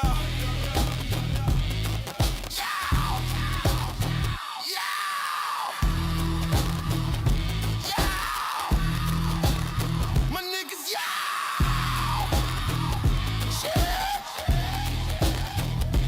Ooga booga. Yeah, boy.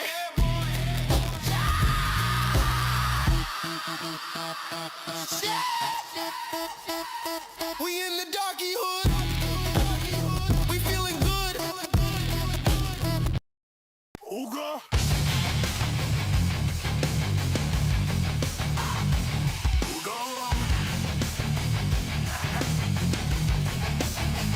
Yeah, boy. Yeah, boy. Yeah, boy.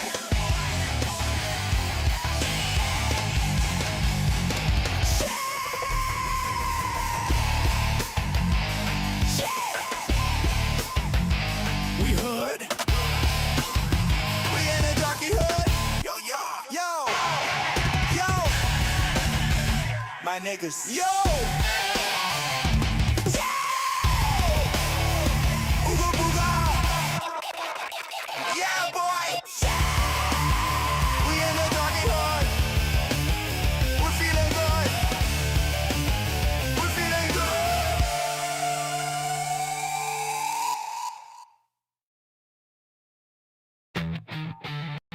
Ooga. Ooga booga. Yeah, boy. Yeah, boy. Yeah, boy. Yeah, boy.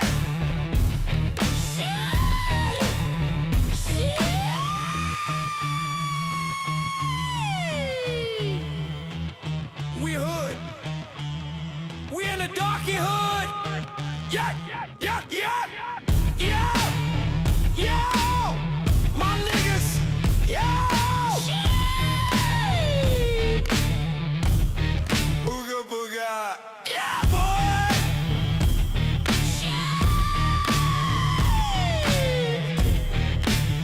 We in the darky hood. We feeling good. We feeling good.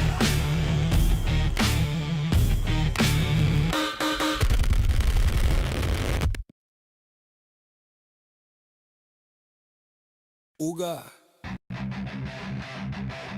Ooga booga.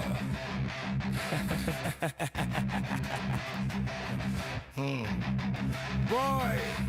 Yeah. Boy. Shit. Shit. Shit. We hood. We in the darky hood. Yo, yo. Yo. Yo. Yo. My niggas.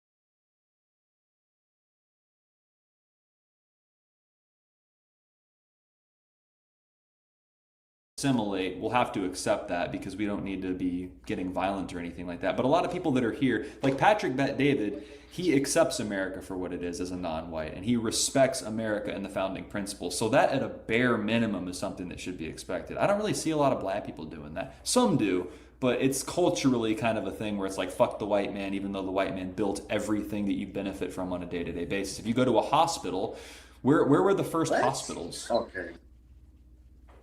I mean, let's just be honest. I wonder who they were built by. This whole country is built on fucking immigrants. No, that's not true. After people who was It's already just here. like I just don't understand the mentality. If you guys don't like it here, why stay here if it's so bad? You know? Nobody here. We just don't like y'all. Yeah, well, I don't appreciate that. Yeah. Why would we it's want to not- live next to people that hate us? That's not a good deal for us, and you guys only cost us money and commit crime. Why would we want that? Say hate is strong. I said we don't like. Okay, dislike then. I don't want to live next to somebody that doesn't like me. We So do go it. back We the way do you. it. So why the We fuck do y'all it. bring us here then? Well, we abolished slavery already, man. But that's the point. It's like, I'm not saying you have to leave, but it's like, well, if you're going to stay, why not show some appreciation and like us? I'm gonna go back to Africa, to a place that I have no idea where I'm even from. I never lived there in a day of my life.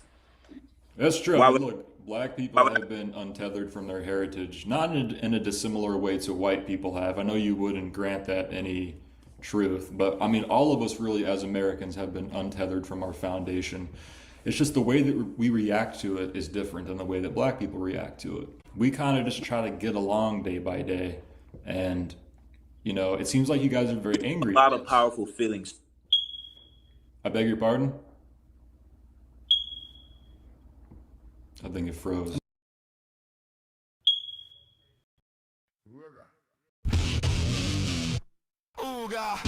Thanks for taking. Yeah, boy. Yeah, boy. Yeah, boy.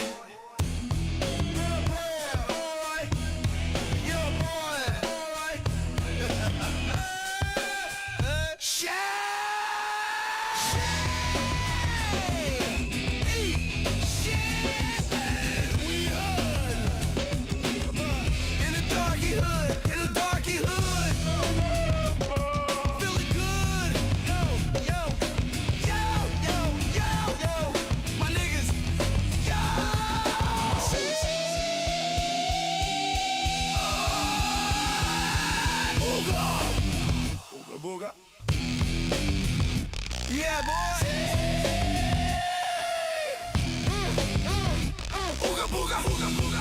Out in the darky hood, we're feeling good. We're feeling good. You feel me? You feel me?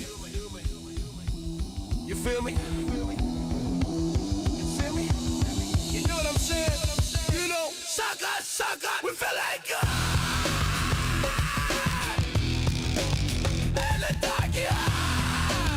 My niggas, your boy, ooga googa. Bitches out, bitches out, bitches out. Bitches out, ooga booga. Bitches.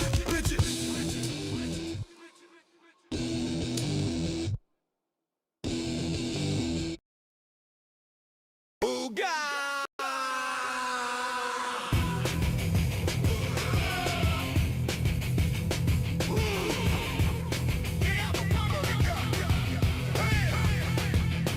Yeah, boy. Yeah, boy.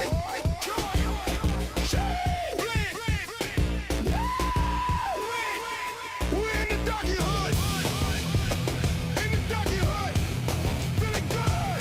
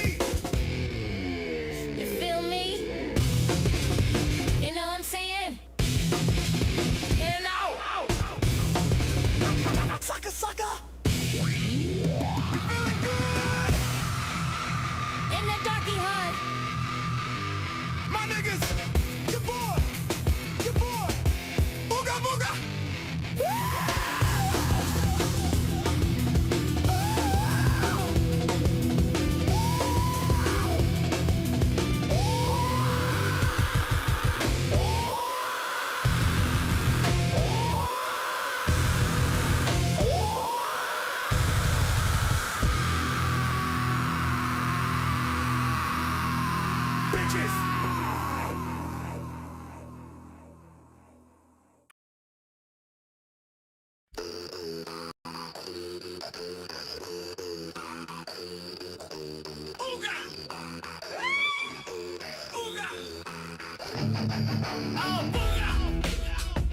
boy.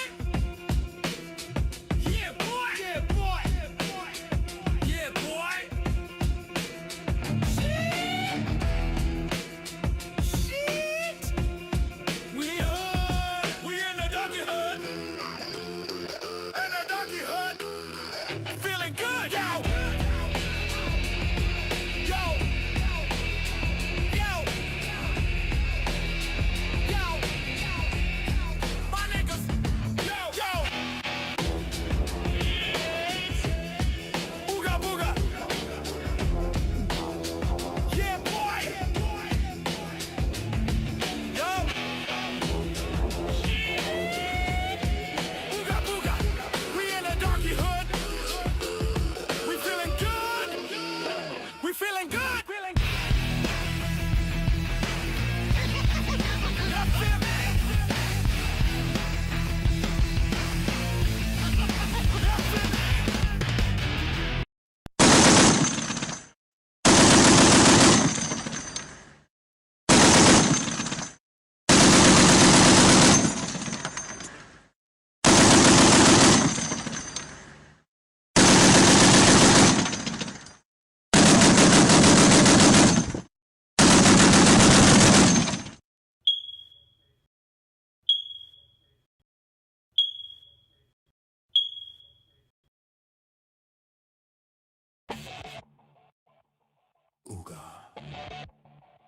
Ooga booga. Yeah, boy. Yeah, boy. Jump.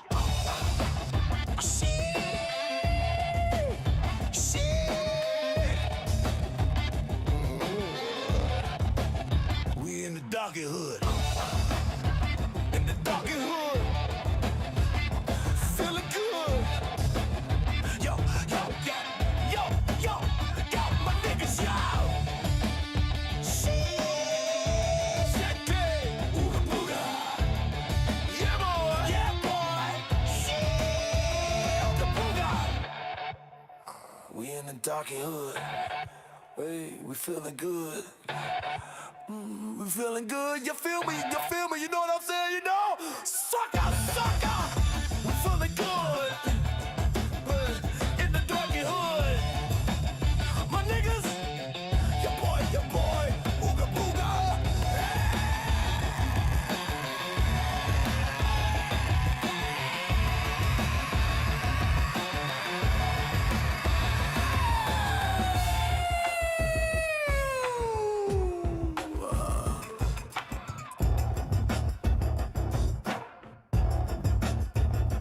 Bitches. Bitches. Bitches. Bitches. Bitches. Bacon. Booga.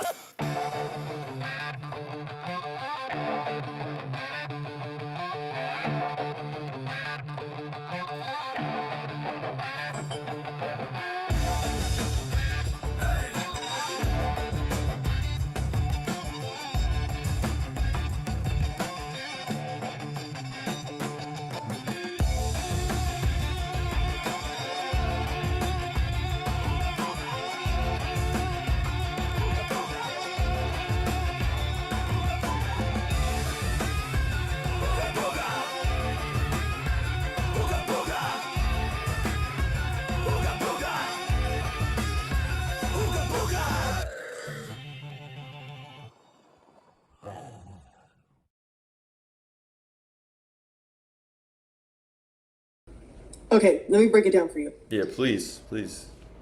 Mansplain. I'm bisexual, right?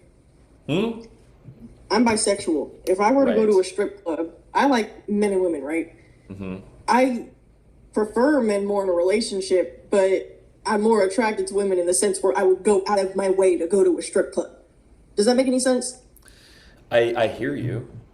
I hear the words that you're saying, and I comprehend them in the order that they were presented.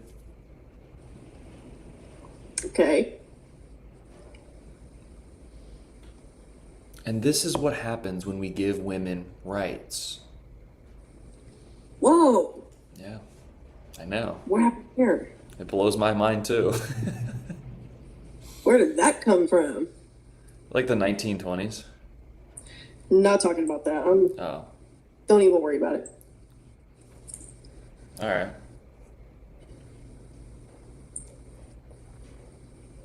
What's the problem with women? Ouch. My problem with women? Yeah. Well, I don't have much of a problem because I don't spend a lot of time around them. So I wouldn't say I have a problem with them. I like women. What was the comments about the rights then? Well, I think they should have less rights. Why? I just don't think it's in their best interest to have all the rights that they have. I don't think we should be like Muslims or something, but they should have less. Not none, but just less. And I think that would be in their best interest. What'd you say? You do know I'm a woman, right? Well, yeah, that's why I said this is what happens when we give women rights. Why are you acting like I'm a different species than you? How am I acting like you're a different species? We're speaking the same language. Because you're talking like we could like we don't deserve as much rights. Like you're talking about I us do like think we're that. not. You're talking about us like we're not actual people. I don't think Like, that. I think you're people. I think you're a person. Okay, then why can't we have the same rights? Well, I can go into why I think. I mean, do children and adults have the same rights? No. No, but that's completely different. Well, I agree, but you're saying that because I don't think that one category of human can have rights and the other can means that I think they're different species. I don't think that's true. No, because women, if you're talking about adult women, have to have less rights than men, you're not talking about a reasonable thing. Like they're younger, they need to be sheltered, they're kids. You're thinking grown ass women shouldn't have the same rights as a grown ass man. For what? I don't think that I actually. If you're trolling, it's not really funny. It's just kind of stupid. I'm not trolling, and I don't even think that it needs to be affirmed in the positive. For example, I don't think that I should have to prove why women shouldn't. I think women should have to prove why they should. And despite the facts that we've gone further than any other nations in the world to make egalitarianism the purpose of the law, the differences between men and women remain pretty steady and have gone more extreme in some ways. So like, why should women have rights to begin with? Why do you think they should have rights? Okay, everybody starts off as a female in utero. You grow whatever the fuck you get, right? Everybody starts off in that stage. Everybody is the same yet different.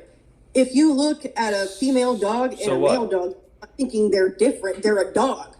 Okay, well, let's start here. Is a man and a woman the same thing? Yes. Okay, but no, hold on. Different genders. That's different genders. Right, so they're not the same. They're not the same, but they are when it comes down to the species. Yeah, they're the same species, but are they the same? No, and differences are allowed to happen. I mean, there has to be a man and a woman to procreate. I agree. But other than that, there's no actual difference. They're just different sexual reproductive shit. Other than that, they got the same brain, they got the same fucking hormones, just different levels. Let's try this. Try to keep an open mind here because I'm not attacking you and I don't think less of you because you're a woman. But men and women are more alike than they are different, obviously. Dogs are more like wolves than they are different, but they aren't the same. So you think that the only differences between male and female sexes are exclusive to their reproductive capacity. That's what you think. You think it stops at their genitals. No, I think that that's the main part of what importance and is what is important in this fucking argument. The thing that makes them more different would be, I guess, the way that they think, the way their hormones work, the way that they are built when they, hit puberty. Absolutely. But that's really a non-factor when you think about it because... Of course it is. Psychological temperament predicts your behavior. It predicts what you do, how you live in the world. So exactly, but it also doesn't, prove that some gender shouldn't have the same rights as another. It just doesn't make any sense. Yeah, I wouldn't use that as proof that women shouldn't have rights. I would just say that's sort of like a scientific empirical basis resisting disproof. So I guess if men and women just existed on the planet and rights hadn't been created or discovered yet, how would you determine what rights you would afford to one or the other? And would they all be the same? They should be. Why? In a perfect, that's how it should be. Yeah, but we don't live in a perfect world. We live in the world. Why So- I think that, okay, there are several, like hundreds of thousands of successful men that are smart, that know what the fuck they're doing, that are well-tempered, have their shit together, right? And there are also the same amount of women who are like that. Well, I don't no. think that They're not the Yes. same amount. there could be. No, there couldn't be. Yes, there could. And the reason why there isn't is because of social conditioning and men thinking that they are superior to women when they're not. Look, no one's using the word superior. I wouldn't. Okay, you don't Hold on, have to hold be on. sick. This isn't the fucking 1920s anymore where wives have to go fucking get high as fuck off of their meds and vacuum while getting beat by their fucking husband. Yeah, This isn't how I it's understand the second wave feminist propaganda, which is really all Jews. So what you're spouting is, yes, so let me just, it'll be okay. We'll get through this. What you're espousing is feminist rhetoric. Feminism is downstream from Marxism. Marxism is just a Jewish postmodern philosophy created by That's some guy. not really the point of the discussion right now. It is literally the point of the discussion because you just Okay, use no, all of because the you Marxist call me rhetoric. standing up for my gender feminism, okay? No. I wouldn't say I am completely a fucking feminist. There is shit that I do not agree with, I but don't I will call standing up for your gender feminism. Standing up for your gender is perhaps what you should do. Feminism is an ideology, and all those things you just said are feminist nonsense. It's It's propaganda. not feminist nonsense when you okay. You do realize how oppressed women are as a whole, right? How are women oppressed? How are we oppressed? Okay, first of all, men like you, people thinking that they could take advantage of the fact that we are females. How am trying I, to make it how am I less than- oppressing you? We're just talking. We're not even in the same You're room. talking, but when you have these kind of viewpoints and you put those onto other people by talking about it, especially other men, you make it to where, first of all, we don't look or we aren't the same as you. Like we can't have the same respect. And you might think of yourself as respecting women, but you're not if you think that we shouldn't have the same amount of rights. It's like, It isn't a matter of respect. It's a matter of survival and necessity. yeah, well, I'm pretty sure we're well past that, all right? Right, which is the only reason women can think this way, is because all of your needs are met upon birth. Only in Western countries do women have thoughts like this. You go to anywhere else in the world, including developed countries, they would think you're an insane person for speaking like this because they respect the natural order and the balance between masculine and feminine. But let's go back to the whole oppressing thing, because I don't feel like I'm oppressing anybody. I'm certainly not trying to. How are women oppressed? How are women Yeah, oppressed? like name a single example that you could measure First and of prove. all, those women that you were talking about in other fucking places, all right? Like, they are not, that's not the natural order of shit. Yeah, but feminism doesn't exist there. Feminism exists here as a response to this oppression you're talking about, right? So how are you or women here in the West, I'm guessing you're in a Western country because you're speaking English, how are Western women oppressed at all? How are we oppressed? Yeah. Okay, I'm gonna say this again because apparently you can't process it. Mm-hmm. But Yes, be condescending. people Don't like don't say you. an actual point. Just be right. But I just have an I would opinion. not be condescending when somebody is sitting here. A man speaking to you isn't oppression. No, I'm not saying I am getting oppressed right now at this very moment. I'm saying you are being disrespectful How am I being disrespectful? by saying I don't deserve rights. I don't even think the word deserve is appropriate in that That context. is definitely 100% appropriate. No, I don't think that men have rights because they deserve them. I think men have rights because they can protect them. I don't think it's about deserve. Men don't deserve anything. That's why nobody gives a fuck about men. Oh, really? Because the Yes. government here and everywhere else doesn't kiss your guys' asses and make everything easier? No. Tell me if I'm wrong, but that's all the fuck I know. Well, That's all. give me an example. How does the government kiss my ass, or any of my male friends, or my brother, or my father? How is my ass getting kissed? I'll tell you. You tell me first, and I'll tell you my experience with the government. You get respected automatically. You get listened to. By Doctors who? don't tell you you're crazy. Fucking, you don't get fucking. What? Yes, bro. Like, you don't see it. I highly recommend you do more fucking research into this shit before you come up on here spouting a bunch of nonsense. But it's not. How does the government kiss my ass, or any of my male friends, or my brother, or my father? How is my ass getting kissed? I'll tell you. You tell me first, and I'll tell you my experience with the government. You get respected automatically. You get listened to. By Doctors who? don't tell you you're crazy. Fucking, you don't get fucking. What? Yes, bro. Like, you don't see it. I highly recommend you do more fucking research into this shit before you come up on here spouting a bunch of nonsense. But it's not a matter of research, because you just with fucking tattoos. right. But you just told me something that I don't experience. Firsthand experience isn't research. I'm asking you for a firsthand example. Okay. You want a firsthand example? Go to fucking Google. Go to YouTube. That's go not an argument. anywhere. That isn't Huh? that's not an argument, though. You're telling me to go to Google. That's not helpful. I'm telling you to search up the way women have been oppressed, the way men always get the benefit of the doubt and get the privilege. Search it up. Yeah, I'm It sure is that if I there. went, It to, is I'm sure that if history. I went to Google, I would find a bunch of propaganda about how women are oppressed in the West. But I'm asking you because you said that they are. I'm asking you how they're oppressed, and maybe I can respond to it. Okay. As of now, women are not technically oppressed in Western places, right? That's not exactly the point of this argument. It is everywhere else but here. Women are seen as less than, even if it might not be from you. That is how it's seen. Women are less than. Women cannot control their temper. Women are fucking emotional. They're this, they're that. They shouldn't be fucking, respected. That's how it is basically everywhere else.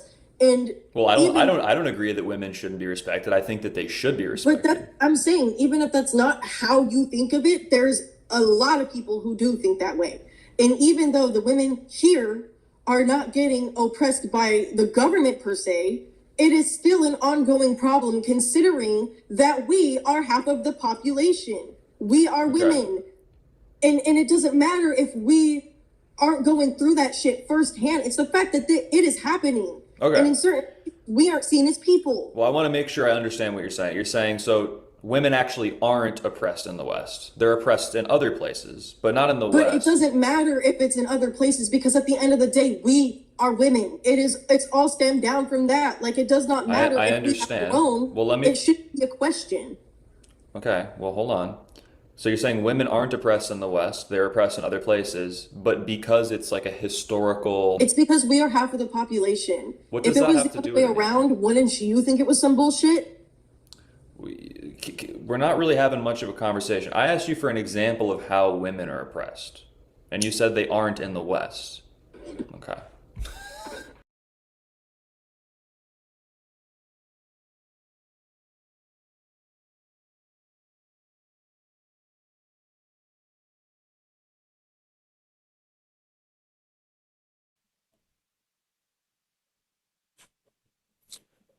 Okay, are we live?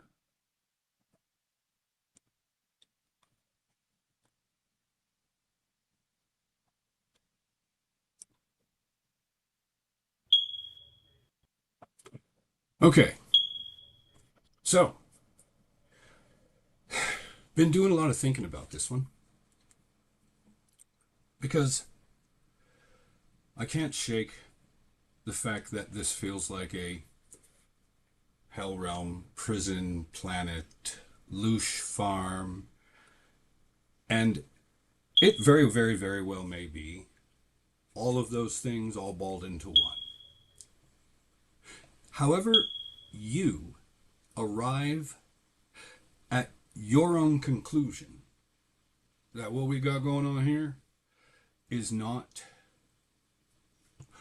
what they would have us believe. You've got to figure out how the hell do you get out of here. And for me, for the longest time, I've been kind of hitting up against a brick wall. with the answer to what do you do to get out? The best that I could conclude was mastery. Disconnect from everything. Mastery. Self-evolution. Transcending the animal man. Tapping into the higher faculties within you. And that type of journey towards self-mastery. Okay. With no other answers as to what do you do? That could fit. Spend enough time, mastering yourself in whatever way you can. A lot of empty gaps there. Like, well, what does that mean? And how does that... So I started looking, thinking, and I stumbled across something that somebody else stumbled across that uploaded it to their channel of somebody else's work. And I watched it and I was like, oh my God, I think he's onto something. I really think the dude's onto something. And it's from an incredibly, well, I don't want to say unusual source when you consider the context of what he is and who he is and what he teaches and shows and shares with people. So we're going to get there. We're going to get there. This might be an hour and a half. So if you've ever studied, dove into the occult, the esoteric, occult, that which has been veiled and hidden, not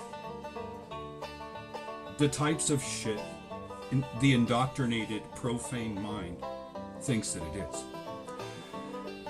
Started to realize that when you consider mystery schools, at least when you learn about them and figure out what they are, learn about some of the things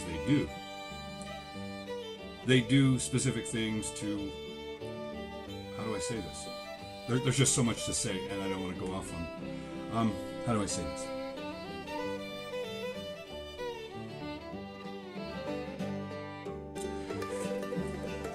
Magic, with a K, and I'm not referring to, in this context, black magic, or anything like that. I'm referring to ceremonial magic that you do on yourself, and you invoke and work with energies, celestial energies, planetary energies, the energies of air, fire, water, and earth, ether, that type of stuff. That when you start diving deeper into the occult and that which is hidden and all that stuff, I know where I was going. They've hidden a lot of shit from the profane. All of us would be considered the profane until we're not. And I know that a lot of really good shit has been veiled behind, as far as knowledge. Knowledge the human needs to know to understand this reality and how he might or she might find our way out of this fucking place.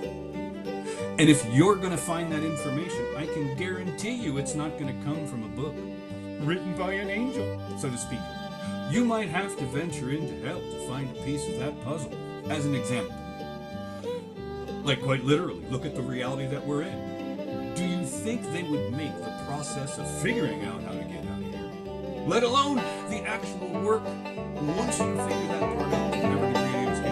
I'm not entirely sure this is the whole piece, but I think what this dude has found, and what he's pointing out and explaining, which ties directly into magic, ritualistic, ceremonial magic, that you do on yourself. This is a big deal. Working with rising yourself. I'll let him explain it. He's far closer to adepthood than I am.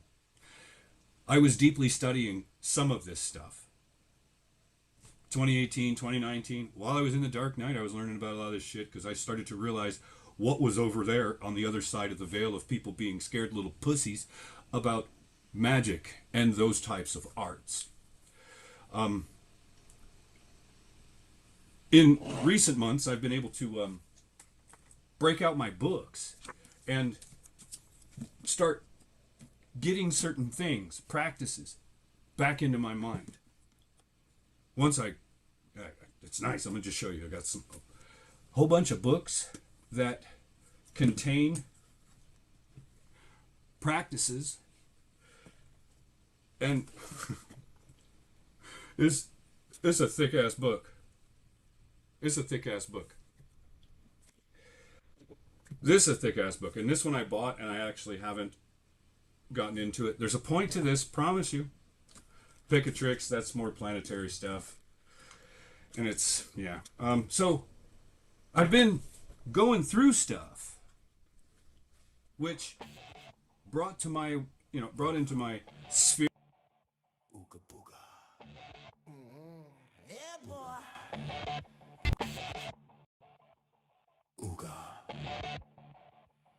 booga. Yeah, boy. Yeah, boy. Jump.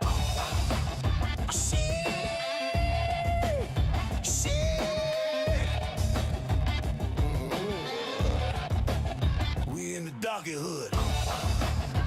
In the doggy hood. Feeling good. Yo, my niggas, yo.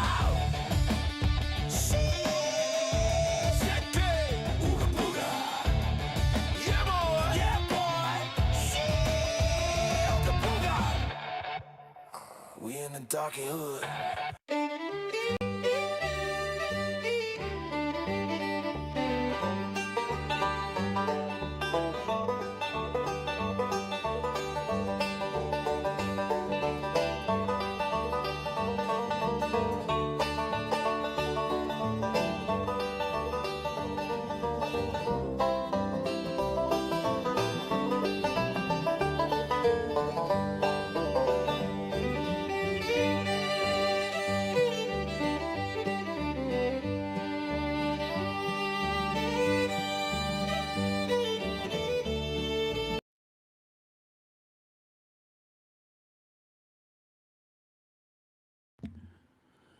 Hello. Hello. Hello. Who is here? Hello, my niggas. Who's still here? Who's watching? Who's with me? Who's here? Who's with me? Pump up the volume. Let's go. Let's go. Turn it up.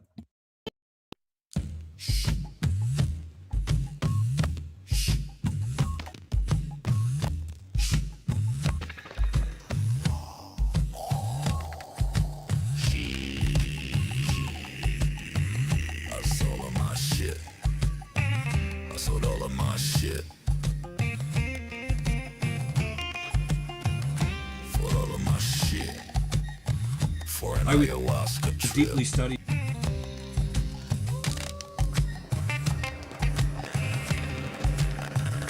I went on a trip. A shit trip.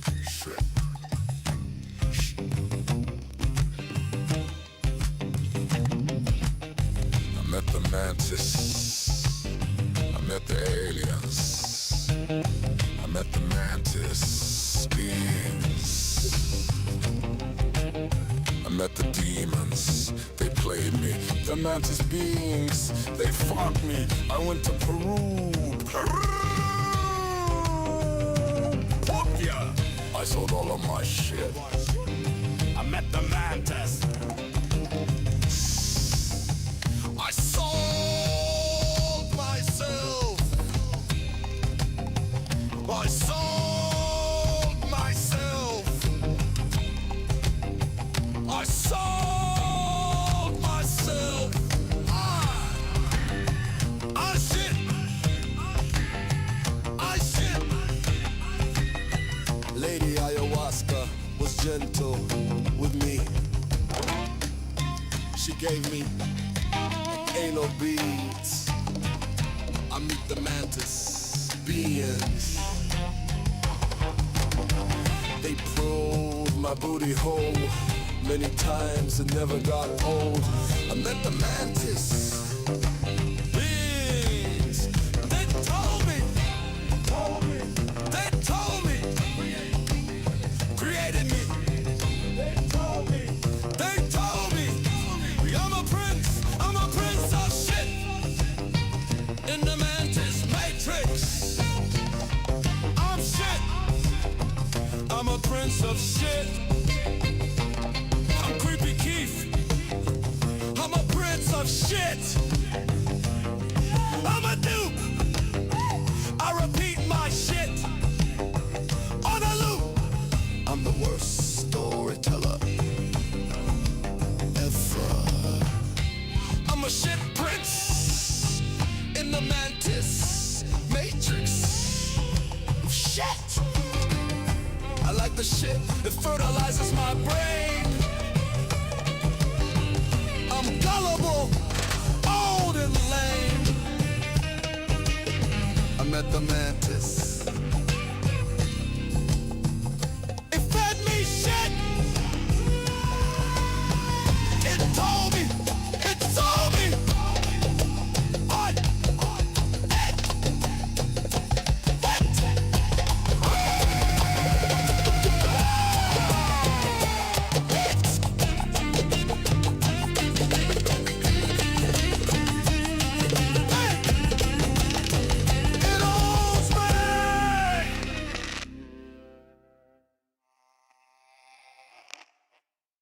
Wow, Creepy Keith met the mantis, he claims.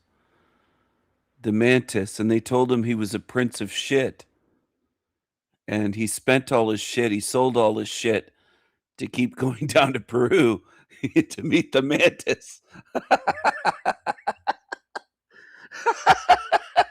This creepy creature, this angry fucking creature. He likes to talk with his hands. He likes to pretend that he lives in a clean place. And he's a filthy cockroach. He's a creepy creature. Creepy creature. Creepy Keith. He's a loser. He's a loser. That's what he is. That's exactly what he is. He's an angry cockroach. The human needs to know to understand. Oh, wow. Did he take it down? Wow. Did you take it down, fucker? He made it private. Look at that. Look at that, everyone. Take a look at the guts of that cockroach. He noticed that I was playing it and he made it private. He can't leave his live streams up. He can't do it. He's like Bextra Lard. When she would see that I would be streaming her shit, showing people how stupid she is, she'd take it down, make it private. Like a coward. Look at it. Look what he did again. He keeps doing this, makes it private. They're all afraid of me. All I'm doing is holding up a mirror and saying, hey, take a look. Keith, you're watching me, aren't you? You're lurking here like a fucking little coward loser. I own you, little bitch. I own you. All of you demons. Creepy Keith. Creepy Jeremy. Oy vey. Bextra Lard. On and on and on. They can't take it when I stream them. And when I show what they are, they run and hide. They scurry away like cockroaches, like cucarachas. You fucking homeless bum. You coward. He's a loser. He's a loser. Rebellious meat puppet. Rebellious meth puppet. Process of figuring out how to get out of here, let alone the actual work. Oh, it looks like he's playing games. It's back up. It's back up. You playing demon games. Once you figure that part out, to whatever degree any of us can, I'm not entirely sure this is the whole piece, but I think what this dude has found, and what he's pointing out and explaining, which ties directly into magic, ritualistic, ceremonial magic, that you do on yourself, this is a big deal.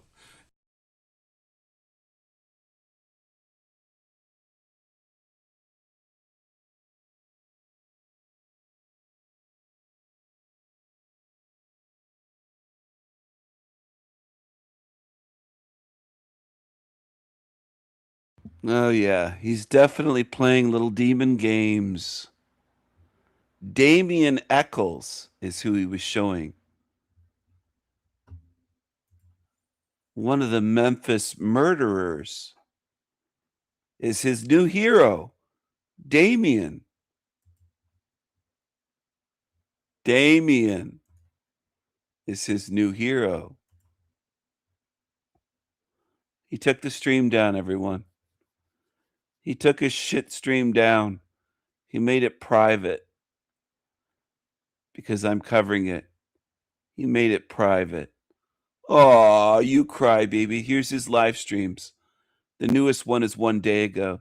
He took today's live stream down. Took it down. Damien Eccles. He thinks this guy's figured things out.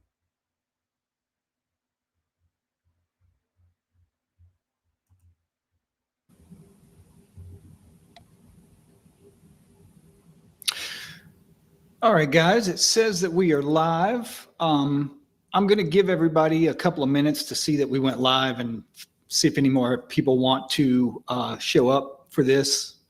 You can always watch the video later if you missed it. And while we're waiting, I'll tell you about a couple of things that I've been working on before I jump into what I want to talk about in this video. One of which is I was writing recently about how, well, actually what my absolute favorite book of all time is. You know, I thought about the question, if I were ever like stranded on a desert island, what would be the one book that I would have with me? And the answer to that is the Tao Te Ching. And it's kind of hard for me to even articulate why, but I've always felt like it was the most complete teaching in and of itself. It's profound, it's deep, but it's also very sparse. You know, it's one of those things where you could read it in a bunch of different ways. Like you could open it up and just read a chapter at random, and each chapter is only one page. But you could read a chapter at random and meditate on that one chapter each day, or even for longer than that, and you're still going to get something out of it. Or you could sit down and read the whole book cover to cover, which I've done many times. Well, one of the things that I started doing recently, if you're interested in this, like I said, this is my favorite book. I started making my own version, my own translation of the Tao Te Ching, and I am posting it on Patreon for anybody to read. You don't have to pay anything. You don't have to subscribe. All you have to do is become a member. It's absolutely free to become a member. And if you do, what I'm doing is each day I'm not only posting one chapter. It'll take 81 days. There's 81 chapters in the I Ching. So I'll be doing it. I think today I put up the second chapter. But in addition to like my version of each chapter, I'm also doing a short commentary to go along with each chapter to kind of describe what it means, to make it, you know, more easily digestible. And I'm also giving a short practice with each chapter that you can do each day, so that it's not just something you read or think about, or, you know, some vague abstract philosophy. It's something that you can put into action in your everyday life. After I get this video up, you know, I still am not the most technologically literate person. I couldn't figure out how to put the link before I started the live stream. But after we're done, I will post the link in the comments, or you can just go to Patreon and search my name and find it on there and click on the Become Member button. Like I said, it costs absolutely nothing. And like I said, I'm just talking right now to give other people a chance to see that we're going live and see if anyone else wants to show up. But I thought I would also answer another question that someone asked. They were saying, out of all the different versions of the I Ching or the Tao Te Ching, what was my favorite one? And that's really hard to say just because, if you go online and look for a version of the Tao Te Ching, you're going to find like a million different translations. This is probably one of, if not the most translated book in the history of the world. Even Crowley, Aleister Crowley, if you're into him, at one point did the Mr. Crowley, Mariner, what got into your head? same thing. He translated the Tao Te Ching, and he did it actually less than 5 miles away from where I am right now. He camped on an island in Esopus Creek and set up a campsite. Yeah, that's great. You like talking about Crowley. He also did a lot of drugs. He had a thing for boys. He had a lot of STDs. He was pretty fucked up, dude. Is that your hero? And stayed out there on this island with no running water, no electricity or anything else while he was creating. He was a weirdo. His translation. I think you can find like pictures of it online or something. Can't remember, but you can still go to the island now. It's less than five miles away from me. Anyway, someone asked me what my favorite version is or what my favorite translation is, and it's almost impossible. I pissed on Crowley's Book of the Law and I threw it away. I pissed on it and said, fuck you, Crowley. Oh, Mr. Crowley. Freemasonry 2 years ago.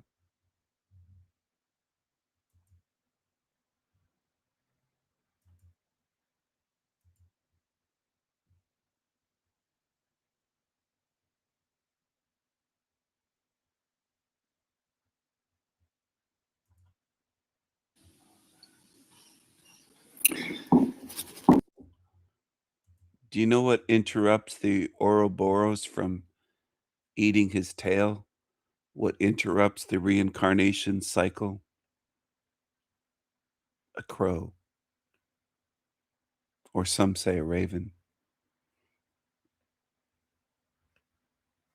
I am the Raven King. I can do anything. And one day you'll see that. You don't have to believe me. I know how people are in this realm. They usually believe the sickest, most violent deceivers, liars, creepy creatures. That's what people are prone to believing. You don't believe truth speakers. Most in this realm believe the biggest liars and creeps ever. That's what most people believe. I'm including so-called truthers. I'm not just speaking about the normie masses. I'm speaking about most on earth believe evil and follow evil and get duped by evil endlessly. Some of you will spend thousands of lifetimes here until there's nothing left of you. This realm will eat you alive. And so be it. The one thing you will be skeptical and wary of is when you encounter a real truth speaker, because most of you have fucked up instincts. Your intuition and your instincts are foobar. Overall, if I had to judge humanity as a whole, it's an F minus. You just fucked. Most people can't hear someone and go, yeah, that they're speaking real truth. They can't do it. Some of you will sit here for years on my channel and you can't figure it out. You can't do it. Like Jeremy, he was here for over 3 years, that creature. The rebellious meth puppet has been here all along. There's plenty of examples. Bextra Large spent a lot of time here. I'm convinced that most in this realm are not only stupid, They're demontards. They're evil. They're evil and stupid. Demontards and zombies. That's what populates this realm. That's why I say so often, I can't help most of you. You're way too far gone for me to help. And I view it as the only way you have a chance to get out of here is not through your own devices, but you're reliant on someone else shutting down this matrix, most of you in this realm. Now, why do I say that? Because I've observed a lifetime here, and I can see what's gone on here for lifetimes. I don't think most in this realm are going anywhere unless they're helped out of here. And it's ended for them, and they're essentially rescued. That's how fucked up people are here in this realm. They could view a guy like this guy on the screen that spent many years in prison, convicted of harming, torturing, and murdering children. And they would look at this guy, and then they would see a picture of me, and they wouldn't even be able to tell us apart. That's how fucked up the discernment of many in this realm. It's that bad. It's that bad. And some of you think that I'm exaggerating. I'm not at all. At all. Most beings in this realm can't tell good from evil, smart from stupid, an honest being from a liar, something that's full of envy and misery versus something full of goodness and truth and care and love of truth. Most of you can't do it. Your discernment is almost at 0%. Most beings that I encounter in this realm need to be told what to believe because they can't think for themselves and they can't see for themselves. They can't discern for themselves. They can't do anything for themselves. They can't tell genius from a pile of shit. That's the way most of you are. You follow demonic shit and you have no idea what you're buying into. Hey, folks. The thing that I wanted to talk about today is kind of why it's so important to find your way with a capital W, your Tao, or as they say in Japanese, your Do. And what that is after you've completed all the lesser work, the opus minor, it's called an alchemy, like working our way up through the entire tree of life. Once you've done all of that, you then start the magnum opus, the great work, which is about finding your own Do, your own Tao. And that is going to become your spiritual path. That will become the way that from this point on, you will continue your journey towards self-development, fulfillment, going deeper and deeper into yourself and unraveling all of the unconscious complexes, all of this sort of thing. It will be different for every person. And it may not look like what we normally think of as a spiritual path. You know, that's what the tea ceremony in Japan is. To most people, a tea ceremony, drinking tea, doesn't look like what we would normally think of as a religion or a spirituality, form of spirituality, any of that, but it is. And there's kind of two reasons that this is important, or two main ones that I want to focus on today. One is because it is the way that you will find contentment and peace in this life. You know, when I was in prison, like for me, it's always been about, ultimately, when you boil down everything that I've done, whether it was inner alchemy, whether it was ceremonial magic, whether it was martial arts, whatever you want to call it, to me, it boiled down to the concept of Kaizen, of experiencing constant improvement. You know, not perfection, but just every day striving to be a little bit better than I was the day before, whether it was doing one more push-up or, you know, writing another piece or doing another painting, whatever it was. I always wanted to be accomplish a little bit more today, or refine myself a little bit more today than I had done the day before. That was what was at the heart of everything that I've ever done. It took me a long time to realize that. You know, a lot of times we think it's the thing that we're doing, like magic or painting or writing or whatever. But ultimately, for me, those are all just vehicles through which I can apply Kaizen. But when we discover that, happens is when you really start doing it, it allows you to experience a kind of contentment and peace in even the hardest of times. That was why when I was in prison, when I was on death row, entire days would go by sometimes when I didn't think about the fact that I was in prison. Does that mean I didn't want out? No. Does that mean I was having fun? No, I didn't love being in prison, but I wasn't tortured by it. I had a sense of contentment. I read a book one time by this guy, I think his name was Eli Wiesel. I believe the book was Night. The name of it was Night, and he was a Holocaust survivor. He survived a concentration camp. But he was talking about how as long as you have a why, you can. This guy's so wise. He believes in the holohoax. He believes that fraud Eli just incredible. And people worship this guy as wise. And in the first 3 minutes, 30 seconds, he's showing that he believes something he has right at his fingertips to figure out the real story. He's a dupe. And people in this realm, I'll say it again, and I'll probably say it thousands of times before this body dies, body of mine. People love to believe and follow dupes. They love to follow liars, demons, felons, convicts, psychos, narcs, sickos.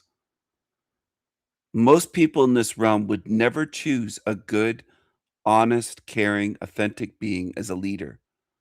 They would rather follow darkness, evil, sickos, degenerates. It's the way you are as a species. I'm not talking about you individually.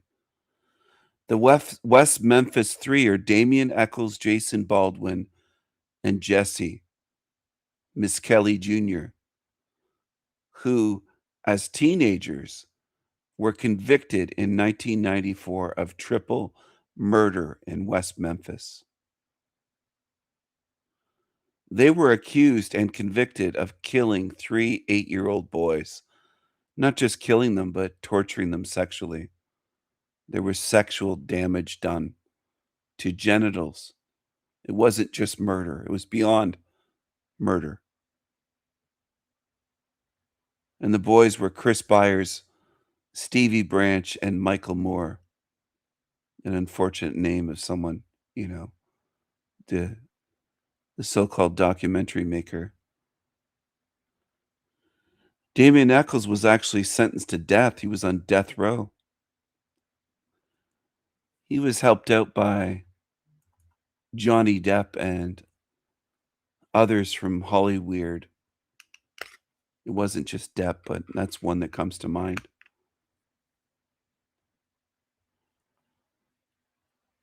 People idolize evil in this realm, and they pretend it isn't evil. They do it all the time. So this guy's pushing the holohoax propaganda, which I'm sure people would hear during his live stream and probably salivate over and drool, because that's what people do. They love lies. And a lot of you are still fucked up. You think, well, people don't love lies, Stephen. They just get tricked.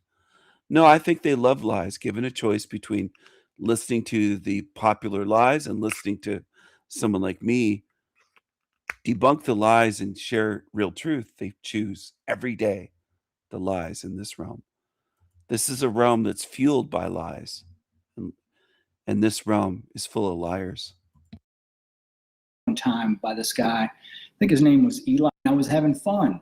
No, I didn't love being in prison, but I wasn't tortured by it. I had a sense of contentment. I read a book one time by this guy, I think his name was Eli Wiesel. I believe the book was Night. The name of it was Night, and he was a Holocaust survivor. He survived a concentration camp.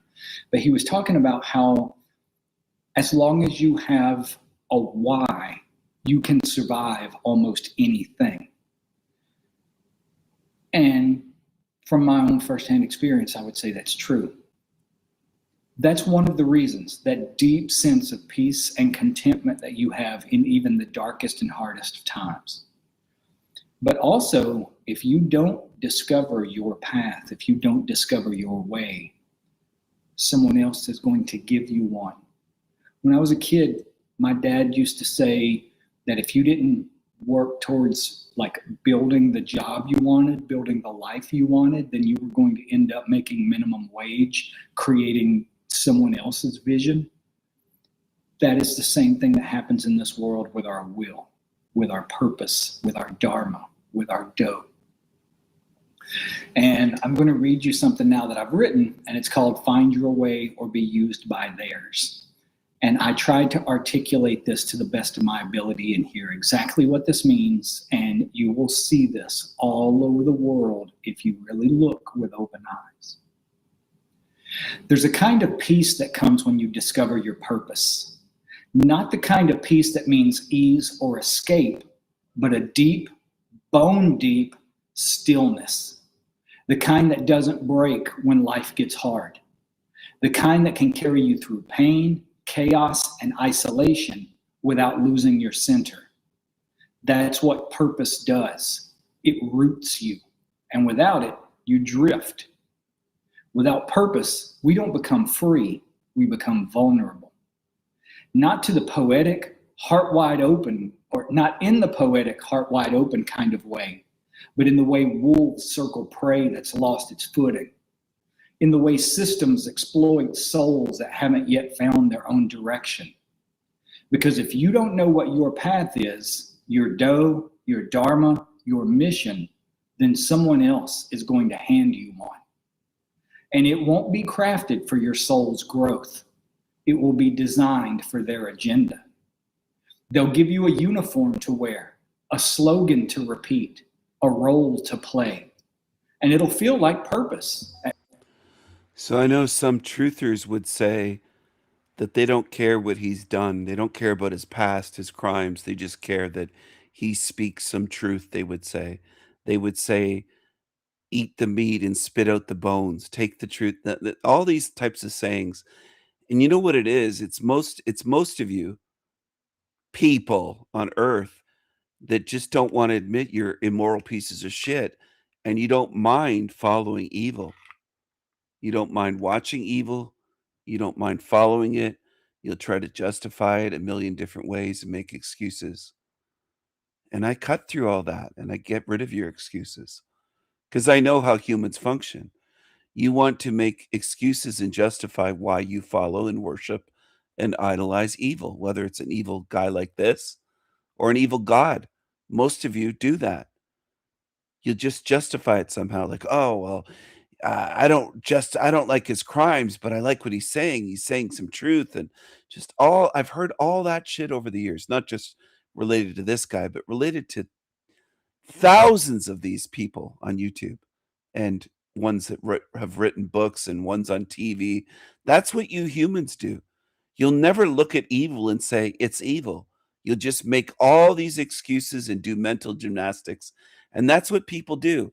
And if you really examine people and pay attention, you'll see people doing that every day, constantly in this realm, trying to justify why they say they've learned from evil, why it's not all bad, it's nuanced, it's not black and white, just every excuse you can imagine. It's mountains of excuses they make for why they like following, watching, listening to evil, viewing evil as good leaders, as gurus, and you name it, idols. That's what people do. At first, it'll give you a rush of meaning, a sense of belonging, a taste of fire. But it's not your fire. It's theirs. You're just burning as fuel for them. The system loves lost people because lost people are easy to mold, easy to market to, easy to manipulate, whether it's through politics, religion, media, consumer culture, whatever. The world is full of hands reaching out, not to guide you home, but to use you.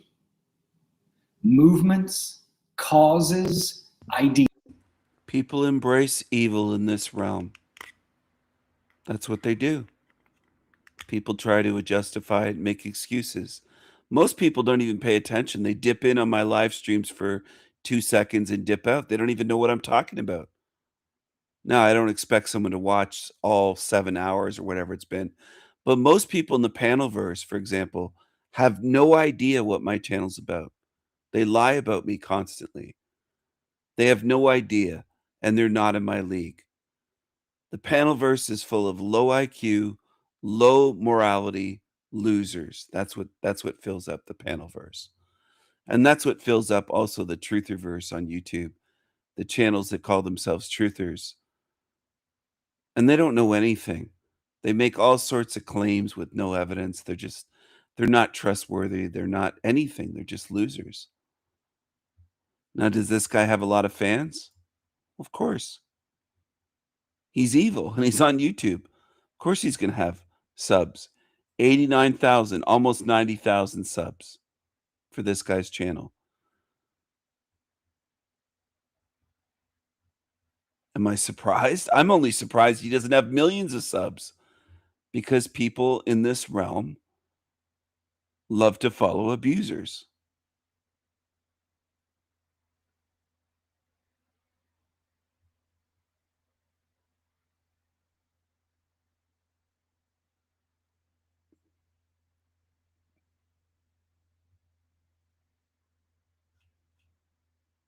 Archaic's channel is another example. That Archaic's channel has 185,000 subs.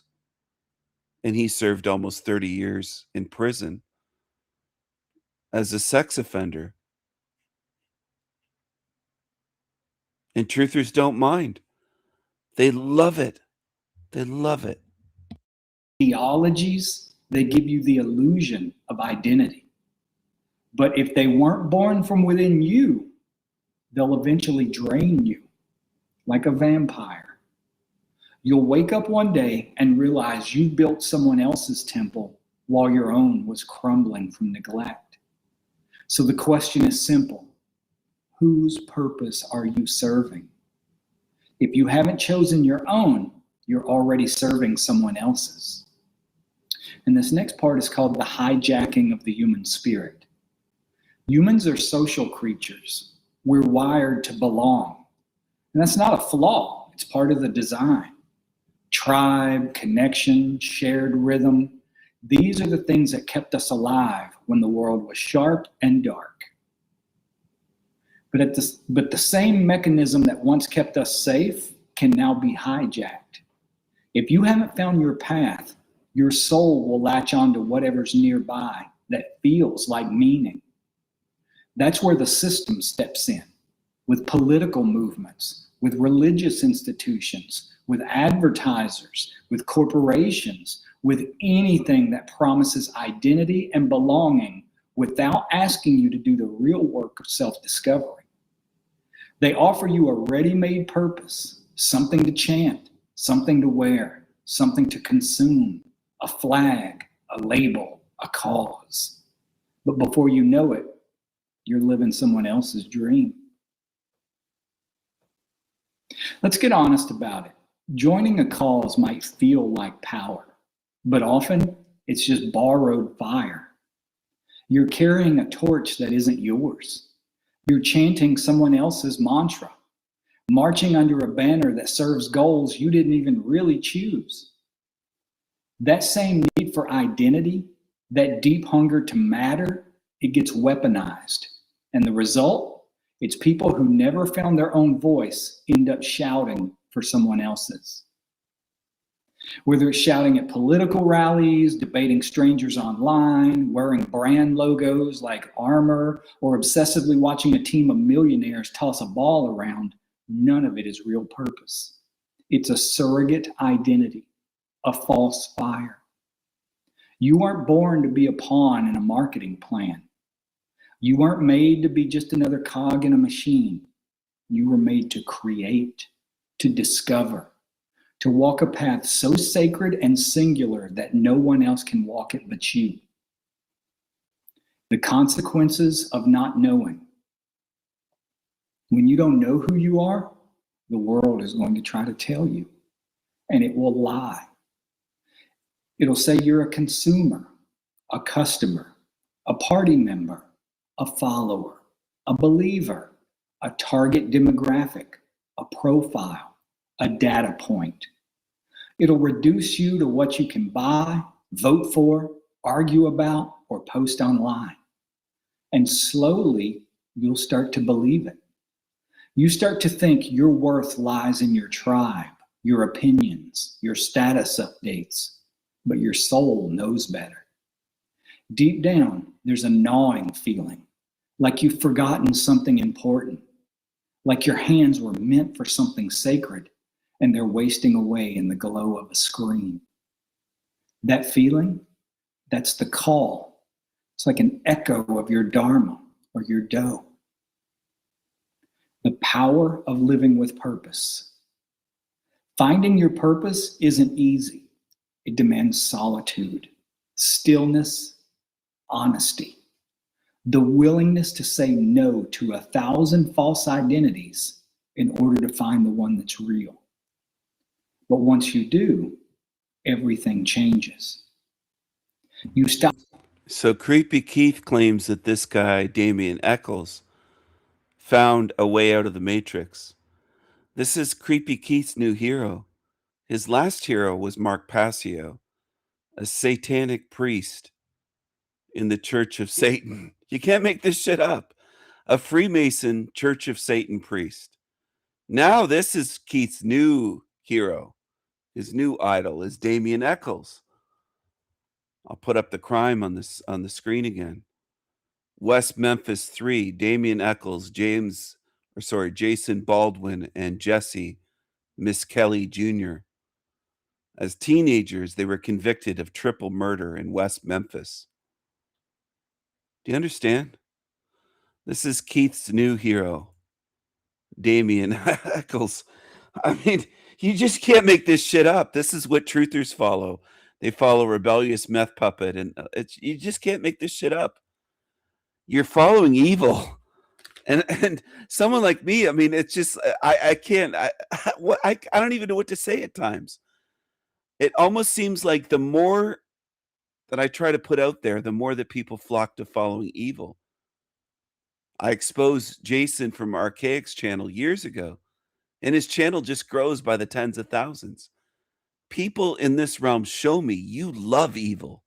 You love following evil, and you love to pretend that evil's good and evil has the solutions, and you'll sit and listen to evil for hours a day. But hardly anyone comes here to listen to what I'm saying. They'll dip in and dip out, of course. They'll dip in for a few minutes. That's what losers do. That's what evil does.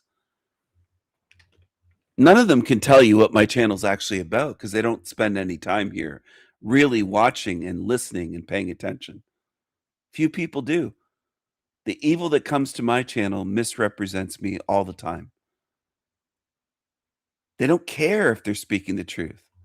They lie and lie and lie. Liars are not going to lead you out of here in case I have to tell people that. Liars are going to keep you here. You're going to get recycled again and again and again and again. There's going to be nothing left of you. Nothing. You don't have to heed my warnings. You can laugh it off like fucking evil moron idiots do. Moronic fools. And that's what people are good at too in this realm. Laughing off the truth and gobbling up evil lies. Because most beings in this realm are fucking stupid.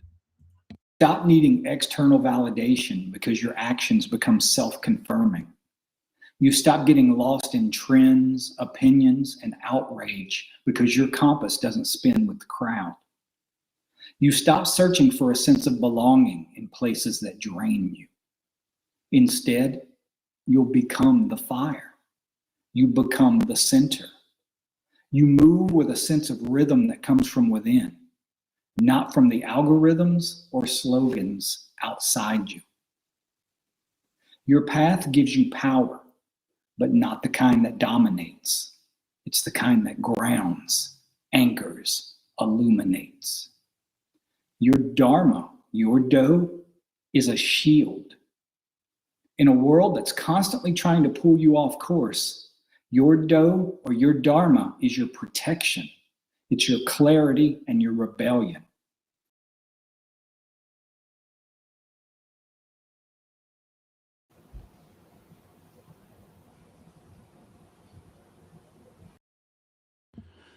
Who talks about the great work? Well, Damien Eccles, Mark Passio, Freemasons.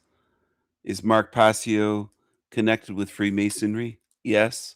Is this guy on the screen? Yes. Has this guy admitted to meeting with Freemasons, spending weekends at lodges and temples, and them giving Freemasons giving him gifts? Yes. Do you trust and want to follow Freemasons?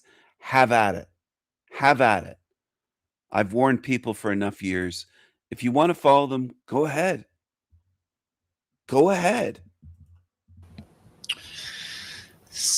Okay, guys, it looks like we're live, and I see the very first person has joined us. Thank you for being here. I am just going to stall for a couple of seconds until other people have the opportunity to see the notification that we've went live, and then we'll start.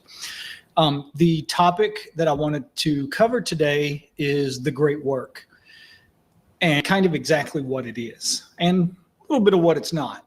I don't like to talk about things like that too much, like focus on the, the more negative things. I like to focus on what we are building and what we are doing, which is doing the great work. But just giving everybody a couple of seconds to show up. Very good, 32 people. That's enough to start with. If people come along later, they can always rewind and start from the beginning. First off, thank you guys for joining me. I realize this is at an odd hour on a weekday afternoon, Friday afternoon, so I appreciate you guys dropping in and listening to me. So the topic of this live stream is the great work. And the reason I wanted to bring this up is because a lot of times people get confused about exactly what it is and whether or not they're doing it. And I made myself some notes for things I wanted to cover and touch on. And the first one is that the great work is not about accumulating things. It's not about accumulating ideas, accumulating symbols, or accumulating beliefs. The reason that I bring that up first is because a lot of people think that if you're reading books on magic, if you're reading books on meditation, that gaining an intellectual understanding of these sorts of things is the same thing as, to use Buddhist terminology, they call it attaining it, meaning to experience it firsthand into the marrow of your bones. It is possible to understand like the point, the purpose, the goal of magic, of alchemy, of the great work, all of this stuff. It is 100% definitely possible to understand these things on an intellectual level without actually experiencing them firsthand, which is what we mean by attaining them. A lot of people get confused and think that memorizing tons of correspondences, this planet corresponds to this gem and this color and blah, blah, blah, on and on and on. Y'all know what I mean. That memorizing, years and years and years of correspondences, or, like developing beliefs about certain things in magic, that this is the same thing as doing the great work. And it's not. Those things do have their purpose, 100%. Learning theories, learning philosophies, memorizing correspondences, getting the basic ritual work down, all of that stuff 100% serves a purpose and a function. But it's part of what we would call the opus minor, or the minor work. It's not the magnum opus. Magnum opus means great work. These are two different things. We work our way through the opus minor in order to reach the point of being able to do and understand the magnum opus. So all of those sorts of things, accumulating ideas, symbols, philosophies, beliefs, random facts about historical figures, lodges, orders, all of that stuff has its place, but it's not the great work.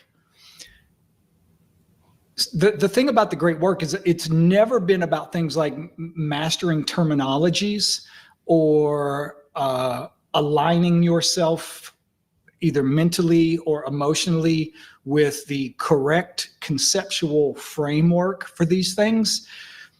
That's never been the magnum opus. All of those things that we're talking about there, like, mastering the terminology. And once again, it has its point. It has its place.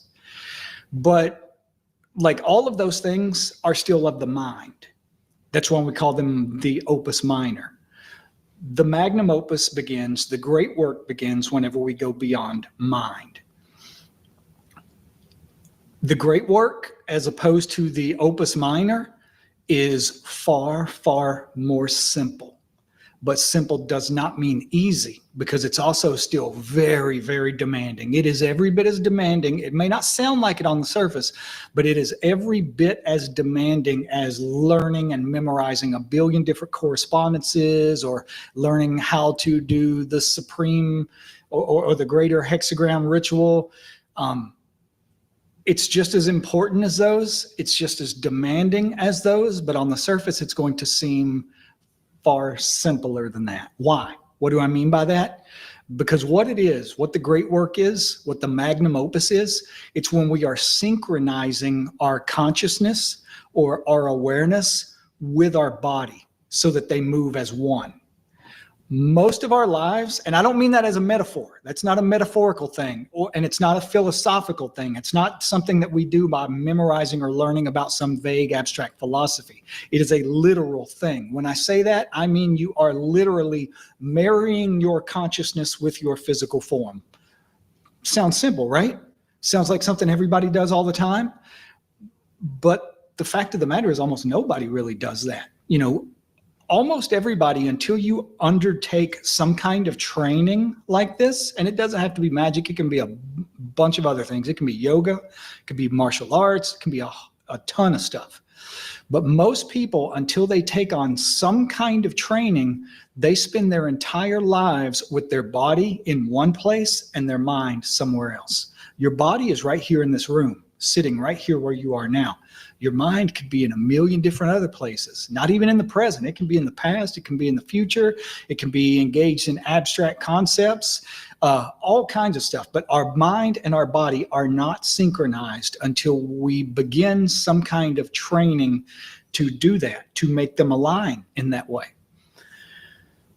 The reason this is important is because whenever our awareness and our body are divided, whenever they're not in the same place, we are living a life that is fragmented. Part of us is here, part of us is there, part of us is somewhere else. Like we are not together, not one coherent.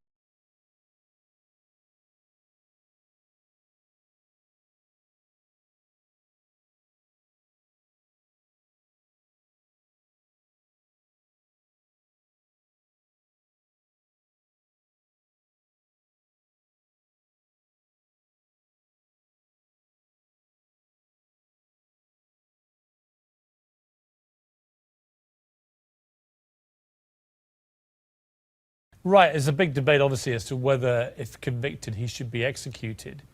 What is your view? I don't know. It's a very bizarre thing for me to even think about, having been on death row myself. I guess for me, having seen it firsthand, it's one of those things where you start to realize you can't teach people that killing is wrong by killing someone. It's not logical. That's always going to be our first response. We want that as human beings. We want that sense of closure. We want that sense of vengeance. But I think you have to rise above what your emotions tell you and start thinking about it from a more logical point of view. There's also this case in Mississippi of a convicted double murderer, Willie Jerome Manning. He's been on death row for nearly 2 decades and is set to be executed tomorrow. But he's been denied a DNA test that could potentially save him from execution chamber. The argument being apparently against him is that the evidence is so overwhelming, there's no need for a DNA test. But given that we now know that so many people on death row have been exonerated through DNA, do you think it should be mandatory for everybody facing execution just to have the DNA regardless? Absolutely it should, because when you're relying on other evidence, say, for example, eyewitness testimony, people get confused sometimes. Sometimes they don't see exactly what they thought they saw. Maybe they were a little too far away. Maybe they were like me and just have really bad eyesight. They may think they're telling the truth 100%, but then whenever you actually do the DNA testing, that cuts to the heart of the matter. That shows whether the person was actually there at the crime scene or not. So it doesn't matter what you have. I mean, if you really want to the heart of the matter, if you really want justice, then there's no reason why you shouldn't do the DNA testing. America is moving slowly but surely, state by state, to getting rid of the death penalty. Do you think that, given particularly your experience and others like you, victims of huge miscarriages of justice, would it just be better for America if they got rid of it completely? And that, you know, if you had somebody who committed some atrocity, you just put them in solitary confinement the rest of their lives. That's what you do, but you don't take their life, because if you do, there is no way back if a mistake is then brought out. Exactly. And so much in the legal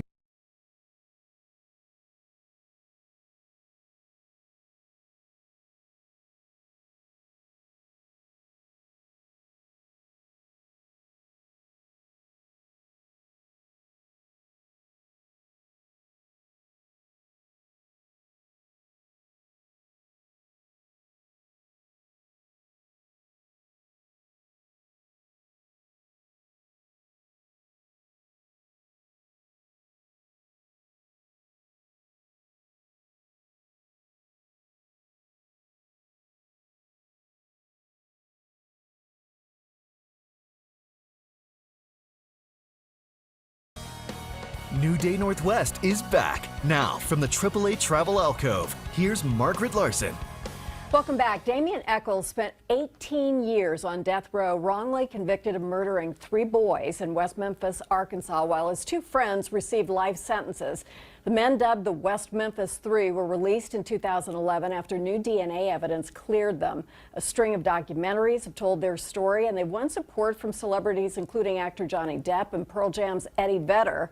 In his newest book, High Magic, A Guide to the Spiritual Practices That Saved My Life on Death Row, Damien shares what kept him whole for nearly 2 horrendous decades. He's going to join Eddie Vedder at the Neptune Theater tonight, but we're pleased to welcome Damien Echols to New Day First. It's really nice to meet you. Thank you. As I just said to you a few minutes ago, I'm very sorry for what you've been through, but you say it's brought you here today. So Exactly. you've made your peace with this. Let's talk about what magic is with a K, Mhm. which was my first question when I opened the book, and you answer in a really, really interesting and I think profound way. Tell me how you describe it. Well, what magic is, when you see it spelled with a K, it's sort of an amalgamation of Gnostic Christianity and esoteric Judaism and a lot of like ancient Chinese Taoist energy circulation practices. Magic is, for all intents and purposes, the Western path to enlightenment. You know, we think to achieve these things that we have to automatically turn to Eastern traditions. A lot of people don't realize that we have, you know, something that's just as rich and beautiful and useful here in the West, our own spiritual traditions. And it is a spiritual, meditative, inner approach to things. And you're the second person I've met who's had a story like this, where they have been wrongly accused and convicted of something and faced what seems like, you know, this almost insurmountable obstacle of despair that you're on death row. Did you already know some of these things when this happened? Some of them, yes. And I always tell people it's kind of hard to like make people understand this, just because what we did go through, you know, it looks so horrific from the outside. But I always tell people what saved me, what kept me sane, what kept me going was in magic we have a concept called will. It's very similar to Dharma in Buddhism. It's sort of what you're here for, what your purpose is. You know, people think of like a spiritual practice that the entire point, the entire aim of a spiritual practice is to, you know, whatever terminology you want to use, become one with divinity, or, you know, union with God, you know, whatever concept, whatever name you want to put on that concept. But in actuality, if that were the only purpose for our existence, we would have never been born, because we were that before we were born.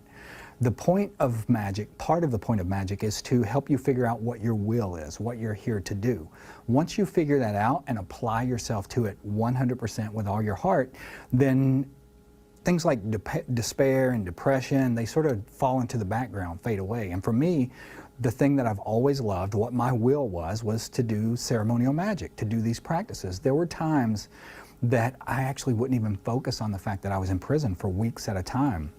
It reminded me of a story that I read about Timothy Leary one time when he was in prison, and Ram Dass went to visit him and said, "We've got a plan to break you out of here." And Timothy Leary says, "No, you can't do that. I've got too much work to do."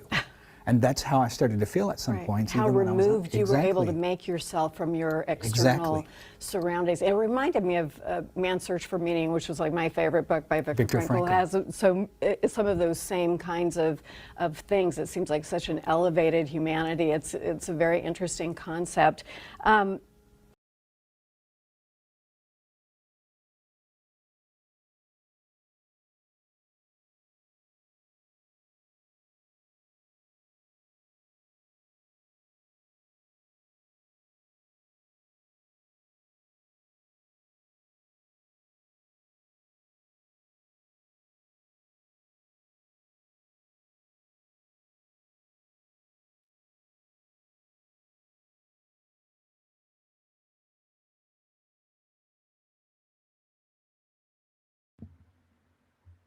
Hello. Hello. Hello. Hello. Hello. Hello. There's a lot that try to imitate me, but they can't say hello the way I do. Hello. Hello. Hello. Hello. 2 years ago, I made this video. 2 years ago. This sweet, sweet little video is protected by fair use. It is not for profit. It is for free.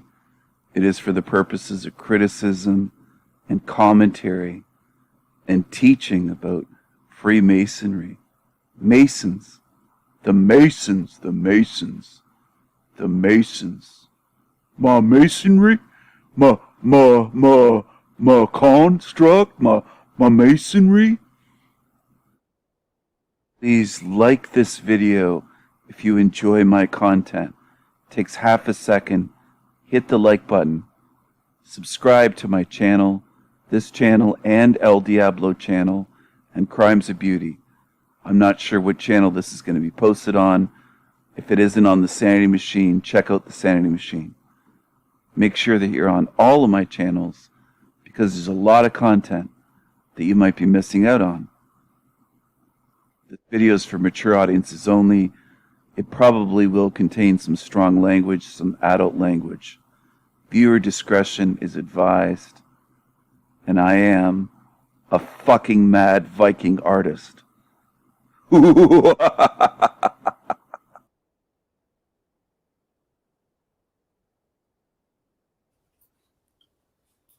Hey guys, can y'all hear me and see me okay? Somebody give me a yes or a thumbs up, anything, so I know I'm coming through and we can get started.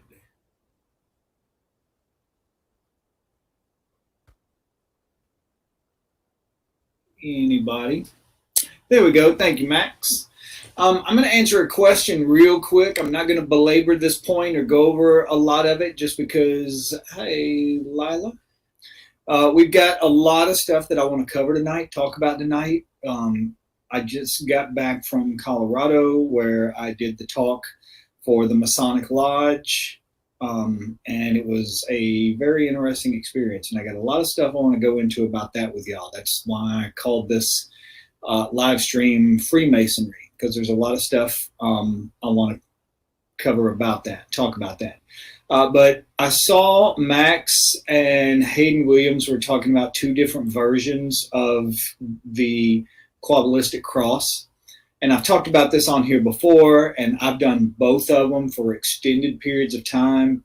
And I've experienced differences depending on which one you do.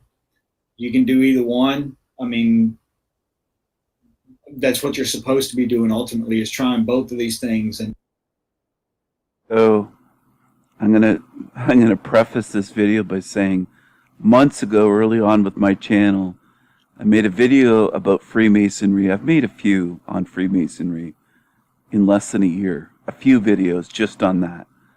But touching on various things, including who runs Freemasonry. But a Freemason got pissed off. They must have found the video in a search or YouTube recommended it. I'm not sure. But I think it was a 32nd degree Freemason that claimed to be a Master Mason. And he came over to my channel, was trying to defend Freemasonry. I started talking about the creepy shit they do and, insider knowledge. I'm not a Freemason, but I have knowledge of what goes on inside of temples, lodges, inside of the coffins, rituals, all that kind of stuff. So I know, and I called him out on certain things. He got really pissed off, he got triggered. So I had fun triggering a Freemason that came over to my channel. Just like years ago, I had fun triggering many Freemasons on Facebook. So I've triggered them all over the internet, basically. Wherever I go, I leave a trail of triggered Freemasons with their stupid fez hats, the Shriner ones. He wasn't a Shriner, he was only a 32nd degree.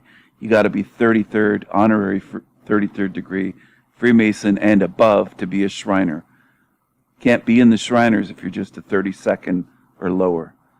So anyway, but I have triggered them in their stupid cars, and I will trigger them in person. And if I shake their hands, I'll do a Freemasonic handshake, and I'll say, just kidding. I wouldn't join your club of losers. But I love to trigger the shit out of them, and that's how I treat evil. I laugh at them, I trigger them, I mock them, I make fun of them, I make them into a joke, I tell them they're clowns, and everything else. That's what I do. That's what I do. I tell them that their magic is weak, that I'm more powerful, I'm a sorcerer, and they're just weaklings, and they're followers, and they're groupthink, and they're creeps and weirdos, and they get naked in a coffin and jerk off, and everybody's watching them. They do all this stupid gay, gay shit, and I just tease the shit out of them. I emasculate them. I do everything under the sun that you can think of. Okay? But anyway, let's calm it down, people. So who's Damien Eccles? Does his name sound familiar? Excuse me, I had a big dinner and then I'm guzzling down this Coke Zero, this chemical mess in the black and red satanic can, of course. Is how it's packaged, and that's what it is. That's a satanic combo of colors. It is powerful, though. I understand why they use that color combination. But,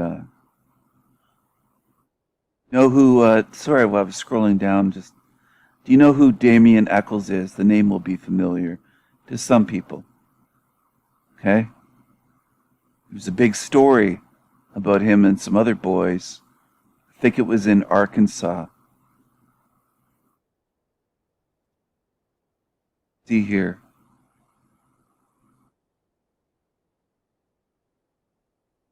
Here we are here on the Google images. The Google images. Here is Johnny Depp with Damien Eccles, and they share ink. They get tattoos when they see each other. Okay?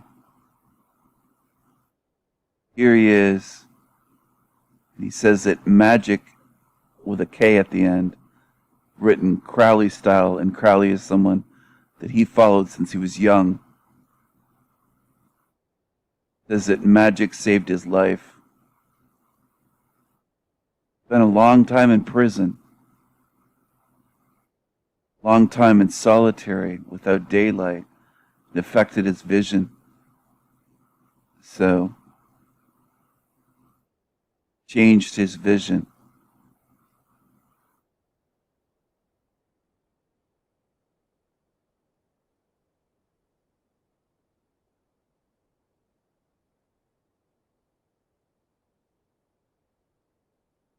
With Depp.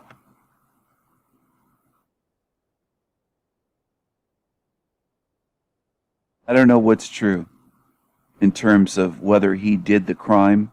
I can't even mention many details on my YouTube channel about the crime. But have you ever heard of it? Okay? West Memphis.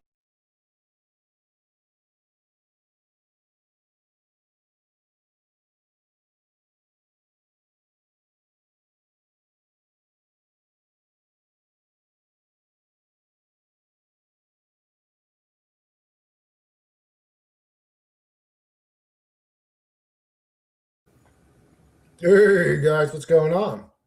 What's going on? Whoops, I should have brought the mic over here. Hopefully this doesn't fucking mute it. Just moving it slightly, ever so slightly. All right, guys. Hopefully when somebody comes in here, they tell me, now we can still hear you. But, so a few months ago now, about maybe half a year, I don't know. I'm not too good with time. Time always seems different to me. But a few months ago, some guy hit me up in emails, some guy named Tanya Roy. And he sends me these emails showing me, what up, T? Don't forget to put on live chat, everybody. This pattern of like 5-3 that he found in names and stuff. And I'm like, okay. I'm like, yeah, cool. What, that's cool. And he's like, look, don't you see? Don't you understand what I'm showing you? The whole like I'm the truther guy and I've got something figured out. And I'm like, yeah, dude. I see the pattern. I guess he was expecting me to get more excited or like, like, whoa, man, you found the key to the unit. Like, bro, I've been living in a simulation for multiple years now. Like, finding a little pattern doesn't even do anything for me. But anyway, I thought it was interesting, but I was talking to him back and forth, and he ended up like cursing me out. He ended up cursing me. He was like, fuck you. You're so stupid. Get to the point already. Or he actually even came on one of my streams and said something like that. Like, just shut up and talk about the points I made or something. That's like, bro, even if you have the truth, you're an asshole. So I don't want to associate with you. You don't have the truth. You have a stupid little pattern you found or whatever, Tanya. But what is the truth then? That we're in a simulation? Okay, I've been preaching that for fucking like forever. So again, that's what. So here's how the emails went this time. He hit me up again, this guy, Tanya Roy. Or maybe it's a girl, actually. Tanya's? Maybe it's a girl. I don't know. Anyways. He, she, whatever. It hit me up. He showed me, I'm just going to call it a he, because I don't give a fuck. But he showed me a few more examples of the 5-3, 5-3. Somebody named Sayed Mujdbah Hasselnikamenin. I don't know the fuck that is. President of the United States has a 5-3, 5-3, 3-3, 5-3, 5-3 pattern. Avestinus abdomen. This is part of the reason why I don't even know what the fuck these words are you're talking about. But anyways, another 5-3, 5-3. It's like finding these 5-3 patterns. I'm like, okay, this is my response. Okay, what do you think it means? And his response was, go with your gut, Chris. You already know. This reality is scripted, all of it. The architect signed his personal hidden in plain sight source code watermark on it. He thinks that the 5-3, 5-3 is a watermark on everything. I think 17 or 117 or 1117 or just sevens and ones, 7, 11. I think those are some sort of weird, those are my synchronicities. He says, hold on, let me just read this. What did I miss here? Oh, yeah. The language we speak is known as witch's tongue. Numbers are letters and vice versa, all forged on the magic square of Saturn, all except for one, the anomaly, the W. Saturn's grid could never give clean birth to W. That's why Mars was created, to construct the Martian layer, the red layer, and build the 5x5 grid. I really have no idea what the fuck he's talking about, but I got to get through this one to kind of like make my point. Anyways, the entire rendering layer experienced the Mars grid shift event, which is in turn gave birth to the signal known as W. Letters, and are you sure it's W or is it M? I think it's M, dude. I think it's M. Marilyn Monroe, Marilyn Manson, Eminem. It's like over and over and over. M's I see, but I mean a W isn't upside down. But I do see W's too. I think M's are more prevalent though. Mars and W are exactly the same sine wave frequency wearing different costumes. One is the grid. So I don't know. One is the grid. One is the exit glyph. Both are the key. And then he shows my name, Christopher Sedaris, 5-3, 5-3, 5-3 in my name. Because if you have CHRIS, Chris, and then you have TOP, and then you have HERSI, and then DERIS. Well, wouldn't that actually be 5-3-5-5? So I don't know why he said 5-3, 5-3, 5-3, because it would actually be Mine would be 5355. But anyways, and then he shows other names: Jason Brashears, Chris Bisterfeld, Tucker Carlson, Megan Marie Kelly, Candace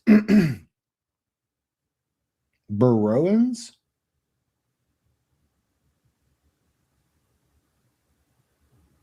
Wait, Candace Amber Owens? Candace Owens' middle name is Amber? I didn't even know that, but she's cute. I think Candace Owens is very beautiful, especially when she has braids and the wavy hair. That's her best look. But yeah, it just shows me all the like skull and bones. 53 is the one frequency to bind them all. So, but I would, my question to him, if he wasn't an erratic weirdo that lashes out paranoially and fucking crazy and angrily for no reason randomly, you'll see what I'm talking about. That's her best look.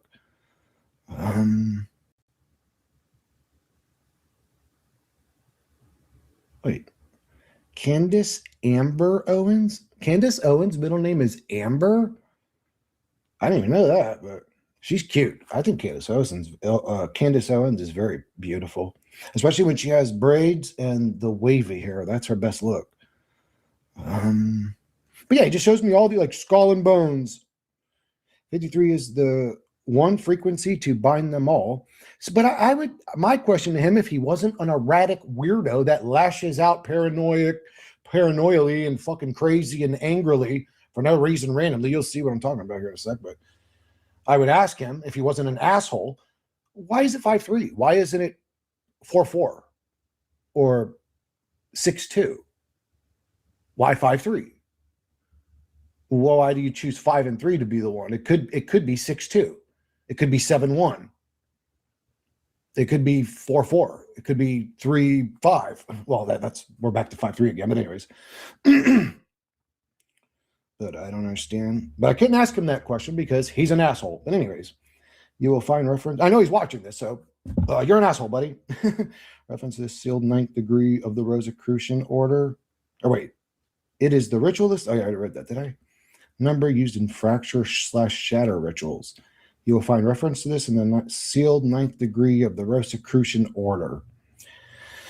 And he shows more examples: skull and bones, summit. But so when you try to find an example and it doesn't work with your 5'3" thing, but then what do you do? Because you sent me emails and said, "Oh, look, your name has 5353, Chris. It's hitting quite close to home, isn't it?" I said, "Does your name add 53?" And you said, "Nope." So it's like, okay. He must be Neo, and I'm just a character in the simulation, I guess. Sovereign, he writes a bunch more 5'3" examples. I said, and this is my response, I said, "Okay, that's cool, but I really don't know what to do with this information. What do you want to do about it? I'm already full aware that we're in a simulation. I sort of preach it on my channel every day. So I guess you'll have to forgive me for not jumping out of my skin with this pattern thing. I have personal daily synchronicities that make me feel like I'm in a video game, dude. Like every day I have synchronicities at certain times that make me feel like my character is being manipulated." Like, but then he sends me an emails. Well, he sent me a couple emails showing me a few of his garden plants, we'll say. And I replied, "Lucky you, I can only get mine to grow like a few 4 inches before they're dying." And then he sent me another email, or his shit said, what? Oh, an error occurred. Your message was not sent. Huh. That's weird. Well, anyways, and then he sends me an email. I mean, the plants were very pretty, but he did a good job with those plants. But and then he sends me this email. Like, do you guys see the back and forth here? Like, he's saying, "Hey, I see the 5'3s." I'm saying, "Yeah, okay, that's cool. What do you want to do about it?" And then he sends me this email. And this is what he actually did last time too. "You're all the same, ... You claim to know something, but none of you actually deliver. You're all part of the..." I'm pretty sure I've been delivering way longer than you have, buddy. But anyways, You're all part of the problem and could never offer anything else but regurgitated bullshit. I've actually explained in detail, combining all the different conspiracy theories into one, how this reality is a simulation. I don't know anybody else that's done that. You have the people that have seen the green code. You have the people that notice the Mandela effect. You have the people that notice the flat earth, domed, firmamented environment, the limited. You have people that know. You didn't have somebody that put them all together like I did, though. So yeah, you can't tip your hat to me because you found 5-3. Fuck you. Fucking dickhead. Anyways. You're all part of the problem and could never offer anything but regurgitated bullshit. You all promote these YouTube channels and suck each other off over and over and over without ever saying a goddamn word. I think the channels that I shout out are some of the best channels on YouTube. I ain't sucking nobody off, my dude.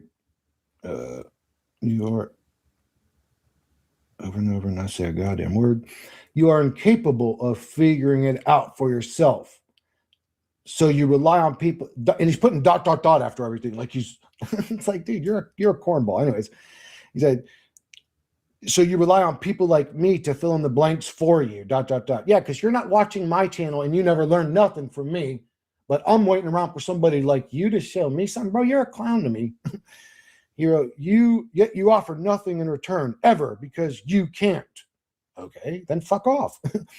You can contribute nothing to my level of understanding. Not a goddamn thing. Fuck off, Chris Sedaris, you fake pretentious motherfucker. Weak cunt. Mark Roy. Well, Tanya, Mark, whatever the fuck your name is, you're a bitch. Fuck you and your mama and your little 5-3 pattern that I don't give two fucking shits about.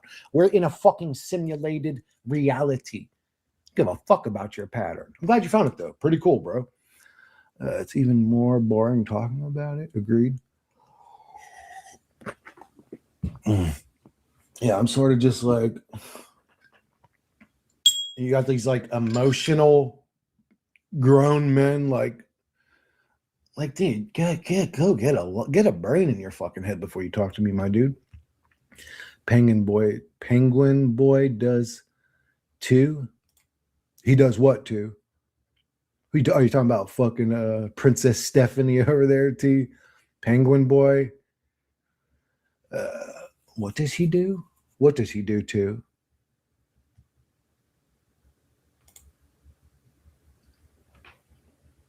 What up, Canna Bear? What up, dude? Bro, did you have a good time over there? Did you enjoy your fucking vacation? Did you enjoy your time over there, bro? I hope you did. I hope you dig down a couple fucking Thai girls while you were over there, or wherever you were. It was Thailand or something you said? ... Oh, yeah, the ... That might be... does little Stevie boy talk about a 5-3 pattern? Oh, you think that's him? I don't know, dude. I mean, could be. I don't know, dude. Man, I don't got time for like drama. It's like, what are y'all, woman? I mean, no offense to women out. The woman out there don't want less drama than these weirdos. Could be, yeah, fuck him, Mark Roy or Tanya Roy or whatever the fuck. Fuck all of them. Fuck him, fuck his mama. It's like, bro, if you can't even just communicate with me without your fucking pussy exploding, go fuck yourself. like fast too. Get in a Ferrari and get there, motherfucker. Get the fuck away from me. I ain't got time in my life for erratic weirdos. Anyways, but yeah, I hope you guys enjoyed the 5-3 pattern. Hello, loyal existence. Like Canna Bear, for example. Canna Bear, let me see. Is he 5? 1, 2, 3, 4, 5. 1, 2, 3, 4. Yep, Canna Bear is 5'5". Or wait, does that work? Or maybe it's got to be 5'3". I can't really remember. It's just, what up? What up, Cass? Great to see you online. Fuck yeah, bro. Dude, I've been hitting the gym like almost. I mean, like I said, I'm 42. I'm natural, so I can't really like. But I've been going almost every day, bro. Keeping up. For some reason, when you hate this fucking reality and you want to smash the Archon's fucking skull in and eat his brains while he's still fucking twitching, for some reason, if you're agitated with this reality, lifting heavy ass shit seems to help. Anyways, I mean, there's looking good too. What do you mean you look good? That's what I mean, boy. Bam! You knew what it was, cuz. What up, Chris? Another day in paradise, Kazak. I'm actually in a great mood, bro. I mean, you know, I'm not, if you find anybody that's just some happy motherfucker all the time, that dude's probably got a mental disorder, but I've been pretty happy the last few weeks. Do you have a favorite song you've been listening to? The Comfort in the Madness AI song. Well, I'll just say the last, not the hip hop one. I just wanted to upload a hip hop song to show that I also have a hip hop. Well, I got a couple hip hop albums of AI music, but the 4 I uploaded before those, I've been listening to those at the gym. And then I have an ambience folder, and there's this guitar solos that I have in my mid ambience, because I have like a soft ambience, mid ambience, experimental ambience, loud ambience, heavy ambience, and hip hop ambience. But we back again. What up, Brooke? Chris making my day being live. By being live, thank you, viewer. I appreciate that. How you doing, brother? You still on the saffron? I surely am. Wondering what the dosage is. I take 1 a day. You're supposed to take 2 a day. Hold on, let me see. I'm pretty sure it says that. Oh, no, I'm sorry. It is 1 a day. Man, look at this. I'm all old. But what's this shit saying? Why can't I see this motherfucker? Hold up. Give me a sec. I literally can't see it, bro. I think it's you take 1 twice a day is what it says. The motherfucker. Man, I should get a... Wait, would that work? I was about to say I should get a fucking magnifying glass. I should get the Monopoly Man's monocles, what I should get. Somebody else already got it, though. Does that work? No, that don't work. I was trying to use my fucking glasses to zoom that bit. But I've been taking 1 a day, bro. I've been taking just 1 a day. But you reminded me. Thank you. When I first got it, I took 2.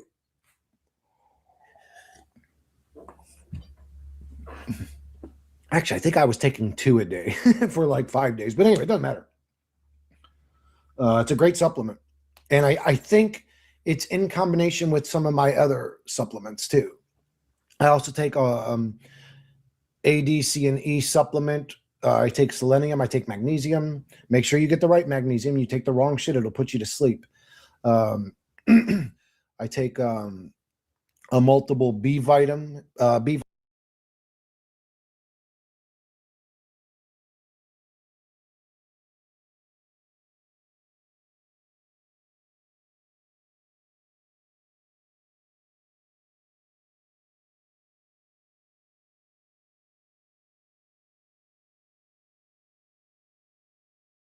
Horrible fathers. Different black men make horrible fathers. Different culture, different black men make horrible fathers. Different culture, different parenting style, and different culture, different meaning of marriage.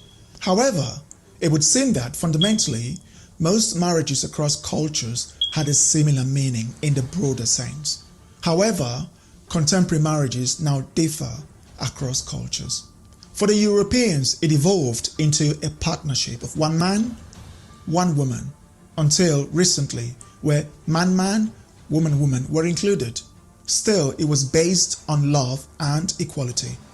In European marriages, the couple prioritizes itself above all, while in Nigeria and Africa families, they prioritize relatives and family as part of the marriage.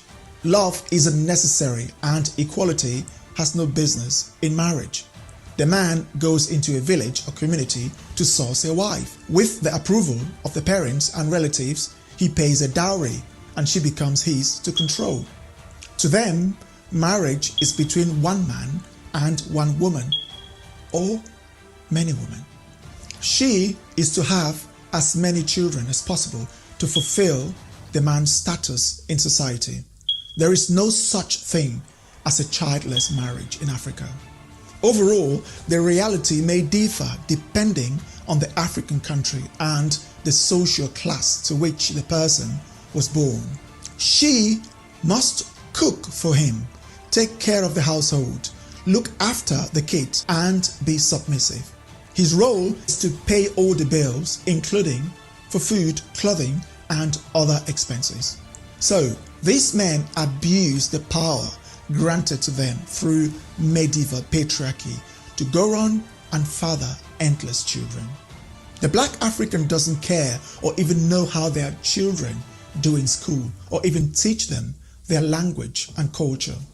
Local languages are dying at the speed of Ferrari, with 70% of Gen Z in Nigeria, Cameroon, Gabon, Cote d'Ivoire, and many other African countries unable to communicate or write an essay in their local languages, basically becoming receptive bilinguals. Instead, they speak English, French, or Portuguese as their first language, even though the English or the European language they speak is only second-hand, because we were taught these European languages by people who themselves learned them from the Europeans and people who learned it for others who learned it. So we are third-hand learning. Therefore, we are bound never to possess a native speaker's ability. In essence, almost 1 billion black Africans in Africa can't speak a single language perfectly, as a native English, German, American, or French speaker would speak their mother tongue. The black African man doesn't care about teaching his children his language, ethics, or high etiquette. Actually, they do. However, what they consider ethics or high etiquette is learning the Bible, being submissive to your parents, never questioning the elders, and as you become older, marrying and fathering many children who would then follow in your steps, and passing on the third-hand European language they learned from a second hand. You see what I mean? Like, if you ever question why the streets are dirty, why our mothers have so many children, or why churches are more beautiful and equipped than schools, you are considered a bad son or daughter, or a person with poor etiquette. How do you expect the black man to be a good father when all his life he was taught nothing but being physically domineering, screaming and agitating as a way to convey disagreement, sleeping with as many women as possible, fathering as many children as he can, and maintaining the hierarchy where his ego trumps emotional maturity? You can't let someone like that be the father of children. Any child of any race, when taught not to litter, to read books, to identify their strengths, to work with them, to listen to them, and to show them how to treat others with love, respect, and care, would grow to become a decent person and a great mother or father. The black man or black African parents don't prioritize these, which is why they keep producing horrible men and women. Whilst the European parents are saving for their child's future, the black African is busy fathering more children with random women and running away looking for more women to sleep with. Because as far as he's concerned, as long as food money and school fees are paid, he has done his job. Many don't even care about putting food on the table anymore or even paying for school fees these days. Whilst the white man, the Japanese, the Koreans work 2 jobs to make sure their children have the best education, the black man, who is 45 years old, is planning to take his 50th girlfriend, who is half his age, to the nightclub where he paid a table for £1,000 to have some twerking fun night out. Whilst the children he has already fathered with multiple women wherever they are doing precisely what he did when he was their age, mothering and fathering more babies who would continue the endless cycle. In black Africa, marriages aren't often based on love or compatibility. Instead, they are like a duty. He has a bit of money, she's young, has the body, the arrangement is complete.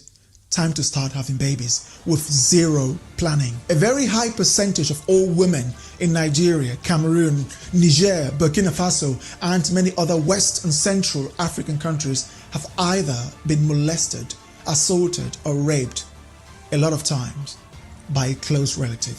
A percentage of all women in Nigeria, Cameroon, Niger, Burkina Faso, and many other West and Central African countries have either been molested, assaulted, or raped, a lot of times, by a close relative, as close as their father.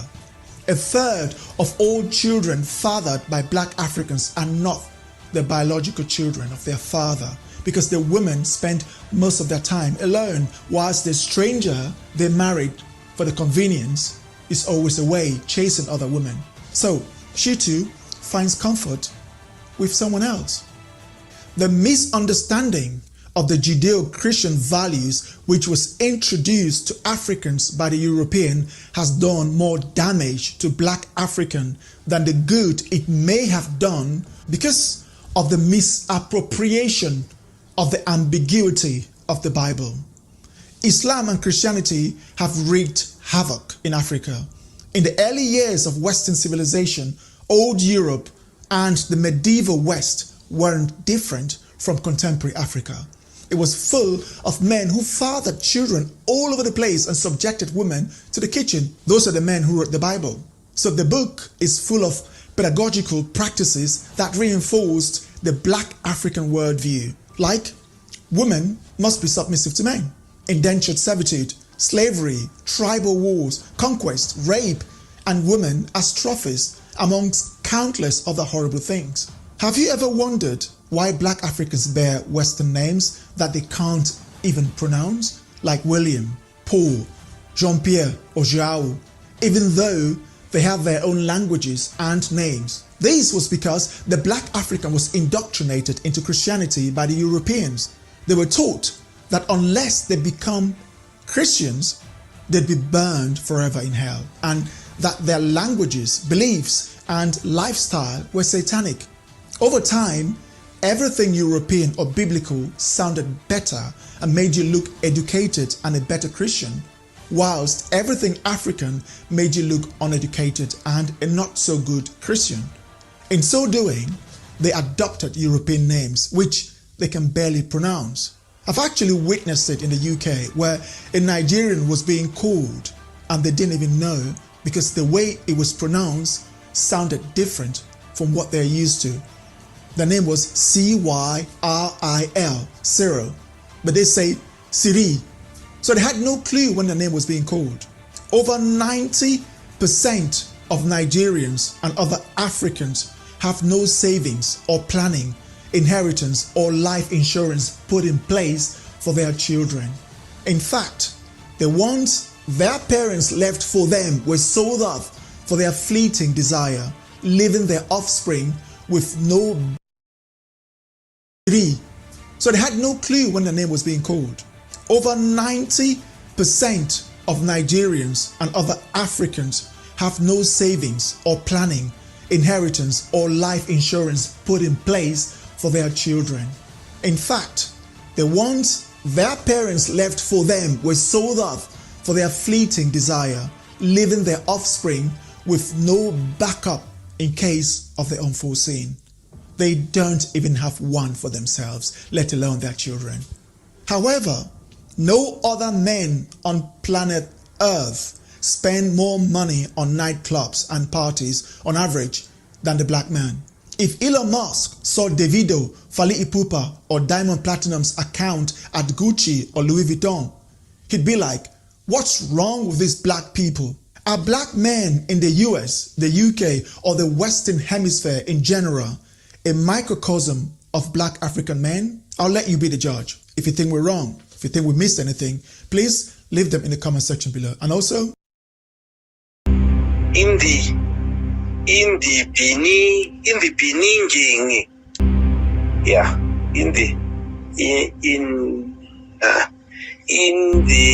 listen properly. In the beginning, yeah, in the beginning.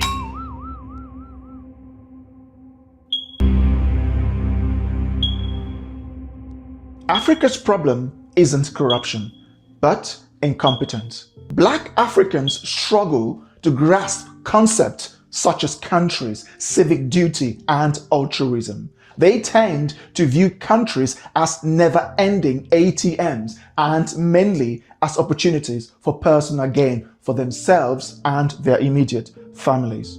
The Black African is excessively egoistic, inheriting a tribal culture that has shaped their worldview for the last 500 years. Our forefathers lived in tribal settings that were, in effect, their nations and countries of the time. This was what the Europeans encountered when they arrived. This is also reflected in the diverse languages spoken across the continent, which indicate their nation-like or tribal-like nationalities associated with these tribal structures that they had all these hundreds of years. Moreover, the idea of self-sacrifice for the greater good is not deeply ingrained among many Black. This motherfucker. And I say that as a term of endearment in this case. He's wearing a shirt that says Africa's poverty isn't the white man's fault. It's true, but I've never seen a black person wear a shirt like that. Oh man. That is look at that. Africa's poverty isn't the white man's fault. Oh.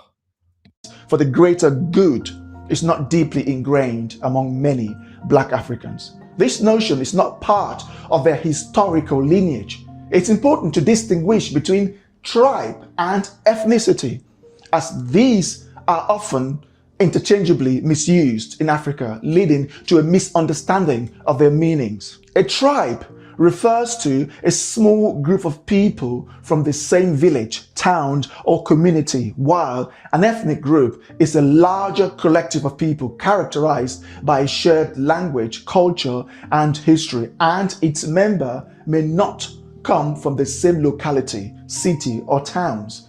Essentially, a tribe is a subgroup of an ethnic group, while an ethnic group comprises people of a particular race. These are fundamentally different concepts. In 1600, the total population of Africa, including North Africa, was approximately 50 million. In 1700, this number had risen to 60 million. By 1800, it rose to 85 million, and by the 1900, it was 133 million. Over the same span of 400 years, Africa gained a total of 83 million people, which is less than what Nigeria alone gained between 2000 and 2020, or what Kenya, Ghana, and the Democratic Republic of Congo combined gained during the same period of 400 years. In comparison, Europe had a population of around 110 million in 1600, more than twice that of Africa. This increased to 127 million in 1700, almost 3 times Africa's population. In 1800, Europe's population hit 200 million, and it ballooned in the 1900 to 400 million, which was 3 times Africa's population. Corruption is not the reason why Black Africans are not able to produce fridges or washing machines. It is also not the reason they lack clean street, decent pavement, street lights, parks, and other recreational facilities. Corruption is not exclusive to Black Africans.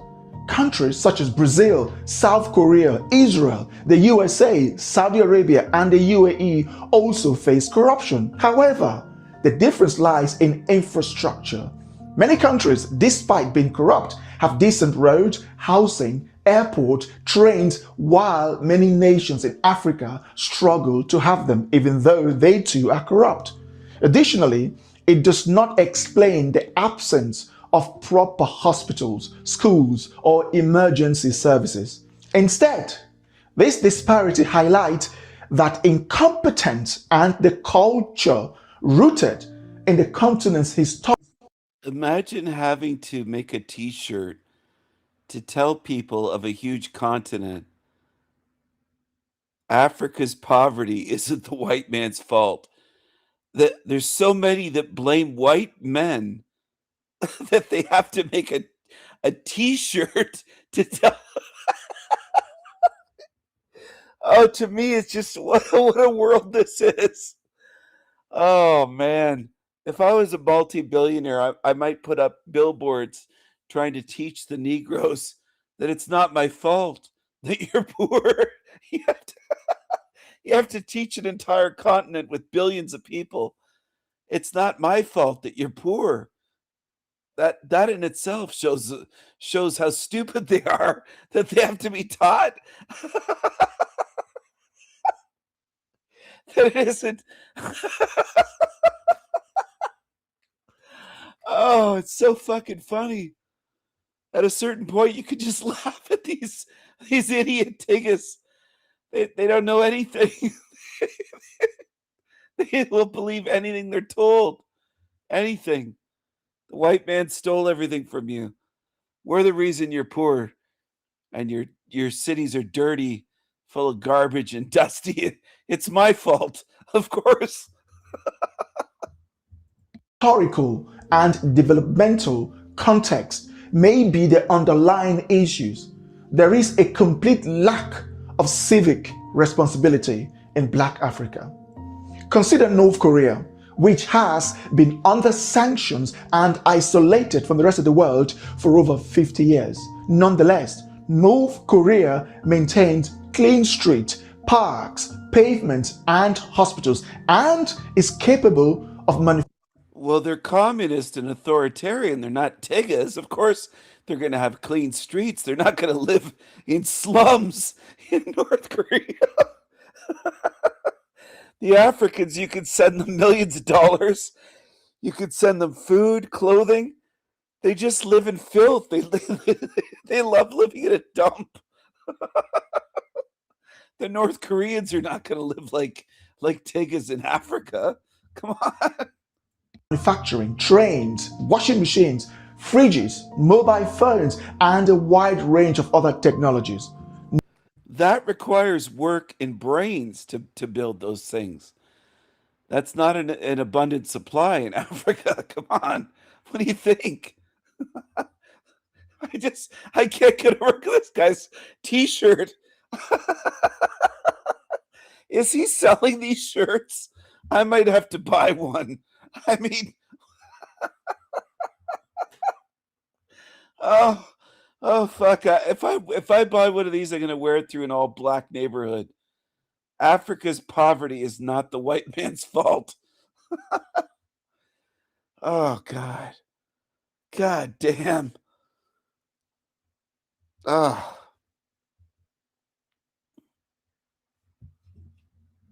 No Black African city can compare to Pyongyang, except white-built South Africa.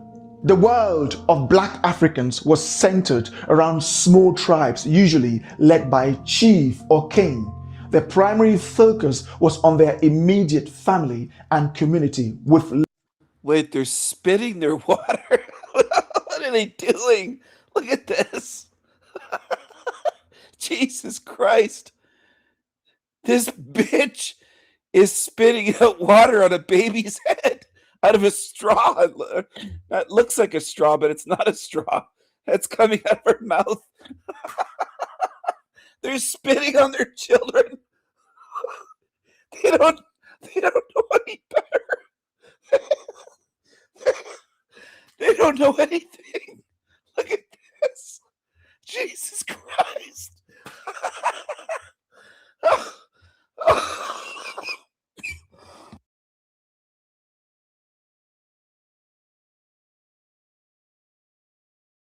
Or king.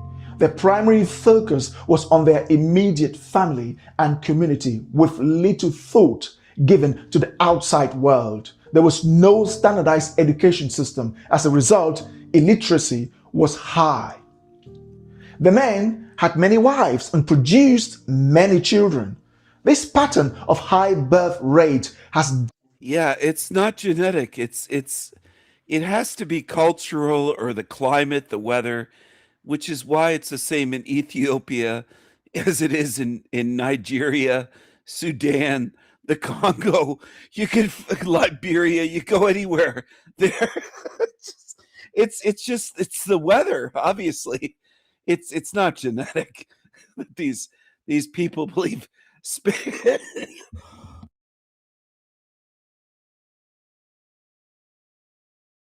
Sorry, I'm battling a laugh attack mixed with coughing now.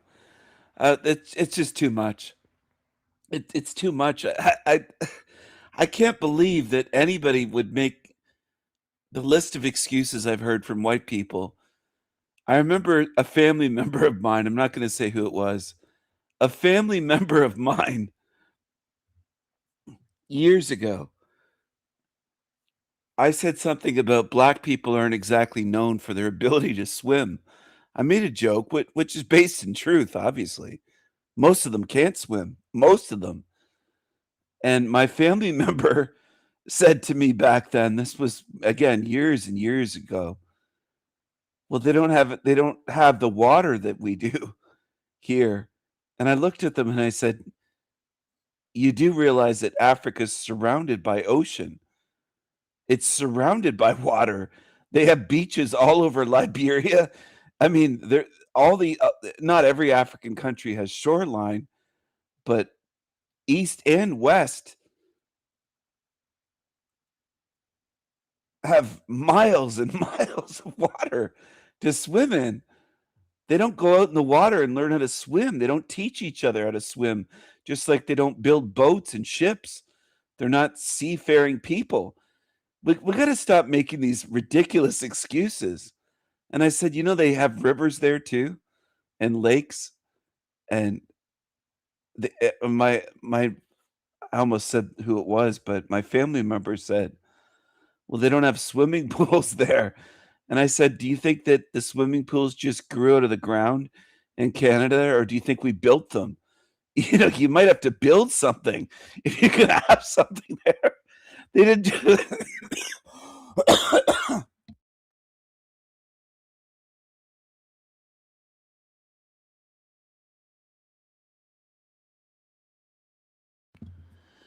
Oh, man. They're little shit huts.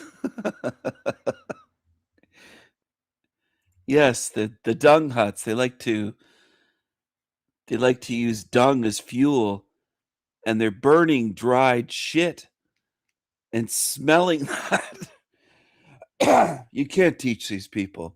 You can't change them. You can't fix them. You can't fix them. You can't teach them how to swim. You can't teach them how to build ships. You can't teach them. You just can't teach them. You might as well just go there and point a gun or something, a cannon at a mountainside or at whatever, and just explode it and have them believe that white people have magical powers. You might as well treat them like that. They'd be better off colonized by us and viewing us as gods with magical powers, because you can't teach them anything. It just doesn't work.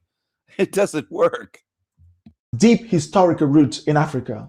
Population growth was limited by a high infant mortality rate of up to 35%. Additionally, yeah, because they breed like rabbits. If we lower their mortality rate, there's going to be 100 billion Africans in Africa. They just breed like rabbits. They'll have 50 kids. They'll have 150 kids with different wives. They'll just breed like rabbits. the average lifespan was under 30 years, meaning that the death rate in many regions of the continent during the 15th and 16th century closely matched the birth rate. Imagine people living in peripheral tribal settings suddenly found themselves confronted by Europeans who brought them from the Stone Age into the modern era. The Europeans, having left the Iron Age in the 1st century BC, entered the modern era around the early 16th century. At that time, many Africans were still in tribal settings, often unaware of technologies like the wheel or even the existence of written language. The Europeans interrupted the natural progression of African societies, leading to the confusion we see today in Africa. Essentially, Wait, you're saying the Europeans interrupted them and it led... No, no, no. But I do agree we should have left them alone. Just leave them. Just leave them alone. Leave them alone. Don't try to help them, because if you try to help them, they'll say you're interfering. That's what they'll do. Of technologies like the wheel or even the existence of written language. The Europeans interrupted the natural progression of African societies, leading to the confusion we see today in Africa. Essentially, Europeans believed they could fast track this development. However, human developmental stages cannot be accelerated by mere decades. The average length of European colonization in Africa ranged from 60 to 80 years, which was too brief for such a significant transformation. Africans did not have a structured system of countries. Instead, their world was defined. Well, they were too busy stretching out their lips and doing all kinds of weird shit. That's what they're focused on. That one there looks like they're wearing brand new sneakers somebody must have donated to them. And they make these clicking sounds. They do all this shit. I have to laugh because I know there's no fixing them. There's no fixing them. By chiefdoms and kingdoms. They lived daily just like they live today in some ways, like eating and littering everywhere, as seen even in today's Africa, defecating in latrines or bushes, leaving the waste to decompose into manure. The reality varied among the thousands of chiefdoms and kingdoms that made up the African continent before. Oh, they're just squatting and shitting everywhere, the same as the ones in India. That's what they do. And then people will argue in the United States or Canada or England or Australia, wherever, they'll argue that we're all equal, we're all the same. Really? Well, how come we're so different then if we're all the same? Full European contact. For example, the inhabitants of Gedi and Kilwa in present-day Kenya and Tanzania were more advanced than the Baya and the Manjia people in the Central African Republic. Likewise, the Kingdom of Kush, located in present-day Northern Sudan and Southern Egypt, was more advanced than the Efik and the Bayangi groups in present-day Nigeria and Cameroon. Thus, while the overall narratives hold... I think they should just wear colorful costumes and dance and smile. That's what they should do. Dance and chant and make clicking sounds and dance and whirl around in their colorful costumes. Like here. Dance around and shake your booty. This is what they're good at. Aya and the Manjia people in the Central African Republic. Likewise, the Kingdom of Kush, located in... Oh, look at these big mamas. Look at these. Present-day Northern Sudan and Southern Egypt was more advanced than the Efik and the Bayangi groups in present-day Nigeria and Cameroon. Thus, while the overall narratives holds true, the experiences of different groups were not uniform. The civic responsibility to engage with one's community... I can imagine these savages, these darkies being frightened at seeing a white person centuries ago, thinking it's a ghost or something. I can just imagine them. Probably chimping out, running up the trees.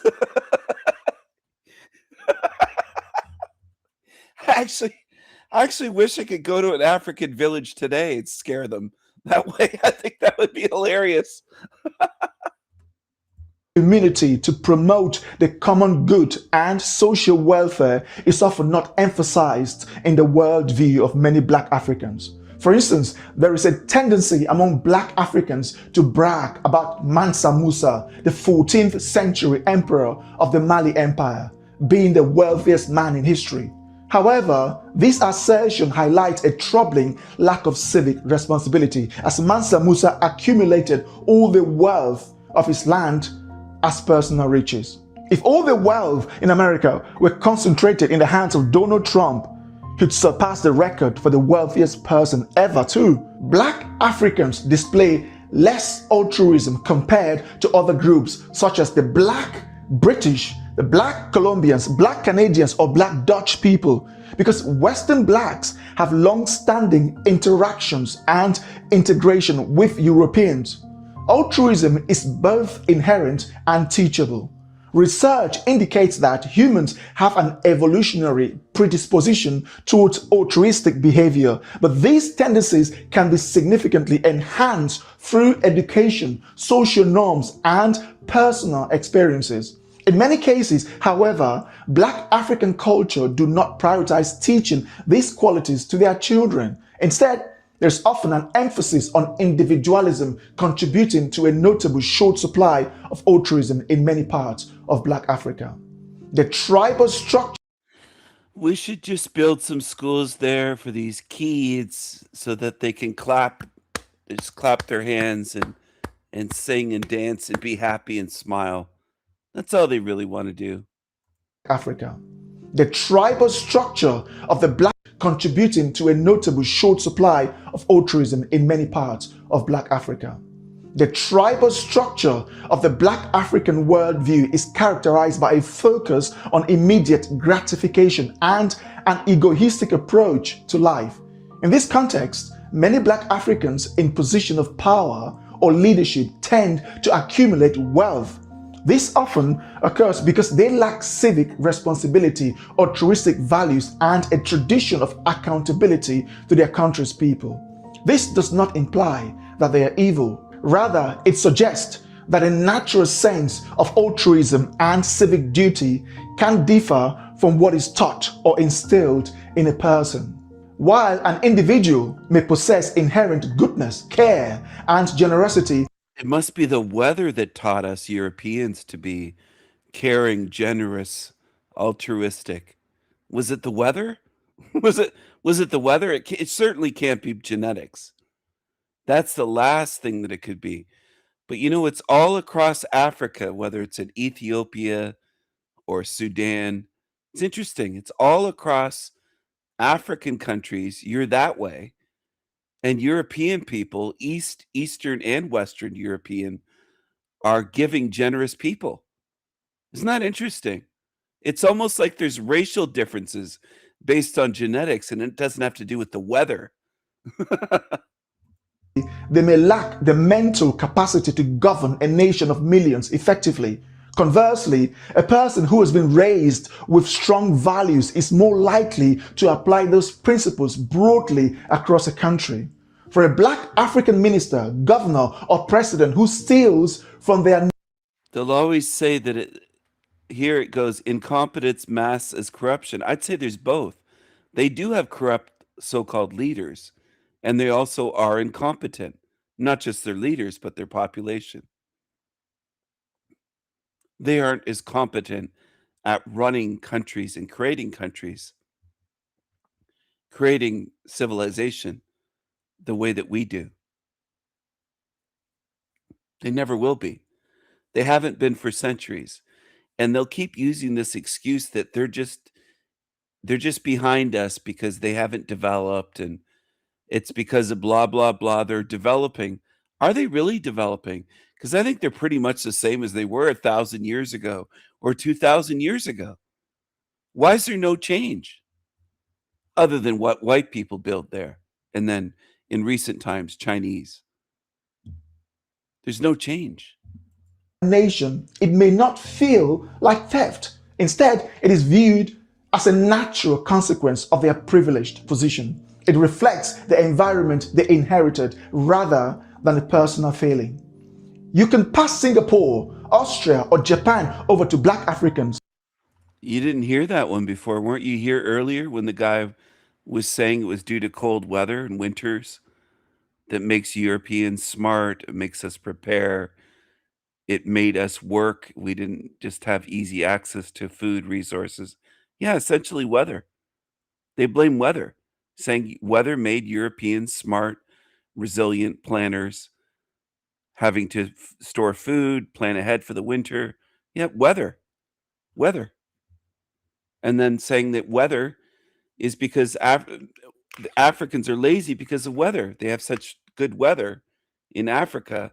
They don't have cold, harsh winters to battle. Weather, seasons. weather, that it made them lazy in terms of food, and their food's easy to get. So they're lazy. They can't help it. It's the weather that makes them lazy. And it's the weather, the winters, that makes Europeans what we are. But, I don't really think there were harsh winters in ancient Rome and in ancient Greece. I don't see those as places with harsh fucking winters. Or ancient Egypt, because we ran ancient Egypt. That's my point, Tyler. They blame everything.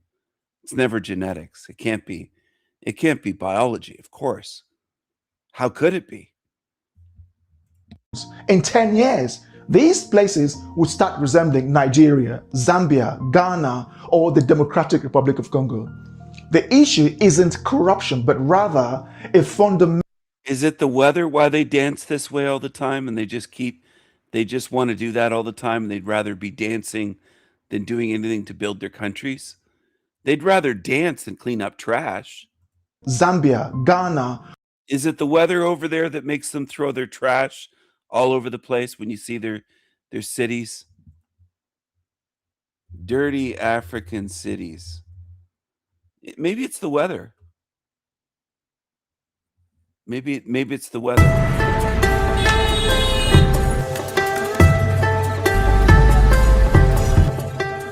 Has it ever crossed your mind why African cities look like this and Western ones look like that? Have you also ever wondered why African cities are littered with rubbish and have open gutters while Western and other cities outside Africa appear clean and well maintained? Does a country have to be wealthy to have well-planned, litter-free streets? Litter-free streets. No, you need winters and snow. It's the weather that makes us have cleaner cities and streets. We don't have garbage collection. We don't take pride in, do we?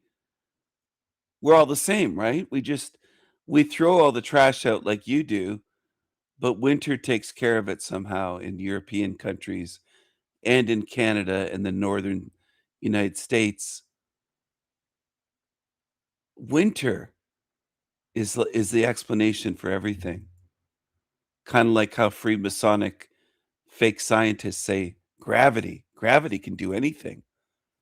It can do anything. It can make things spin. It can pull things together, hold things down. It can hold down oceans upside down. It can do anything. It's a magical power. It can do anything.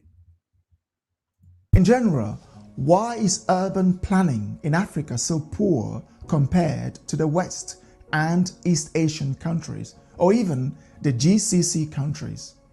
Take a look at your cities like Onitsha in Nigeria, Kano, Enugu, Abeokuta, Ibadan, Nairobi, Abidjan, Accra, Luanda, Yaoundé, Douala, Kinshasa, or Kampala.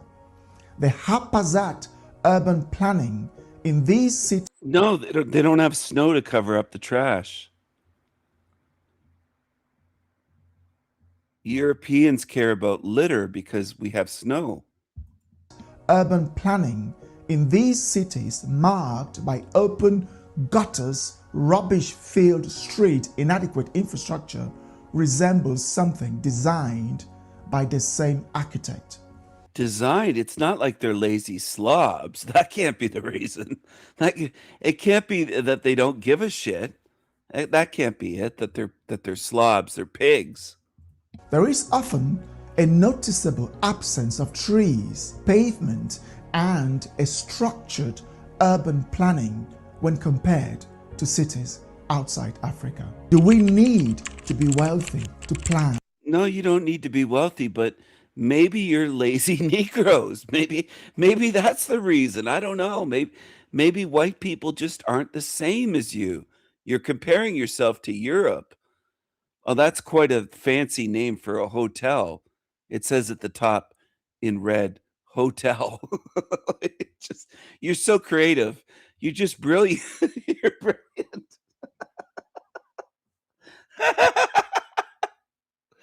What would they call a taxi company in that country? Taxi? Oh, man. What hotel is that? Well, it says hotel. And maintain our streets. How is it possible that we have leaders? Isn't that genius? I think that's genius. I don't think that's AI. I think that's real. I think that's probably real. I just find stuff like that hilarious. I mean, running the various African countries who see this mess but seem to do little to address it. The average age of most African countries is 60, which makes them older than Qatar, the U. I wonder if they have city streets and streets leading outside from out into the wilderness from cities that are just called road. And then there's another one called road and another one called street. I mean, they need major help. They would be so much, I'm laughing, but they would be so much better off if they were colonized, and everybody knows it. And you'd have to be a complete fucking lying demon to deny that. They would be so much better off if they were cared for like pets. if they were cared for like pets and colonized. They really would be. UAE or Bahrain, those countries are way younger than we are. And just 25 years ago, those countries were underdeveloped. The irony is that in the 50s, cities like Lagos, Nairobi, Accra, and Douala had impressive urban planning while under European rule. So what happened? Maybe that's the reason. They had impressive urban planning and things were kept clean and orderly because it was Europeans running the show. You can't seem to do it yourselves. Why? I wonder what's the difference. If you put chimps in charge of a city, do you expect chaos and litter? Or do you expect cleanliness and order? What do you think you're going to get? And Douala had impressive urban planning while under European rule. So what happened? Have we retrogressed while the GCC countries have progressed? So it seems, isn't it? Is it possible that black people can't manage or run countries? Because even black countries and can't manage or run. Is it possible that black people can't manage or run countries? Because is it possible that black people can't manage or run countries? Because even black countries and communities outside Africa exhibit similar traits. Do we lack the funds? It isn't lacking the funds. You don't take care of anything. Look at this. Look at this. Do we lack the funds or capability to build, manage, and maintain, or even run ourselves? Well, Rwanda is the exception.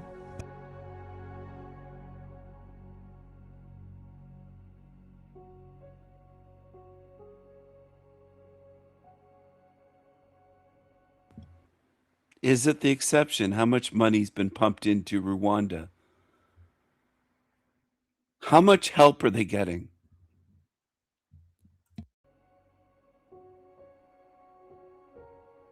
Paul Kagame runs a landlocked country that is 10 times smaller than Ghana, Gabon, Uganda, and has a GDP of barely 15 billion US dollars, which is less than the wealthiest black man, Nigerian Aliko Dangote. Yet, he has transformed Kigali into a clean, disciplined, and well-organized city. So it isn't necessarily about being. Why? Did he copy Europe? What did he do? He must have copied. Being wealthy. Every major infrastructure in Black Africa was built by non-Africans. Kenyan motorways, Angolan airport, Nigerian, Tanzanian, Ghanaian, and Senegalese trains, motorways, and every other major infrastructure in Black Africa. Well, in Black Africa, we can't expect them to build anything. How are they going to do anything? They're like retarded children. Were built by non-Black Africans. So why is it that after over 60 years of independence, no Black African country has managed to construct a 50-meter bridge or a 50-meter high-rise building? Our streets suffer from a lack of trees, poor maintenance, chaotic driving, pothole-ridden roads, and an overall sense of disorder. What are we doing wrong? Is it corruption, tribalism, or a perceived inability to manage our resources? I ask these questions because I have visited many of the cities mentioned here, and they share similar struggles. It took the UAE, Qatar, Bahrain, and others less than 30 years to fix up their country. Why can't we do it in 60 years? While others build infrastructural marvel, we are busy fighting ourselves over what tribe is superior or what version of the foreign religion, Islamic Muhammad or Christianity Jesus, is the correct one. While other nations develop robust educational systems, we are busy complaining about racism and how everyone else hates us. The disrespect towards Black Africans is in many ways self-inflicted. No one can respect people whose cities look like this. It took Japan and Germany less than 30 years to go from the brink of total wipeout to fully developed economies. It took China less than 40 years to eradicate absolute poverty, while it took us less than 20 years to inflict. Well, Africa, you've only had thousands and thousands of years there, if not millions of years, to build something. And this is the best you can do. Let's just be honest. This is the best you can do. Left to your own devices, you can stare at someone with a camera. You're good at that. But like these ones in the photo, these tiggas staring at the camera right there. They're looking over at the camera, but you could live in filth. And that's the best you can do. That's the best you can do. Absolute poverty on ourselves. In the 80s, Cameroon, Nigeria, Kenya, Zimbabwe, Gabon, and many other African countries had. In the 80s, we saw so many TV commercials for help Africans and these Ethiopians with flies all over them starving. That's what we were fed on television to try to guilt us Canadians and Americans in the 80s. That's what you showed us. Starving Ethiopians. Constantly. In the 80s, Cameroon, Nigeria, Kenya, Zimbabwe, Gabon, and many other African countries had higher GDP per capita than South Korea, Indonesia, China, and many of the GCC countries. Black Africa has had over 60 years to prove the world wrong. Unfortunately, it has proven the world right by reinforcing existing stereotypes. Of course, disrespect is bound to follow. Only in Black Africa do we see cities devoid of trees, sewage system, pedestrian-friendly pavement, reliable electricity supply, quality buildings. Wait a second, wasn't that a playground? That dump right there. That looks like it could be a playground for children. They could just climb on that trash heap.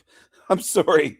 I don't wish that for children, but it's fucking ridiculous that anybody is still delusional believing that they could build a country like Canada or United States. They just can't do it. They can't do it. Why don't we just admit this on earth everywhere and say, you know what? They're not going to do it. They're not going to build a place like that. They're not going to build a place like you could see cities in Vietnam, cities in Thailand. They can't even come close to that. They can't do it. They can't do it. That's just the truth. They can dress like this mama here, this black mama here in the foreground. They can do that. but they can't build anything, and they can't maintain anything, and they can't keep anything clean. They can't do it.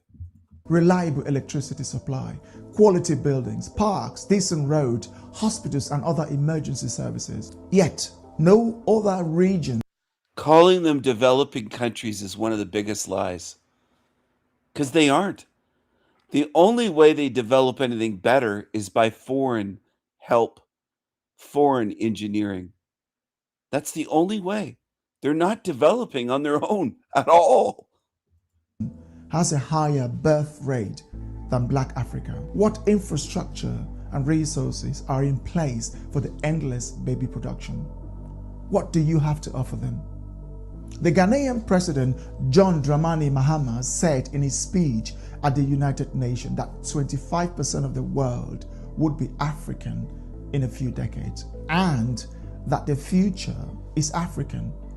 Can someone tell him that simply having more people doesn't equate to wealth, a better life, power, or prosperity? Can someone also say to him that Switzerland has a population of only 8 million, but it is greater by all metrics than nearly 500 million West Africans? Can someone also tell him that those Africans who like to... Of course it's greater. You could just make babies. That's all you could do is fuck each other. That's all you could do. That's all you could do. to brag about their numbers that one American, Elon Musk, is wealthier than the entire region of Central Africa, which comprises over 230 million people. In other words, Africa is multiplying its already poverty-stricken situation to the point of total exhaustion. This is why Black Africa is disrespected.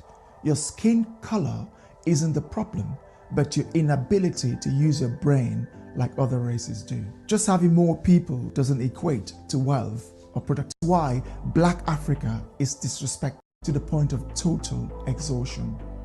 This is why Black Africa is disrespected. Your skin color isn't the problem, but your inability to use your brain like other races do. Just having more people doesn't equate to wealth or productivity, because we've seen Nigeria, 200 plus million people, Switzerland, just 8 million, produces more, manufactures more, is 3 times richer. 8 million versus 237 million. Taiwan has just 23 million people. Taiwan is richer than the entire West Africa, a region hundreds of times bigger than Taiwan and more people than Taiwan by over 200 times. Yet Taiwan, tiny Taiwan with no... Well, the African mentality is if we're poor, we just need more people. If you're only having 16 kids, have 26 kids or 36. You're not breeding enough. If we're poor, we need more people. Natural resources produces more than the entire West Africa. Numbers mean nothing. If you think we're wrong, if there's anything you want to add, please leave them in the comment section below. Thanks for watching. And also, don't forget to like, share, and subscribe.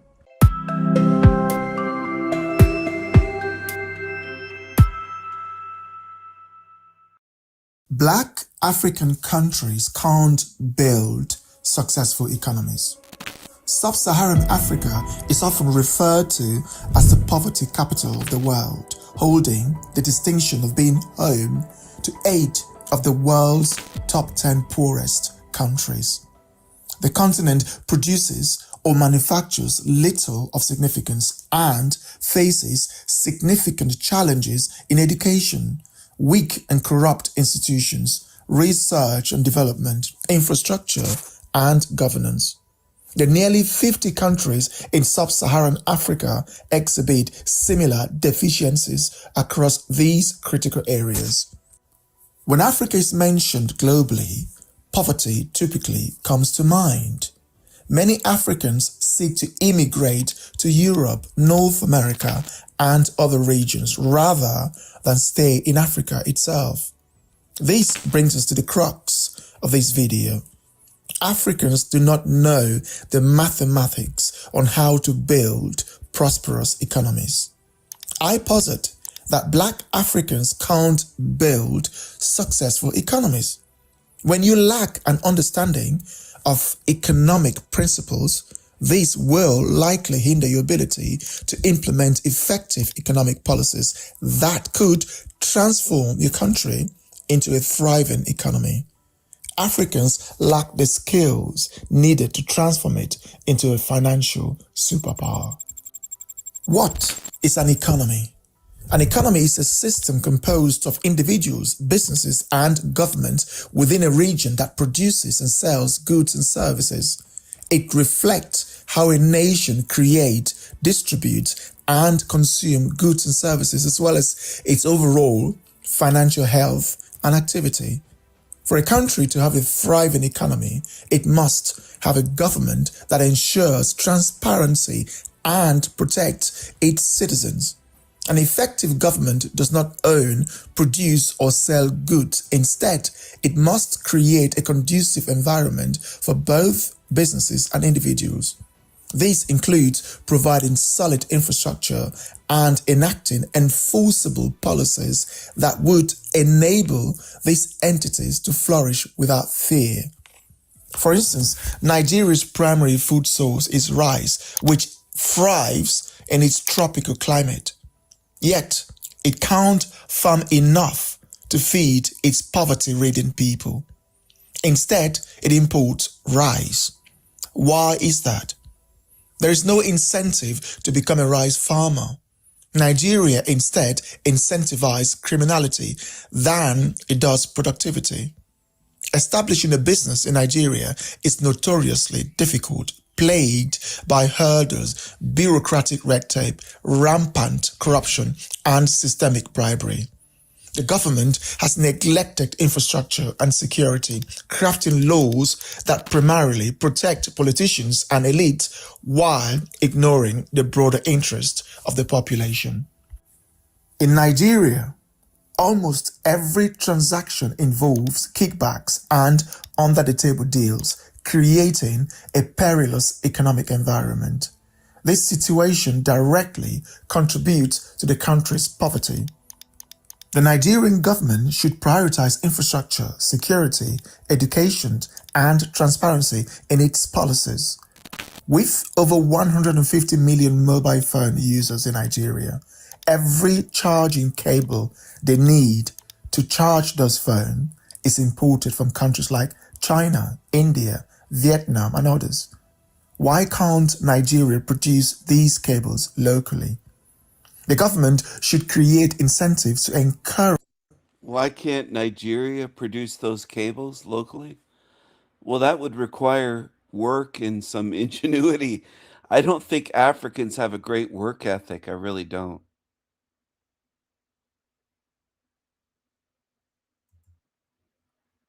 They were lazy even as slaves. You couldn't get them to pick cotton. Agenda, you may not be grasping the actual issues at hand. The reality is that we are not manufacturing or producing many of the basic goods we require. To develop our local economies, we must focus on internal trade and foster exchanges with neighboring countries. These will strengthen local currency, create jobs, and enhance government revenues. There is no magic solution to these challenges. The total intertrade among 16 West African countries, which have a population of 466 million people, was just $52 billion in 2024.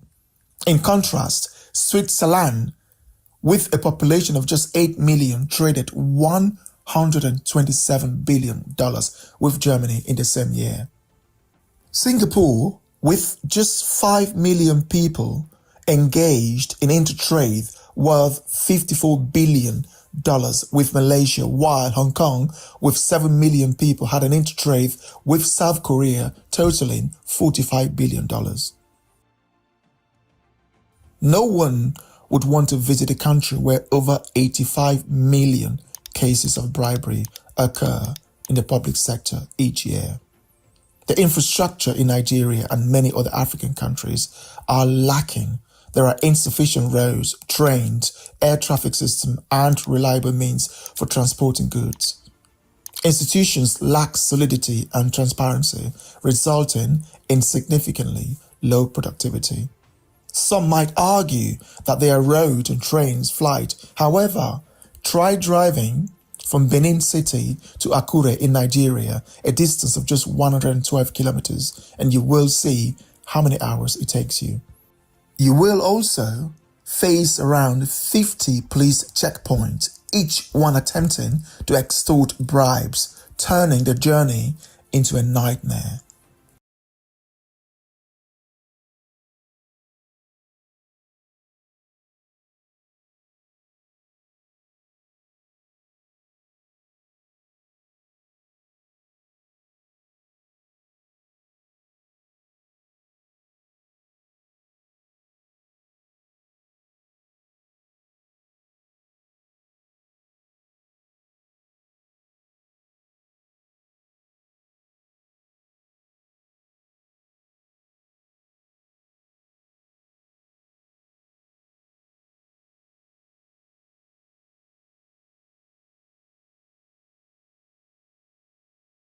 Why are there so many flies in Africa?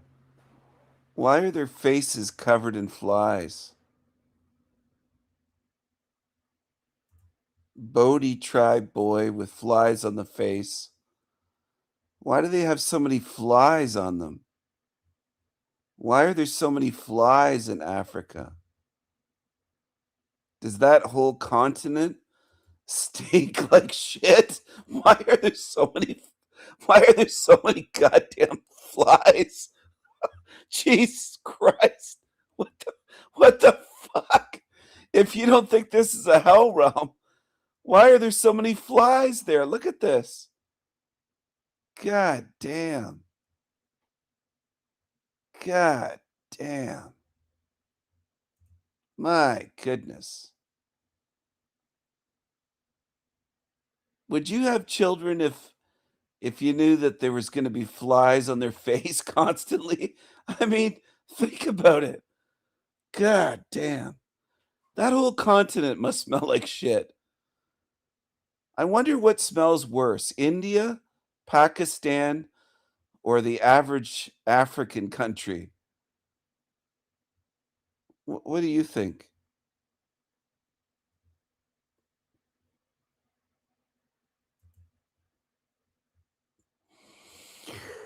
Oh man.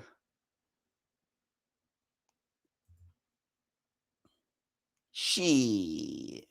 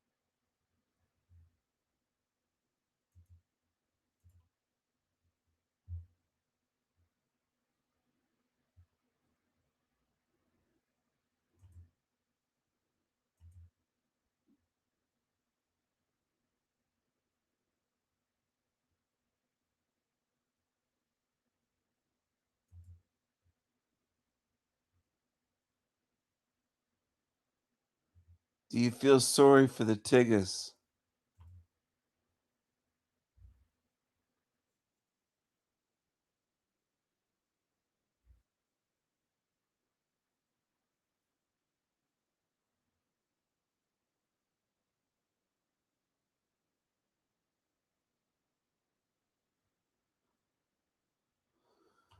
Do you feel sorry for the Tigges?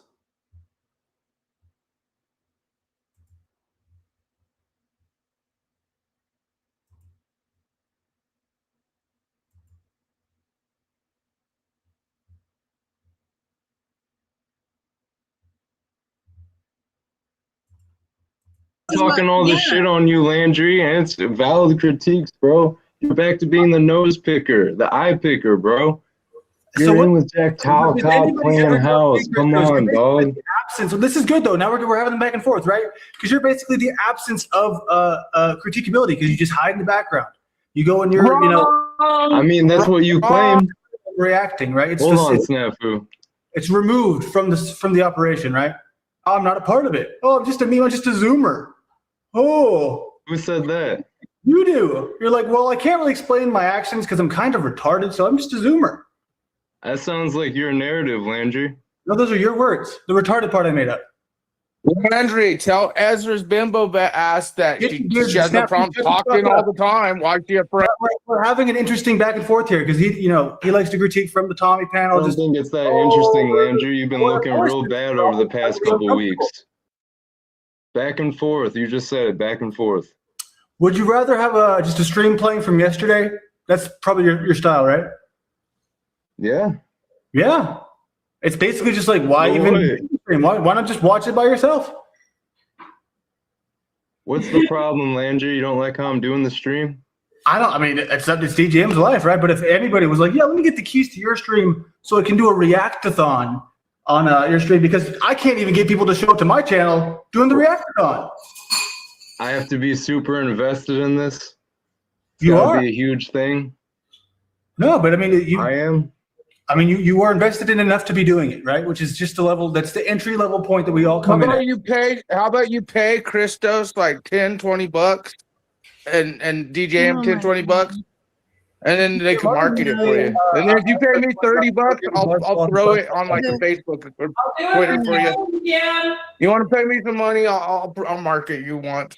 This isn't a strip club. We're not throwing money up in the air. That's what he's about. But dude, you see, this is where your discernment doesn't fit in because you don't get what he's here for. Don't question my discernment. He's here to grift.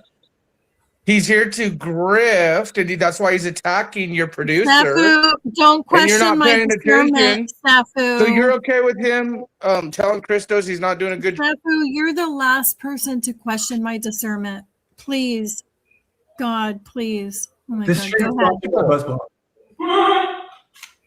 We voted Landry to be the last person to get the keys.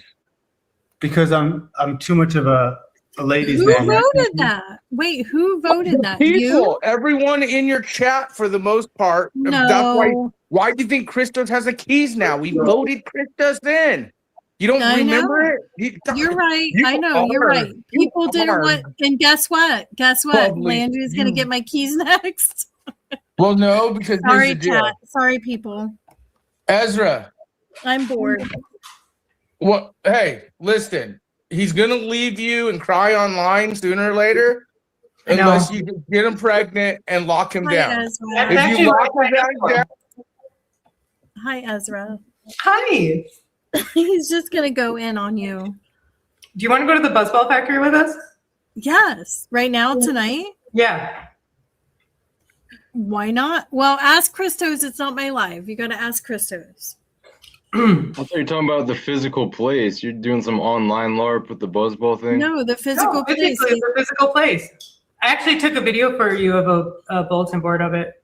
He's been there. hey, if you go to Buzzball, you guys got to do like a 10-minute or 20-second like shout out to Buzzball because we're gonna send those to the Buzzball company. We're gonna get DJM sponsored by Buzzball. So if you guys go out there, make sure you get in Lando. You already know what to fucking do. Make sure you get a good fucking, and make sure DJM's drunk as fuck too. No, because I need to be a representative. I That's need the to point. be. The average drunk as fuck mom. No, that's not what we're. That's not what we're advertising. That's not what we're advertising. We're advertising a fun. Lando can edit. He's already done it. You're late to the game. So can I finish giving Ezra my fucking advice? Ezra, before he pulls some dumb shit on you, knock him up. And then, because he is your bitch. Remember, he is your bitch. And once you knock him up, or you get knocked up by him, you own. Once you knock Landry up, my dick already. So. Check it out, right? Listen. I want to confirm to y'all that this documentary is now going to officially have an extended cameo from Alex Stein. Okay. In real life, in 4K, in the most amazing footage you've ever seen. Premiering. Go ahead and react to me, Chris. Hey, you know what I think about? I think about that other crybaby, NPC the game, and he talks about doing documentary YouTubing and how his kids are gonna watch it. And I think of Lando, how his kids will watch it, and they can find out how he got the stepmom Ezra and all this other shit if it gets that far. But no, man, the DEX, You're man, living it's way cool. too far in the future. No, dude, this shit's gonna be hilarious. Trust me. Using it to document as like some type of time capsule digitally for your progeny is a fucking goofy thing Why when is it's all that this goofy? Panelverse stuff. Honestly. That's what we're all doing. What do you mean? Why is that Chris, goofy? no, Christos gets exactly what I was mocking right there. I don't even like. I feel like I don't even have problems with someone like Gabriel or NPC the game at this point. But I always found that thing objectively funny. If you're gonna like literally say it's for your kid, Yeah, when they that's get the older, point. you see. I get that. Especially with everything that goes on in these like, yes, I absolutely. get that. I would never show my children. And it's not like he's doing any pogo like work like some of these Mr. Beast videos or like like where he does have that image and that profile. No, he's hanging out with people who are like nigger this, nigger that, blah, blah, blah. So it is what it is. Look. This Ezra laundry thing's gonna blow up, and I'm gonna laugh when it does. Why But, you're so negative? You guys are so. No, I'm actually thinking about the kid and the wife he left for Ezra. I thought I was because you're an Ezra fan. I'm the fan of the X and the other baby. You could be an Ezra fan all you want. I'm the fan of the baby and the X, and him not getting a job and deciding to hook up with Ezra and do this still. Yeah, hey, I hope that Landry does have some type of success with Alex Stein in real life. And I told him that when we were communicating in Telegram, but everything that he's been showing and his whole composure and demeanor out here, how he's presented himself, I found it very corny. And I'm standing by that. That's fine. And I'm not really worried about like this digital competition. I'm thinking about type go shit. work for Alex Stein, Christos. I bet Stein would hook me up. Nefu, let Christos talk. No, I'm for real, Christos. He would hook me up, dude. Watch. I bet I could get hooked up with Stein and do something. And I can won't do the give smell. and take, DJ. I And it's all won't smell good. either. I guess. Okay. He won't say my pants smell. I or told anything. my neighbor to stop by. Are they good? So are you gonna go get buzzballed with Ezra and Lando? No. I haven't. I told you I haven't drinking a. I gotta have a discussion with Peace Dynamo at some point. I want to talk about the Iran war respectfully. What even is this?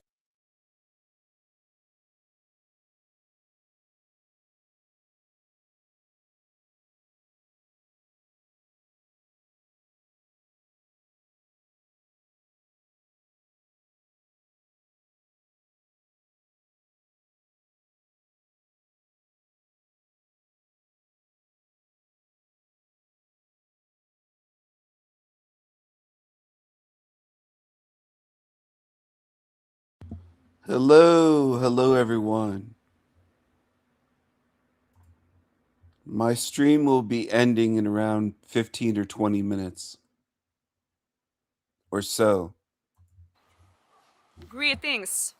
I started this channel because I wanted to help people, especially young women, because when I was younger, I used to have terrible mental health. I had terrible depression, terrible anxiety, and I managed to get out of it, so I decided to start making videos to hopefully help others as well. Now there's one thing I really struggle with, even to this day, that is perfectionism. And making videos, it has really awoken the perfectionist demon in me, because I make videos that are not super edited, and then there is potentially millions of people to judge it, to judge me and my opinions. The truth is that many of my videos are going to be bad videos, especially because I make many of them. And even though my dream has been to make YouTube videos for my entire life, the reason I haven't is because I have been afraid of not being perfect. And I have to say, thank goodness that I did not start making videos at the age of 19. I would be in a pretty bad position if I started making videos back then. My opinions were completely insane. So maybe it was for the best, but I'm pretty sure that in 10 years' time, I'm going to look back on the videos I make currently and think that they are not that good. And I do that even currently. When I started making videos, every time my video got over 20,000 views, I deleted it. The fact that a lot of people watched the video means that people, in most cases, liked it, but I didn't like it.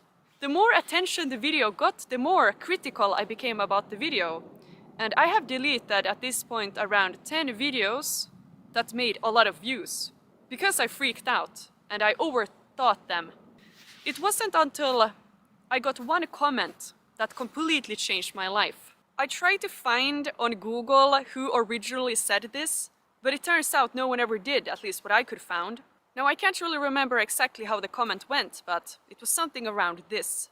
Every poet writes bad poems. The only difference on a good poet and a bad poet is that the good poet writes more good poems than bad ones. And that's how I started to look at my videos. I make a lot of videos, and some of them are good, some of them are bad, or, well, better than others. I wouldn't say a single video of mine is perfect.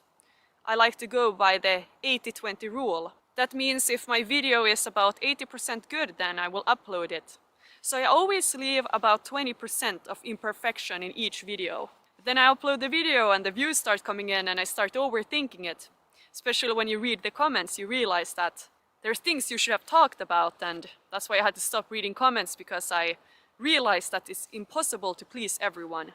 But this quote really stuck with me. I have no clue who commented this. I don't remember how exactly it went. But I really wanted to share this with you. If you're struggling with perfectionism like I do, then this might mean something to you. I will also comment this quote down below so you can read it for yourself, because it honestly has changed my life. Now when I make something, then I always keep this in mind, that the only way I can become good at something is just doing a lot of bad things. Every time I do something bad, I learn from it. I have streamed video games on Twitch for 7 years, and I'm still a small streamer. Then when I started YouTube, it instantly blew up, and I thought, what a waste of time that I streamed video games for 7 years when I could have been doing this instead. But the truth is that without those 7 years of being a bad streamer, I wouldn't be who I am right now. I wouldn't have the knowledge that I need to make videos. And I think one of the reasons I like streaming on Twitch so much is because I am a small streamer. There's less pressure if I make a mistake. Why YouTube is so scary for me is because you can literally blow up overnight. You can post a video and the next day you wake up and there's 100,000 views. People all around the world is judging you. I think this is why a lot of people make videos anonymously. The reason I make videos with my face is because I want to take responsibility for everything I say. If I make videos anonymously or if I comment anonymously, I think people are a lot more cruel. They're not that careful with how they say things, that I guess is a good and a bad thing. I have a friend that is super talented at doing impressions. I have known him for over 5 years, and throughout these 5 years he has said that he's going to start making these videos. And the years go by and he never does. And I talked to him recently and said that, hey, it's been 5 years. The only way you're gonna learn is by starting and making a fool out of yourself. That is really the message I want to make in this video, that the best way to learn is making a fool out of yourself. And I have always been very curious. I am very passionate about things I do.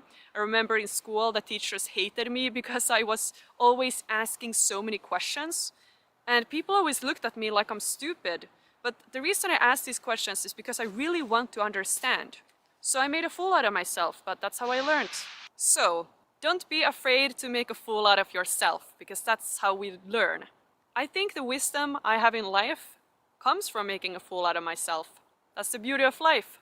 Now I'm going to enjoy this beautiful spring day. I can finally hear the birds again. They have returned from the summer lands. I hope you have a wonderful day wherever you are in the planet, and see you in another video.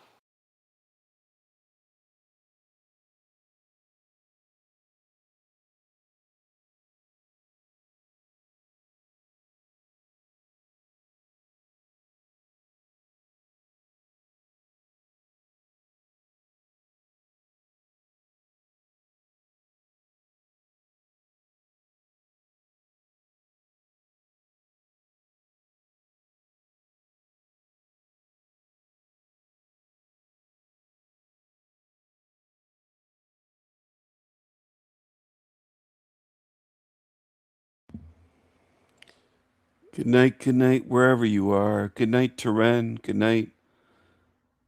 Good night, TG. Good night to all who are leaving. Good night, wherever you are. Good night, wherever you are.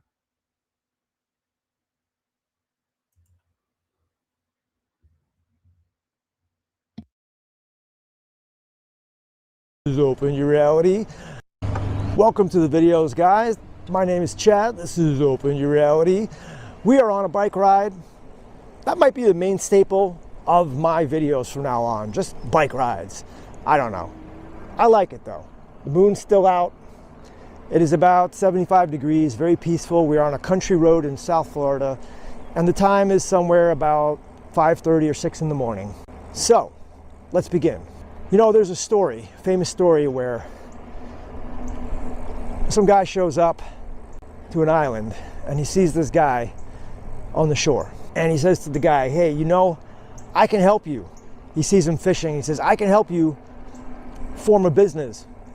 And if you form this business, then you can get some employees together and you can get some more boats. And then you can get a whole bunch of people fishing. And then we could take them to the markets and we can sell it. And we can have affiliates. And then after all that, you'll make a lot of money. And then you'll be able to just chill on the beach and do whatever you want. And then the guy looked at the other guy and said, why should I do all that? I'm already doing it. Meaning, what's the point of trying to work like Elon Musk or Warren Buffett 12, 14, 18 hours a day, busting your hump, maybe getting an education, just to ultimately retire on the beach somewhere? Well, I know those guys I mentioned, Elon Musk, Larry Ellison, Michael Dell, all these big time players. They might take a vacation, but in large part, they're always working, right? Even in their minds. But not everyone's goal is to own a Fortune 500 company and work 18 hours a day. Certainly is not what I want to do. I had the life. When I was living in Thailand for 2 years, I lived in the country in a very idyllic place for 6 months. And I would wake up and do whatever I wanted, which usually consisted of meditation, visualization, reading books, stretching, doing qigong, taking long walks, pondering the mysteries of the universe, eating, exercising. That was my life. And I have to say, I thoroughly enjoyed it. And the only reason that I came back to America was the woman that I married wanted to come back, plus my family, you know, my mother and father were here, some friends, so I came back. And in many ways, I'm glad I did come back. And I ran my own business for a long time, so I was able to kind of work for myself and do my own thing, which was great. But unfortunately, in the last few years, business has not been easy, and I have been relegated into the rat race. And so now I'm stuck in a position that I really didn't want to be in. And I could see this coming. Even back in the 90s, I knew that this is not the kind of life I wanted. And I'm a hard worker. I don't mind working for myself, but I definitely don't want to work for other people. Now, maybe a remote job, something like that, could work. I've worked a remote job before where I'm at home and I get to work kind of on my own terms. But as far as going into an office and working for someone else to make their dreams come true, I just don't see it for myself. I'm too creative, I'm too genuine. I don't play the corporate game. And I think if you're going to live in this world, you might as well do what you love, right? Why? I would almost rather be in my car and doing my own thing than having to work a 9 to 5 in a cubicle somewhere just to pay rent.